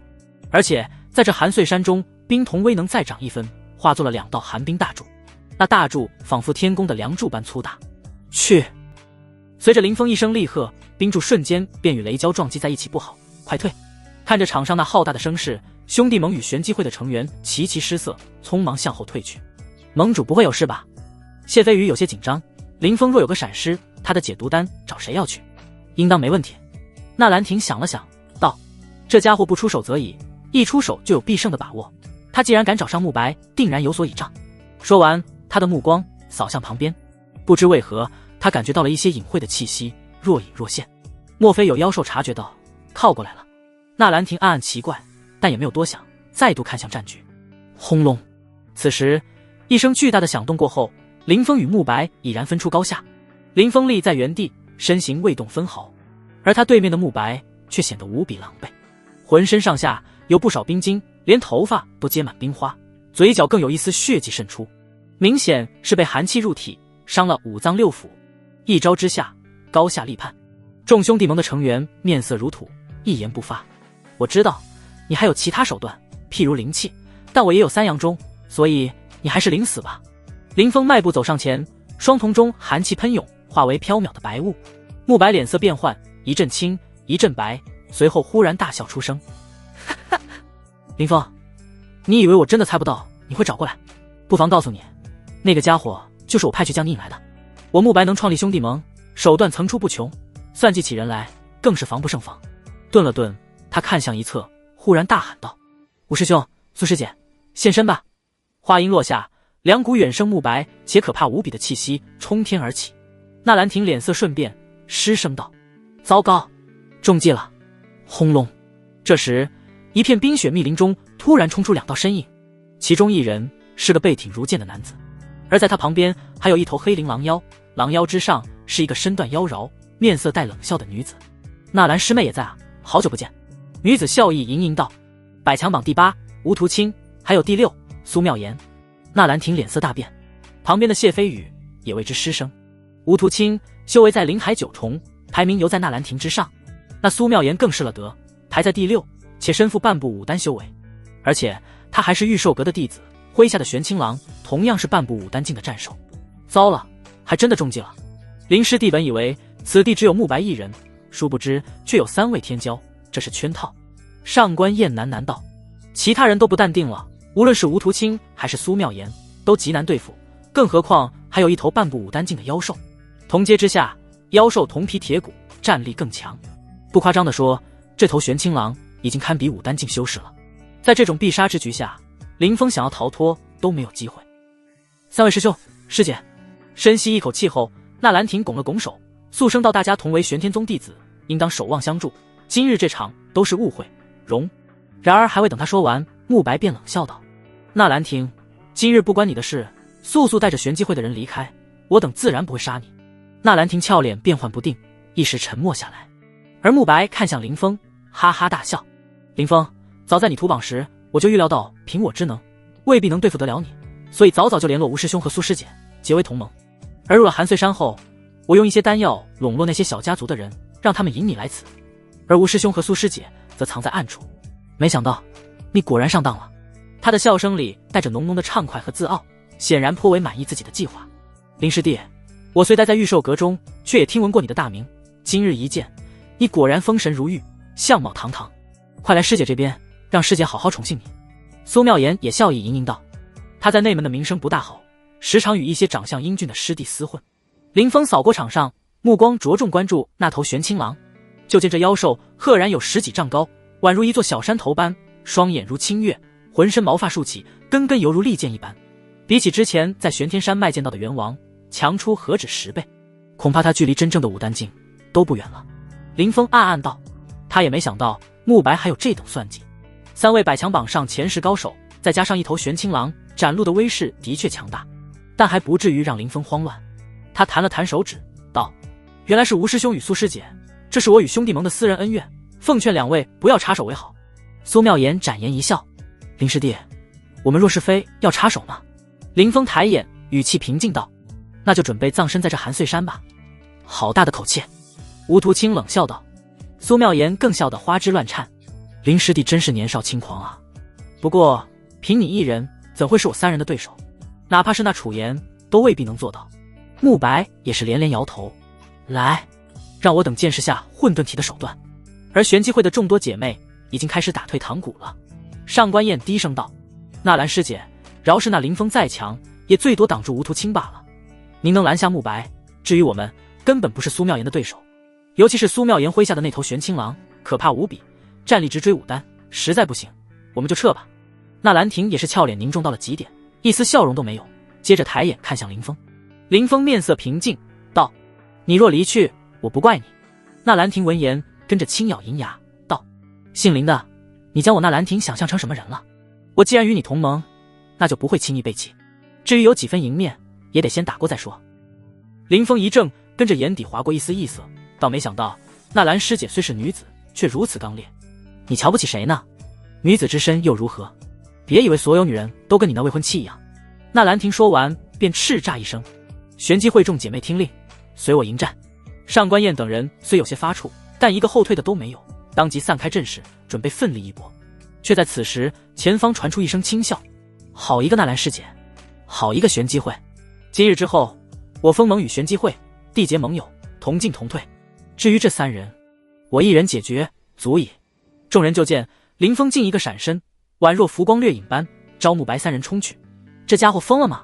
纳兰亭有些失神，恍惚间他竟在林峰身上感受到一夫当关万夫莫开的气势，仿佛他是一尊纵横沙场的绝世猛将。找死！慕白脸上露出一丝讥嘲，喝道，林峰，方才我并未动用全力，接下来让你尝尝我的五雷珠。随着轰隆一声响起，一道巴掌大小的雷珠凝现出来，赫然是一件半部荒阶灵器。雷珠上氤氲着赤、青、金、黑5色雷光，蕴藏着可怕至极的毁灭气息，仿佛能将一切生灵都摧毁。林师弟，师姐来了，你可要怜香惜玉哦。苏妙言也一催坐下玄青狼，朝林峰扑去。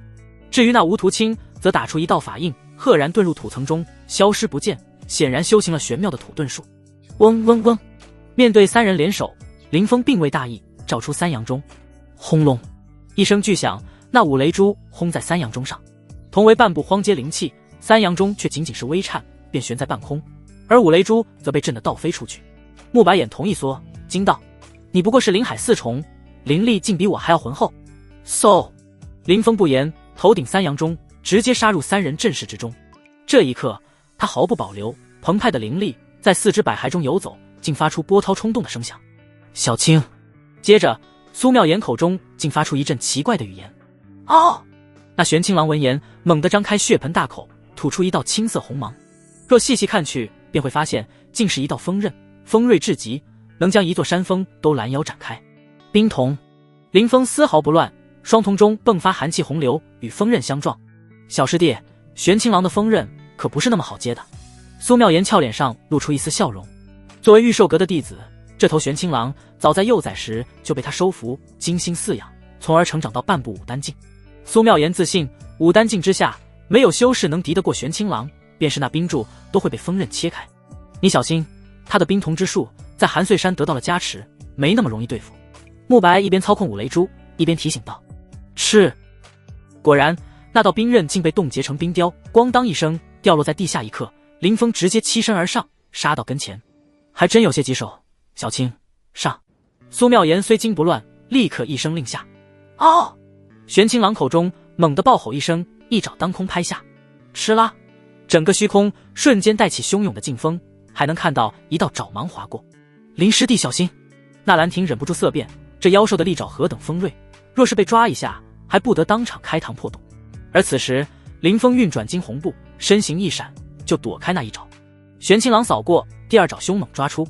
林峰这次倒没躲，轻飘飘地打出一拳，咚，就仿佛晨雾中的鼓肆，有沙弥敲响晨钟。别看林峰在玄清郎前显得无比渺小，但结果却是玄清郎被震退出10几步才堪堪停下，而且每一步都在地面留下了一道深深的爪印。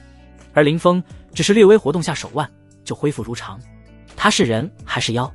纳兰亭、上官燕、谢飞宇都瞪大眼睛，哪怕知道混沌体非同小可，还是有些不敢相信。那可是半部武丹境的玄清郎啊，一身铜皮铁骨，任凭刀剑都难以伤到，蛮力更是吓人，但在林峰面前却被击退了。嗖！这时玄清郎上的苏妙言似被惹怒了，飞下狼背，低喝道：“小青，撕碎他！”玄清郎猛地一震，一双冰冷的青瞳死死盯着林峰，跟着身躯如一道狂风般扑出。你这战兽实力不错，他一身筋骨，还要强过体修，更有类似于武技的传承神通。林峰淡淡道：“他若是武丹境，的确能给我带来些麻烦，可惜他不是。”他话音刚落，玄清郎已经扑上来，口中吐出锋刃，利爪更带起凄厉的破风声，宛若风暴般狠狠抓向林峰。林峰施展惊鸿步，轻飘飘在双爪之间躲过去，随后他隔空一抱，第一拳，撼山洞赫然打出，如一座小山压下，生生轰在玄清郎上，将其打得一声哀鸣，狼躯上皮开肉绽。林师弟使出龙象七式了。纳兰亭一惊。第二拳，林峰此时又施展垂云手，双手轻轻揉揉，似是一双羽翼般。吃！玄清郎猛地张口，发出一声凄厉的惨叫，肚皮之上更现出一道深可见骨的血痕，有潺潺妖血流淌出来。第三拳，此乃我新悟出的一拳，就拿你练招吧。林峰再次隔空打出一拳，龙象七式，第四式破千钧。这一拳只有踏入灵海境才能发挥出真正威力来，而林峰踏入灵海4重，早已修到小成。轰隆！就见从他拳头上迸发一股无形波动，瞬间就来到了玄清郎跟前，仿佛方圆数10丈的空间如薄纸一般被他掀了起来。当然这并非真正的撼动虚空，只是有了几分气象罢了。哦！这时那玄清郎的一双青瞳中早就散去了战意，只剩恐惧，他下意识转身就要朝远处逃去，临走前还不忘口吐一道锋刃，想要拦截那股波动。螳臂当车！林峰摇头，徐徐收手。玄清郎不入武丹境，根本挡不住这招破千钧。咔嚓！果然那道锋刃在无形波动前寸寸崩裂，而玄清郎此时已逃到了10几丈开外。慕白、苏妙言等也察觉不对，前来营救，可他们终究慢了一丝。砰砰砰，仿佛涨潮一般，那无形波动很快就追上玄清郎。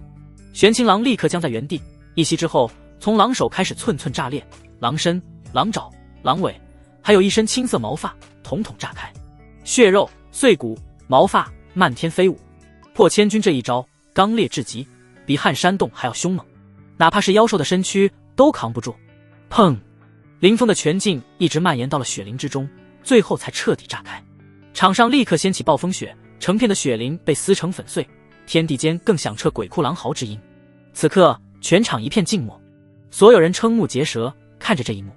这真是林师弟吗？纳兰听到吸一口凉气，目视那个如神如魔的男子，感觉一阵口干舌燥。上官燕等人也都傻了，不知道说什么是好，脑海中一片空白。苏师姐，现在你还以为我在吹嘘吗？林峰这时扭头看向苏妙言，他3拳击毙半部武丹境的玄清郎，从头到尾只用了短短10几息而已，而且自身毫发无伤。听到林峰的话，苏妙言娇躯一震，脸色不断变换起来，最后他的双眼射出刻骨铭心的怨毒，厉笑道：“姓林的，你敢杀我战宠？你可知道我培养他到今日费了多少心血？我要将你挫骨扬灰！”他声声凄厉，字字啼血。而一旁的慕白与吴图清则吓得快要胆寒了。吴图清咽了口唾沫，惊惧道：“苏师姐，冷静，冷静，我们未必是他对手。”苏妙言顿时一僵，身为御兽阁的弟子，他虽也有半部武丹境修为，但远不如玄清郎厉害。至于慕白与吴图清，更是相差甚远。而如今林峰3拳击毙玄清郎，仿佛不费吹灰之力一般。至于还站在场上的他们，如何能挡？林师弟，我愿退出你与兄弟盟间的冲突。苏妙言恢复冷静，双眼散去怨毒，接着更是露出妖媚的笑容，冲着林峰一笑：“不必了。”可林峰却摇头，三阳中嗡嗡作响，顷刻间便有烈火涌出，化为一圈火线，将苏妙言三人围在其中。三人见状，心里顿时咯噔一下。逃！慕白三人二话不说向外逃去。轰隆隆，三阳中高悬长空，似是火军的炉鼎一般，不断倾泻出火焰，很快就遮挡住四方窥探的视线。纳兰亭等人心惊肉跳，只感觉那火圈中有铺天盖地的劲风涌来，将方圆10几里都笼罩住，压得他们都喘不过气。你家盟主也太妖孽了吧，不会真的将这三人杀了吧？上官燕屏住呼吸，很难想象在战团中在进行何等可怕的战斗。一息两息，纳兰亭忽然轻声道。上官燕诧异道：纳兰师姐，你在做什么？我在计算时间。纳兰亭俏脸凝重，默默数着，很快在那火圈之中就传出凄厉的惨嚎声。啊，是慕白的声音，他哀叫求饶，但声音很快被打斗声淹没，紧接着便是一道道愤怒的狂吼，还有威胁，最后伴随着轰隆一声巨响。就见战团之中无数火焰炸开，化为一圈圈的火线，急速向外扩散。而兄弟盟那些成员们还未来得及逃走，便被卷入其中，哪怕祭出灵气，动用防御武技，都无济于事，纷纷炸成血雾。纳兰亭奋力护住众人，向外暴退，一直退到20里外才堪堪停了下来。而场上的声响也逐渐收敛，虚空中的无形波动散去，风雪再次流动起来，仿佛一切都没有发生过，只剩下满地的残尸在记录方才绝非幻想。一炷香，纳兰亭口干舌燥。威震内门的3大10强天骄，其中还有御兽阁的高徒，就这样死了。上官燕呆若木鸡，不敢置信道：这消息若是传回内门，必然要震惊整个宗门吧。其他人也都面面相觑。上次林峰屠榜之后，不少人都以为他的战力在10名开外，可此时呢，林峰一出玄天宗，就连杀3大高手如杀鸡一般，谁能不震撼？师姐，你的预言成真了，他恐怕真要骑在你头上了。上官燕看向纳兰亭，低声道。纳兰亭苦笑，跟着又哼了一声，只是骑头上又不是骑身上，师姐不吃亏。而一旁的谢飞宇突然觉得自己跟着这样一个家妖孽，好像并不算屈尊啊。有他在，风盟迟早会壮大，成为内门的巨无霸势力，远超蛟龙会。此时林峰已经开始收拾战利品了。慕白三人都是内门中的佼佼者，底蕴可谓丰厚。还有场上那些兄弟盟的成员，他们本没有出手，但也死在了战斗的余波中。死就死吧，这里不属于玄天宗的范围，不会带来任何后果。林峰如风卷残云般将储物借镜术收起来，而后又挑挑拣拣整理出一些玄青狼的狼骨收了起来。大概1刻钟后，他才拍拍手来到纳兰亭跟前。纳兰亭一脸复杂，问道：你还是人吗？林峰笑着说道：纳兰师姐，那些战利品我就不跟你客气了，那是你应得的。纳兰亭摇摇头，沉淀良久后才回过神来，随即一行人继续上路。纳兰亭双眼放光道：林师弟，你有如此实力，那个地方我们倒是可以闯一闯了。哪里？林峰扭头看向纳兰亭，自然是那位前辈的洞府了。纳兰亭道：寒碎山中虽说有不少资源，但那洞府才是最大的机缘。原本我修为低微，打算在洞府外转转，看能不能捡些漏，可如今有林师弟在，倒是可以冒险一试。据他所说，在洞府附近争斗最为惨烈，还会有更厉害的强者现身，争抢机缘。你面对的苏妙言在内门中排名第6，但据我所知，除了他之外，排名在第3。无畏的弟子都出山了。纳兰亭刚说完，林峰便诧异道：那前2名呢？纳兰亭摇了摇头，那2个家伙平日里便鲜少外出，最近在忙什么我也不清楚。林峰思索片刻，问道：下山的这3人都是什么修为？排名第5的是楚言，有着5丹1重修为，此人生有一副好皮囊，但在门内名声不好，据说与不少师妹苟合后又弃如敝履。纳兰亭道。林峰微微皱眉，方才在苏妙言口中他听过这个名字。至于排在第4的则是司徒木5丹2重，第3的是马生5丹3重。纳兰亭说着，一旁的谢飞宇忍不住苦笑道：别看我们在内门闹出了不小的声势，实则在这些人眼中不过小打小闹罢了。上官燕也颔首看着林峰道：前段时间林师弟屠榜，引得无数高手观战，但这3人都未曾现身。人家贵为5丹境的强者，看我们间的打斗跟小孩玩闹没区别，这倒是正常。5丹境的姿态岂是临海境可比？林峰想了想道：可以前去洞府看看，但在此之前，我想先寻到栖霞宝莲。这株宝莲能助他打破临海境的瓶颈，属他必得之物。这个简单，我倒是清楚栖霞宝莲的地点，就在冰魄洞窟中，距离这不过300里。纳兰亭道。林峰点头，一行人直奔冰魄洞窟。大约小半日后，在前方就出现了一片山脉，山体之上有着一个巨大的冰窟，结满冰霜，仿佛水晶宫一般。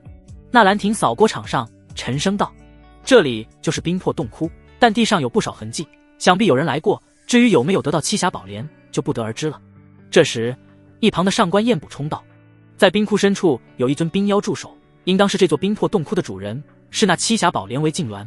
寻常弟子想要得到，并非易事。既然林师弟对那栖霞宝莲志在必得，我们可以入内看看。”林峰微微颔首，迈步而入，随后问起那冰妖的修为。冰妖是半步武丹境，能耐了得，林师弟放心吧，我们这批人中能对付冰妖的屈指可数。上官燕道。一行人很快便深入地窟之中。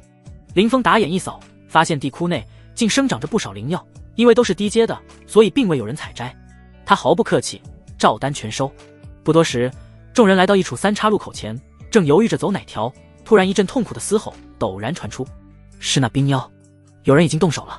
纳兰亭目光一凝，林峰唰的一下施展惊鸿步朝前掠去。走！一行人在冰窟中穿梭，最开始还安然无恙，到了后来，岔路口越来越多，好在那妖兽的嘶吼声不断传出，能为他们指明方向。除此之外，还出现了一些冰妖，这是一种冰鸟，从头到尾呈流线形，闪耀着冰晶光芒，利爪锋锐，可轻易抓碎山石。路上林峰见到7、8具尸体，看他们的服装皆是家族中人，脑袋处直接被抓出一个个血洞，惨不忍睹，显然是冰妖所为。呼！此时林峰等人刚进入一个岔口，前方就有羽翼闪动的飓风袭来，小心！上官燕见状提醒一声。林峰目光一冷，直接施展惊鸿步掠去，一拳打出。那只冰鸟分外狡猾，早就留意到林峰的动作，虽说在冰窟中，他依旧无比灵活，躲过林峰的拳劲。砰！林峰一拳轰在冰面之上，砸出一个大洞来，还挺机灵。林峰冷哼一声，接着双瞳喷出寒气，瞬间便笼罩在冰鸟身上。那冰鸟虽机敏，且对寒冰抵抗力强，但反应还是迟了半拍。林峰一个箭步追上前去，直接将其拍成血雾。哇，林师弟好厉害啊！林师弟太帅了！这些冰妖在林师弟手中和纸糊的没区别。这时，玄机会的众姐妹们皆是发出一声声欢呼。经过以1敌3那一战后，她们俨然成了林峰的小迷妹，对他崇拜极了。区区临海6中的冰妖，你们至于吗？纳兰亭忍不住翻了个白眼，就要呵斥几句，这时又是一声嘶吼自前方传出，声音之大，让冰窟上的诸多冰晶都粉碎，无数冰屑落下。听这声音，那冰妖霸主好像要不行了。纳兰亭诧异道：“到底是何方高手，能将他解决？”林峰不言，再次加快速度，将惊鸿步催动到极致，瞬间就冲出这条岔路，来到一个三岔口前。他毫不停留，循着声音激射而出，而纳兰亭等人紧随其后，奋力追赶，但还是追不上。林峰有惊鸿步在，还身负混沌体，灵力源源不断，无论速度还是耐力，都非他们能比。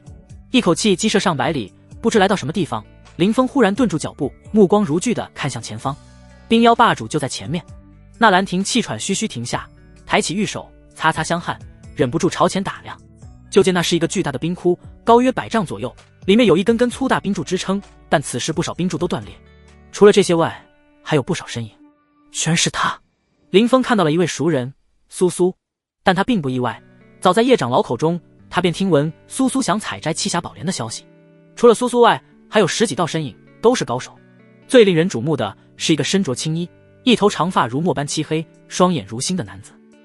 男子浑身笼罩在浩大气境中，他对面是一只生有寒冰双翼的飞禽，足有10几丈长，飞舞在半空，口吐寒冰，赫然是那半步武丹境的冰妖霸主了。若在外界，这只冰妖足以团灭90成的弟子，哪怕是纳兰亭见了，也要暂避锋芒。但此时他却浑身染血，分外狼狈。楚言！纳兰亭忽然俏脸一变，盯着那男子低呼道：“他就是楚言。”林峰恍然，怪不得能打伤这只冰妖，原来那男子赫然是百强榜第5，有着武丹境修为的楚言。林峰，你怎么来了？找死吗？这里也是你能闯入的地方。似是听闻这边的动静，苏苏扭头一看，等见到纳兰亭后，他顿时冷笑起来。怪不得你敢来此，原来是找了靠山。林峰瞥了苏苏一眼，微微皱眉。就见此刻的苏苏状态有些不佳，肩膀上有着一道血痕，但那伤口早已被冻出，一滴鲜血都未流出。并且苏苏的脸色也难看无比，嘴唇泛着青色，这是寒意入体的征兆。见林峰目不转睛地看着自己，苏苏顿时一脸嫌恶。看什么看？没见过女人吗？林峰收回目光，淡淡道：苏师姐不也找了靠山吗？苏苏抬了抬下巴，不错，我的靠山正是楚岩师兄。林峰靠着冰壁冷笑道：看来你的靠山也不怎么样嘛，否则你怎会受伤？哼，那是楚师兄不小心才被那冰妖偷袭了我一手。苏苏眸光高傲道：你看到没有，楚师兄已经将那冰妖压制了，若是你，估计早就被撕成了碎片。林峰懒得跟他斗嘴，只是道：你已被寒气入体，寒气甚至深入五脏六腑中，必须尽快压制，否则会很麻烦。在我面前显摆丹术。苏苏冷笑道：别忘了，你再厉害也只是4品炼丹师，我可是5品。还有，我已经服用过丹药了，这点寒毒很快就能拔除干净。林峰摇头，寒毒是这半部武丹境的冰妖所留，没那么容易拔除。闭嘴，我需要你来指点。苏苏冷哼一声，直接扭过头去，似懒得与林峰说话。但他微微蹙了蹙黛眉，感觉体内有一股股寒气乱窜，很是难受。看来林峰所言不错，这寒毒的确不容易解决。想了想，他再次取出一枚丹药吞了下去。而林峰则是微微摇头，他看出苏苏吞下的丹药乃是解毒丹，寒毒虽也是毒，却是冰霜属性，解毒丹作用有限。轰！却在此时，一声巨响，就见半空中飞舞的冰妖霸主猛然炸开，4分5裂。而后楚岩收手，缓缓走来，笑道：苏师妹，幸不辱命。击杀完冰妖后，他依旧气定神闲，衣袍仅仅有些褶皱罢了。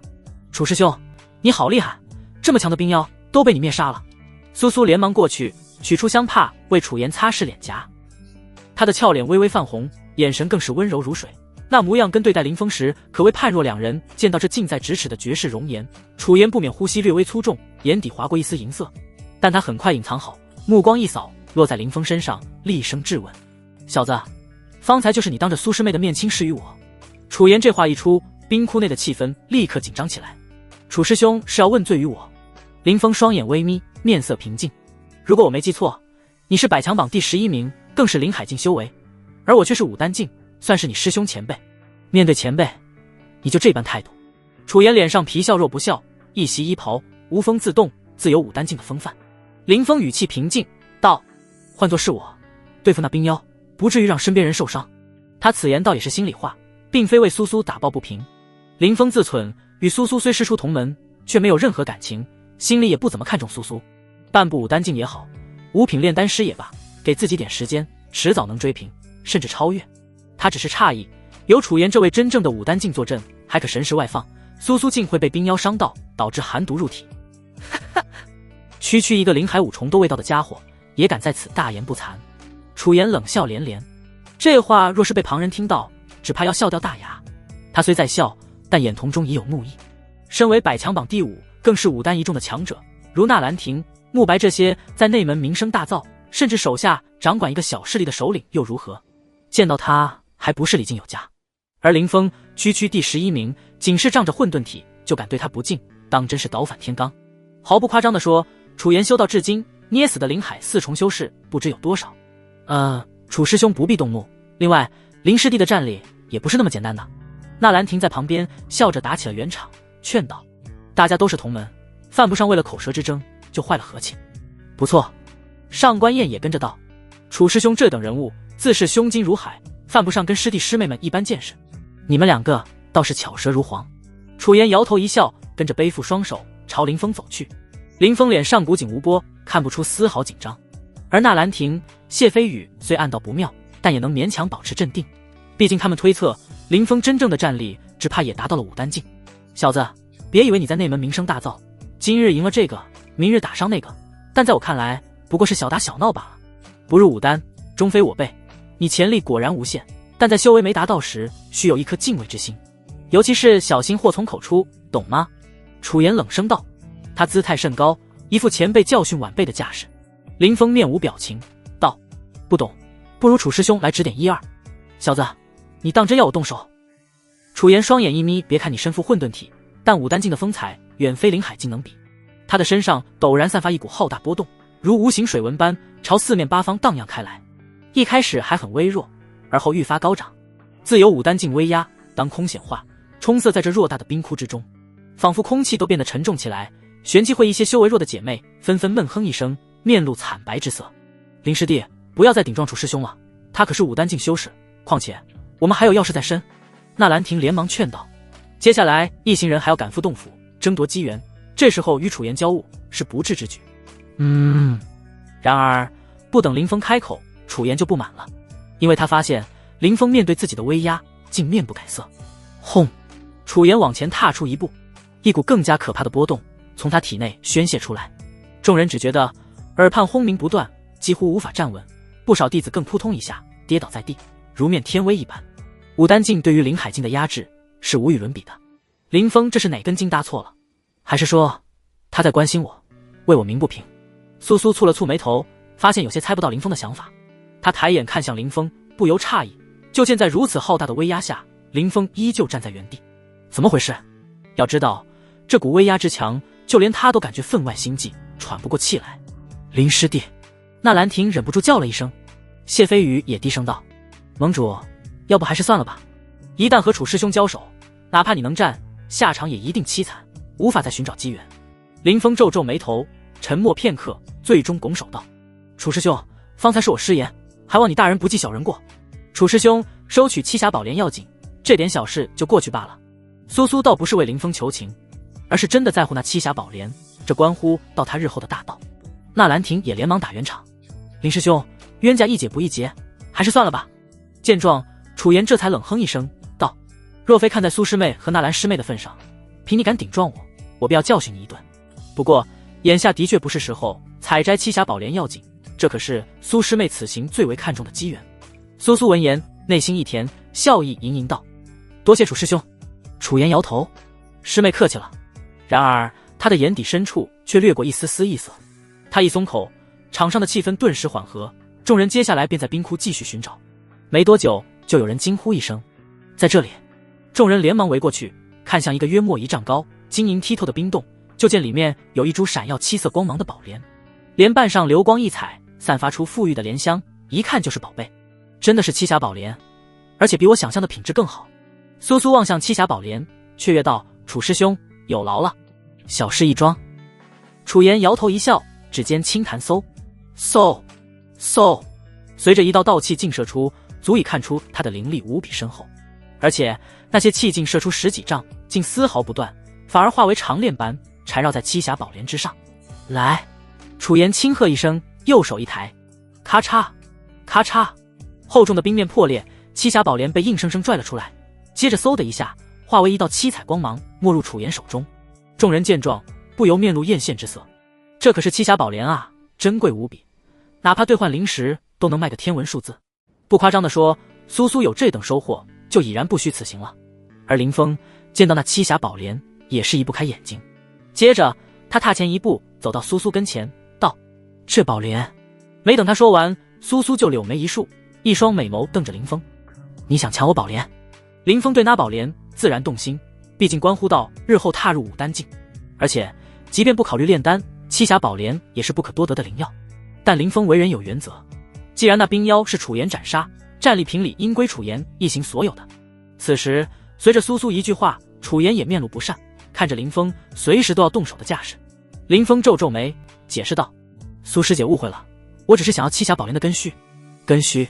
苏苏诧异道，栖霞宝莲只有莲瓣能入药，根须毫无效果，连黄阶灵药都不如，你要去做什么？林峰耸了耸肩膀道，也没什么，纯粹收藏。苏苏盯着林峰，忽然冷笑出声，林师弟，你还真是虚荣啊。林峰一愣，我什么虚荣？苏苏绕着林峰转了2圈，信誓旦旦地说道，你一定是打算出去后用这根须跟众人吹嘘，说自己拿到了栖霞宝莲，还斩了那冰妖，对是不对？林峰脸一黑，感觉莫名其妙，自己可没有这样的想法。但苏苏似料定林峰就是这样想的。沉吟片刻，他随后取出一柄小巧精致的匕首，陡然一斩，直接将栖霞宝莲的根须斩了下来。而后他将莲瓣收起，将根须递出去。林峰就要接过来，随后顿了顿，问道，你出个价吧。苏苏蹙了蹙眉头，你有病啊，这一文不值的东西我出什么价？林峰则道，在你那里一文不值，在我这却有大用，你还是出价吧，我不想欠你人情。见他如此说，苏苏也不客气了，跟着竖起一根手指。林峰一怔，1000灵石。苏苏冷哼一声，1000？你打发叫花子呢？10000灵石。此言一出，那兰亭等人皆是脸色一苦。我的天，苏师姐未免也太黑了，这节根须最多也就值得100灵石，她居然敢要价1万，这不是趁火打劫是什么？你要拿不出来就算了，当我白送你，我苏苏也不差这点灵石。苏苏扬起下巴，一副清冷的模样，可他没想到林峰毫不犹豫地点头道：好，1万就1万，我收了。苏苏愣住了，纳兰亭也惊为天人，暗戳戳捅了捅谢飞宇：你们盟主这么有钱吗？谢飞宇嘴角一抽：我哪知道，但这笔买卖怎么看都不划算啊。何止不划算，纳兰亭两眼一闭，苏师姐简直将他当冤大头宰了，果然是封盟的首领啊，就是财大气粗。苏苏愣过之后摇头一笑：给你。林峰将那节根须接过来，当场交出1万灵石，点头道：好，我们两不相欠。别人眼中根须一文不值，因为栖霞宝莲生长周期太长，哪怕栽种这节根须也需要数百年乃至1000年时间才能入药，但在林峰这里完全不是问题，他甚至能通过这根须得到10株、100株栖霞宝莲，绝非区1万灵石能比，所以还是他占了大便宜。这时候楚言已经将冰妖的尸身处理好，收入储物戒中，哪怕他贵为武丹境，也不能忽视这笔财富。师妹，既然栖霞宝莲已经得到，我们便出去吧。楚言温和笑容，看上去仿佛卓氏公子一般。听师兄的。苏苏轻轻颔首，而后转身往冰窟外而去。林峰等人自然也跟在后面。林峰沉默片刻，还是忍不住道：苏师姐，你体内的寒毒还是得控制一下。苏苏蹙了蹙眉头，声音清冷道：我有分寸，无需你提醒。他又眸光斜睨：林师弟，你不会想要凭这件事跟着套近乎吧？你想多了。林峰摇头道。而一旁楚言望过来，笑着说道：苏师妹，小心某些癞蛤蟆想吃天鹅肉，你贵为炼丹隔天女，更是叶长老首徒，前途无量。那兰亭有些听不下去了，为林峰鸣起了不平。楚师兄此言差矣，林师弟身负混沌体，又同为叶长老弟子，未来绝非庸碌之辈。你说的是有几分道理。楚言轻笑一声，但混沌体固然潜力无限，但也得成长起来才对，不是吗？林峰没有与楚言多做纠缠，也并未再提醒苏苏。言尽于此，接下来苏苏若出什么意外，他问心无愧。就连方才那2句提醒，也是看在师父叶九哥的面子上。很快众人出了冰窟。那兰亭问道：楚师兄接下来有何打算？入了寒碎山，当然要去那座洞府。楚言笑着问道：诸位呢？那兰亭倒也并未隐瞒，笑道：我们也打算前往洞府一看。苏苏闻言插了句嘴道：你们最好小心些，那洞府内的竞争最为激烈，每次都是死伤惨重，就是灵海9重都有可能陨落在此。我有楚师兄照拂，应当无碍。你们呢？那兰亭笑着说道：无妨，有林师弟在呢。噗嗤，苏苏一个没忍住笑出声来，跟着眸光斜睨林峰，面带不屑：救他。林峰直视苏苏：怎么看不起我？苏苏走到林峰前，低声道：来之前师父曾叮嘱我，若是遇到麻烦可去寻你，你已经答应他会照顾我，可有此事？林峰颔首：确有此事。苏苏又道：看在你还算有点懂事的份上，师姐忠告你一句，切勿踏足那洞府附近，会有性命之忧。林峰面色不动，直接道：多谢师姐关心，但我还是想尝试，看是否能得到些机缘。你不要操之过急。苏苏冷冷道：哪怕你身负混沌体，但也不过灵海4重罢了，怎么能与我等前10弟子相比？你混在玄机会的阵营中占人便宜，非但会害了自己，还会连累其他人。林峰闻言一笑：我若告诉你是纳兰师姐占我的便宜呢？林峰，苏苏的语气骤然加重几分。这不是小孩子过家家，寒碎山更不是玄天宗，这里真的会死人。劳烦你态度端正一点，收起那可怜的自尊，还有一文不值的面子，小命要紧。另外，不要认为我在关心你，我只是害怕师父伤心罢了，毕竟师父那般看重你。话落，他便快走几步，与林峰拉开距离。倘若是寻常弟子，被人如此鄙视奚落，早已恼羞成怒。但林峰经历一次失败之后，对这些讥讽早就免疫，云淡风轻。在你眼中，只有楚言才有资格入洞府，只有你们这些前10的骄子才能前去碰碰运气，却不知慕白早已死在我手里。至于楚言，林峰摇了摇头，很是不屑一顾。你怎么样？纳兰亭似听到2人的对话，走过来轻声问道。林峰淡然一笑：我很好。闻言，纳兰亭这才放下心来。接下来，两股人马并未分道扬镳，楚岩寺默许了纳兰亭等人借自己的光。有楚岩在，众人一路可谓横行无忌，几乎人挡杀人，妖挡杀妖，速度快到不可思议。而苏苏也为楚岩欢呼雀跃，楚岩仿佛一下成了众人的灵魂人物般。至于对待林峰，他则愈发冷淡，而且见林峰迟迟不肯离去，更加一句话都不想说。在他看来，林峰就是个混子。不知过去多久，众人止住身形，前方赫然出现了一座洞府。洞府四面八方，风声呼啸，天地都白茫茫一片，那寒气更是铺天盖地，随暴风狂卷，甚至寒气化为了一股股可怕的寒潮。到了这附近，就仿佛禁区一般。寻常灵海境的弟子都被冻得瑟瑟发抖，只有灵海5重以上才能运转灵力，勉强抵御住。还有一些家族弟子不小心被卷入寒潮中，发出一声声凄厉惨叫，而他的同族非但不去救，反而远远避开。等那寒潮一过，众人望去，不由倒吸一口凉气。就见那些人早已化为冰雕，俨然是死的不能再死了。呼！林峰立在凛冽如刀的寒风中，长衣猎猎，倒是泰然处之。他尝试着祭出神石，神石似潮水一般，瞬间就笼罩住方圆10几里。这个洞府占地极广，不亚于玄天宗的一些洞府，可见那位前辈修为之高，着实恐怖。除此之外，林峰还感应到在洞府内有一道道法阵在悄然运转，显然是洞府主人在闭关前为了不被人打扰，这才布下。很多阵法都已残破，被之前的弟子破解，但依旧留有一些似潜藏的无形杀机。果然有不少高手。林峰皱皱眉头，除了法阵之外，他还感应到一股股强大气息，甚至有2人气机隐隐与天地相连。武丹境之上，极有可能是百强榜第3、第4。看来纳兰师姐所料不错，他们的确早早赶来洞府。林峰摇了摇头，将神石收回。凭他现在的修为，还无法长时间祭出神石，否则会产生晕眩感。当那道神石收回的刹那，在洞府前的角落里，有2人抬头，略带疑惑地扫过人群，似是察觉到什么。而不远处，楚岩也轻蹙了下眉头。楚师兄，怎么了？明眸皓齿的苏苏诧异问道。奇怪，方才我有一种被窥视的感觉。楚岩摸着下巴，诧异道。苏苏一惊，莫非是神石之力？多半是神石。楚岩微微颔首。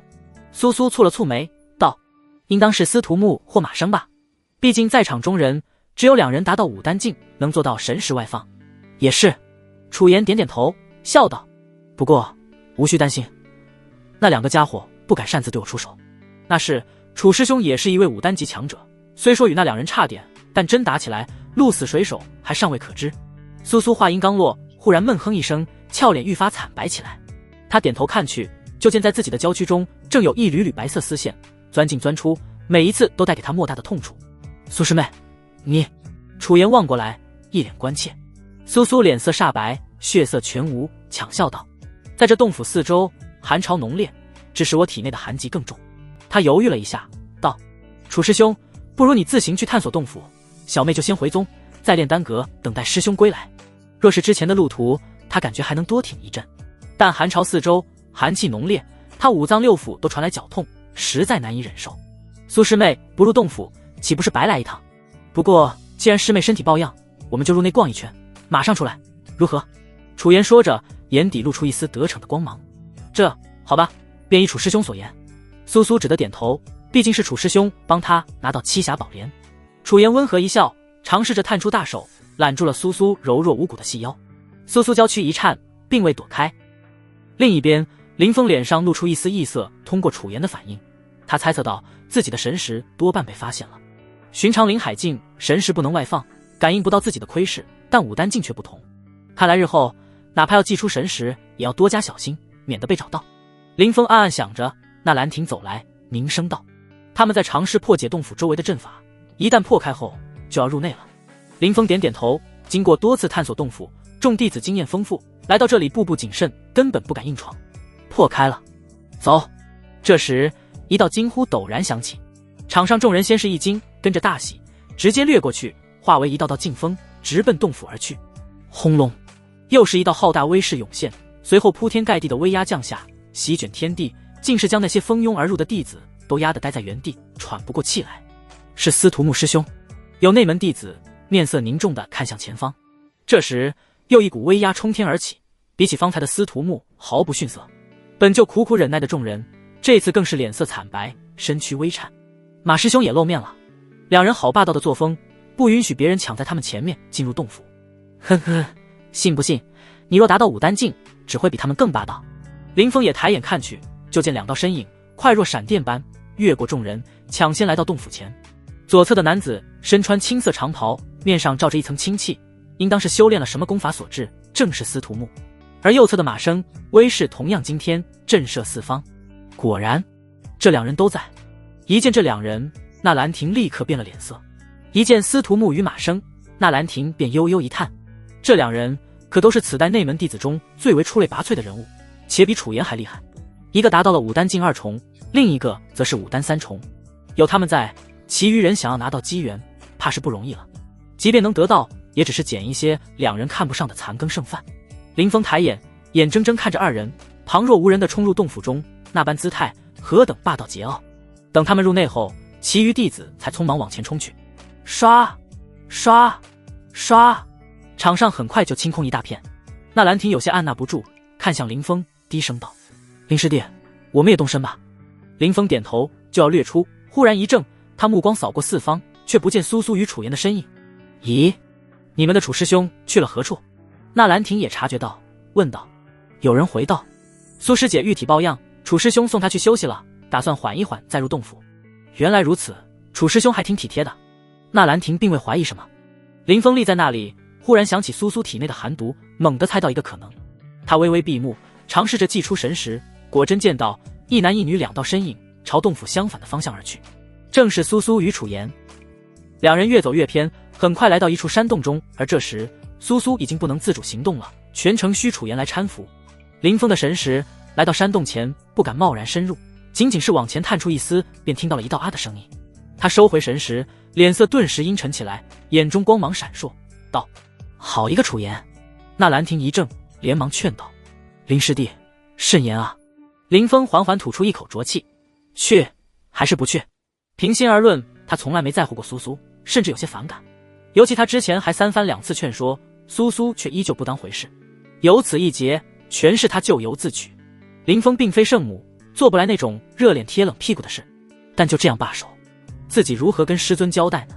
罢了，看在师父的份上，我就帮你这一次。林峰摇头，施展惊鸿步，如一阵风般朝山洞的方向掠去。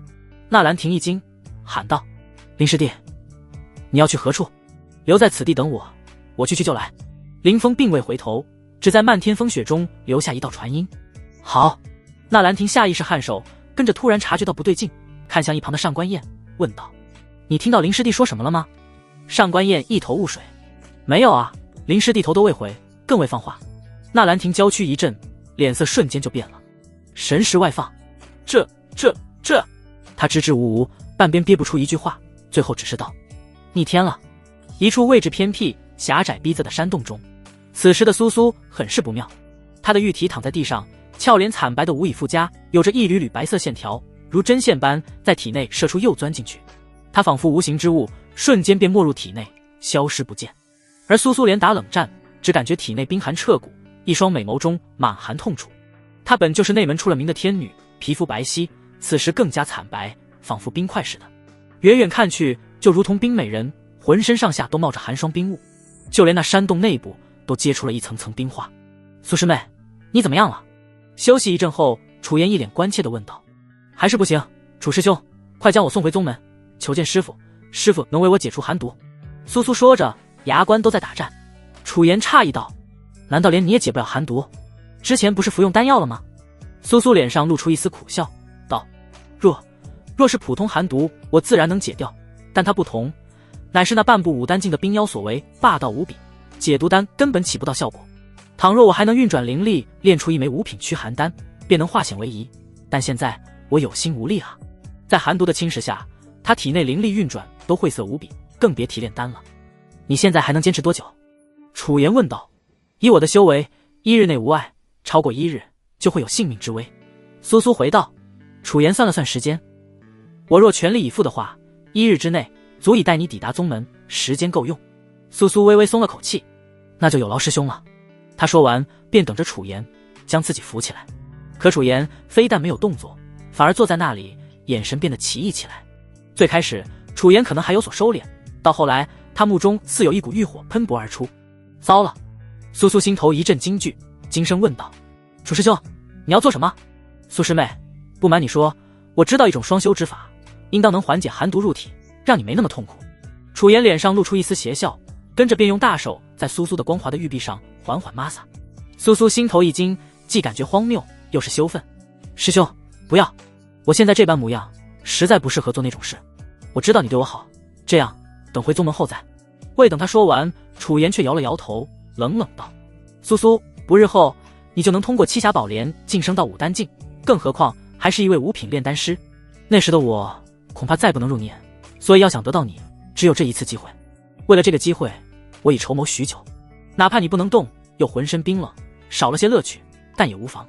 只要能得到你，一切都值了。”苏苏先是一愣，接着俏脸彻底失色：“你是故意的？故意让那冰妖伤到我？不然呢？”楚言脸上露出一丝玩味，凭我武丹境的修为，还能神识外放，若非有意，他岂能近你的身？此言一出，苏苏心头彻底绝望。他无论如何也没想到，眼前这看似温和的楚师兄，实则早就对他起了不轨之心，现在更是不择手段。痴痴。这时楚言已经褪去苏苏身上的丝质衣袍，露出了一具完美的胴体，美的不可方物，就仿佛一尊艺术品。苏苏拼命运转灵力，却因为寒毒的缘故，连挣扎的力气都没有。苏师妹，别反抗了，我会好好疼惜你的。楚言邪恶一笑，缓缓脱下自己的长衫，压了过去。苏苏脸上不由流下屈辱的泪水。他自从进入炼丹阁后，就洁身自好，身子冰清玉洁，若是这样救，简直比杀了他还残忍。但他已无力反抗，心中不禁生出一丝丝悔意。若是早听林峰的劝，将寒毒彻底拔除，就不会有这些事了。就在他这样想时，忽然一道声音从洞外传来，冰寒彻骨，就如漫天飞舞的霜雪。放开他，我饶你不死。谁？楚言心头一惊，猛地扭头。漫天风雪间，有一个肩头落雪、面无表情的男子迈入山洞。见到林峰的瞬间，苏苏眼眸中立刻有泪水流淌出来，那眼神就宛若抓住最后一根救命稻草般。他急声道：“救我！”林峰在山洞外时，便用神识扫过里面的场景，此时亲眼见到苏苏，还是微微皱眉。此时的苏苏全身不着片缕，露出白皙如玉的肌肤，娇躯上没有一丝赘肉，但她全身都好似被一层薄薄的冰包裹，就连一头黑发也尽是寒霜。这可是丹阁的天女，如今却沦为别人胯下的玩物。唉，林峰叹了口气道：“苏师姐，你若早听劝，何至于如此？”苏苏不语，只是默默流泪。随后他又想到自己正光着身子，岂不是都被林峰看光了？想到这里，他就无比慌乱，恨不得把自己埋进雪里。林峰抬头看向楚言：“原来是你，姓林的，你就此退去，我可放你一马，否则就准被葬在寒碎山吧。”楚言双眼一眯，冷冷道：“任谁在这个时候被打扰，心情都不会好，是吗？”林峰淡淡道：“你如果跪在地上求饶，我也考虑给你留个全尸。”他说着继续往前走去。哈哈哈哈！此言一出，楚言立刻狂笑起来：“你哪来的胆子跟我说这种话？连前十都不是的家伙，和蝼蚁有什么区别？”林峰摇头：“很快你就知道谁是蝼蚁了。”楚言懒得多言，陡然起身，身形好似鬼魅似的，唰的一下来到林峰跟前，手掌凌空拍下，直取林峰的脑袋。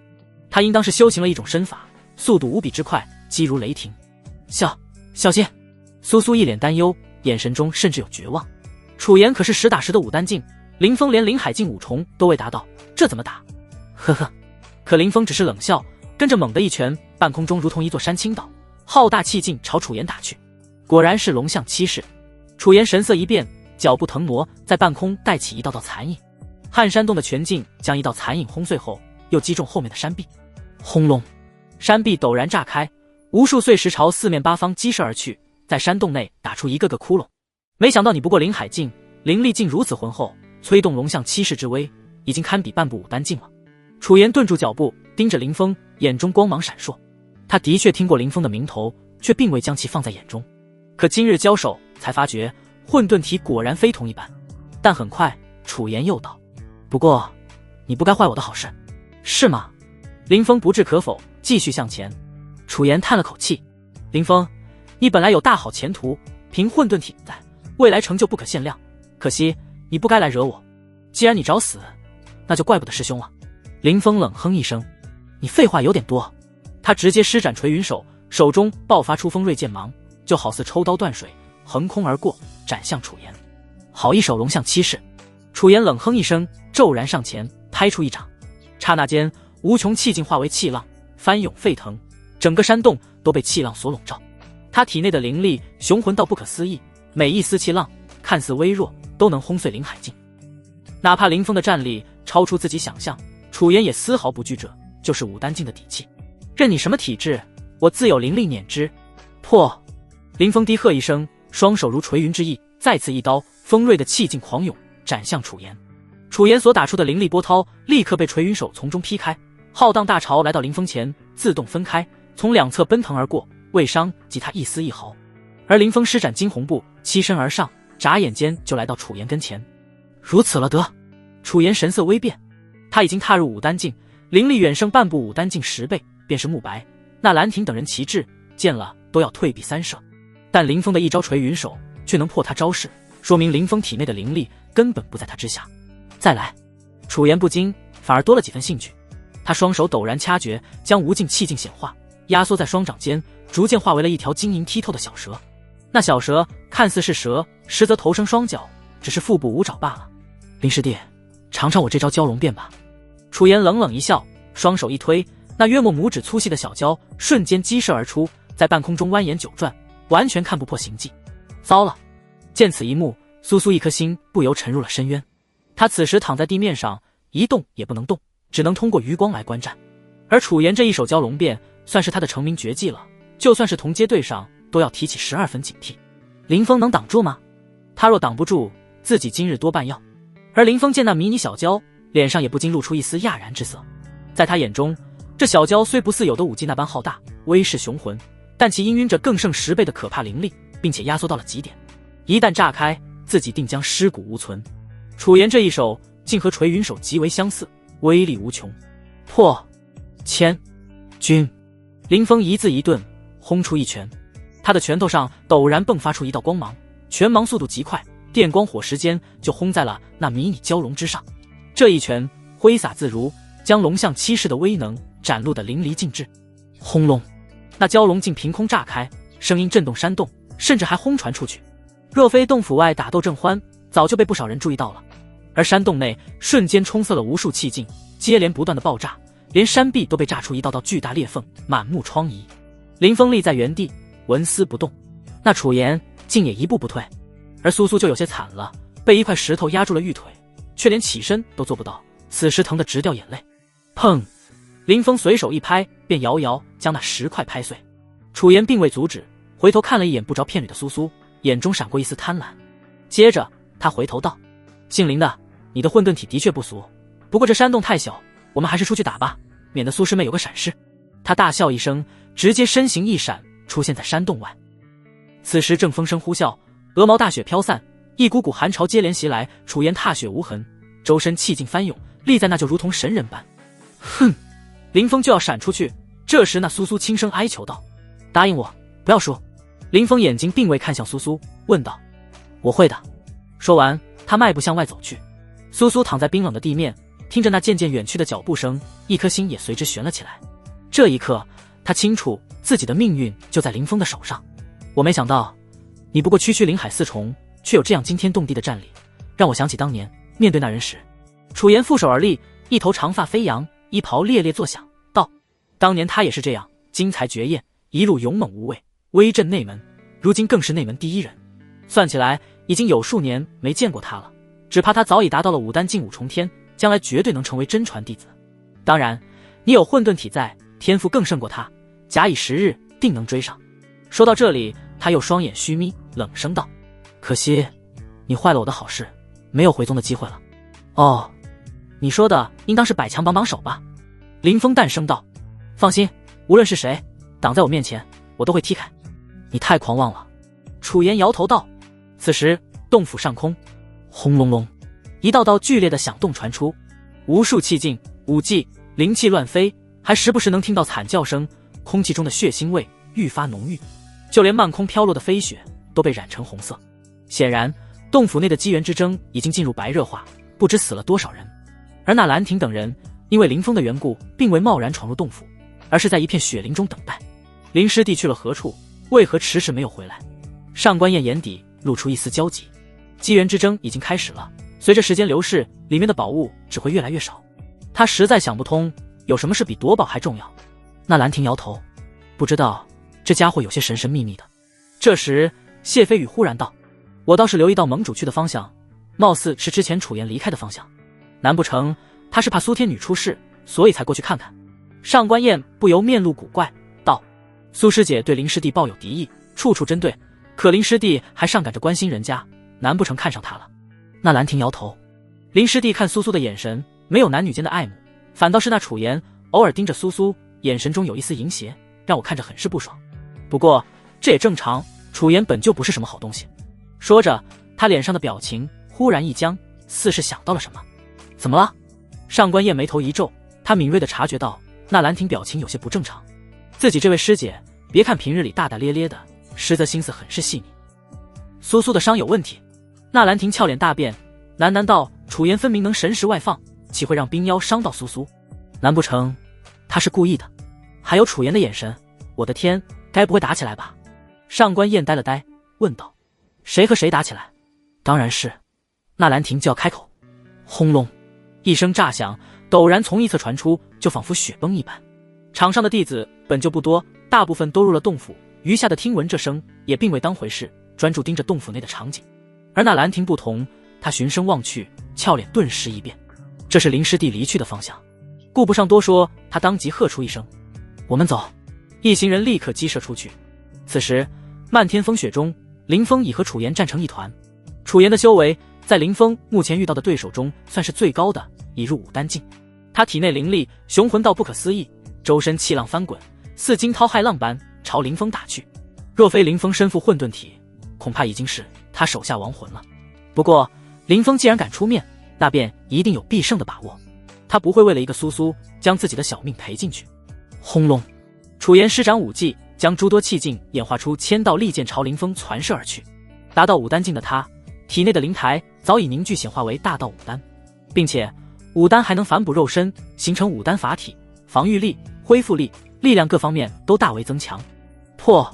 林峰厉喝一声，破千钧之力，将袭来的浪潮统统轰碎。凭借这一招，林峰轻而易举便杀了慕白。但楚言不愧是武丹境，竟双手一扫，打出一圈圈气净水纹，水纹相连，立刻挡在他跟前。破千钧的力道虽说刚猛，但还是被抵消掉了。就凭这一拳，哪怕是半步武丹境都不是你对手。你的排名远不止第11。楚言目光凝重，看着林峰，面露忌惮。这就是武丹境，看来也不过如此。林峰散去拳劲，催动三阳中，轰轰轰便射出数十道火龙。这些火龙一个俯冲朝楚言扑去。小子，你太小觑我，小觑武丹境了。现在让你看看武丹境的真正实力。楚言冷然道。随后他猛地张口，竟有一道白芒吐出。白芒为细长的一条，似一条小蛟般围绕他飞舞，随后掠过长空，所过之处将轻易将那些雪花斩成两截。我所修武既名为蛟龙变，可信手挥洒，也能在丹田运养。而这一丝蛟龙劲就被我养在丹田中，数年没有动用过。它虽是气劲，却凝如实质，似千锤百炼。不知你能否扛得住他一击？随着楚言说完，那道蛟龙气劲惊鸿般朝林峰激射而去。他蜘蛛在握，这口养在丹田中足有数年的蛟龙劲无坚不摧，便是武丹境来了，都要当场身死道消。可惜这可是混沌体啊，我若有这等体质。楚言摇头，目光扫向林峰，他本以为会见到林峰被轰成血雾的场景，可结果却让他大吃一惊。林峰负手而立，似毫无防护般就站在风雪之中，直面那道蛟龙劲。那凝练的劲气闪电般越过10几丈，来到林峰跟前。林峰双瞳射出2道寒冰气流，竟直接将蛟龙劲定在那。怎么可能？楚言为之惊骇，如见鬼魅。楚言的双眼几乎要瞪出来似的。他那蛟龙劲连一座冰川都能斩碎，竟然会被寒气冻结，这简直不可思议。殊不知冻结蛟龙劲的并非是寒气，而是那缕空间法则的韵律。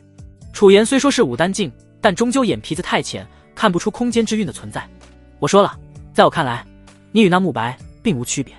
林峰神色淡淡，楚言很强，堪称他崛起以来面对的最强对手，但终究不如他底牌多。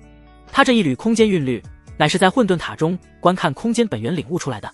虽不算空间法则之力，但也玄妙异常。别说5丹1重了，就算是5丹9重都接触不到。而这蛟龙劲气，哪怕有再可怕的威力，被凌空冻结，又岂能奈何得了他？当然，那缕空间之韵也无法冻结太久，所以林峰没有浪费时间，施展惊鸿步，瞬间就出现在楚岩1丈之外。下一刻，他抬起手来，轰隆隆，半空中仿佛有一座磨盘滚过，竟凭空凝聚出一道大印来，随着林峰出拳，轰然砸落。龙象7式第5式翻天印。这是什么？楚岩脸上大惊，身形暴退，拼命催动灵力，演化出浩浩荡荡的气浪，笼罩全身。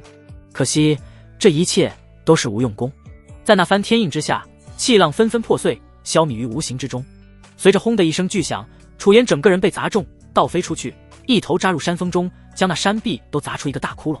翻天印，只有灵海5重以上才能施展的拳法，林峰借助混沌体提前施展，已然能发挥出10成的威力。法则韵律不出，这已经堪称林峰手上最厉害的杀手锏了。虽说动用肉身与楚岩搏杀也有7成胜算，但终究要耗费不少时间，而苏苏在山洞内的情况已容不得他耽搁。哗啦，楚岩从窟窿中飞出来，再不见之前的桀骜，披头散发，脸色惨白，就连气息都萎靡不振。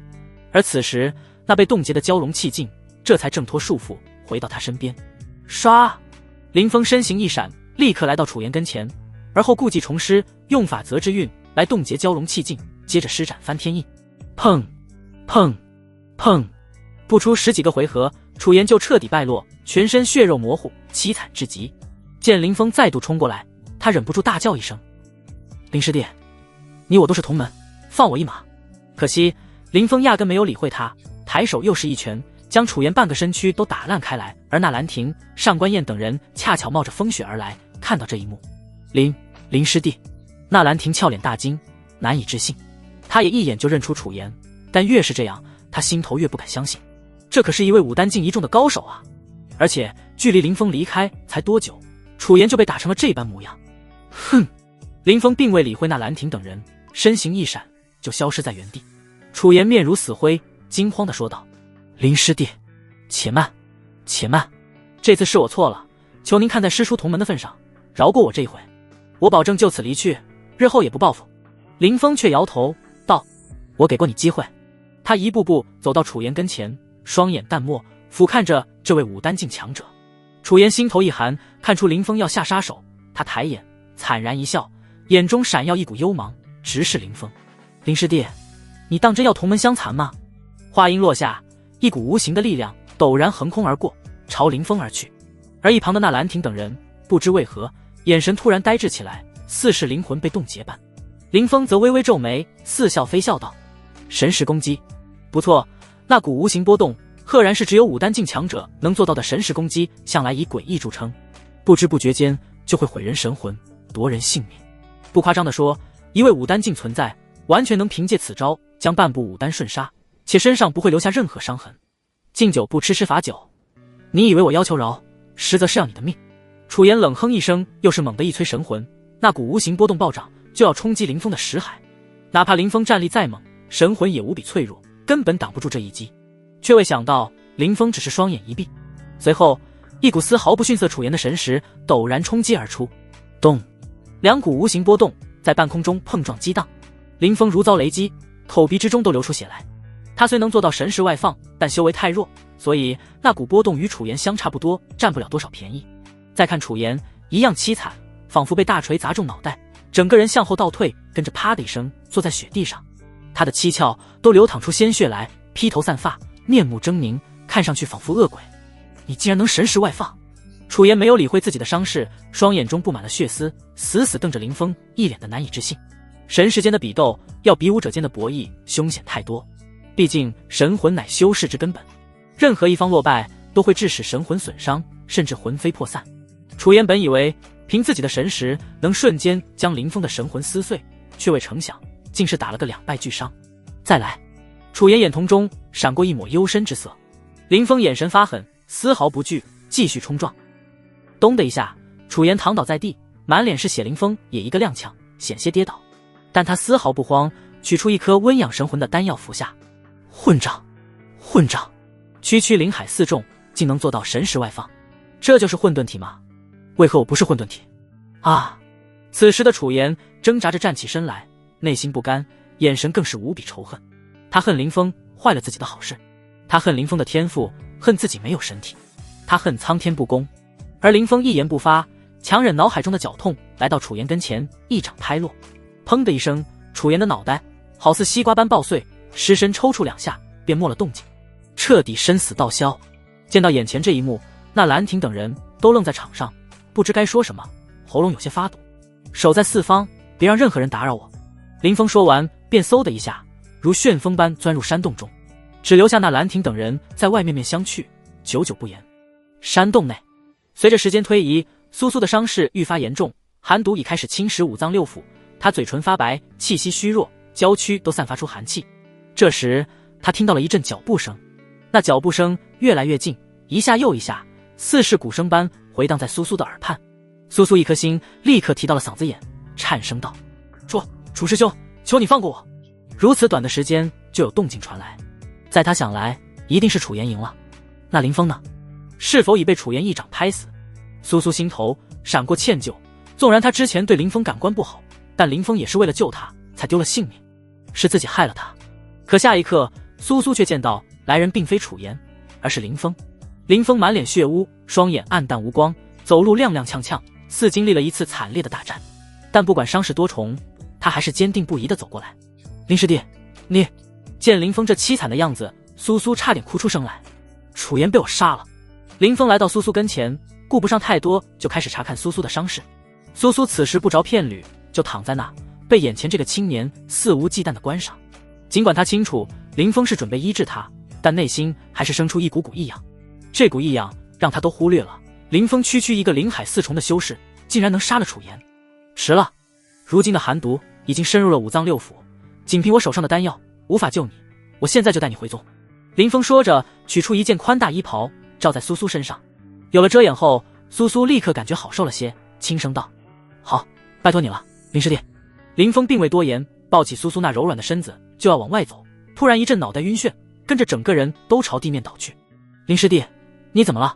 苏苏大惊，却什么都做不了，最先掉到了地上，跟着林峰的身躯一下就压了上来，一张脸更是埋在他的胸口上面。若是平常情况下，被男人如此亲近，苏苏俏脸早就红了，但她此时却无心害羞，急声呼唤林峰。可林峰昏迷过去，许久都没有动静。他与楚言用神识攻势对撼，神魂有损，能撑到现在已经算奇迹了。完了，苏苏刚刚燃气希望的心再度沉了下去。时间缓缓流逝着，不知过去多久，林峰才悠悠醒转。他晃了晃脑袋，搞清楚怎么回事后，不由苦笑道：看来以后还是不能与人对撼神识了，太过凶险。好在他之前服用了一颗丹药，此时药力已经化开，他神魂恢复得七七八八。师姐，我带你回宗。林峰话刚说完，苏苏就颤声道：林师弟，来不及了，最多3个时辰，我体内的寒毒就会爆发，到了那时，就算师父在，也无回天之力。林峰闻言，身躯一僵，我昏迷了这么久，若是他昏迷前，完全能将苏苏带回宗门。有叶九哥出手，他很快就会无事。可林峰也没想到中途会出岔子，早知如此，他就该让那兰亭等人进来，早先将苏苏带走。但现在说什么都迟了。林师弟，我已经没救了，等我死后，将我的尸身带回宗门吧。苏苏声音虚弱，双眼无神，在他看来，自己已走到了穷途末路。我想试一下。林峰盯着苏苏，突然从储物戒中取出了一株株灵药，还有一口丹鼎，赫然是百目鼎。他熟练的处理药材，口中道：以你现在的情况，若是练出一枚荒阶驱寒丹来，还有的救。苏苏一听，忍不住摇头苦笑道：林师弟，那可是5品炼丹师才能练出来的，我若身体无碍，也只能勉强炼制，而你如何能做到？林峰不言，专注炼丹。驱寒丹的丹方他早就在丹阁内看过了，只要成功炼制出来，就能解掉寒毒。只是必须是荒阶的驱寒丹才能起到作用，毕竟那丹毒乃是半部武丹境的冰妖所留，而林峰现在的水平只相当于4品炼丹师，对于能否炼制5品丹药，他心里也没底。很快1个时辰过去，砰的一声，百目鼎内传出了一声炸响，跟着便是焦糊味道散发出来。炼丹失败。苏苏声如蚊蝇的道：林师弟，我承认你有炼丹天赋，但你距离5品炼丹师还有一段距离，罢手吧，不必为我一个将死之人浪费药材。你留在此地等我，我去就来。林峰转身来到一个角落里，恰好是苏苏看不到的地方。接着他心念一动，直接进入混沌塔第1层，来到仙谱，采摘灵药，处理灵药，动作行云流水。生火炼丹，没过多久，百木鼎砰的一声炸开。第2次炼丹失败，林峰又尝试第3次，依旧失败。看来荒阶灵丹炼制起来的确有些难度。林峰皱皱眉头，随后整理手中的灵药，发现只剩最后一份仙谱道是有炼制此丹的灵药，但年份却差着不少。也就是说，下次若依旧失败，他将再无机会炼出荒阶驱寒丹。苏师姐，你若死了，不要怪我，我已尽力而为。唉，听天由命吧。林峰摇头，摒除心头的杂念，尝试最后一次炼丹。这次哪怕失败，他也问心无愧。时间缓缓流逝，不知过去多久。砰！百木鼎的顶盖陡然冲天而起，跟着一股浓郁至极的丹香从中弥漫而出。成了！苏师姐命不该绝啊！林峰没有惊喜，只是如释重负。他探手一抓，便将丹药抓在掌心，低头一看，就见这是一枚泛着粉霞的丹药，有着一道道紫色纹路。紫纹驱寒丹，不如金纹品质高，不过用来解寒毒应该够用了。林峰想着，随后身形一闪，离开了混沌塔。此时外界已过2个多时辰，苏苏身躯上罩着的衣袍都结出了一层冰霜，她那长长的眼睫毛也被冰霜糊住，就连呼吸都是微弱的冷气。这就是死亡的感觉吗？他感觉到自己的心脏仿佛要停止跳动，灵魂也要冻结，双眼一点点闭合，很困很累，想大睡一觉。却在此时，一道急促的脚步声传来，随即苏苏就感觉到一只有力的臂膀将自己抱了起来，自己好像一下被人揽在怀中，娇躯与男人的皮肤亲密接触。接着他的嘴唇被轻轻掰开，一颗丹药入了口中，化为了精纯的药力，还有略带沙哑的嗓音响彻在耳畔，哪怕你到了阎王殿前，我也能将你拉回来。苏苏娇躯一颤，一点温存落心渊，千层微衣漾无言。驱寒丹入口，立即化作一股暖流，在苏苏的4肢百骸内游走开来。他娇躯上的寒霜几乎以肉眼可见的速度消退，体温也逐渐回升。不过一盏茶的功夫，苏苏的俏脸就多了一抹血色。虽说气息依旧虚浮，但体内的寒毒已失去了7、8成。这毕竟是荒阶驱寒丹，药力何等强大，便是武丹境冰妖留下的寒毒都能驱除，更何况是半步武丹境了。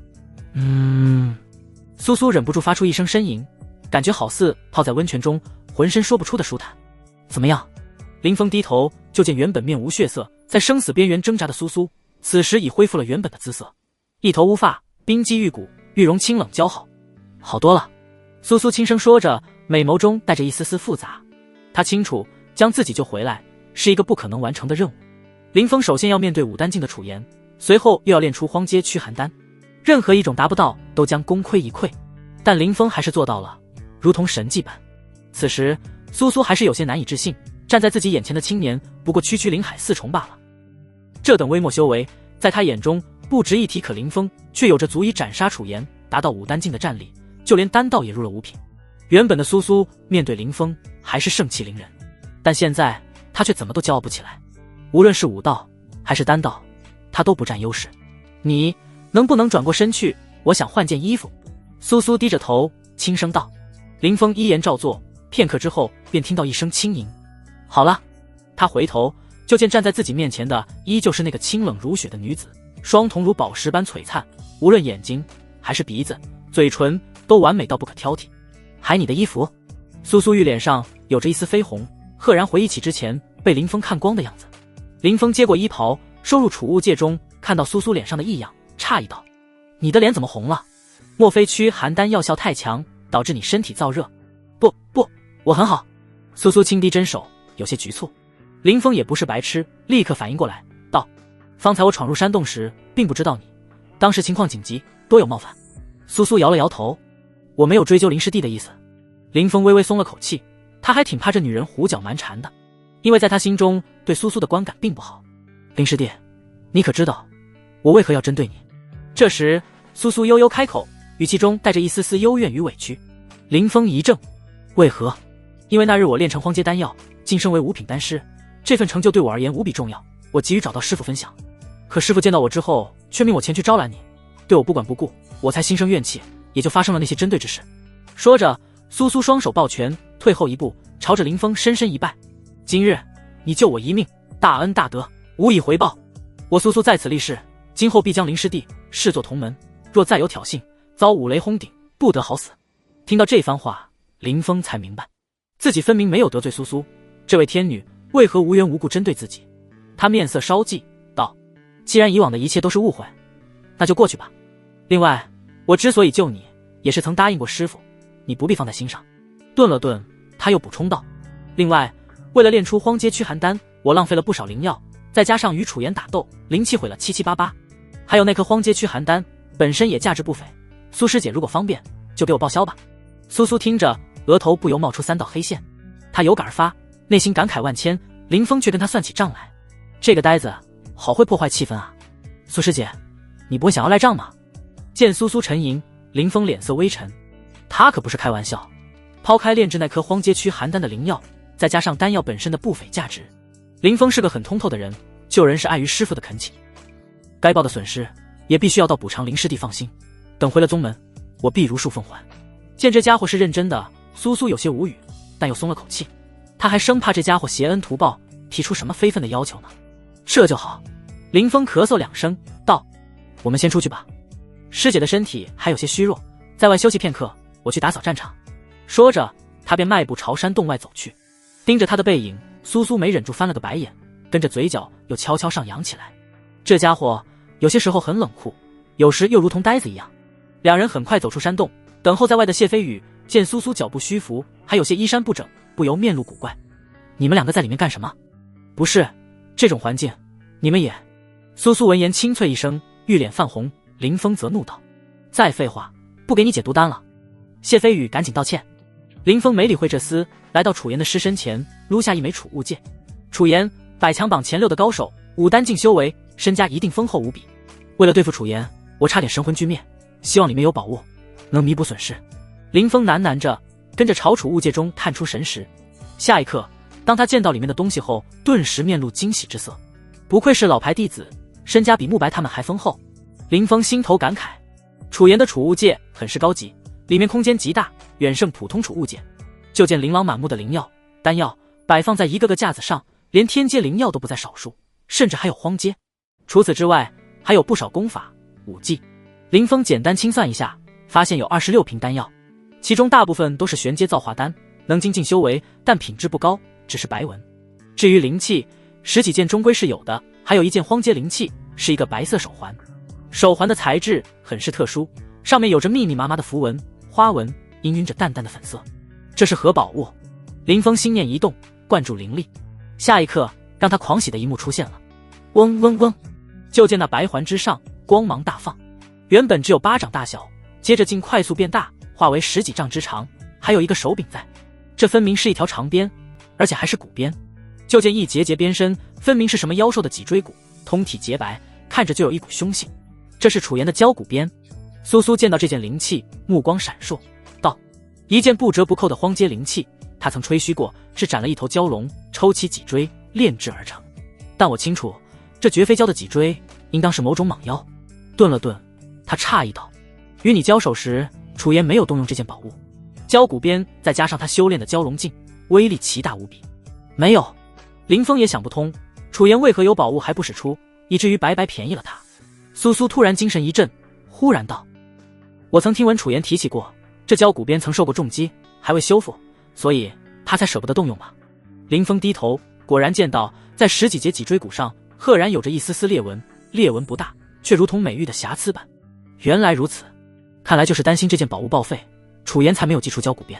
除此之外，他还认定神识攻势足以解决掉我，却不成想我也能神识外放。他尝试着挥了挥这条骨鞭，砸在一旁的一块巨大的山石上。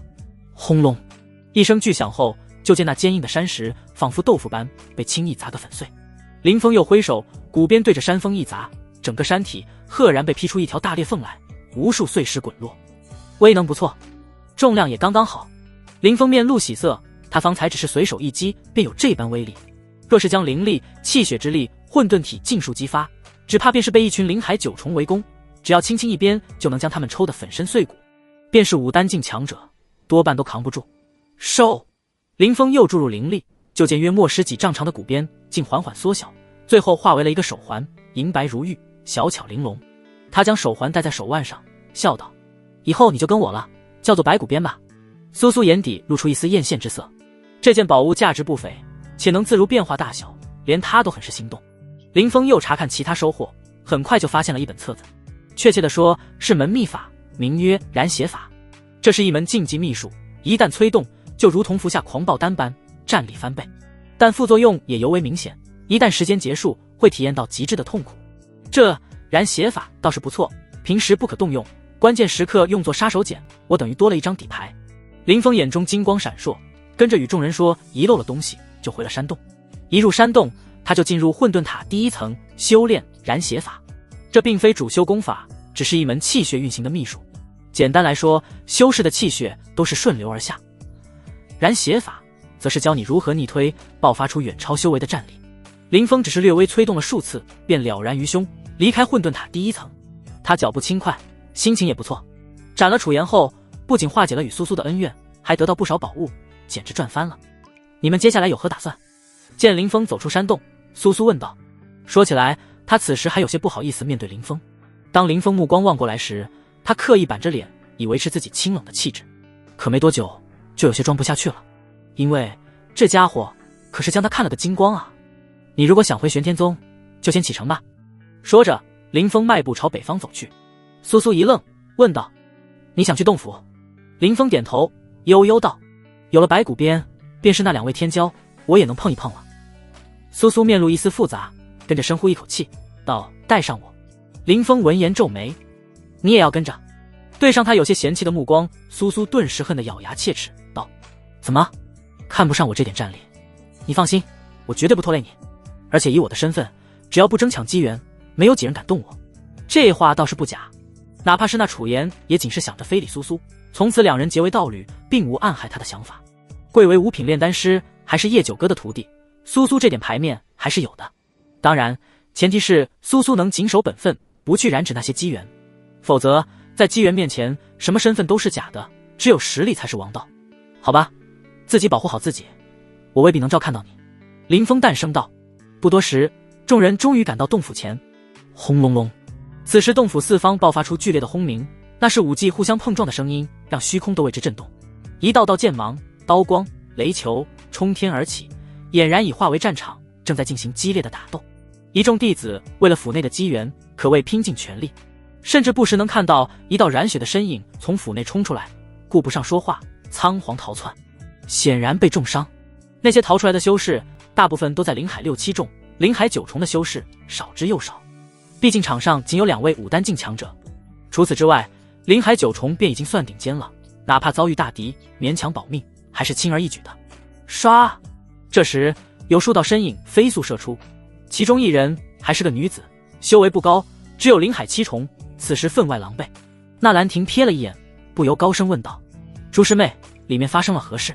女子名为朱小白，是纳兰婷的朋友，但非玄机会的弟子。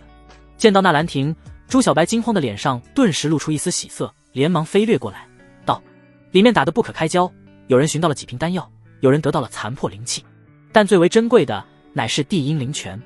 听说有人在里面发现了一汪池水，池子里全是灵泉。我正打算偷摸溜进去看看，结果还未靠近，就被人打出来了。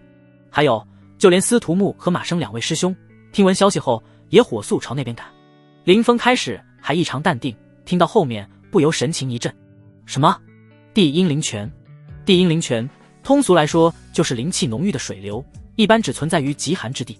若是小股灵泉，并不值钱，可一池子就价值连城了。饮用后可以增进修为，甚至毫无副作用。重伤时亦有疗伤的效果。除此之外，还可滋润灵田。被灵泉浇灌的灵药，不仅生长得更快，更是长势喜人，品质极高。而林峰看中的便是他那灌溉灵田的效果，有混沌塔第1层的时间加速，再加上地阴灵泉，届时灵药长得有多快，简直无法想象。一池子的阴灵泉，宝物，当之无愧的宝物啊！纳兰婷也双眼放光，随后递出一颗疗伤丹药给那位白师妹，又小心翼翼地看向林峰，问道：“林师弟有想法吗？”一旁苏苏也眼巴巴看着林峰，哪个炼丹师能对地阴灵泉不动心？简直就是炼丹师的最佳伙伴啊！走！林峰并未多言，直接化为一阵风闯入洞府。苏苏等人见状，连忙跟在后面。这一行队伍阵容可谓强大，既有玄机会的首领，还有苏苏这位天女，因此哪怕洞府内乱成一团，大战迭起，依旧无人敢对他们出手，一路畅通无阻。在那位白师妹带路下，不多时，林峰等人就绕到洞府后面，抬眼一看，顿时看到匪夷所思的一幕。洞府之外覆盖着冰雪霜雾，温度极低，可在这洞府的后院中却温暖如春，甚至绽放了不少奇花异草。院落中心处还有一汪水池，水池中流淌着清澈泉水，约莫占地数十个平方，有着肉眼可见的烟雾在池面蒸腾而上，四方还有不少弟子正大打出手。果然是地阴灵泉。一见到那水池，苏苏便移不开双眼了。他脚下生风，嗖的一下就来到水池前，捧起池水喝了一口，随后回头看向林峰，雀跃道：“没错，灵气异常浓郁。”林峰点头，同样心动，随后朝纳兰亭使了个眼神。纳兰亭当即高声道：“玄机会在此，闲杂人等退避。”上官燕等女弟子立刻散开，驱散场上的人群。苏苏同样微抬下巴，声音清冷道：“诸位，我是丹阁的苏苏，这池灵泉对我有大用，还请诸位忍痛割爱。这里有些丹药，都是我亲手炼制，算作补偿。丹药的价值自然不如的阴灵泉，但场上的弟子多在灵海7、8众，9重的都罕见，自然不是玄机会与苏苏的对手。无奈之下，他们只能借坡下驴，在苏苏那领取丹药后，就退到四方，一个个眼巴巴地看着。纳兰亭暗暗松了口气，取出储物戒，打算收取灵水。可很快他就俏脸一变，道：“不行！”这些灵水落入储物戒中，立刻就化为灵雾，且很快就消散了。苏苏则见怪不怪道：“这些灵水本就是灵气汇聚而成，一旦离开这冰寒山脉，进入其他空间，就会迅速消弭于无形中。”纳兰亭有些傻眼了，这可如何是好？这时林峰走了过来，沉声道：“必须用玉髓制作的灵气才能盛放，或者是留在此地修行。”玉髓？纳兰亭气馁道：“如此大的池子，得多大的玉髓灵气才能收取干净？”苏苏也犯起了难，道：“我身上也没有。”林峰倒是摸了摸下巴，心头一动。虽说他没有玉髓制成的灵气，但有混沌塔在。混沌塔第一层空间足够辽阔，应当能将这池子地阴灵泉尽数收入其中。可是混沌塔乃是林峰身上最大的机缘，岂能如此暴露于众人眼前？等等，还不确定混沌塔是否能收取灵泉，先试试再说。林峰在池子旁转了2圈，随后趁众人不注意，双手捧起灵水，心念一动，灵水立刻消失。与此同时，混沌塔第一层立刻出现了一个小水洼，水洼中赫然便是灵水。成了！林峰心头一震，但很快就苦笑起来，自己总不能一捧一捧的收取吧？这要收到猴年马月，而且后续一定会有更多人到来。林峰正琢磨着想个由头将纳兰亭与苏苏支开，自己方便收取，可却在此时场上陡然传来一阵喧哗。真的是地阴灵泉！天哪，消息是真的！这么多的地阴灵泉能卖多少灵石？这一池子泉水都是我的，谁敢争抢？赫然是有气息强大的弟子，还有一些家族中人赶来，一见到那地阴灵泉就双眼放光。但他们很快就注意到纳兰亭与苏苏，脸色不由凝重起来。是苏苏天女？有人声音苦涩道。另外一人摇头道：“糟了，有这位天女在，地阴灵泉哪有我们的份儿？不错，这里已经被苏苏师姐与纳兰师姐包下，闲杂人等速速退避。”上官燕紧紧盯着众人，声音透露出一丝威胁。机缘之争本就是拳头为王，没什么好客气的。而且他并未提及林峰，尽管林峰连杀慕白、楚言2人战力高到吓人，但这些事迹终究没有流传出去，所以他的名声远远不如纳兰亭与苏苏。顿时间场上安静下来，有不少人面现怒色，觉得他们好生霸道。但面对玄机会的师姐以及苏苏这位天女，除了慕白等人，无人有机会。别看场上人多，但大家都清楚，哪怕他们一拥而上，都休想占到半点便宜。怎么办？有人不甘心就此退去，低声道：“放心吧，我们对付不了他们，自有人能对付。”一个弟子原本还面露惧色，但很快就冷笑起来。众人一怔，也迅速回过神来。是啊，天塌下来有厉害的顶着，任苏苏、纳兰亭再厉害，也绝不可能是司徒木和马生的对手。等他们打得激烈时，再看有没有机会收取灵泉，再不济喝上一口也成啊。于是众人同时回头望去，按理来说他们都赶过来了，这2人应该也差不多了吧。下一刻就见2道身影如疾风般飞掠而来，速度快到不可思议。2人都身上带伤，显然得到消息时被困在某个阵法，吃了不少苦头，但气息依旧浩大，碾压全场。赫然是司徒木与马生。上官燕见到这二人，俏脸顿时一变，心生忌惮。原本的盛气凌人瞬间荡然无存，而林峰也似有所察，回头看去，眼瞳倏地一缩。糟了，他们来得好快！纳兰婷、苏苏二女满脸苦笑。作为武丹境强者，司徒木、马生的样貌，几乎每个百强榜前时都认识。现在两人联袂而来，如此强大的阵容，便是玄机会也挡不住。林师弟能打过他们吗？苏苏不由瞥了一眼林峰，心里没底。林峰虽强，但司徒木、马生同样也胜过楚言，绝非一鱼之辈。苏天女，还有纳兰师妹，你们也在此地。司徒木上前，面露诧异之色。见过司徒师兄。苏苏施了一礼，又道：师兄，这灵泉。然而不等他说完，司徒木便淡声道：苏师妹贵为五品炼丹师，这个面子我不能不给。稍后你可收取一瓶灵水，自行带走。纳兰师妹也是如此，她没有经过两人同意，就敲定方案，自显出武丹境的霸道。一瓶，苏苏有些嫌弃，一瓶灵泉价值就大打折扣了。苏师妹，我若出手，整个玄机会加上你，都不会是我对手。能给你一瓶已经不少了，切勿贪得无厌。司徒木摇头，声音冰冷。纳兰婷犹豫了一下，指了指林峰，道：这位是林峰林师弟，大名鼎鼎的混沌体，不知能否得到一份灵泉。哦，他就是林峰。司徒木显然也听过林峰，抬眼望去，随后道：你可以喝一口，喝完之后马上滚。尽管林峰在宗门内有着任谁都无法企及的名声，但如今的林峰只是区区灵海4重罢了。司徒木与马生两位武丹境，还是2重、3重的强者，岂会怕他？能给他一口灵水喝，已然算是格外开恩了。而纳兰婷一听这话，俏脸顿时变了，只能喝一口，这和在林峰脸上扇了一巴掌有何区别？而林峰可不是什么好脾气，这一路走来，他先斩慕白，再杀楚言，下手毫不顾及同门之情，如今被如此羞辱，岂会善罢甘休？果然，就见林峰微微抬眼，冷声道：这灵泉我看上了，不滚就死。闻言，司徒木、马生的脸色陡然一沉。马生踏前一步，口中发出冷笑：林峰，你可知道我是谁？林峰依旧平静道：我不管你是谁，机缘相争，拳头为王。你的意思是，你比我二人还要厉害？马生被气笑了，眼中露出了森森冷芒。他本以为自己的身份场上无人敢冒犯，连苏苏、纳兰婷这等名声不弱的女修都要敬畏有加，却没想到这林峰如此不知死活。司徒木也是冷笑道：原本让你喝上一口已经算格外开恩，既然你不识好歹，那休怪师兄不客气了。接着他伸手一指，厉声喝道：给你3息，滚出此地，否则杀无赦。林峰二话不说，陡然抬手一拳朝司徒木轰去。找死！马兄，你稍作休息，我来解决他。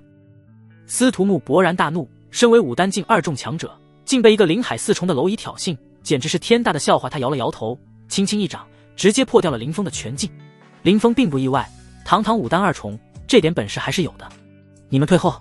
他看向纳兰婷、苏苏等人，喝出一声：真要交手啊！众人头皮发麻。看这样子，林峰赫然要凭一己之力挑战2位武丹境师兄啊！这要是赢了，林师弟会一跃成为第几？苏苏手脚有些冰凉，并非寒毒之故，而是被林峰的举动吓得。第3，纳兰婷声音发颤：第3啊，他真的能做到吗？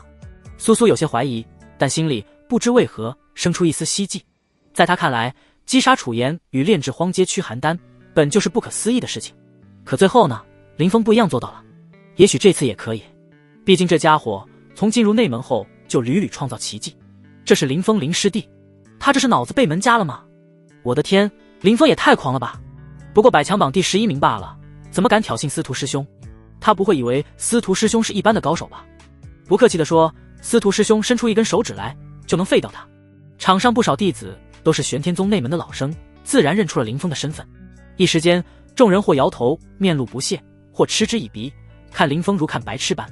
林峰瞥了一眼，非但不怒，反而有些可惜。云一儿不在这里，否则还能大赚一笔灵石。他没有多言，当即施展惊鸿步，宛若鬼魅般朝司徒木掠去。速度倒是不快，可惜我最擅长解决身法不俗的弟子。司徒木摇了摇头，跟着猛地伸手掐诀。随着嗤嗤2声响起，冰层破开，似有什么东西钻了出来，猛地缠绕在林峰的脚踝上。林峰低头一看，发现竟是藤蔓。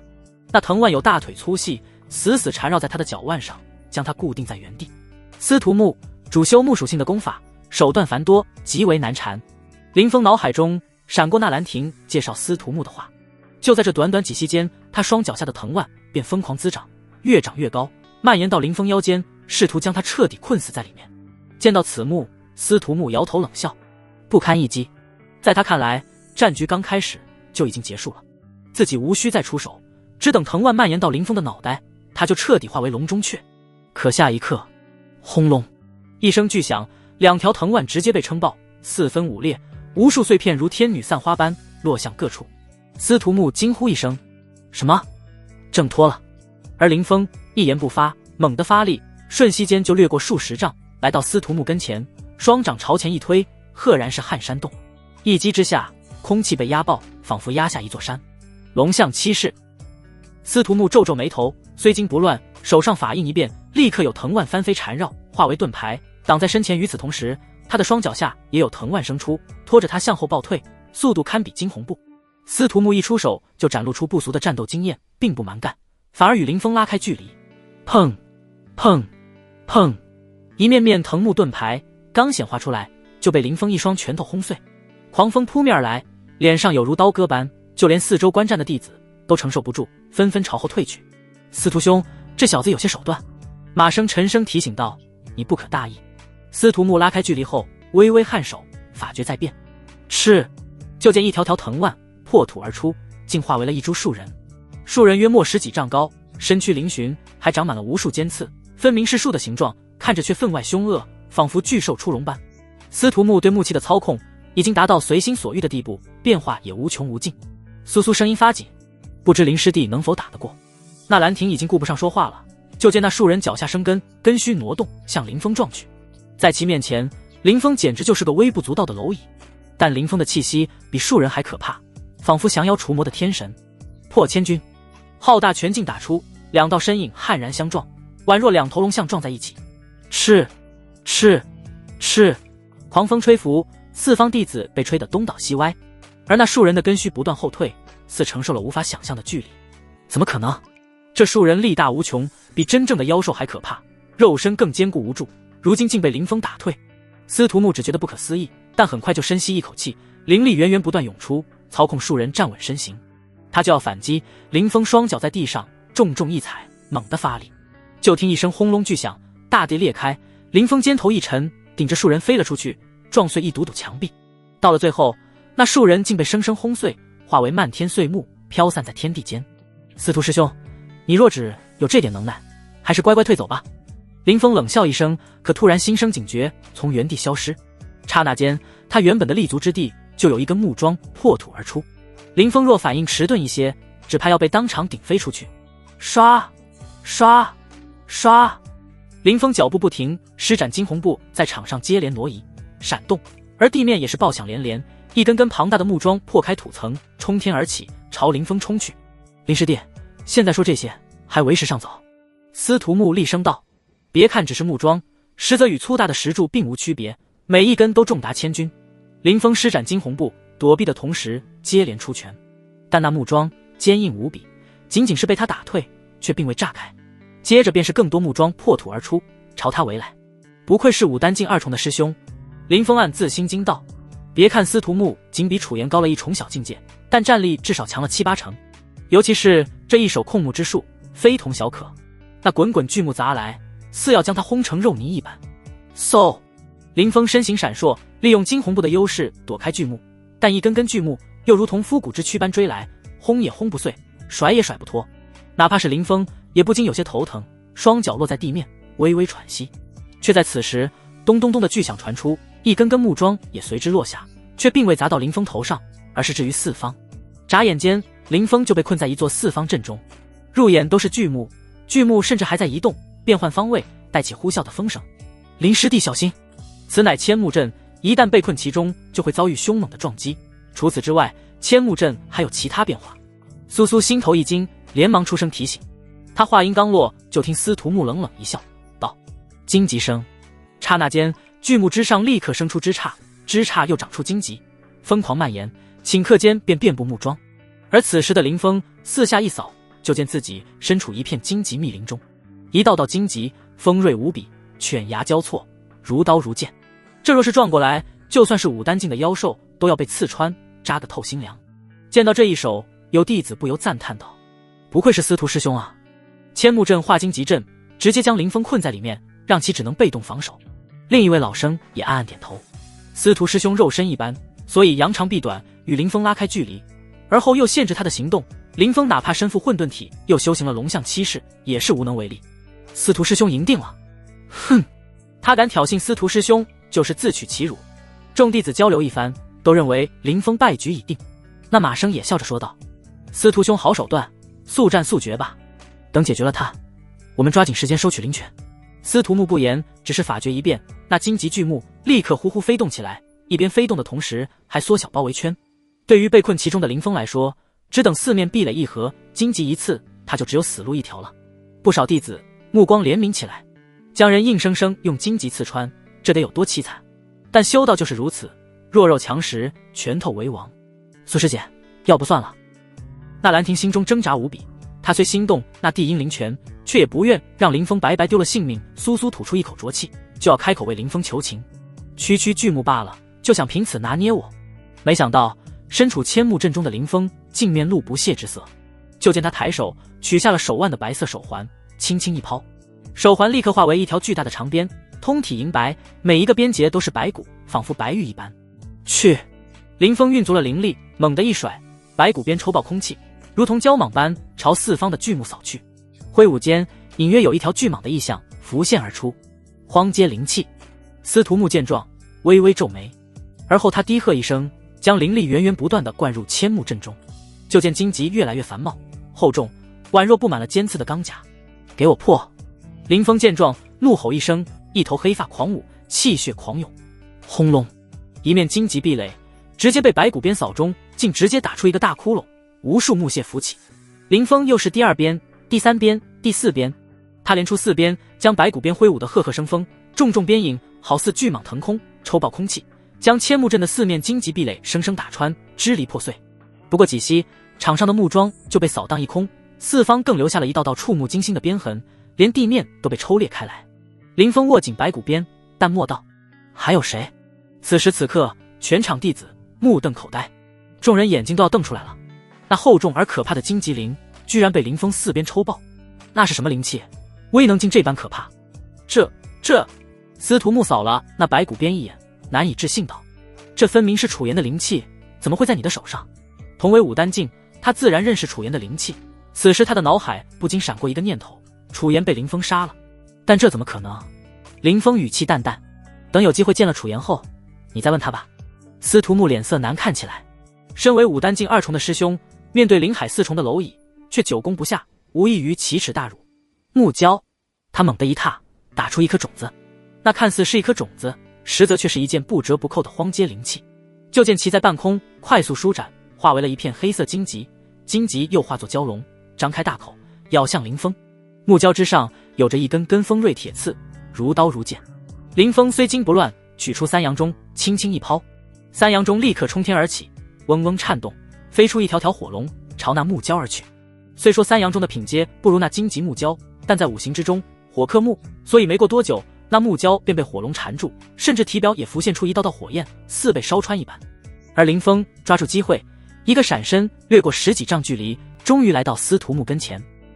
司徒木也反应极快，脚下一根根藤蔓拖着他快速暴退，手上也打出一条条细如蚕丝的柳枝，朝林峰卷去。柳枝看似纤细，实则坚韧无比，刀剑都斩不断。破！林峰早已战意高昂，手臂抡圆，甩出白骨鞭轰碎柳枝，当头朝司徒木砸去。司徒木毛骨悚然，战到此时，他已经发现不妙了。原本他以为自己仗着修为优势，木法之精妙，能轻易解决林峰，没想到林峰的混沌体加龙象七式竟如此变态，被他催动各种武技狂轰滥炸，除了有些狼狈外，身上连一丝伤痕都没有。此时的林峰依旧气血滔天，双眼中金光大放。这还怎么打？这家伙就如同妖兽般皮糙肉厚，你伤不到他，但他随后一拳打在你身上，就能要了你的命。呼！面对林峰的攻势，司徒木口中吐出一字，随后一道道根须从他双眼、口鼻、耳朵之中钻了出来，眨眼之间，他就化为一个藤蔓圆球。林峰一拳打出，咚！沉闷的声音响彻，他立刻感觉到自己的拳力被一层层卸掉，真正打在司徒木身上的力道，估计连1成都不到。嗖的一声，那木球飞了出去，仍在半空，一道道根须收缩，显化出司徒木的身形。可以看到，他脸色惨白无比，一丝血色都没有。显然，哪怕被木卸力，那一拳打来时，依旧让他极为难受。马生，我灵力所剩不多，你来解决他。司徒木沉声道。马生此时也是有些意外，他迈步走出，打量林峰，道：真没想到你能和司徒木战到这种程度。林峰的目光扫过马生，废话少说，要战便战，想找死，我成全你。马生怒了，手掌一翻，便从储物戒中取出一柄9环刀来。此刀名为天罚，赫然也是荒阶灵器，威能同样胜过林峰手上的白骨鞭。显然，经过方才的观战，马生也察觉到林峰非同小可，所以一出手便动用全力。斩！马生二话不说，一刀朝林峰斩下。一道锐利的刀芒当空显化出来，璀璨无比，仿佛天地都要被这一刀斩开，其中更弥漫粉色，昭示着天罚刀的品阶。不夸张地说，仅凭这一刀就能重伤全盛时期的楚言，这就是武丹境3重之威。但可惜林峰战到此时同样有底牌。染血！他低喝一声，浑身气血猛地倒流，威势陡然暴涨。原本只是灵海4重修为，瞬间就连涨2个小境界，达到了灵海6重。随后他全力催动灵力，气血一边横扫而出。砰！随着白骨鞭甩出，虚空都颤动起来，一道巨大的鞭影凭空凝现，就仿佛真正的蛟龙般可怕。轰隆！白骨鞭悍然打在天罚刀上，一道惊天动地的炸响传出，无边可怕的潮汐洪流朝四面八方扫过，将不少弟子都吞噬殆尽。众人连滚带爬向后跑，等来到安全距离，再回头一看，顿时目瞪口呆，就见整个后院都狼藉一片，大地龟裂，唯有水池那边安然无恙。显然两人交手时都心有顾忌，不会伤到灵池。紧接着众人又看向林峰与马生，就见两人皆是面不改色，并未受伤，竟是打了个平分秋色。死！一片道吸凉气的声音响起，不少人心神恍惚。在此之前，谁能想到林峰能战到这般地步？马生可是武丹境3重，全力一斩，居然奈何不了他。楚言的燃血秘法也被你得到了。马生瞳孔一缩，死死盯着林峰，问道：你到底做了什么？马师兄，这些稍后再说，方才我接了你一刀，来而不往非礼也，你也来接我一遍。林峰陡然一声长啸，身形瞬间拔地而起，来到马生上空，手中白骨鞭凌空朝其劈去，威力之可怕，犹如力劈华山。哼！马生冷哼一声，虽说刚才斩出的那一刀让他消耗了不少灵力，但面对林峰的挑衅，岂能退缩？当当当，两人顷刻间展开激战，在后院接连交手，白骨鞭与天罚刀不断碰撞，速度快到肉眼不可见，只能见到一道道残影。马生嘴角勾起一丝冷笑，燃血术有时限，只要拖过去，你必死无疑。你确定能撑到那时候？但林峰脸上笑容更为浓郁，随后陡然发动寒极冰瞳，就见2道寒气冰柱射出，在寒气之中还带着一丝空间韵律。马生的天罚刀立刻被定在半空中，他一脸惊恐，全然不知是怎么回事。不可能，区区寒气怎么可能困住我的刀？林峰不言，手腕一抖，绕开天罚刀，硬生生抽在马生的肩头。啊！马生一声惨叫，当即被林峰抽飞出去。马生竟被一边抽飞出去，这是所有弟子都意想不到的一幕。在他们心中，武丹3重在场上已然是无敌的存在，哪怕众人合围，都奈何不了一位武丹3重的强者。能够击败马生的，估计只有同阶。而此时，林峰这个筑基4重的修士却做到了。啊！马生一声惨叫，轰然砸在地上，就见他的肩头在林峰一鞭之下被抽出一道鲜血淋漓的鞭痕，深可见骨，血液汩汩涌出，将他的衣袍染红。该死！他缓缓爬起，双眼惊怒骇然，心头无比屈辱。身为百强榜第3名，他自有骄傲，此时却被林峰一鞭抽飞，是他一生都洗刷不去的耻辱。见状，林峰咧嘴一笑，看来你还不服气，那就来吧。马生眼皮一跳，喝道：司徒兄，一起上！司徒木也早有此意，当即便捏动法诀，生出一尊尊藤人朝林峰攻去。他负责远攻，马生则是近战，一步跨出，横过10几丈距离，好似缩地成寸，来到林峰跟前，一刀劈下。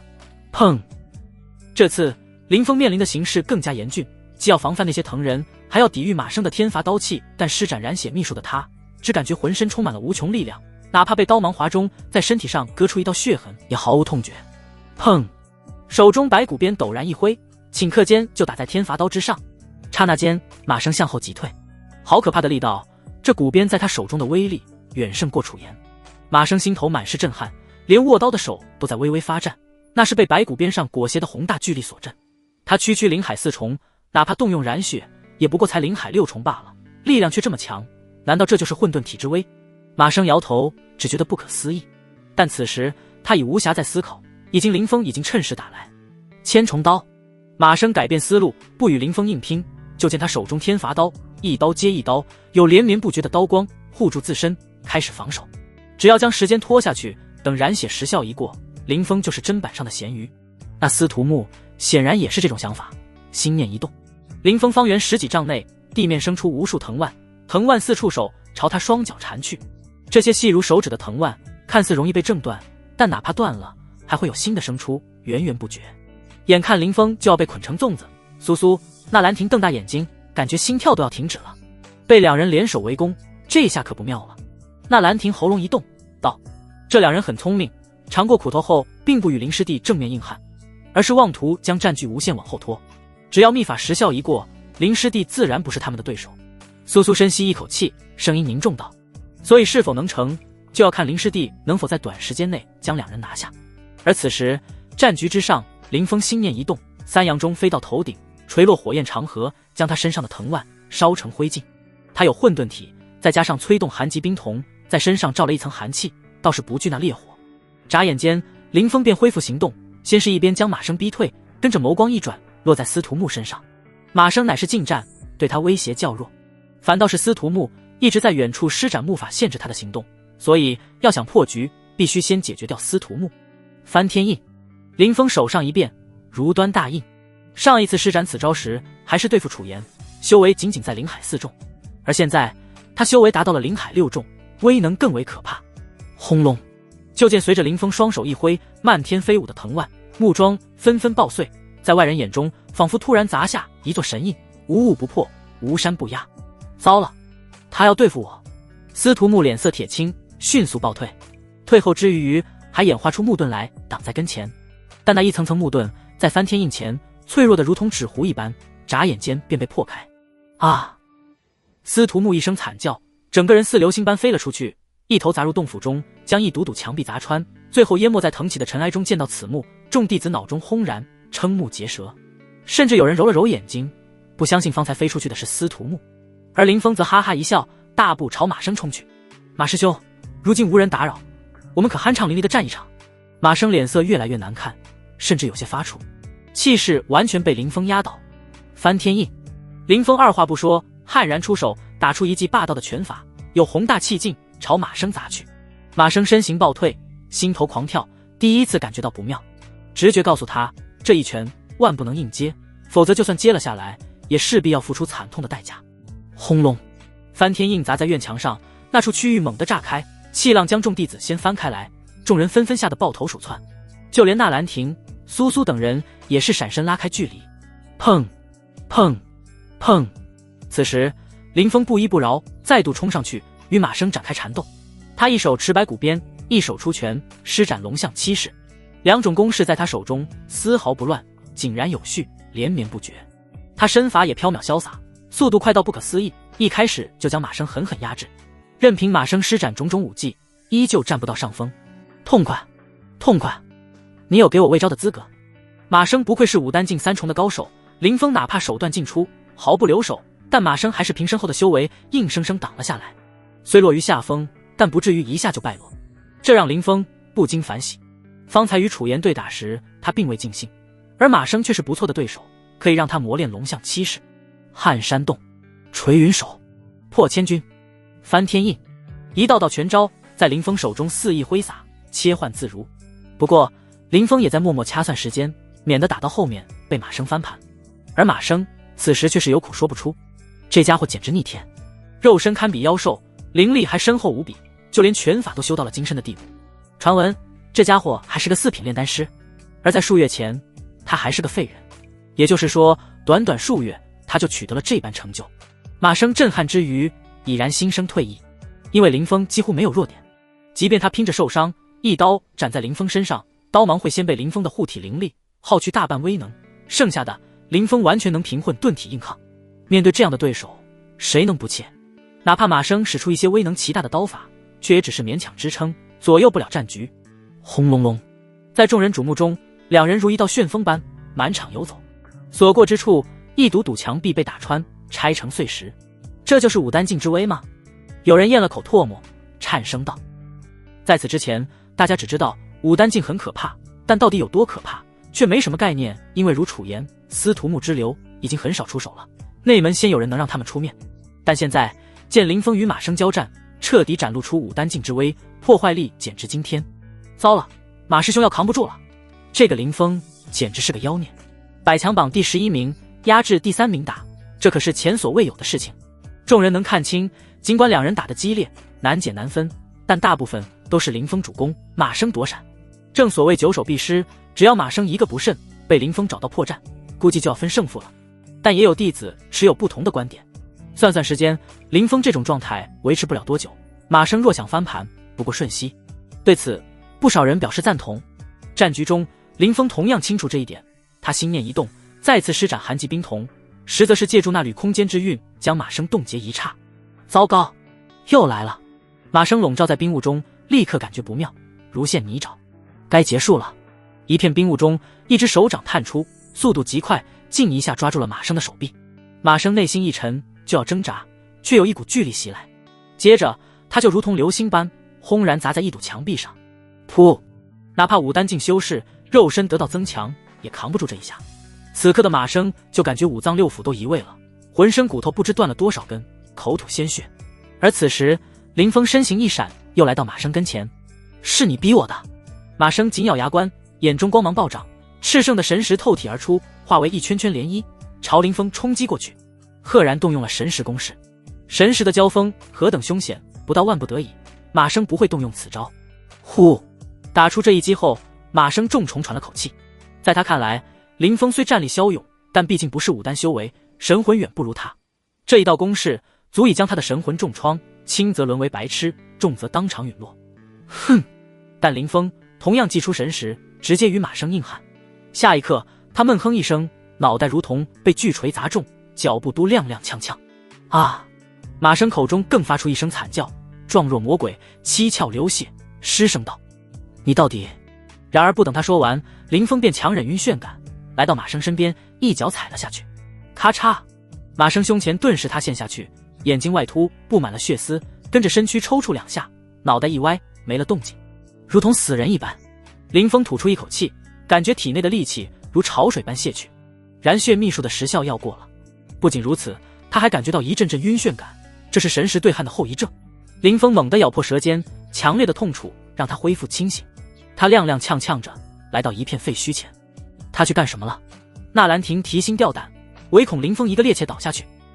苏苏就要开口，忽地看到林峰又从废墟中走出来，手中拖着一个死狗般的身影。砰！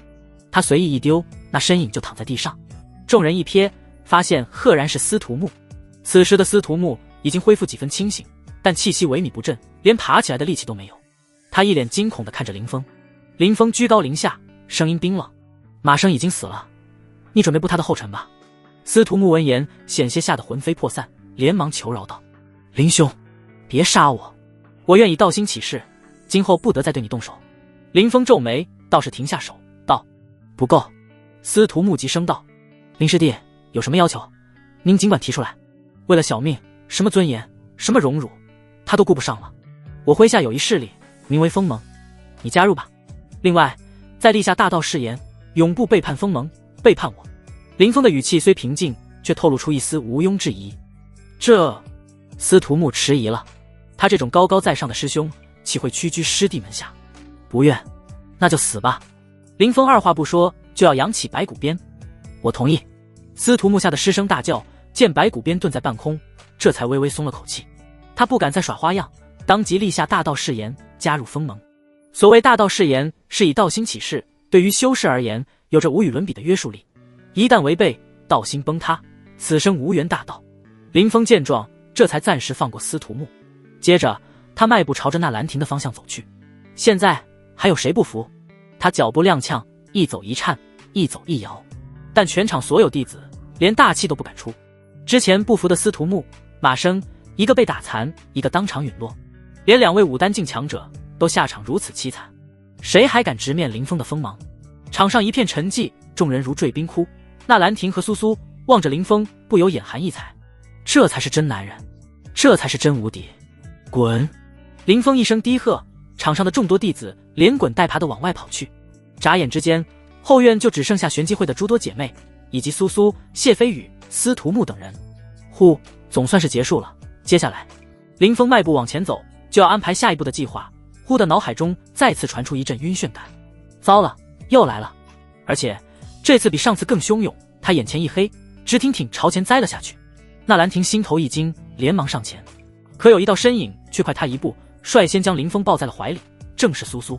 林峰的脑袋直接埋在那片汹涌之中，双手下意识地环住了那纤细柔软、没有一丝赘肉的腰肢。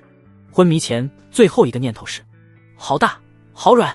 而苏苏见林峰脸的位置，俏脸噌的一下红了，连玉颈都浮现一层粉色。但他犹豫再三，还是未将林峰推开。反正在山洞内都被这家伙看光了，此时再被占点便宜，好像也没什么。一旁那兰亭注视着这一幕，眼神变得耐人寻味起来，同时心头还有些吃醋。本来抱着林师弟的应当是他。哗啦啦，当林峰恢复意识时，发现自己正盘坐在灵池中，随着他一呼一吸，灵池中澎湃的灵气不断滋养他的肉身与灵力。原本林峰施展燃血术，损耗了根基，此时在灵液滋润下，暗伤在迅速恢复。果然，燃血术与狂暴丹一样，每施展一次都会损耗根基。我连战2人，元气大伤，还好有灵池在，能将根基运养回来，否则的话，至少也要休养1年半载方可恢复。林峰静静想着，倒也无需考虑污染这一池子灵液，因为灵液乃是灵气所化，不染尘垢。随着时间流逝，林峰的气息逐渐浑厚，身姿也挺拔起来，甚至他还因祸得福，一举迈入灵海5重修为。哗啦，他走出灵池，握了握拳，立刻感到体内灵力汹涌沸腾，比起之前强了3成之多。倘若是如今的我，哪怕不动用燃血术，也能与马生2人一战。林峰微微一笑，跟着轻轻拍出一掌，轰隆，虚空震荡，一道无形掌印嗖的射出，划过10几丈距离，撞击在一堵墙壁上。下一刻，那墙壁猛地一颤，竟被直接推平，无数尘埃从上抖落。一拳之威远胜从前，而且林峰还未催动灵力，凭借的只是肉身之力罢了。龙象7式便是如此，一旦小有所成，就如同体修，纯粹靠肉身便能横推同阶修士，更何况林峰还身负混沌体。收回拳头，林峰才有空暇扫过四方的场景，就见场上只有谢飞宇在，至于苏苏等人不知去了何处。纳兰师姐去了何处？林峰问道。他们在此等了1日，见你气息平稳后，就去寻找其他机缘了。谢飞宇的表情比之前更加恭顺，而且这次是发自肺腑的崇敬林峰。已经过去1日了。林峰摆摆手，你也去吧，我无妨。谢飞宇早就按捺不住了，见林峰恢复如初，当即身形一闪，寻觅起机缘来。他刚走，林峰便扫过四周，为了保险起见，他还祭出神识，发现四方并无一人后，便来到灵池前。给我收！话音落下，混沌塔显化而出，宛若长鲸吸水般，将一池子灵液尽数装入其中。不过10几息，池子便干涸。林峰收起混沌塔，看向第1层空间，就见先瀑布远处赫然出现了一座灵池，灵气浓郁，雾气昭昭，仿佛仙界的瑶池一般，很有一番气象。现在正事办完，也该去洞府四处走走了。林峰长舒一口气，离开后院。不多时，他就见苏苏等人正齐聚一座净室前，净室四方有不少禁制，他们正尝试着破解。听到脚步声，那兰亭回头一望，见是林峰，不由问道：“林师弟，你恢复的如何了？”林峰笑着回道：“伤势好的七七八八，没有大碍。”他又问：“你们这是？”这次没等那兰亭开口，苏苏就抢先道：“洞府内不少区域都被探索过了，其中空空如也，并无机缘遗留。倒是这间净室看上去并未被闯入，我们正尝试破解外面的阵法。”他看向林峰时，美丽的双眸中闪过一缕缕异彩，似能勾魂夺魄般。好，你们继续，我去深处走走。林峰继续朝前漫步。嗖嗖嗖，他走着走着，倒也闯入了不少禁制阵法中，其中有杀阵，也有困阵。若是普通修士，早就望而却步了。这些阵法未能其大，其中厉害的更能镇杀武丹，但他们却无法奈何林峰。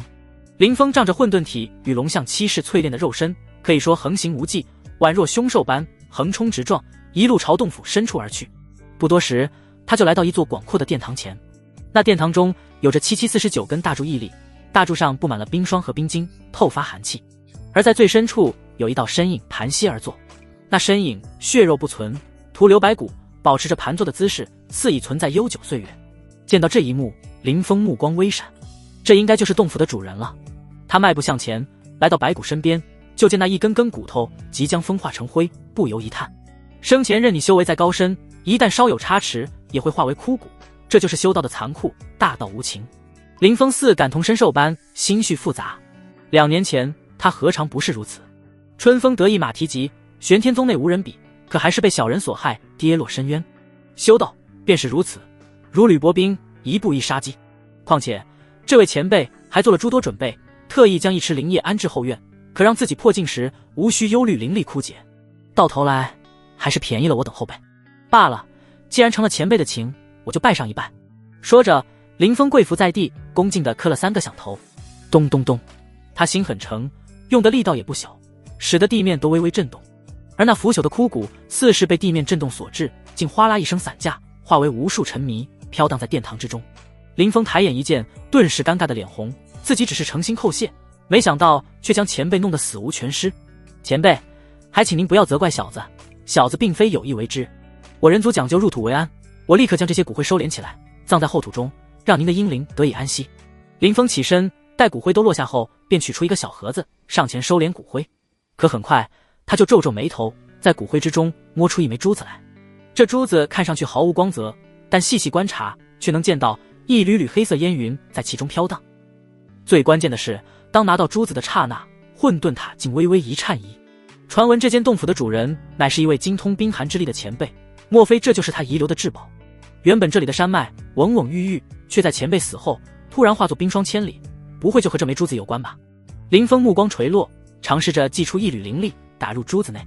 轰隆，刹那间黑珠之内涌现出滔天彻底的寒雾，这些寒雾阴毒至极，瞬间便将林峰包裹。完了！林峰脸色大变，只觉大难临头，根本来不及反应，林峰就被黑色寒雾包围，全身都结上一层冰霜，甚至连神魂都要被冻彻。他惊骇绝伦，怎么也没想到这珠子竟如此可怕。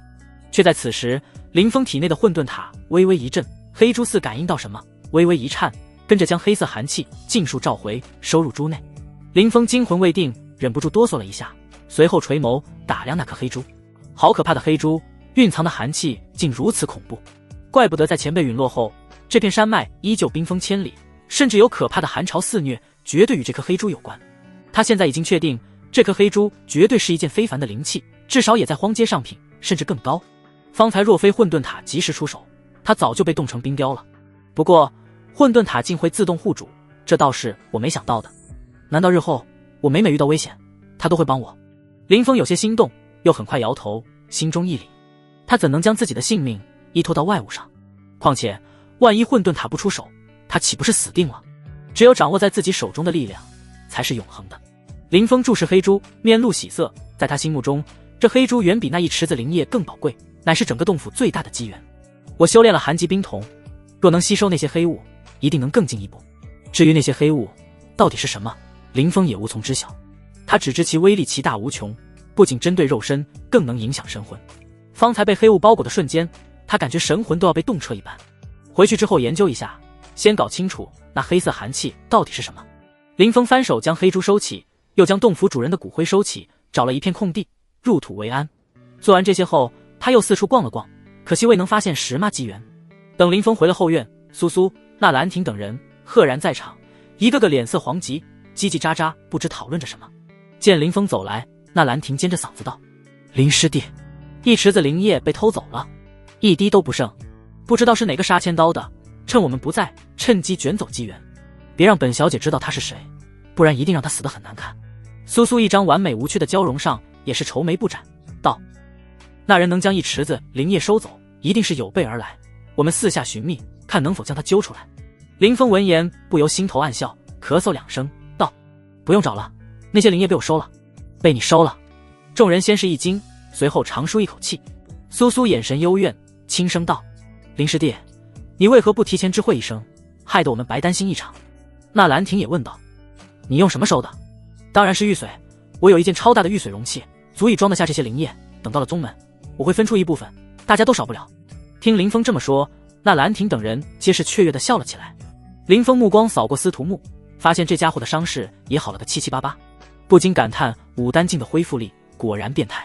那马生的储物戒被谁收起来了？马生可是武丹3重的修士，底蕴一定比楚言还浑厚。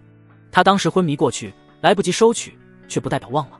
谢飞宇一拍脑袋，连忙上前：“差点忘了这回事。盟主你在疗伤时，是我将那储物戒收起来了。”他递过一个储物戒，林峰接在手中，就要查看。那兰亭忽然拍了拍手，道：“算算时间，下一波寒潮就要来了，我们必须立刻退出寒碎山。走！”众人连忙往外走去。林峰跟随在后，将那储物戒收了起来，心头暗暗道：“我收掉那枚黑珠，恐怕用不了多久，寒碎山的冰雪就要化去，沦为普通山脉了。”不多时，众人离开洞府，朝寒碎山外围而去。路上冷冷清清，人迹罕至，显然大部分弟子以及家族中人都早早离开。寒碎山的寒潮比起洞府内的阵法还吓人，每次都有不少弟子贪恋机缘，误了时辰，等想逃出来时，却被寒潮侵袭，最终沦为一具冰雕。林峰等人经验丰富，很快便踏出寒碎山的地界，微微松了口气。那兰亭问道：“林师弟接下来是回宗门，还是另有打算？”林峰思索道：“我手上有一些东西要出手，不知何处有方式。”林师弟，苏苏突然插了句嘴道：“你若想出售宝物，距离此地最近的又有权威性的，便是幻海城内的各大商行了。恰好我时常去一家名为金乌堂的商会，可代为引荐，绝对能给林师弟一个满意的价格。”林峰倒是知道幻海城，玄天宗所在的大洲名为幻海州，有着大大小小数10座城池，而幻海城是主城，规模最大，也最是繁华。那就有劳苏师姐了。他并未拒绝，毕竟有熟门熟路的人，办事更方便。林师弟客气了，比起你为我做的，这些不值一提。苏苏摇了摇头，玉脸上露出一丝明媚的笑容，霎时间让那天地间的盛景都为之失色。林峰忽然皱眉，认真道：“苏师姐，你不要以为待我引荐商会后欠我的灵药灵器就不用还了，亲兄弟都明算账，更何况我们只是同门。”苏苏俏脸上笑容一点点消失，最后一丝都不剩。他转过头看着天外，淡声道：“林师弟放心，我向来不喜欢欠别人的。”那就好。林峰松了口气。苏苏气得银牙暗咬，难道这呆子看不出自己在世好吗？他竟然说那些伤感情的话。他忍不住就要挖苦2句，可眼瞳猛地一缩，见到半空中一个小黑点从极远处射来。紧接着，林峰、那兰亭也似察觉到什么，众人同时抬头，同样看到那个黑点原本还在数十里之外，眨眼间便到了山脉上空。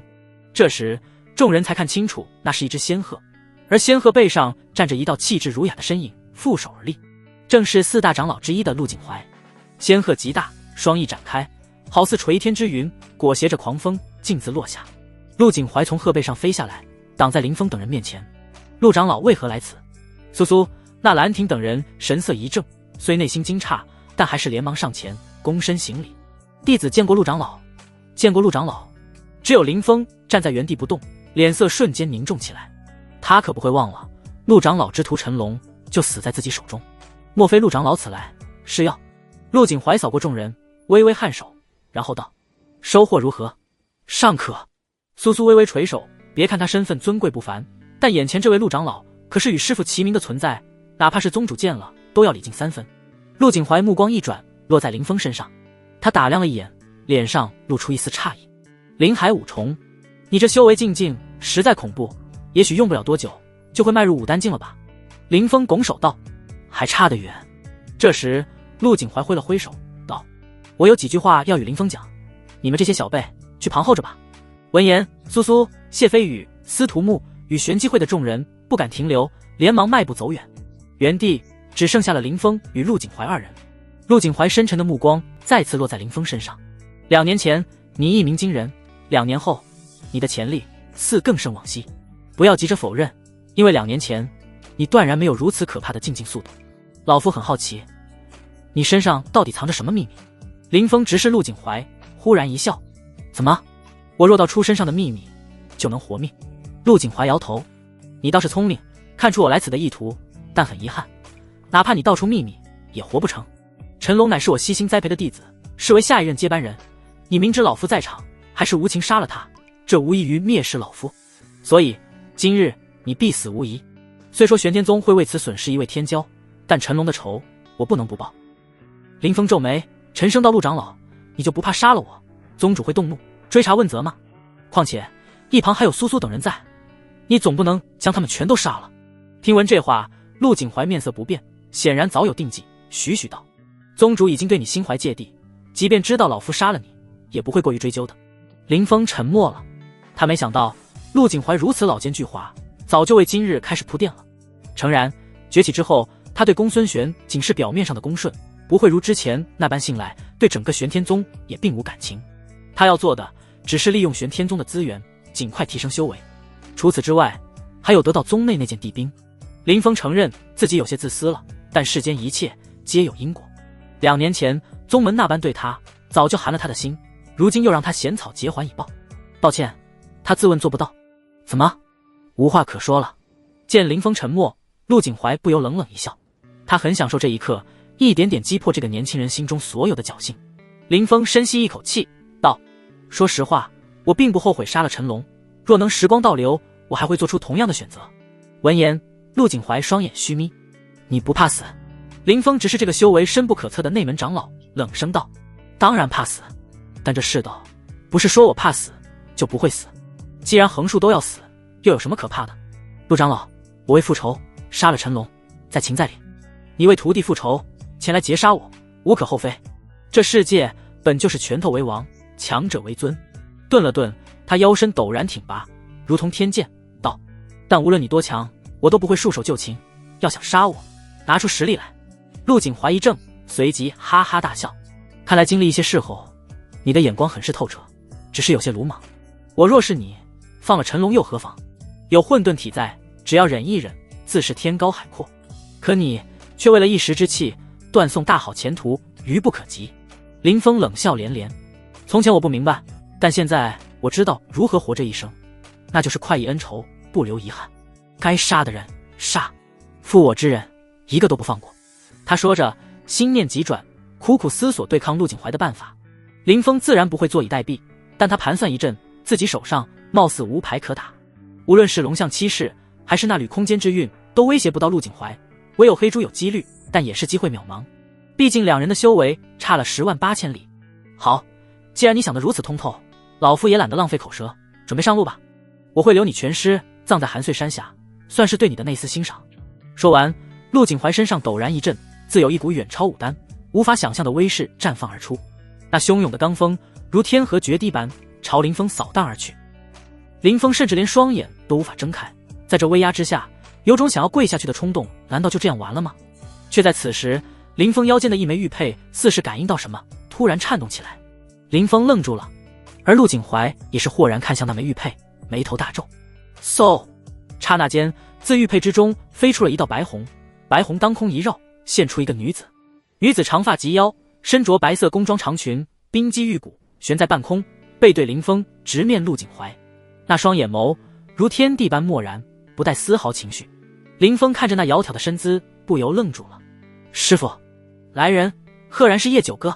但林峰很快就察觉到不对劲，眼前这道倩影纵然风华绝代，但身形却是半虚幻状态。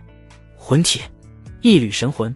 林峰早就听说，一些修为深不可测的前辈神识无比强大，非但能外放，更可祭出一缕藏身在器皿之中。而师父这一缕神魂，就是藏在了那枚玉佩里。就连玉佩都是叶九哥亲自赐下的，说是有益于修行。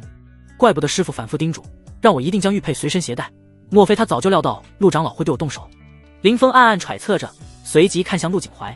果然，下一刻，这位长老的脸色以肉眼可见的速度变得阴沉起来，因为他根本没想到林峰竟然还有这样的后手。不等陆景怀开口，叶九哥突然发难，声音冰寒透彻：陆长老身为玄天宗内门长老，却残害同门弟子，这便是你身为前辈的风骨吗？听到叶九哥的话，陆景怀双眼虚眯，沉声道：看来叶长老对这位弟子很是看重啊，竟分出一缕神魂贴身保护。叶九哥的声音中隐含一丝愠怒道：他是我徒儿，我护着他理所应当。陆景怀声音一沉：“他杀我爱徒，我来复仇，天经地义。”两人针锋相对，场上气氛顿时凝重到极点，压得人喘不过气来。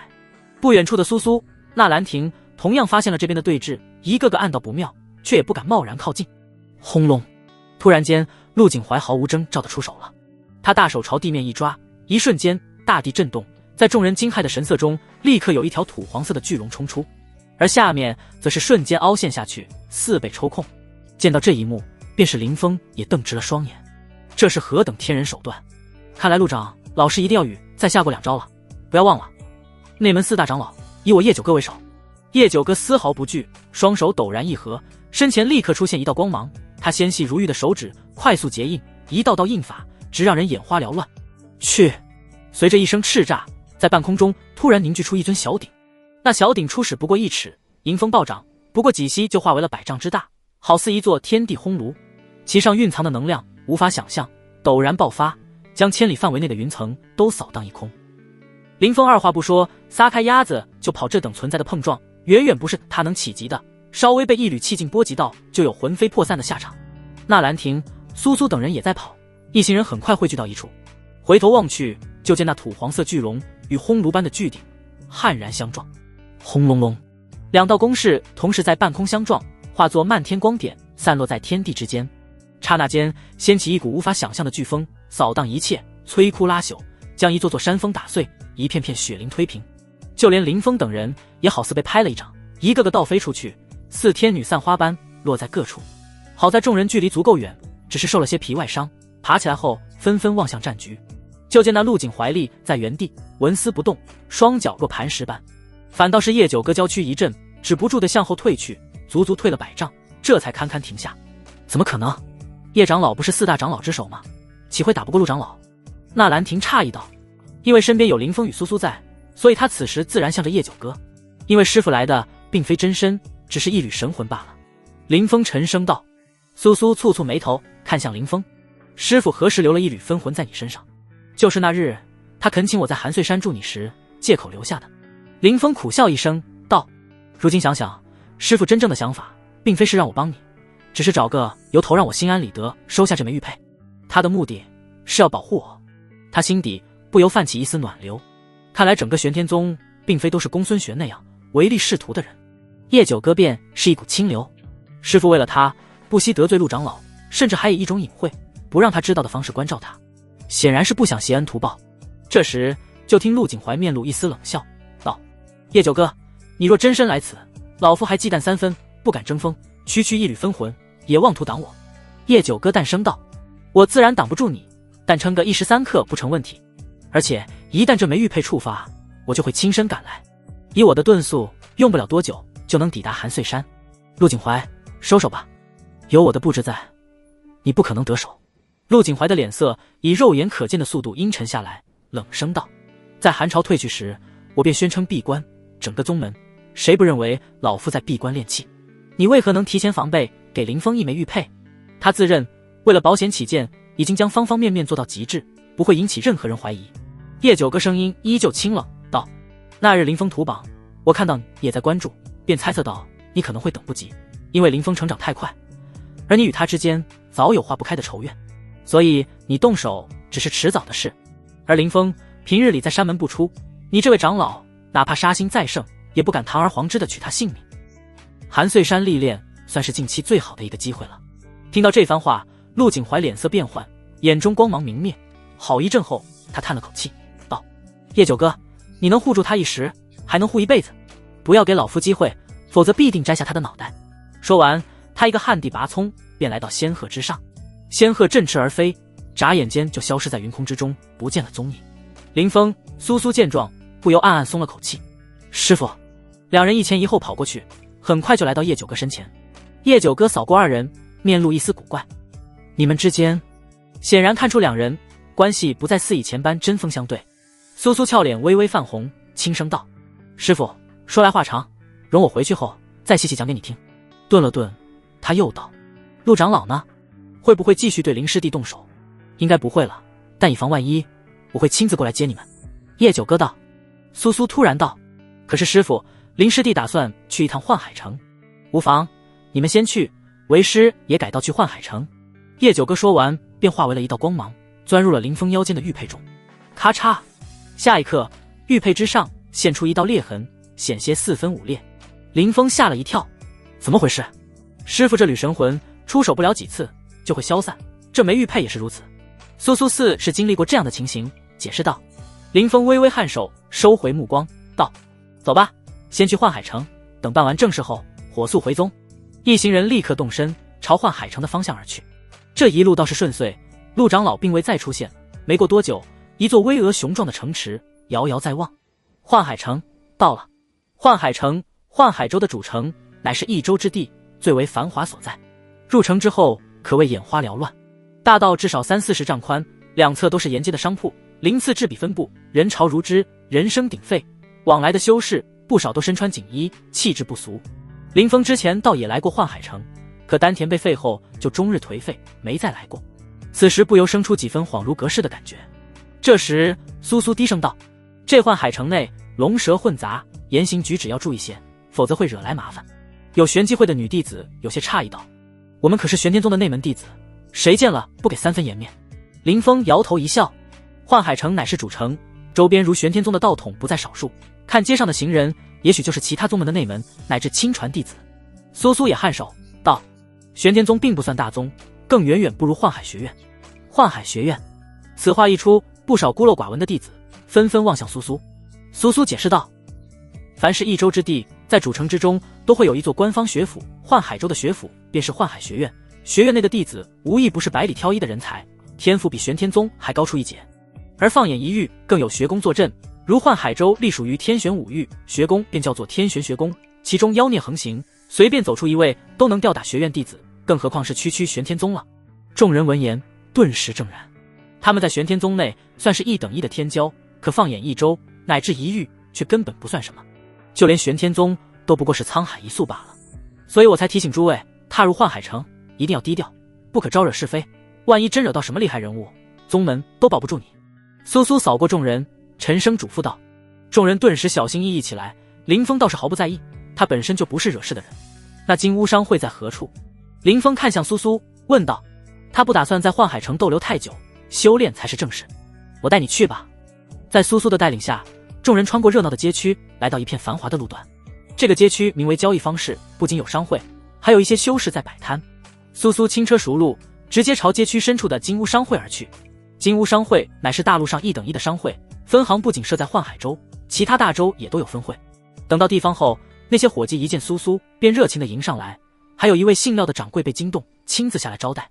虽说玄天宗不算大宗，但苏苏五品炼丹师的名头，含金量极重，走遍天下都吃得开。一行人步入金碧辉煌的大厅内，殊不知在金乌商会正对面有一家酒楼，酒楼第2层正有几个人临窗而坐。这几人的年纪不大，但气度威严，英势狼顾。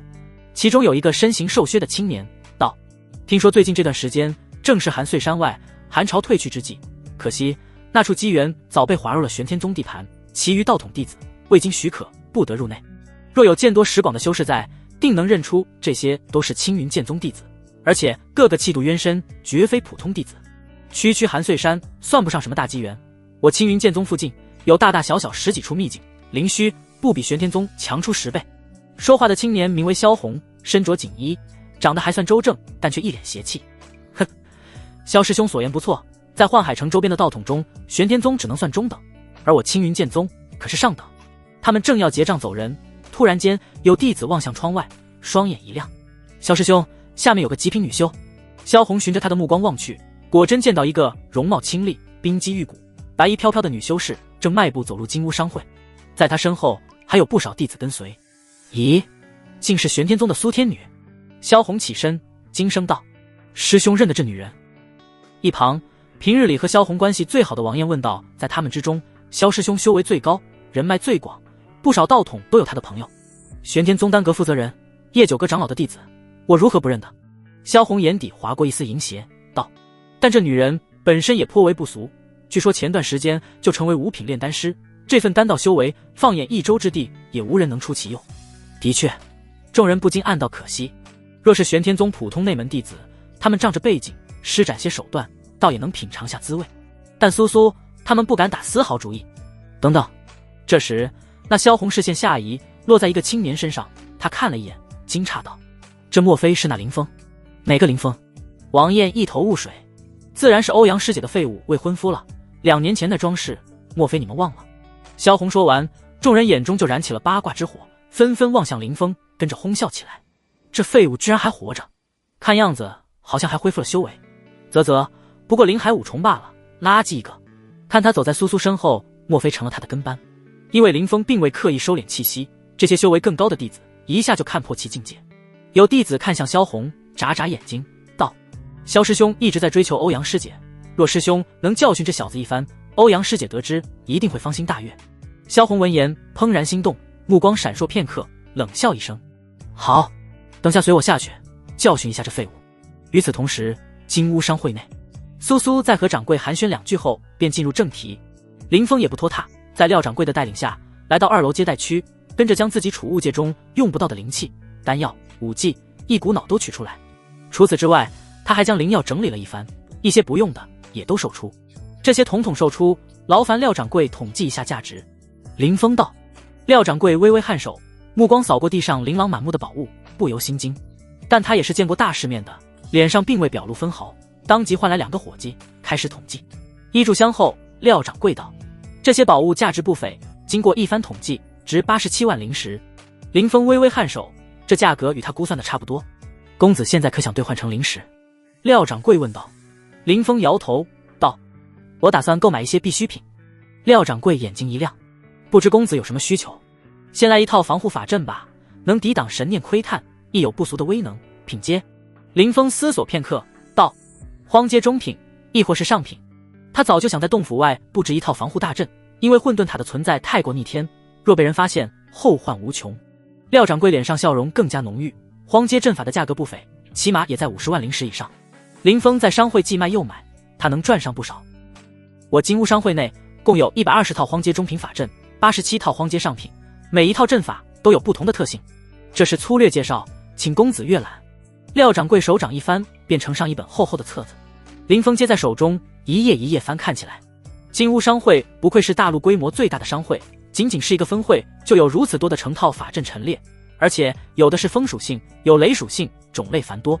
林峰翻看许久后，选出了一套法阵，就这套剑海大阵吧。这是荒阶上品法阵，攻防兼备，能挡住5丹境5重以上的修士攻势，还能屏蔽神念窥探。事关重大，林峰并未吝啬，直接来最好的。廖掌柜微微颔首道：“这剑海大阵乃是精品，移动起来颇为方便，区区一枚剑丸就能掌控。当然，售价也不便宜，共计70万灵石。”70万，林峰有些咂舌。他本以为自己小富一把，没想到买了一套阵法，就将家底都掏空了。廖掌柜笑着说道：“因为公子是苏仙子引荐过来的，我便收您60万灵石吧。这个价格，您是否能接受？”“那就多谢廖掌柜了。”林峰拱手道谢。“公子客气了。”廖掌柜摇头笑道：“我金乌商会对您这样的大主顾自然看重，日后您来了一样有折扣。不得不说，怪不得人家生意做得大，单就这态度就让你挑不出半点毛病。我还需要一些灵药种子。”林峰又道：“不知贵行可有？”廖掌柜点头：“我金乌商会作为大陆最大的商行，售卖的宝物种类繁多，不光灵气、灵药、丹药等，种子也五花八门。”说着，他换来一个伙计，送来一份更厚的名册，继续介绍道：“种子的价格自然比不上成品的灵药，但一些极为稀有的灵药种子亦是价格不菲，不比品质上乘的灵气差。”林峰翻看名册，暗暗咂舌。他本想着种子便宜，没想到也挺昂贵的，再贵也得买。等这批种子成长起来，光是售卖我就能大赚一笔。林峰很快就挑选了300份灵药种子，都是仙谱中缺少的。廖掌柜轻点一番道：“这些种子标价15万灵石，这样公子留下13万吧，加上那套剑海大阵，共计73万。”林峰干脆利索支付灵石。廖掌柜接过灵石后，犹豫片刻，还是问道：“公子买这些种子是自用还是为宗门买的？”“自用。”林峰答道。廖掌柜问道：“莫非您也是一位炼丹师？”见林峰点头，廖掌柜脸上露出一丝笑容：“公子，这些种子想要培育成灵药，至少需要3-5年时间，而且还只是玄阶，若培养到地阶需要更久。您若是急于炼丹，大可以直接购买灵药，能省却不少时间。”林峰摆手：“无妨，我自有分寸。有混沌塔在，时间不成问题，这批种子栽培下去，不用多久就能脱胎换骨。见林峰主意已定，廖掌柜也不再多劝，匆匆离去，前往库房。一炷香的功夫后，一枚储物戒摆放在林峰面前。储物戒中赫然有一道剑海大阵和300份灵药种子。林峰心念一动，手掌上便出现一枚银色圆珠，约莫核桃大小，赫然便是那剑丸了。他略微注入一丝灵力，嗤嗤嗤的响动传出，一柄柄飞剑从剑丸中飞出，横空而过，至少有上百柄之多，直叫人看得眼花缭乱。剑海大阵乃199口飞剑布置而成，每一口飞剑都是一件荒阶下品灵器，一旦结成剑海，便是5丹7、8重的修士都难以闯入。廖掌柜介绍道：最关键的是，这套剑阵收发于心，公子心念一动，便能召回。林峰闻言，立刻默念一句：收！刷刷刷，一口口飞剑如乳燕投林般飞来，闪电般没入剑丸之中，消失不见。的确是精品，每一口飞剑都不凡，就连这剑丸也是空间宝物。林峰赞叹，脸上露出一丝笑容。剑海大阵最让他看重的地方就是收发于心，这样一来，等自己离开玄天宗也能随身携带。走了，多谢廖掌柜招待。验收完毕后，林峰便转身下了1楼，却见苏苏等人不见了踪影。有容貌清秀的侍女走来，客气道：苏天女等人去了后院，品尝商会刚到的灵雨茶，您稍后片刻，我这就过去知会一声。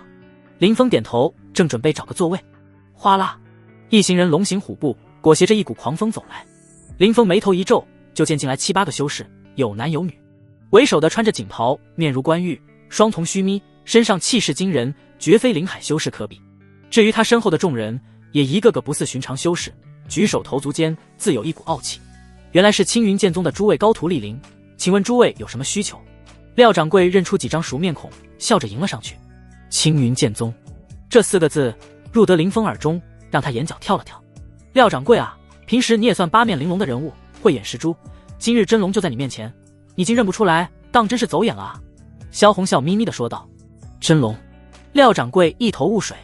萧红突然指着林峰，高声道：诸位应该不认识，这可是大名鼎鼎的混沌体灵兄，跺跺脚一周都要震动的绝世天才。其他几人也装出一副受宠若惊的样子。什么？混沌体？哎呦，小弟有眼不识泰山，居然没有认出林峰兄。你们还不快向林峰兄行礼，日后他飞黄腾达，名扬大陆，我等同为患海州人士，也与有荣焉。他们看似恭敬，实则眼里满是讥讽嘲弄之意。瞬息之间，一道道目光就落在林峰身上，面色各异，而廖掌柜人精般的人物一下就看出萧红不怀好意，心中叫苦，连忙迎上来：诸位青云剑宗的高足，商会新到一批灵茶。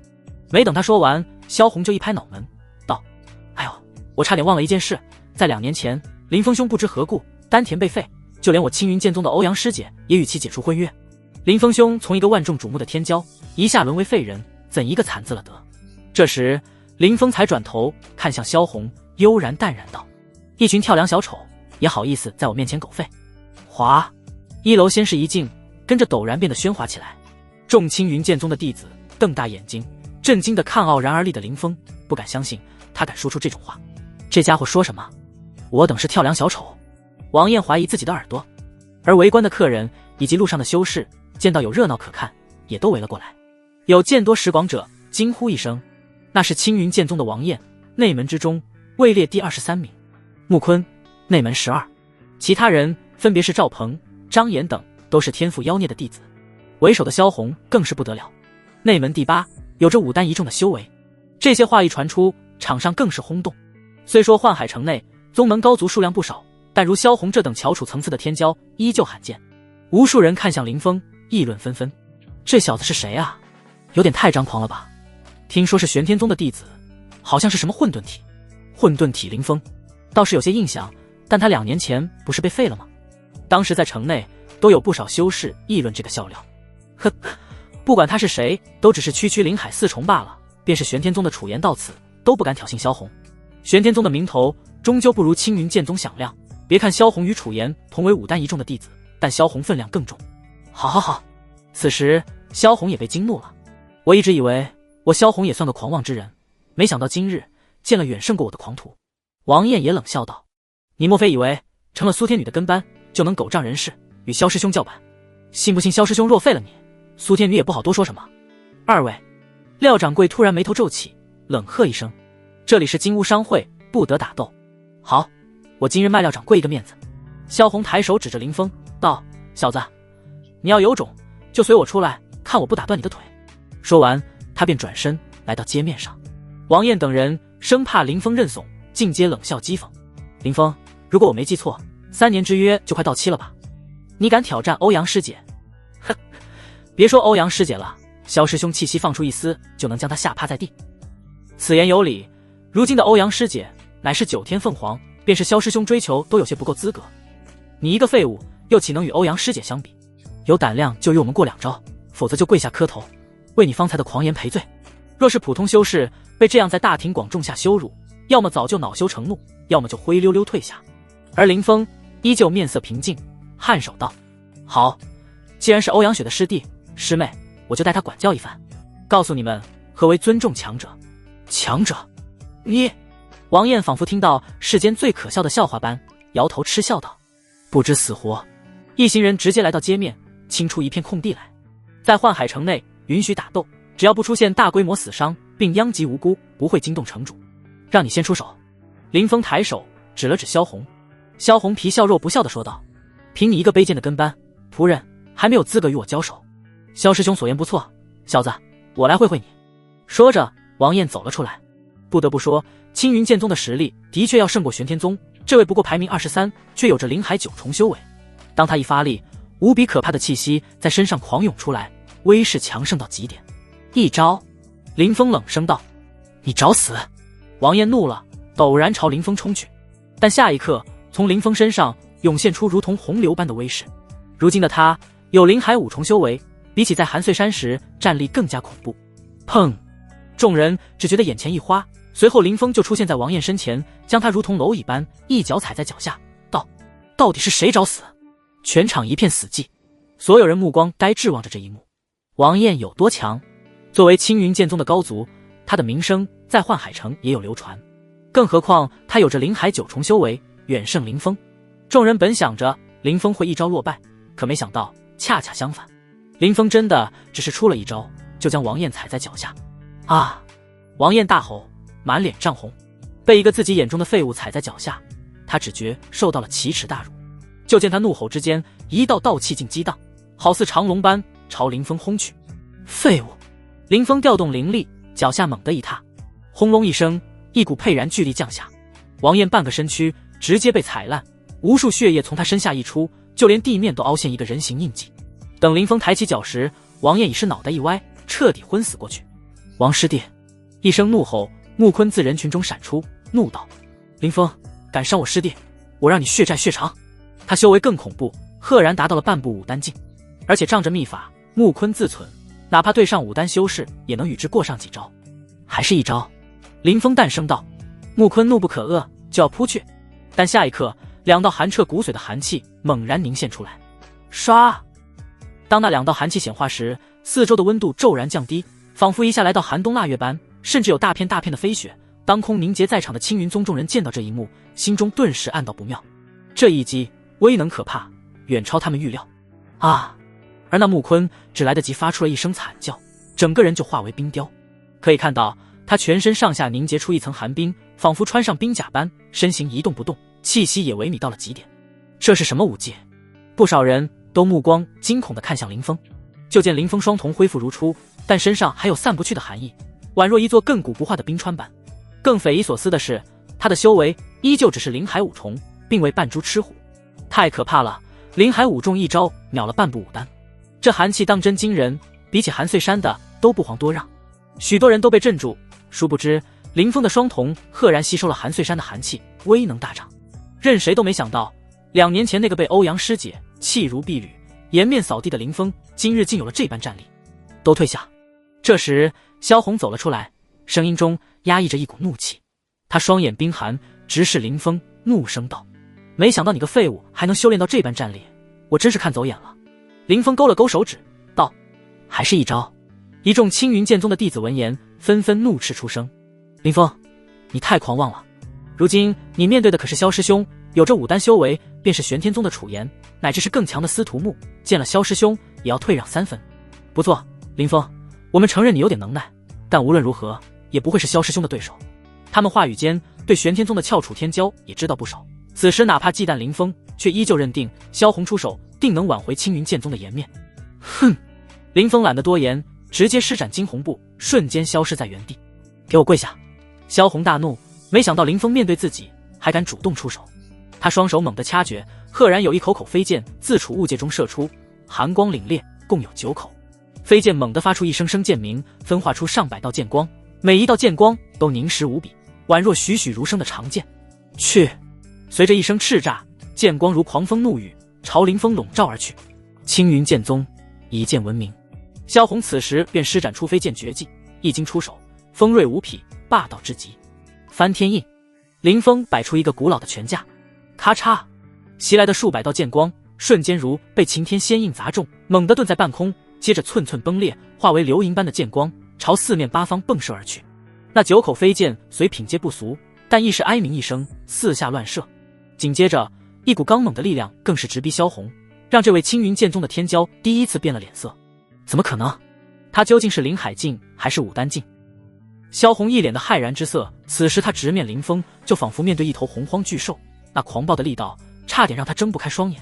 这样的压力，萧红只在门内武丹3重的师兄手上领教过。糟糕！他神情猛变，再也不敢小觑林峰，陡然迸发出10成威势，手中更是变换出一面盾牌。盾牌足有10几丈大，厚重无比，绽放出淡淡粉光。千重盾，荒阶下品灵器，号称可挡武丹3重全力一击。但此时萧红对他仿佛没多少信心。轰隆！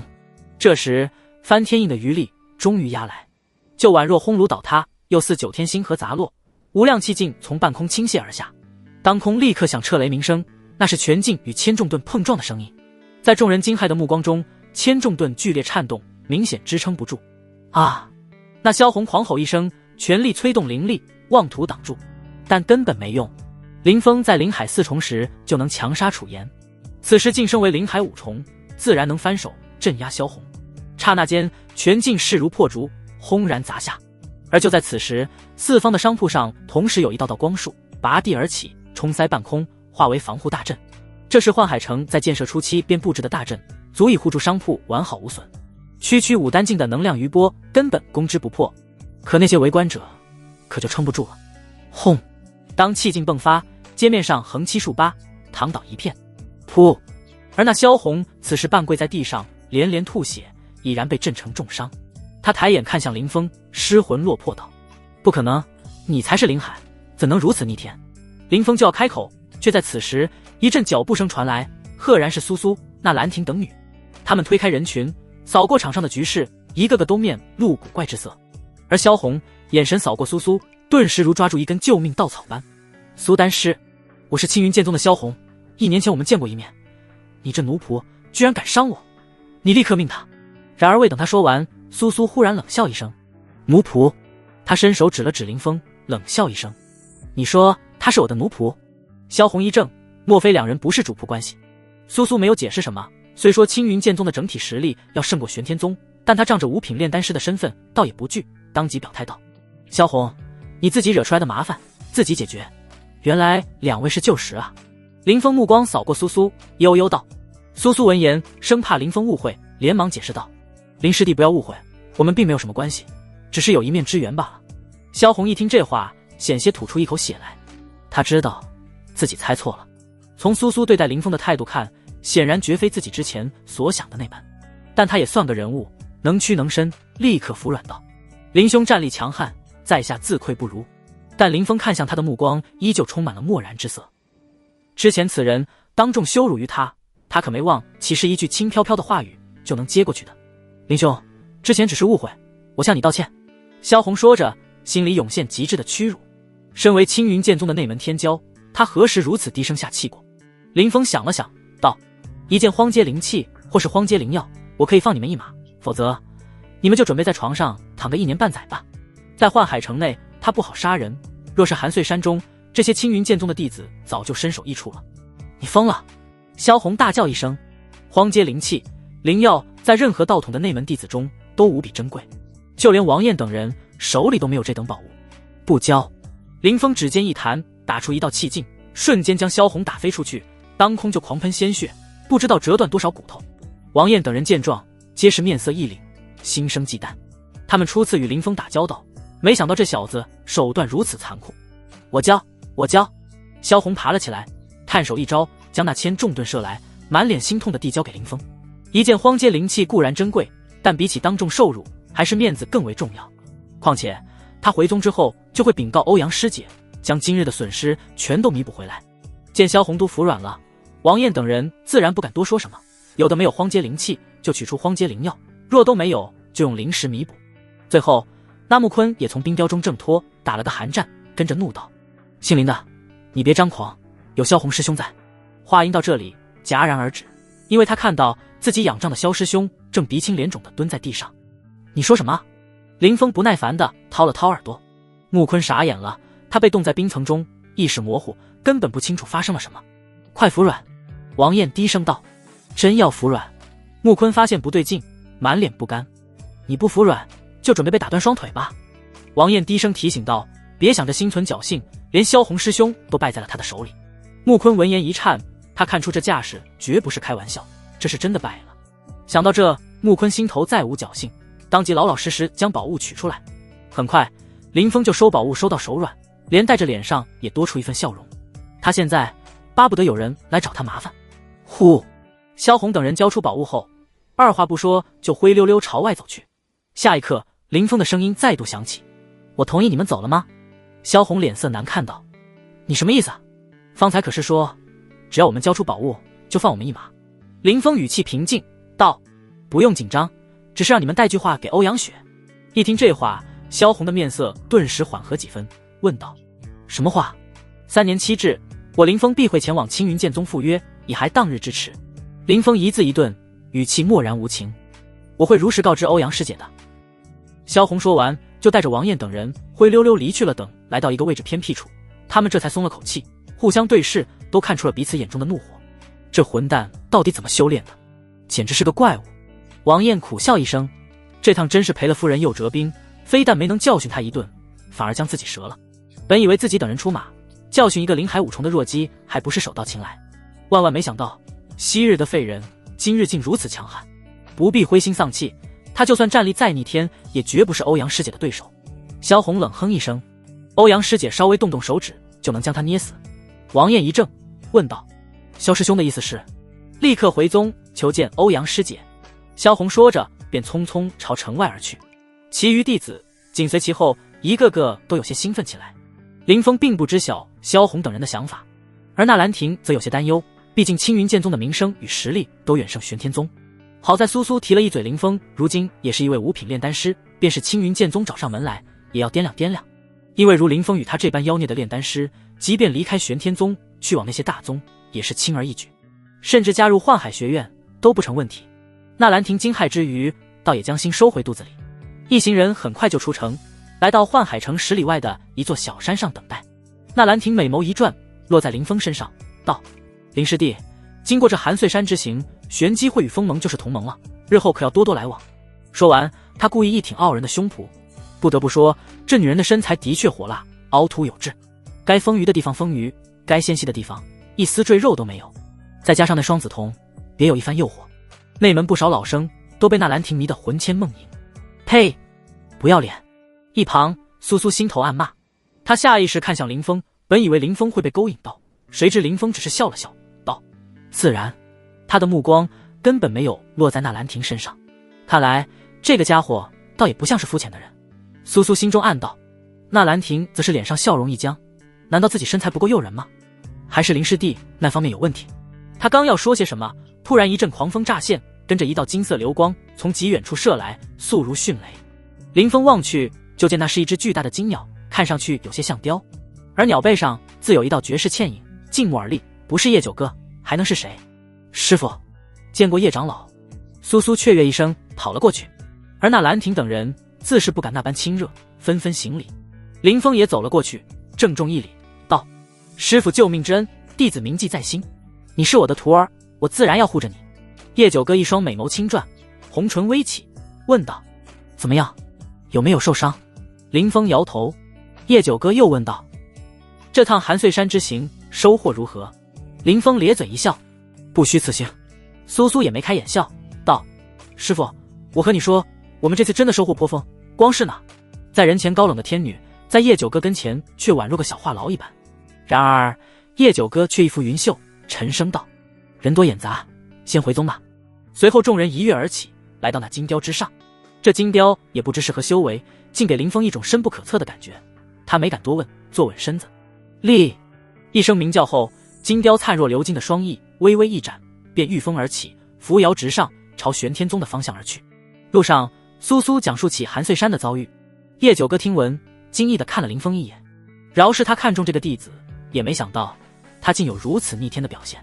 先杀楚言，再战司徒木与马生，硬生生从2位武丹境弟子中夺下灵泉。要知道，林峰只有灵海境修为啊！他微微摇头，感叹这消息若传回内门，定会引来轩然大波。苏苏喋喋不休，又聊起与青云剑宗的冲突。林峰，你放心，哪怕青云剑宗找上门来，有为师出面，他们也要收敛几分。叶九哥轻声道。林峰笑着说道：“青云剑宗那边，我倒毫不担心，因为距离3年之期不剩多久，他们犯不上大动干戈。等3年一到，他就会去拜访青云剑宗，又何须青云剑宗跑一趟？还有陆长老。”叶九哥微微颔首，又含着脸道：“陆景怀今日所作所为，我必会禀告宗主，给你一个交代。”林峰沉默，未发一言。不多时，金雕就来到玄天宗上空，一个俯冲下去，悬停在内门广场上。林峰、纳兰亭、苏苏等人跃下金雕，叶长老对林峰道：“等我消息。”说完，他便乘坐金雕而去，看那方向，赫然是宗门深处。林师弟，别担心，一来陆长老本身就不占理，二来有师傅为你出头，宗主一定会有所惩处的。苏苏安慰道：“但愿如此吧。”林峰摇了摇头，并不看好。他从陆景怀之前的话中已然看出了什么。众人逗留一番后，便各自回了洞府。至于那些灵液，林峰承诺改日便会分出来。他们已经是最后一批返回的弟子了，此番归来也代表着韩穗山机缘彻底结束。而随着时间流逝，关于林峰的种种事迹也终于轰传出去，震撼整个内门。百强榜单上，慕白、楚言、马生的名字相继隐去，消失不见，这代表他们已经陨落。而林峰之名却宛若大鹏扶摇直上9万里，一下杀入前10、前6，最后定格在一个位置。内门第3，林峰。韩穗山一战，强者争锋，备受瞩目。最激烈时，就连远在玄天宗的众人都能隐隐看到那浩大异象。大家本以为马生、司徒木等人会是大赢家，毕竟他们乃是此行最为顶尖的弟子，且达到了武丹境修为，却不成想，最锋芒毕露的居然是林峰。大消息，兄弟盟慕白陨落，楚言名字在百强榜消失，不知死在何处。马生、司徒木现身，与林峰争抢灵泉，却一死一降。这一道道消息，就仿佛长鞭般狠狠抽打在每个弟子心中。无论是百强榜的高手，还是普通内门弟子，都震撼得说不出话来。高高在上的兄弟盟成员更感觉天塌了。我兄弟盟完了！这一日，不知有多少兄弟盟成员备受打击，痛哭流涕。他们仗着慕白这位前世高手，在内门作威作福，根本看不起普通弟子，更是那些新晋弟子为脆弱蝼蚁。谁能想到，慕白等人竟被林峰一窝端了，麾下精英尽数死在了韩穗山中。有人怀疑这个消息，但据说是玄机会中流传出来的，不会有错。完了，今日之后，我兄弟盟将一蹶不振，无数成员颓然，再不复之前的嚣张跋扈。而锋盟自然也得知了消息，云一儿、于海等一个个呆若木鸡，不敢置信，这真是林峰哥所为。云一儿小嘴微张，满脸惊愕。于海脸上露出一丝苦笑，道：“看来我们还是低估了林师兄的能耐啊。”顿了顿，他双眼如炬，有金芒闪烁。经此一战后，我锋盟注定在内门扬名，无人可挡。他们正议论着，便有一道风尘仆仆的身影步入，不是林峰，还能是谁？云一儿、于海、木满等立刻围了过去。云一儿更是叽叽喳喳，问东问西。林峰简单聊了几句，便道：“你们去寻找几件玉髓灵器，空间一定要够大。另外，于海，你近期招收了多少弟子？”于海闻言，连忙汇报道：“近期共有300弟子加入锋盟，算上原本的约莫500，等明日估计会有更多。经过韩穗山一战，林峰彻底扬名内门，锋盟何愁招不到弟子？”可林峰却摇了摇头，道：“将人数控制在100以内，最好选拔出一批天赋较高的弟子来。”于海诧异道：“这么少？如兄弟盟、玄机会这等顶尖团队，至少都有700-800人。你不用问这么多，按我的要求去做吧。另外，那些被逐出封盟的弟子，每人发放3个月的资源，算是补偿。林峰双眼冤深，陆景怀的话让他明白自己的处境并不算安全，因为就连宗主公孙玄都对他生出异心。若是可能，林峰想立即离开玄天宗，远走高飞，但宗门禁地中还有他惦记的一件兵器。另外，封盟的成员也不好处置，自己若一走了之，他们会不会遭受自己的牵连？所以林峰思来想去，决定还是按捺下来，静观其变，顺便为离开做准备。精简封盟成员便是他的计划之一，一旦将人数控制在100位以内，自己带走时也不算难。好，我立刻就去立下淘汰制度。于海匆匆离去，林峰径自回了洞府，打算将灵药种子栽种到混沌塔中。而随着他到来，一道道目光也随之投了过来。如今的林峰可不再是那个丹田破碎的废物，更不是内门第11，而是内门第3。第3的含金量岂是内门11可比？走，前去拜访林师兄。不错，日后林师兄可是能晋升为真传弟子的存在，此时若不结交，更待何时？刹那间，一道道身影匆匆走出洞府，朝林峰的住处而去。就连兄弟盟的众人也惴惴不安，唯恐日后遭到林峰针对。此时的他们可失去了慕白这个大靠山，如何能挡住林峰？最终，在一个老生的带领下，众兄弟盟弟子来到林峰洞府前赔罪。一道道身影尽皆俯首，请求林峰的宽恕。旁观弟子心中滋味难明。曾几何时，兄弟盟高高在上，响彻整个内门，可今日一众老生却对一个新晋弟子如此毕恭毕敬。从今以后，整个内门无人再敢挑衅林峰，招惹封盟。不错，这才短短大半年的功夫，林峰就从新晋弟子完成100强榜前3的蜕变，这份成就当真前无古人后无来者。不少人感慨，但也有人将眸光看向内门深处。别忘了，林峰只是第3，他头上还有2人。不错，那2位乃是真正的苦修士，麾下并未成立小势力，一心钻研大道，冲击真传弟子之位。真传考核何等艰难，可一旦晋升成功，便如鲤鱼化龙，超脱于内门之上，这才是真正的深谋远虑。与之相比，林峰所谓图榜成立封盟，手段还嫩着呢。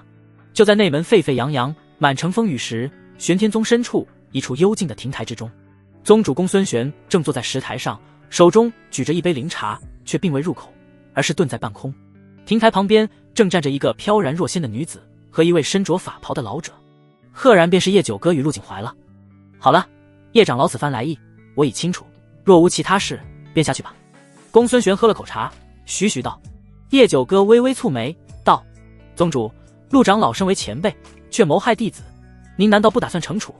更何况他要杀的还是林峰，林峰若是废掉，就等于断了玄天宗100年气运啊。他很不理解为何宗主得知事情的来龙去脉后，竟是这种冷淡的态度，对陆长老毫不处理。一旁陆景怀冷笑一声：100年气运，叶长老伶牙俐齿，当真会给林峰脸上贴金？叶九哥柳眉一竖，混沌体乃10大圣地之首，难道林峰当不起100年气运？陆景怀笑道：若是2年前的林峰，自然当得起，但此时的林峰早对宗门生出嫌隙。如那楚言、马生等人，哪个不是宗门耗费资源培养的天骄，将来势必会成为中流砥柱。可林峰呢？说杀就杀，丝毫不留情面。还有老夫的弟子陈龙，再过30年，一定会成为炼丹宗师，也死在林峰手中。叶长老，我问你，他林峰可将自己当成玄天宗弟子？他心中对宗门可还有半点归属感？这样的混沌体，要知何用？叶九哥俏脸冰寒，并未被陆景怀说得哑口无言，反驳道：我辈修士参悟大道，就等于百舸争流，无非就是一个争字，争灵气，争丹药，争机缘，争名额，争名声。韩碎山内，哪怕林峰不杀他们，他们也会杀林峰。技不如人，死在林峰手中，又有什么可惜的？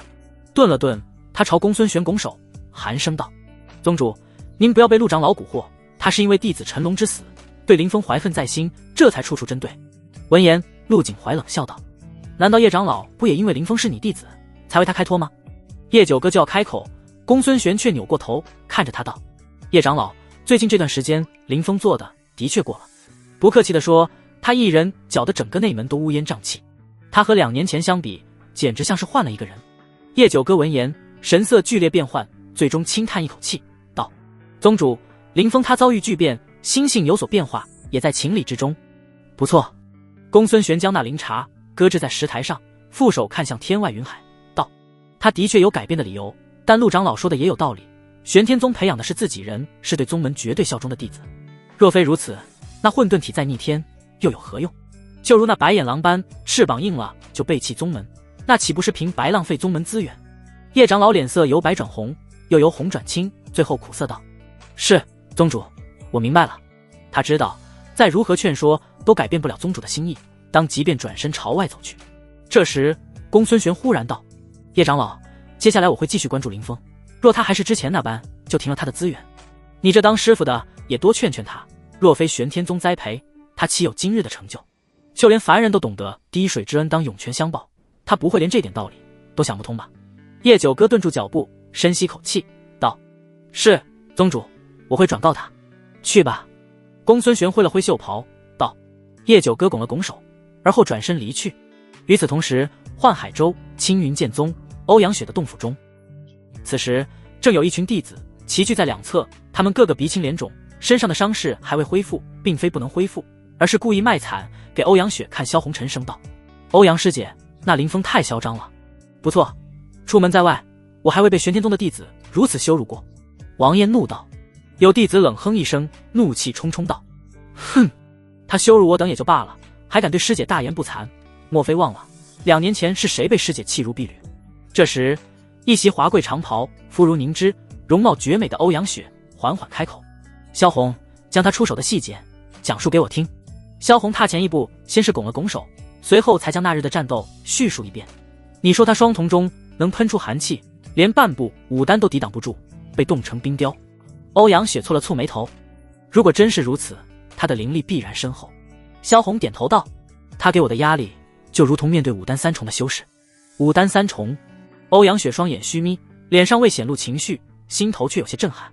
他上次听闻林峰的消息，岂不过才刚闯入内门罢了，而如今竟有了碾压武丹的战力，这般进境速度不可谓不快。师姐，你一定要为我们讨回公道啊！是啊，我苦心求来的荒阶灵药都被他抢走了。面对众人的愤愤不平，欧阳雪则是神色不动，淡淡道：“好了，这件事我已知晓。林峰不是要登门拜访吗？我便等着，哪怕他有武丹三重战力又如何？这2年多，我欧阳雪早已今非昔比。”欧阳雪话语中透露出强大的自信，根本不将林峰放在眼中。萧红等人闻言只得按捺住恨意，听从欧阳雪的安排：“你们下去吧。”欧阳雪一拂袖袍，众人不敢不从，拱了拱手，迈步走出洞府。等他们的身影消失后，欧阳雪那张古井无波的脸才逐渐覆盖一丝丝寒霜，她眼眸中有寒光闪烁。灵海4重到武丹3重，连跨7、8个小境界，这就是混沌体的能耐吗？便是他身负天阴体，在灵海4重时也没有林峰这样的本事。第一次听说林峰，欧阳雪只是有些诧异罢了，并不放在心上。可这次不同，林峰的境界让他都感觉很是棘手。方才之所以未显露分毫，是为了维持自己冷傲的形象。来人！沉寂片刻后，欧阳雪一声轻唤，下一刻便有随从走来，毕恭毕敬地跪在地上。这段时间，你密切关注林峰的动向，打探关于他的一切消息，随时向我汇报。欧阳雪淡声道：“是。”那随从起身离去。被我欧阳雪踩在脚下的，永远都不可能翻身。过了良久，洞府内传出了一声的男声。翌日清晨，林峰住处。此时，院落之中，一大群人聚拢在一起。苏苏一边取出宝物，一边介绍：“这是一株500年药力的清参。”林峰点头：“好，算2000灵石。这是一门天阶武技。等等，我要天阶武技有何用？你用不上，可以卖掉啊。”“好，继续。”苏苏负责献宝，林峰则估算价值。等一炷香后，他满意的点点头，道：“好了，这些宝物倒是能弥补救你的损失了。”苏苏斜睨林峰一眼，道：“我还以为你见钱眼开，想要讹我一笔呢。”一旁的纳兰婷笑着说道。苏师姐此言诧异，林师弟是见过大场面的，岂会在意这点灵石？苏苏反击道：“我与林师弟说话，没有你插嘴的份儿。”纳兰婷笑着说道：“我只是在为林师弟打抱不平罢了。”哼，若论关系远近，我与林师弟好歹师出同门。苏苏直视纳兰婷，讥讽道：“你们又是何关系？有什么资格为他打抱不平？”林峰此时站在两女之间，一头雾水。这2个女人在寒碎山时还同仇敌忾，可回来之后就仿佛换了个人似的，一见面就针锋相对。他根本搞不清楚状况。一旁谢飞宇嫉妒的眼都红了，又看看林峰的表情，不由嘴角抽搐，低声道：“看来上天是公平的，给了林峰逆天的体质，却让他不懂女人心。司徒木摇了摇头，两大美女为了他争风吃醋，这份待遇着实令人艳羡。谢飞宇瞥了他一眼，道：“少装模作样了，你之前可是内门第4，会缺美女？”司徒木干巴巴笑了笑，并未反驳。林峰夹在两女之间，不胜其扰，赶紧转移话题，取出灵泉来给众人分了一份。当然，他留下的才是大头，至少有70%灵泉，足够浇灌仙谱，酝养灵药了。就在这时，一道倩影飘然而至，正是叶九哥。你们散开，我对林峰有话要说。叶九哥来此后，直入正题，道：“苏苏看出师傅脸色不对，赶紧溜之大吉。那兰亭等人也各自离去。偌大院落，很快就剩下林峰与叶九哥二人。”林峰一愣：“师傅，你有什么事找我？”叶九哥扭过身去，看向远处，道：“回宗之后，我就面见宗主，还与陆长老当堂对质。但出乎我预料，宗主得知后，并未惩处陆长老。”林峰沉默一会，问道：“为什么？”宗主对你杀了马生等人，心生不满，还认为你与2年相比，心性大变。叶九哥说完，轻轻闭上眼睛，道：“林峰，不要怪为师，为师已经尽力了。”林峰站在那，脸上一片平静，笑道：“师父无需自责，弟子清楚你的苦衷。”叶九哥贵为宗门高层，但终究没有最高决策权。宗主还说什么了？宗主让我多劝你，要知恩图报。叶九哥并未有什么隐瞒，轻声讲述起来。林峰听完后咧嘴一笑，道：“叶长老，我会认真反思宗主的话，争取做到让他满意。”叶九哥一怔：“你不生气？为何要生气？”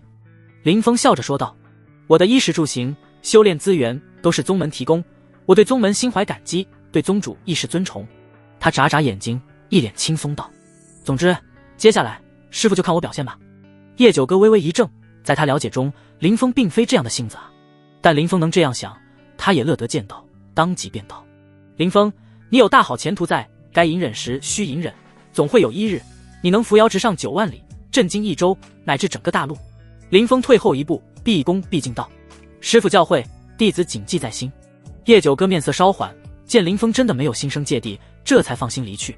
他的身影一走，林峰便吐出一口浊气，站在原地，目中光芒闪烁，不知在思量什么。片刻后，他抬头朝玄天宗深处望了一眼，那里云雾缥缈，深不可测。以我现在的身份，还不能接触宗门禁地，或许只有成为真传弟子才有机会。另外，宗主对我也有防范之心，接下来需想办法化解他的戒心才行。等那件地兵一到手，小小玄天宗就再也困不住我了。届时海阔凭鱼跃，天高任鸟飞。林峰没有耽搁时间，转身回了洞府，开启剑海大阵后，便进入混沌塔第1层。就见偌大空间内，赫然有一座灵池泛着微波，上方隐隐升腾着白色雾气，那些雾气更是飘荡到仙谱上方，将整个仙谱都笼罩住。不愧是第1灵泉啊，效果比我想的更好。林峰抬眼惊叹道：“有它在，灵药的生长速度可谓大幅度提升，比起之前至少增加了3倍。若此时有人踏入仙谱中，一定会大为震撼。”就见那些灵雾飘落下来，化为一滴滴水珠，水珠呈现青绿色，蕴藏着惊人的灵气，而整个仙谱也仿佛化为仙人的药园般，到处都生长着名贵灵药，还有珍奇到叫不出名字的奇花异草，就连荒阶灵药都有7、8株之多，且长势喜人，每一片叶子都青翠欲滴。呼！林峰猛地吸了口气，在混沌塔第1层空间赫然卷起狂风，如遭龙吸水，浓郁的灵气浩浩荡荡朝他口中飘去。噼里啪啦，林峰体内立刻响彻一阵爆鸣，每一寸肌肤，每一个穴窍都在贪婪吸收灵气，只是这一口就等于吞掉一颗丹药，而且没有任何的副作用。这片空间越来越完美了。林峰双手负后，神气地在周围溜达了一圈，好似渔场主巡视自己的鱼塘一般。随后他就在灵池旁边坐下，整理收获。韩穗山一战打到后面太惨了，2次昏迷过去，若非旁边还有自己人照看，只怕要丢掉小命，但都值了。林峰一笑，取出3件气息浩大的灵器，悬浮在半空中，其中赫然有楚岩的白骨鞭、马生的天罚刀，还有萧红的千重盾，这些都是真正的荒阶灵器，与他的战力完美匹配。接着林峰又扶了拂袖袍，一座座小山堆立刻堆满4方，其中有灵石，有丹药，还有老药，这些有的是兄弟盟成员的赔礼，有的则是苏苏补偿给他的。除此之外，还有300份灵药种子。林峰拍了拍屁股，站起身来，将灵药种子种在仙谱之中。就见那些种子在灵气滋润下，以肉眼可见的速度发芽。观察片刻，林峰又取出了一枚黑色寒珠，这才是韩遂山之行最大的收获。这几日来，他翻阅了不少典籍，也算真正了解到寒珠中的黑色寒气是什么。玄冥寒焰，在这天地间有一些天生天运的特殊能量，修士一旦炼化，便能掌控无法想象的力量。其中最出名的便是天地玄火，在凡俗有炉火、烛火、篝火，修行界则有地火、灵火、兽火，而最高级别的则是玄火，比起寻常火焰不知厉害多少倍，有着焚天逐海的能耐，但能掌控玄火的寥寥无几，无疑不是一方巨擘级的存在。那枚黑珠中的看似寒气，实则并非寒气，而是一种玄火，名为玄冥寒焰。虽称之为火，却蕴藏着至寒至阴的力量。不夸张地说，别看黑珠中封存的并非完整的玄冥寒焰，只是一缕罢了，但价值依旧大得惊人，难以估量。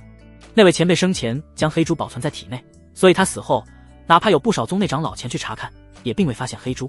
就连逐渐衍生的冰川异象以及寒潮，也以为只是其功法所致。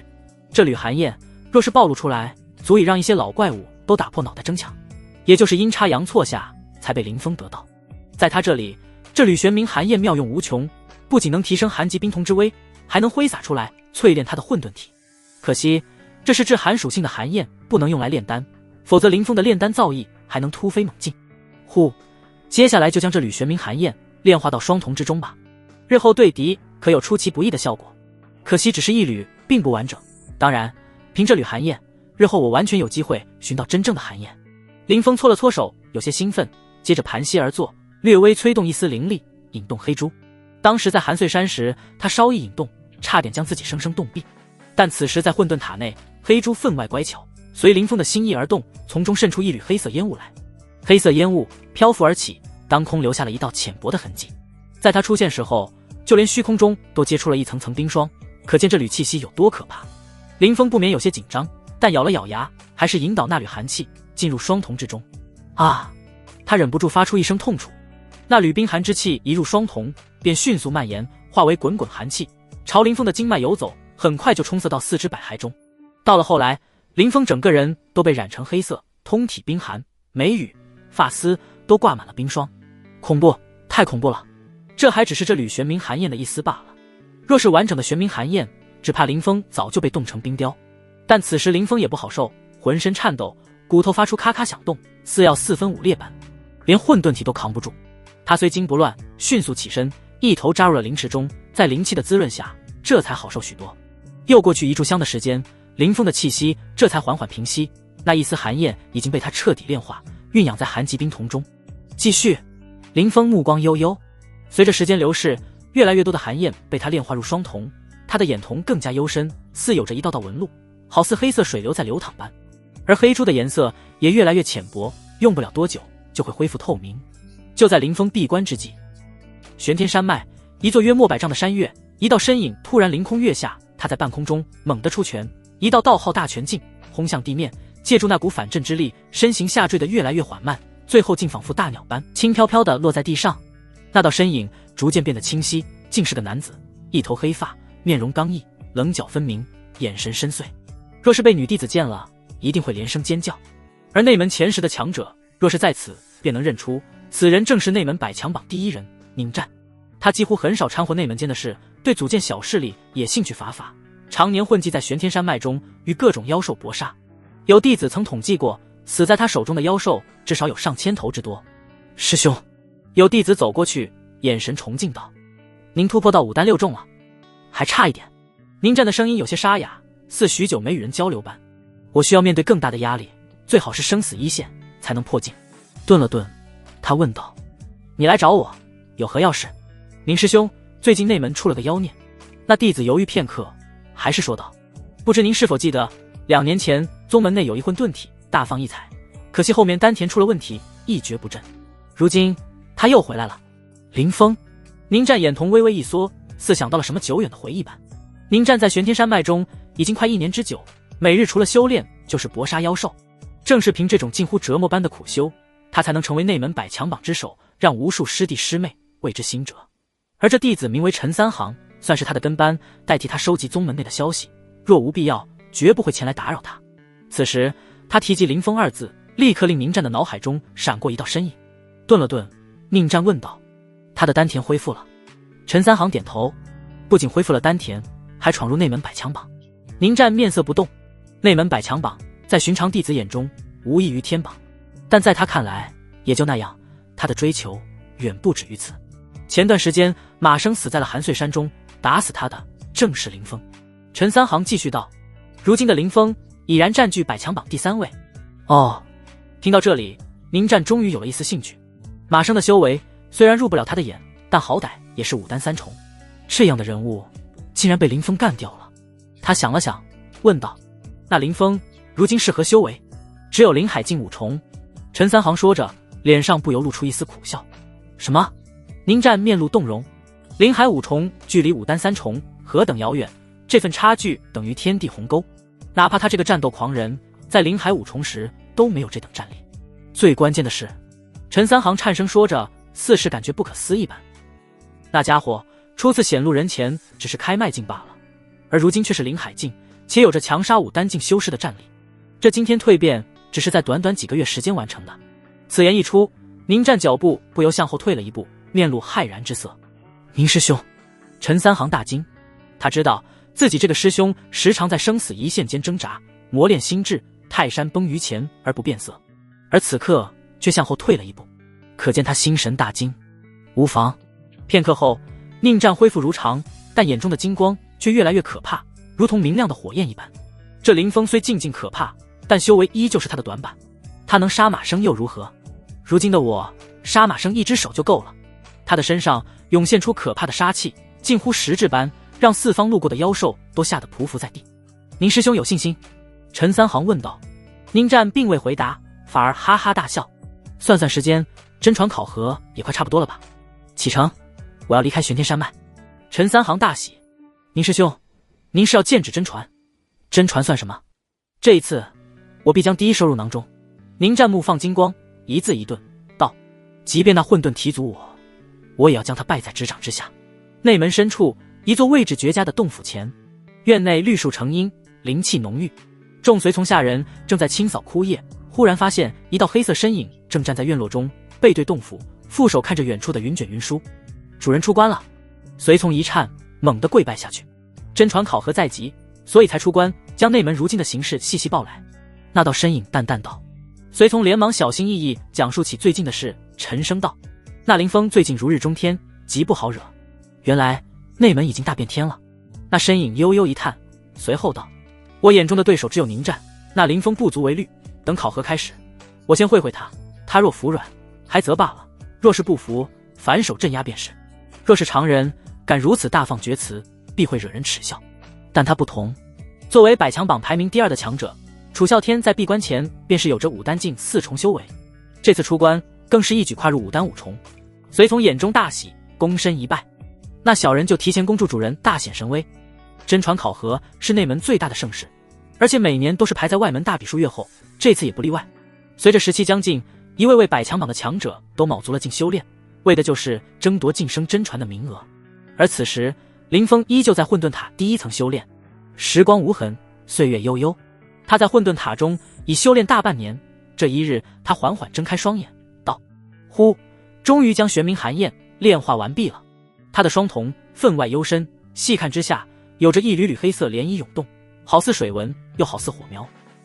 如今的寒极冰瞳威能大涨，已经毫不逊色龙象七世，但玄冥寒焰非同小可，不到万不得已不能暴露，否则会惹来杀身之祸。林峰轻轻叹了口气，话虽如此，但他心情也颇为不错。若他以寒极冰瞳施展玄冥寒焰，再加上那缕空间之韵，威能将会达到什么程度，难以想象。只怕连5丹5重都能轻易制住。同数已成，接下来我该踏入灵海6重了。别看这段时间林峰心思都在炼化玄冥寒焰之上，但四周浓郁成雾的灵气无时无刻不在滋养他的身躯、经脉、四肢百骸，连修为也节节攀升。此时他距离灵海6重并不算远。呼啦！随着林峰进入修炼状态，运转功法，灵池上空立刻掀起了浩大的灵气风暴。浓郁的轻雾受到冥冥中的指引，汇聚至他头顶上方。这还不算完，林峰又心念一动，双眼喷涌出玄冥寒焰，笼罩自身，以这种天地玄火来淬炼身躯。1日、2日，不知多久过去，林峰睁开双眼，修为水到渠成，跨入灵海境6重。距离武丹境越近，他的神识也就越强。此时别看只提升了一个小境，但他的神识已然壮大不少。在林峰的感应下，整个仙谱都没有任何秘密可言，他能清晰捕捉到每一株灵药的生长状态，看到灵气化为灵液在叶片上滚动。之前他祭出神时仿佛隔了一层纱，如今似将那纱掀开般。咔嚓，林峰又攥紧拳头，感受体内更加澎湃的力量。他现在感觉自己能一拳轰碎一座山，当然这只是力量暴涨产生的错觉罢了。如今林峰远没有移山填海的能力，但是他的肉身得益于玄冥寒焰的淬炼，比之前更强大1倍，估计就连荒阶下品灵气都很难伤到他。此时哪怕不动用灵力，施展武技，赤手空拳下，我都能打死武丹境1重了。林峰站起身来，思考接下来的计划。他其实还有不少事情想要尝试，比如炼气，还有阵法。在陈龙的储物界中有着不少关于炼气的典籍，再加上那根白骨鞭已经受创，只有炼气师才能想修复，所以林峰对炼气早就生出几分兴趣。还有寒碎山内洞府附近一道道威能奇大的法阵禁制，以及购买的剑海法阵，也让林峰忍不住幻想，自己若是阵道大师，随手便能布阵，又如何去花费灵石购买？有混沌塔在，无论是炼气还是阵法，我都能修，且可取得不俗的成就。但眼下时间有限，还是先提升修为吧。林峰思索片刻，决定先出去看看。真传考核对他而言无比重要，一旦通过，就等于距离那处境地更进一步。混沌神诀，他暗暗催动功法，整个人的气息忽然内敛起来，仿佛化作了一个凡夫俗子，如一花一木，一砖一瓦般，哪怕是高出他一个大境界的前辈，也无法窥探出林峰此时的修为。唰，林峰身形一闪，离开混沌塔，又走出洞府。他去封门逛了一圈，正好碰到匆匆而来的于海。盟主，按照你的吩咐，已经在盟内推出一系列优胜劣汰的制度，但想要将人数控制在100以内，还需要时间。于海禀告道。林峰微微颔首，不急。他又问，谢飞宇、司徒木呢？那2人为何不在盟内坐镇？于海解释道，那2位师兄已回府闭关修炼，准备参加接下来的真传考核。司徒师兄倒是胜券在握，但谢师兄则显得有些颓然，因为真传考核难度太大。林峰微微颔首，内门弟子共有上千之多，但能成为真传弟子的名额只取前10位，而且考核对年龄也有限制。一些百强榜上的高手并非天赋绝佳，而是靠着岁数大、修炼时间长才能榜上有名，所以他们连参加考核的资格都没有。对了，于海忽然想到什么，道：有消息传出，不久之前丹阁的苏天女已经一举跨入武丹境，苏师姐成武丹强者了。林峰眉头一挑，但细细想来也在情理之中。寒碎山中苏便达到了半步武丹境，又成功采摘到宝莲，应当炼制出了黄龙丹，凭此丹一举破境。话说我那株七霞宝莲也生根发芽，过不了多久就能入药，我若炼制黄龙丹也不算难事。林峰暗暗想着，随后看向于海道：真传名额有10位，而放眼内门达到武丹境的屈指可数，苏师姐应该没什么问题。于海脸上露出一丝艳羡，林师兄更没问题，等考核一过就是真传弟子了。林峰拍了拍他的肩膀道：于海，你和云叶这些人是最早跟随我的，务必要抓紧时间修炼，争取早日跟上我的步伐。于海面色一凛，连忙道：林师兄，我们不会让你失望。林峰点点头，又四处逛了逛，随后便回了洞府。此时距离真传考核还有3日，他还能巩固下修为。一晃眼3日转瞬即逝，林峰的修为并未增长，但他对龙象7式的运用以及肉身的淬炼都提升了许多。他刚离开混沌塔一层，不到1炷香的功夫，云燕就找上门来。当林峰走出洞府，就见除了云燕外，谢飞宇、司徒木也赫然在场。该出发了，盟主。谢飞宇道。林峰颔首，走吧。这次真传考核，只有修为在灵海境5重以上、古龄30岁以下的弟子才能参加。待林峰来到集合地点时，其他人早已到来。林盟主，林盟主好。不少弟子都拱手行礼，这便是林峰如今的声望。林峰点了点头，算作回应。这时一道香风袭来，却是一袭素衣、身姿窈窕的苏。他笑盈盈地看着林峰，下巴微扬，道：林师弟。林峰拱手道：恭喜苏师姐跨入武丹境。嘴上恭喜算什么，拿出点贺礼来。苏朝林峰眨了眨眼睛，若是寻常弟子，被家人如此献殷勤，早就被迷得失魂落魄，恨不得把家底都掏干净。但林峰想了想，从储物戒中取出了一枚黄阶造化丹，道：“苏师姐，礼轻情意重，他赚点零食不容易，还要养活封盟，哪有多余的宝物取悦女人？更何况经历欧阳雪一事后，林峰如今对男女一事有些反感。黄阶造化丹，林师弟，你可真……”苏苏就要贬低几句，忽然一下将造化丹收起来，垂手轻声道：“好吧，林师弟的情谊我心领了。”说完，他俏脸不由一红。林峰看得一头雾水，这女人不会想歪了吧？对了，苏师弟，这次考核以你的战力应该10拿9稳，但你最好尽力争头名。苏苏忽然道。林峰眉头微皱，不解道：“为何？师父之前透露过，若是头名会得到一个进入藏冰峰的名额。”苏苏左右看了看，忽然以神念传音道：“藏冰峰乃是宗门的禁地，传闻其中有着数不尽的神兵利器，荒阶中品、上品的都不在少数，甚至还有红阶的。但即便是真传弟子，也不可轻易踏足，只有支付一大笔功勋值才能入内。这等宝地，对于我等新进真传而言，更是名副其实的禁地，没有3-5年的积累，根本不可能见识到里面的风采。所以，若林师弟有把握，一定要冲击头名。”听到这番话，林峰双目猛地一凝，心跳仿佛漏掉一拍。藏冰峰，无数神兵利刃，莫非这就是传说中的禁地？林峰回过神来，有些口干舌燥。若真如云一儿所说，这个头名他还真要争一争了。倘若要冲击头名，有2个人需要你特别注意。苏苏又低声道：“一个名为……”随着他的讲述，林峰也放眼扫过全场，场上只有数百余达到条件的弟子，大部分弟子的修为都在灵海6重、7重，对他构不成丝毫威胁。而其中有2人最为鹤立鸡群，一人便是宁战，内门百强榜之首，据说早在1年前就是5丹进5重，一个不折不扣的战斗狂人，近战尤为可怕，比妖兽还凶猛。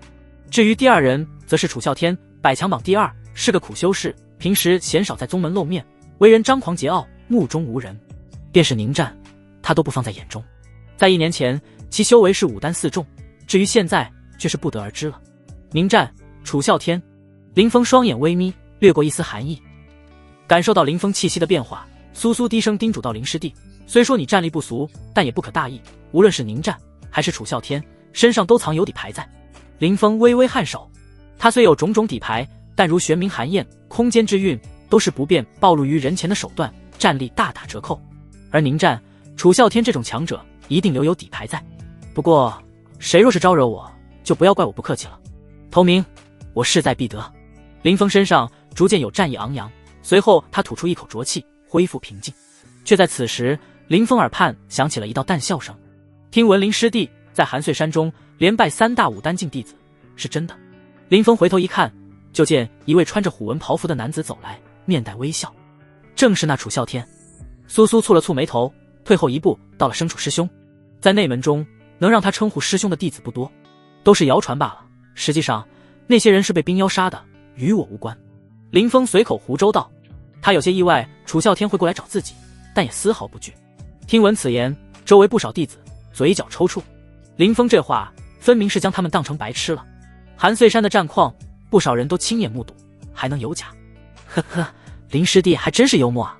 楚啸天调笑一声，眼中却有寒意涌动，道：“现在4位长老位置等着实在无聊，不如趁考核前，我们先切磋1、2，如何？”林峰对他的态度让他有些不满。林峰摇头，冷声道：“不用了，等考核开始后，我自会打败你。”楚啸天眼中顿时金芒暴涨，这混沌体当真嚣张啊！看来我很久没有在内门出手过了，以至于一些新露头的家伙忘了我的手段。楚啸天捏动手指，发出咯吱咯吱的声响。苏苏忍不住低声道：“楚师兄，考核在即，还是不要浪费灵力了，若因此误了考核，得不偿失。”可楚啸天却丝毫不理，依旧盯着林峰道：“这1年来，我闭关不出，错过不少大事，还真想领教混沌体的神威。林师弟，你最好不要拒绝我，我这人最讨厌有人不服管。”他话语中透露出一丝威胁之意。关于林峰，他出关后了解不少。林峰所谓图榜、寒碎山大显神威等种种事迹，在楚啸天眼中不过笑话罢了，他动动手指就能做到。所以在他眼中，林峰真正闻名玄天宗的，一是混沌体，二是加入丹阁，拜入叶九歌长老门下。否则凭林峰那点实力，真配不上现在的名气。也因此，楚啸天才并未将林峰放在眼中。而随着楚啸天话音一落，场上不少弟子皆是面露冷笑。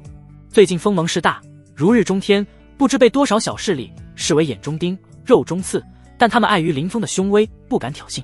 而此时，当着所有人的面，楚师兄就这样逼迫林峰。林峰若不敢应战，与缩头乌龟有什么区别？林峰无奈叹了口气。有些人为何非要自取其辱呢？他听说楚啸天很狂，但没想到会这么狂。若自己不出手的话，旁人还真将他当软柿子了。呵呵，好，林师弟，当心了。楚啸天挥了挥手，场上立刻清出一片小空地来，一道道目光同时望过来，就连那迎战也多了几分兴趣。天煞掌！下一刻，楚啸天厉喝一声，体内竟爆发出炽盛的煞气，跟着一掌对着林峰拍下。一掌出，煞气化为洪流，汹涌而下，直扑林峰面门。四方围观的弟子不由胆寒，一接触那煞气，就有种魂不附体的感觉。时隔1年不出手，如今楚师兄这门天煞掌早已达到炉火纯青的境地。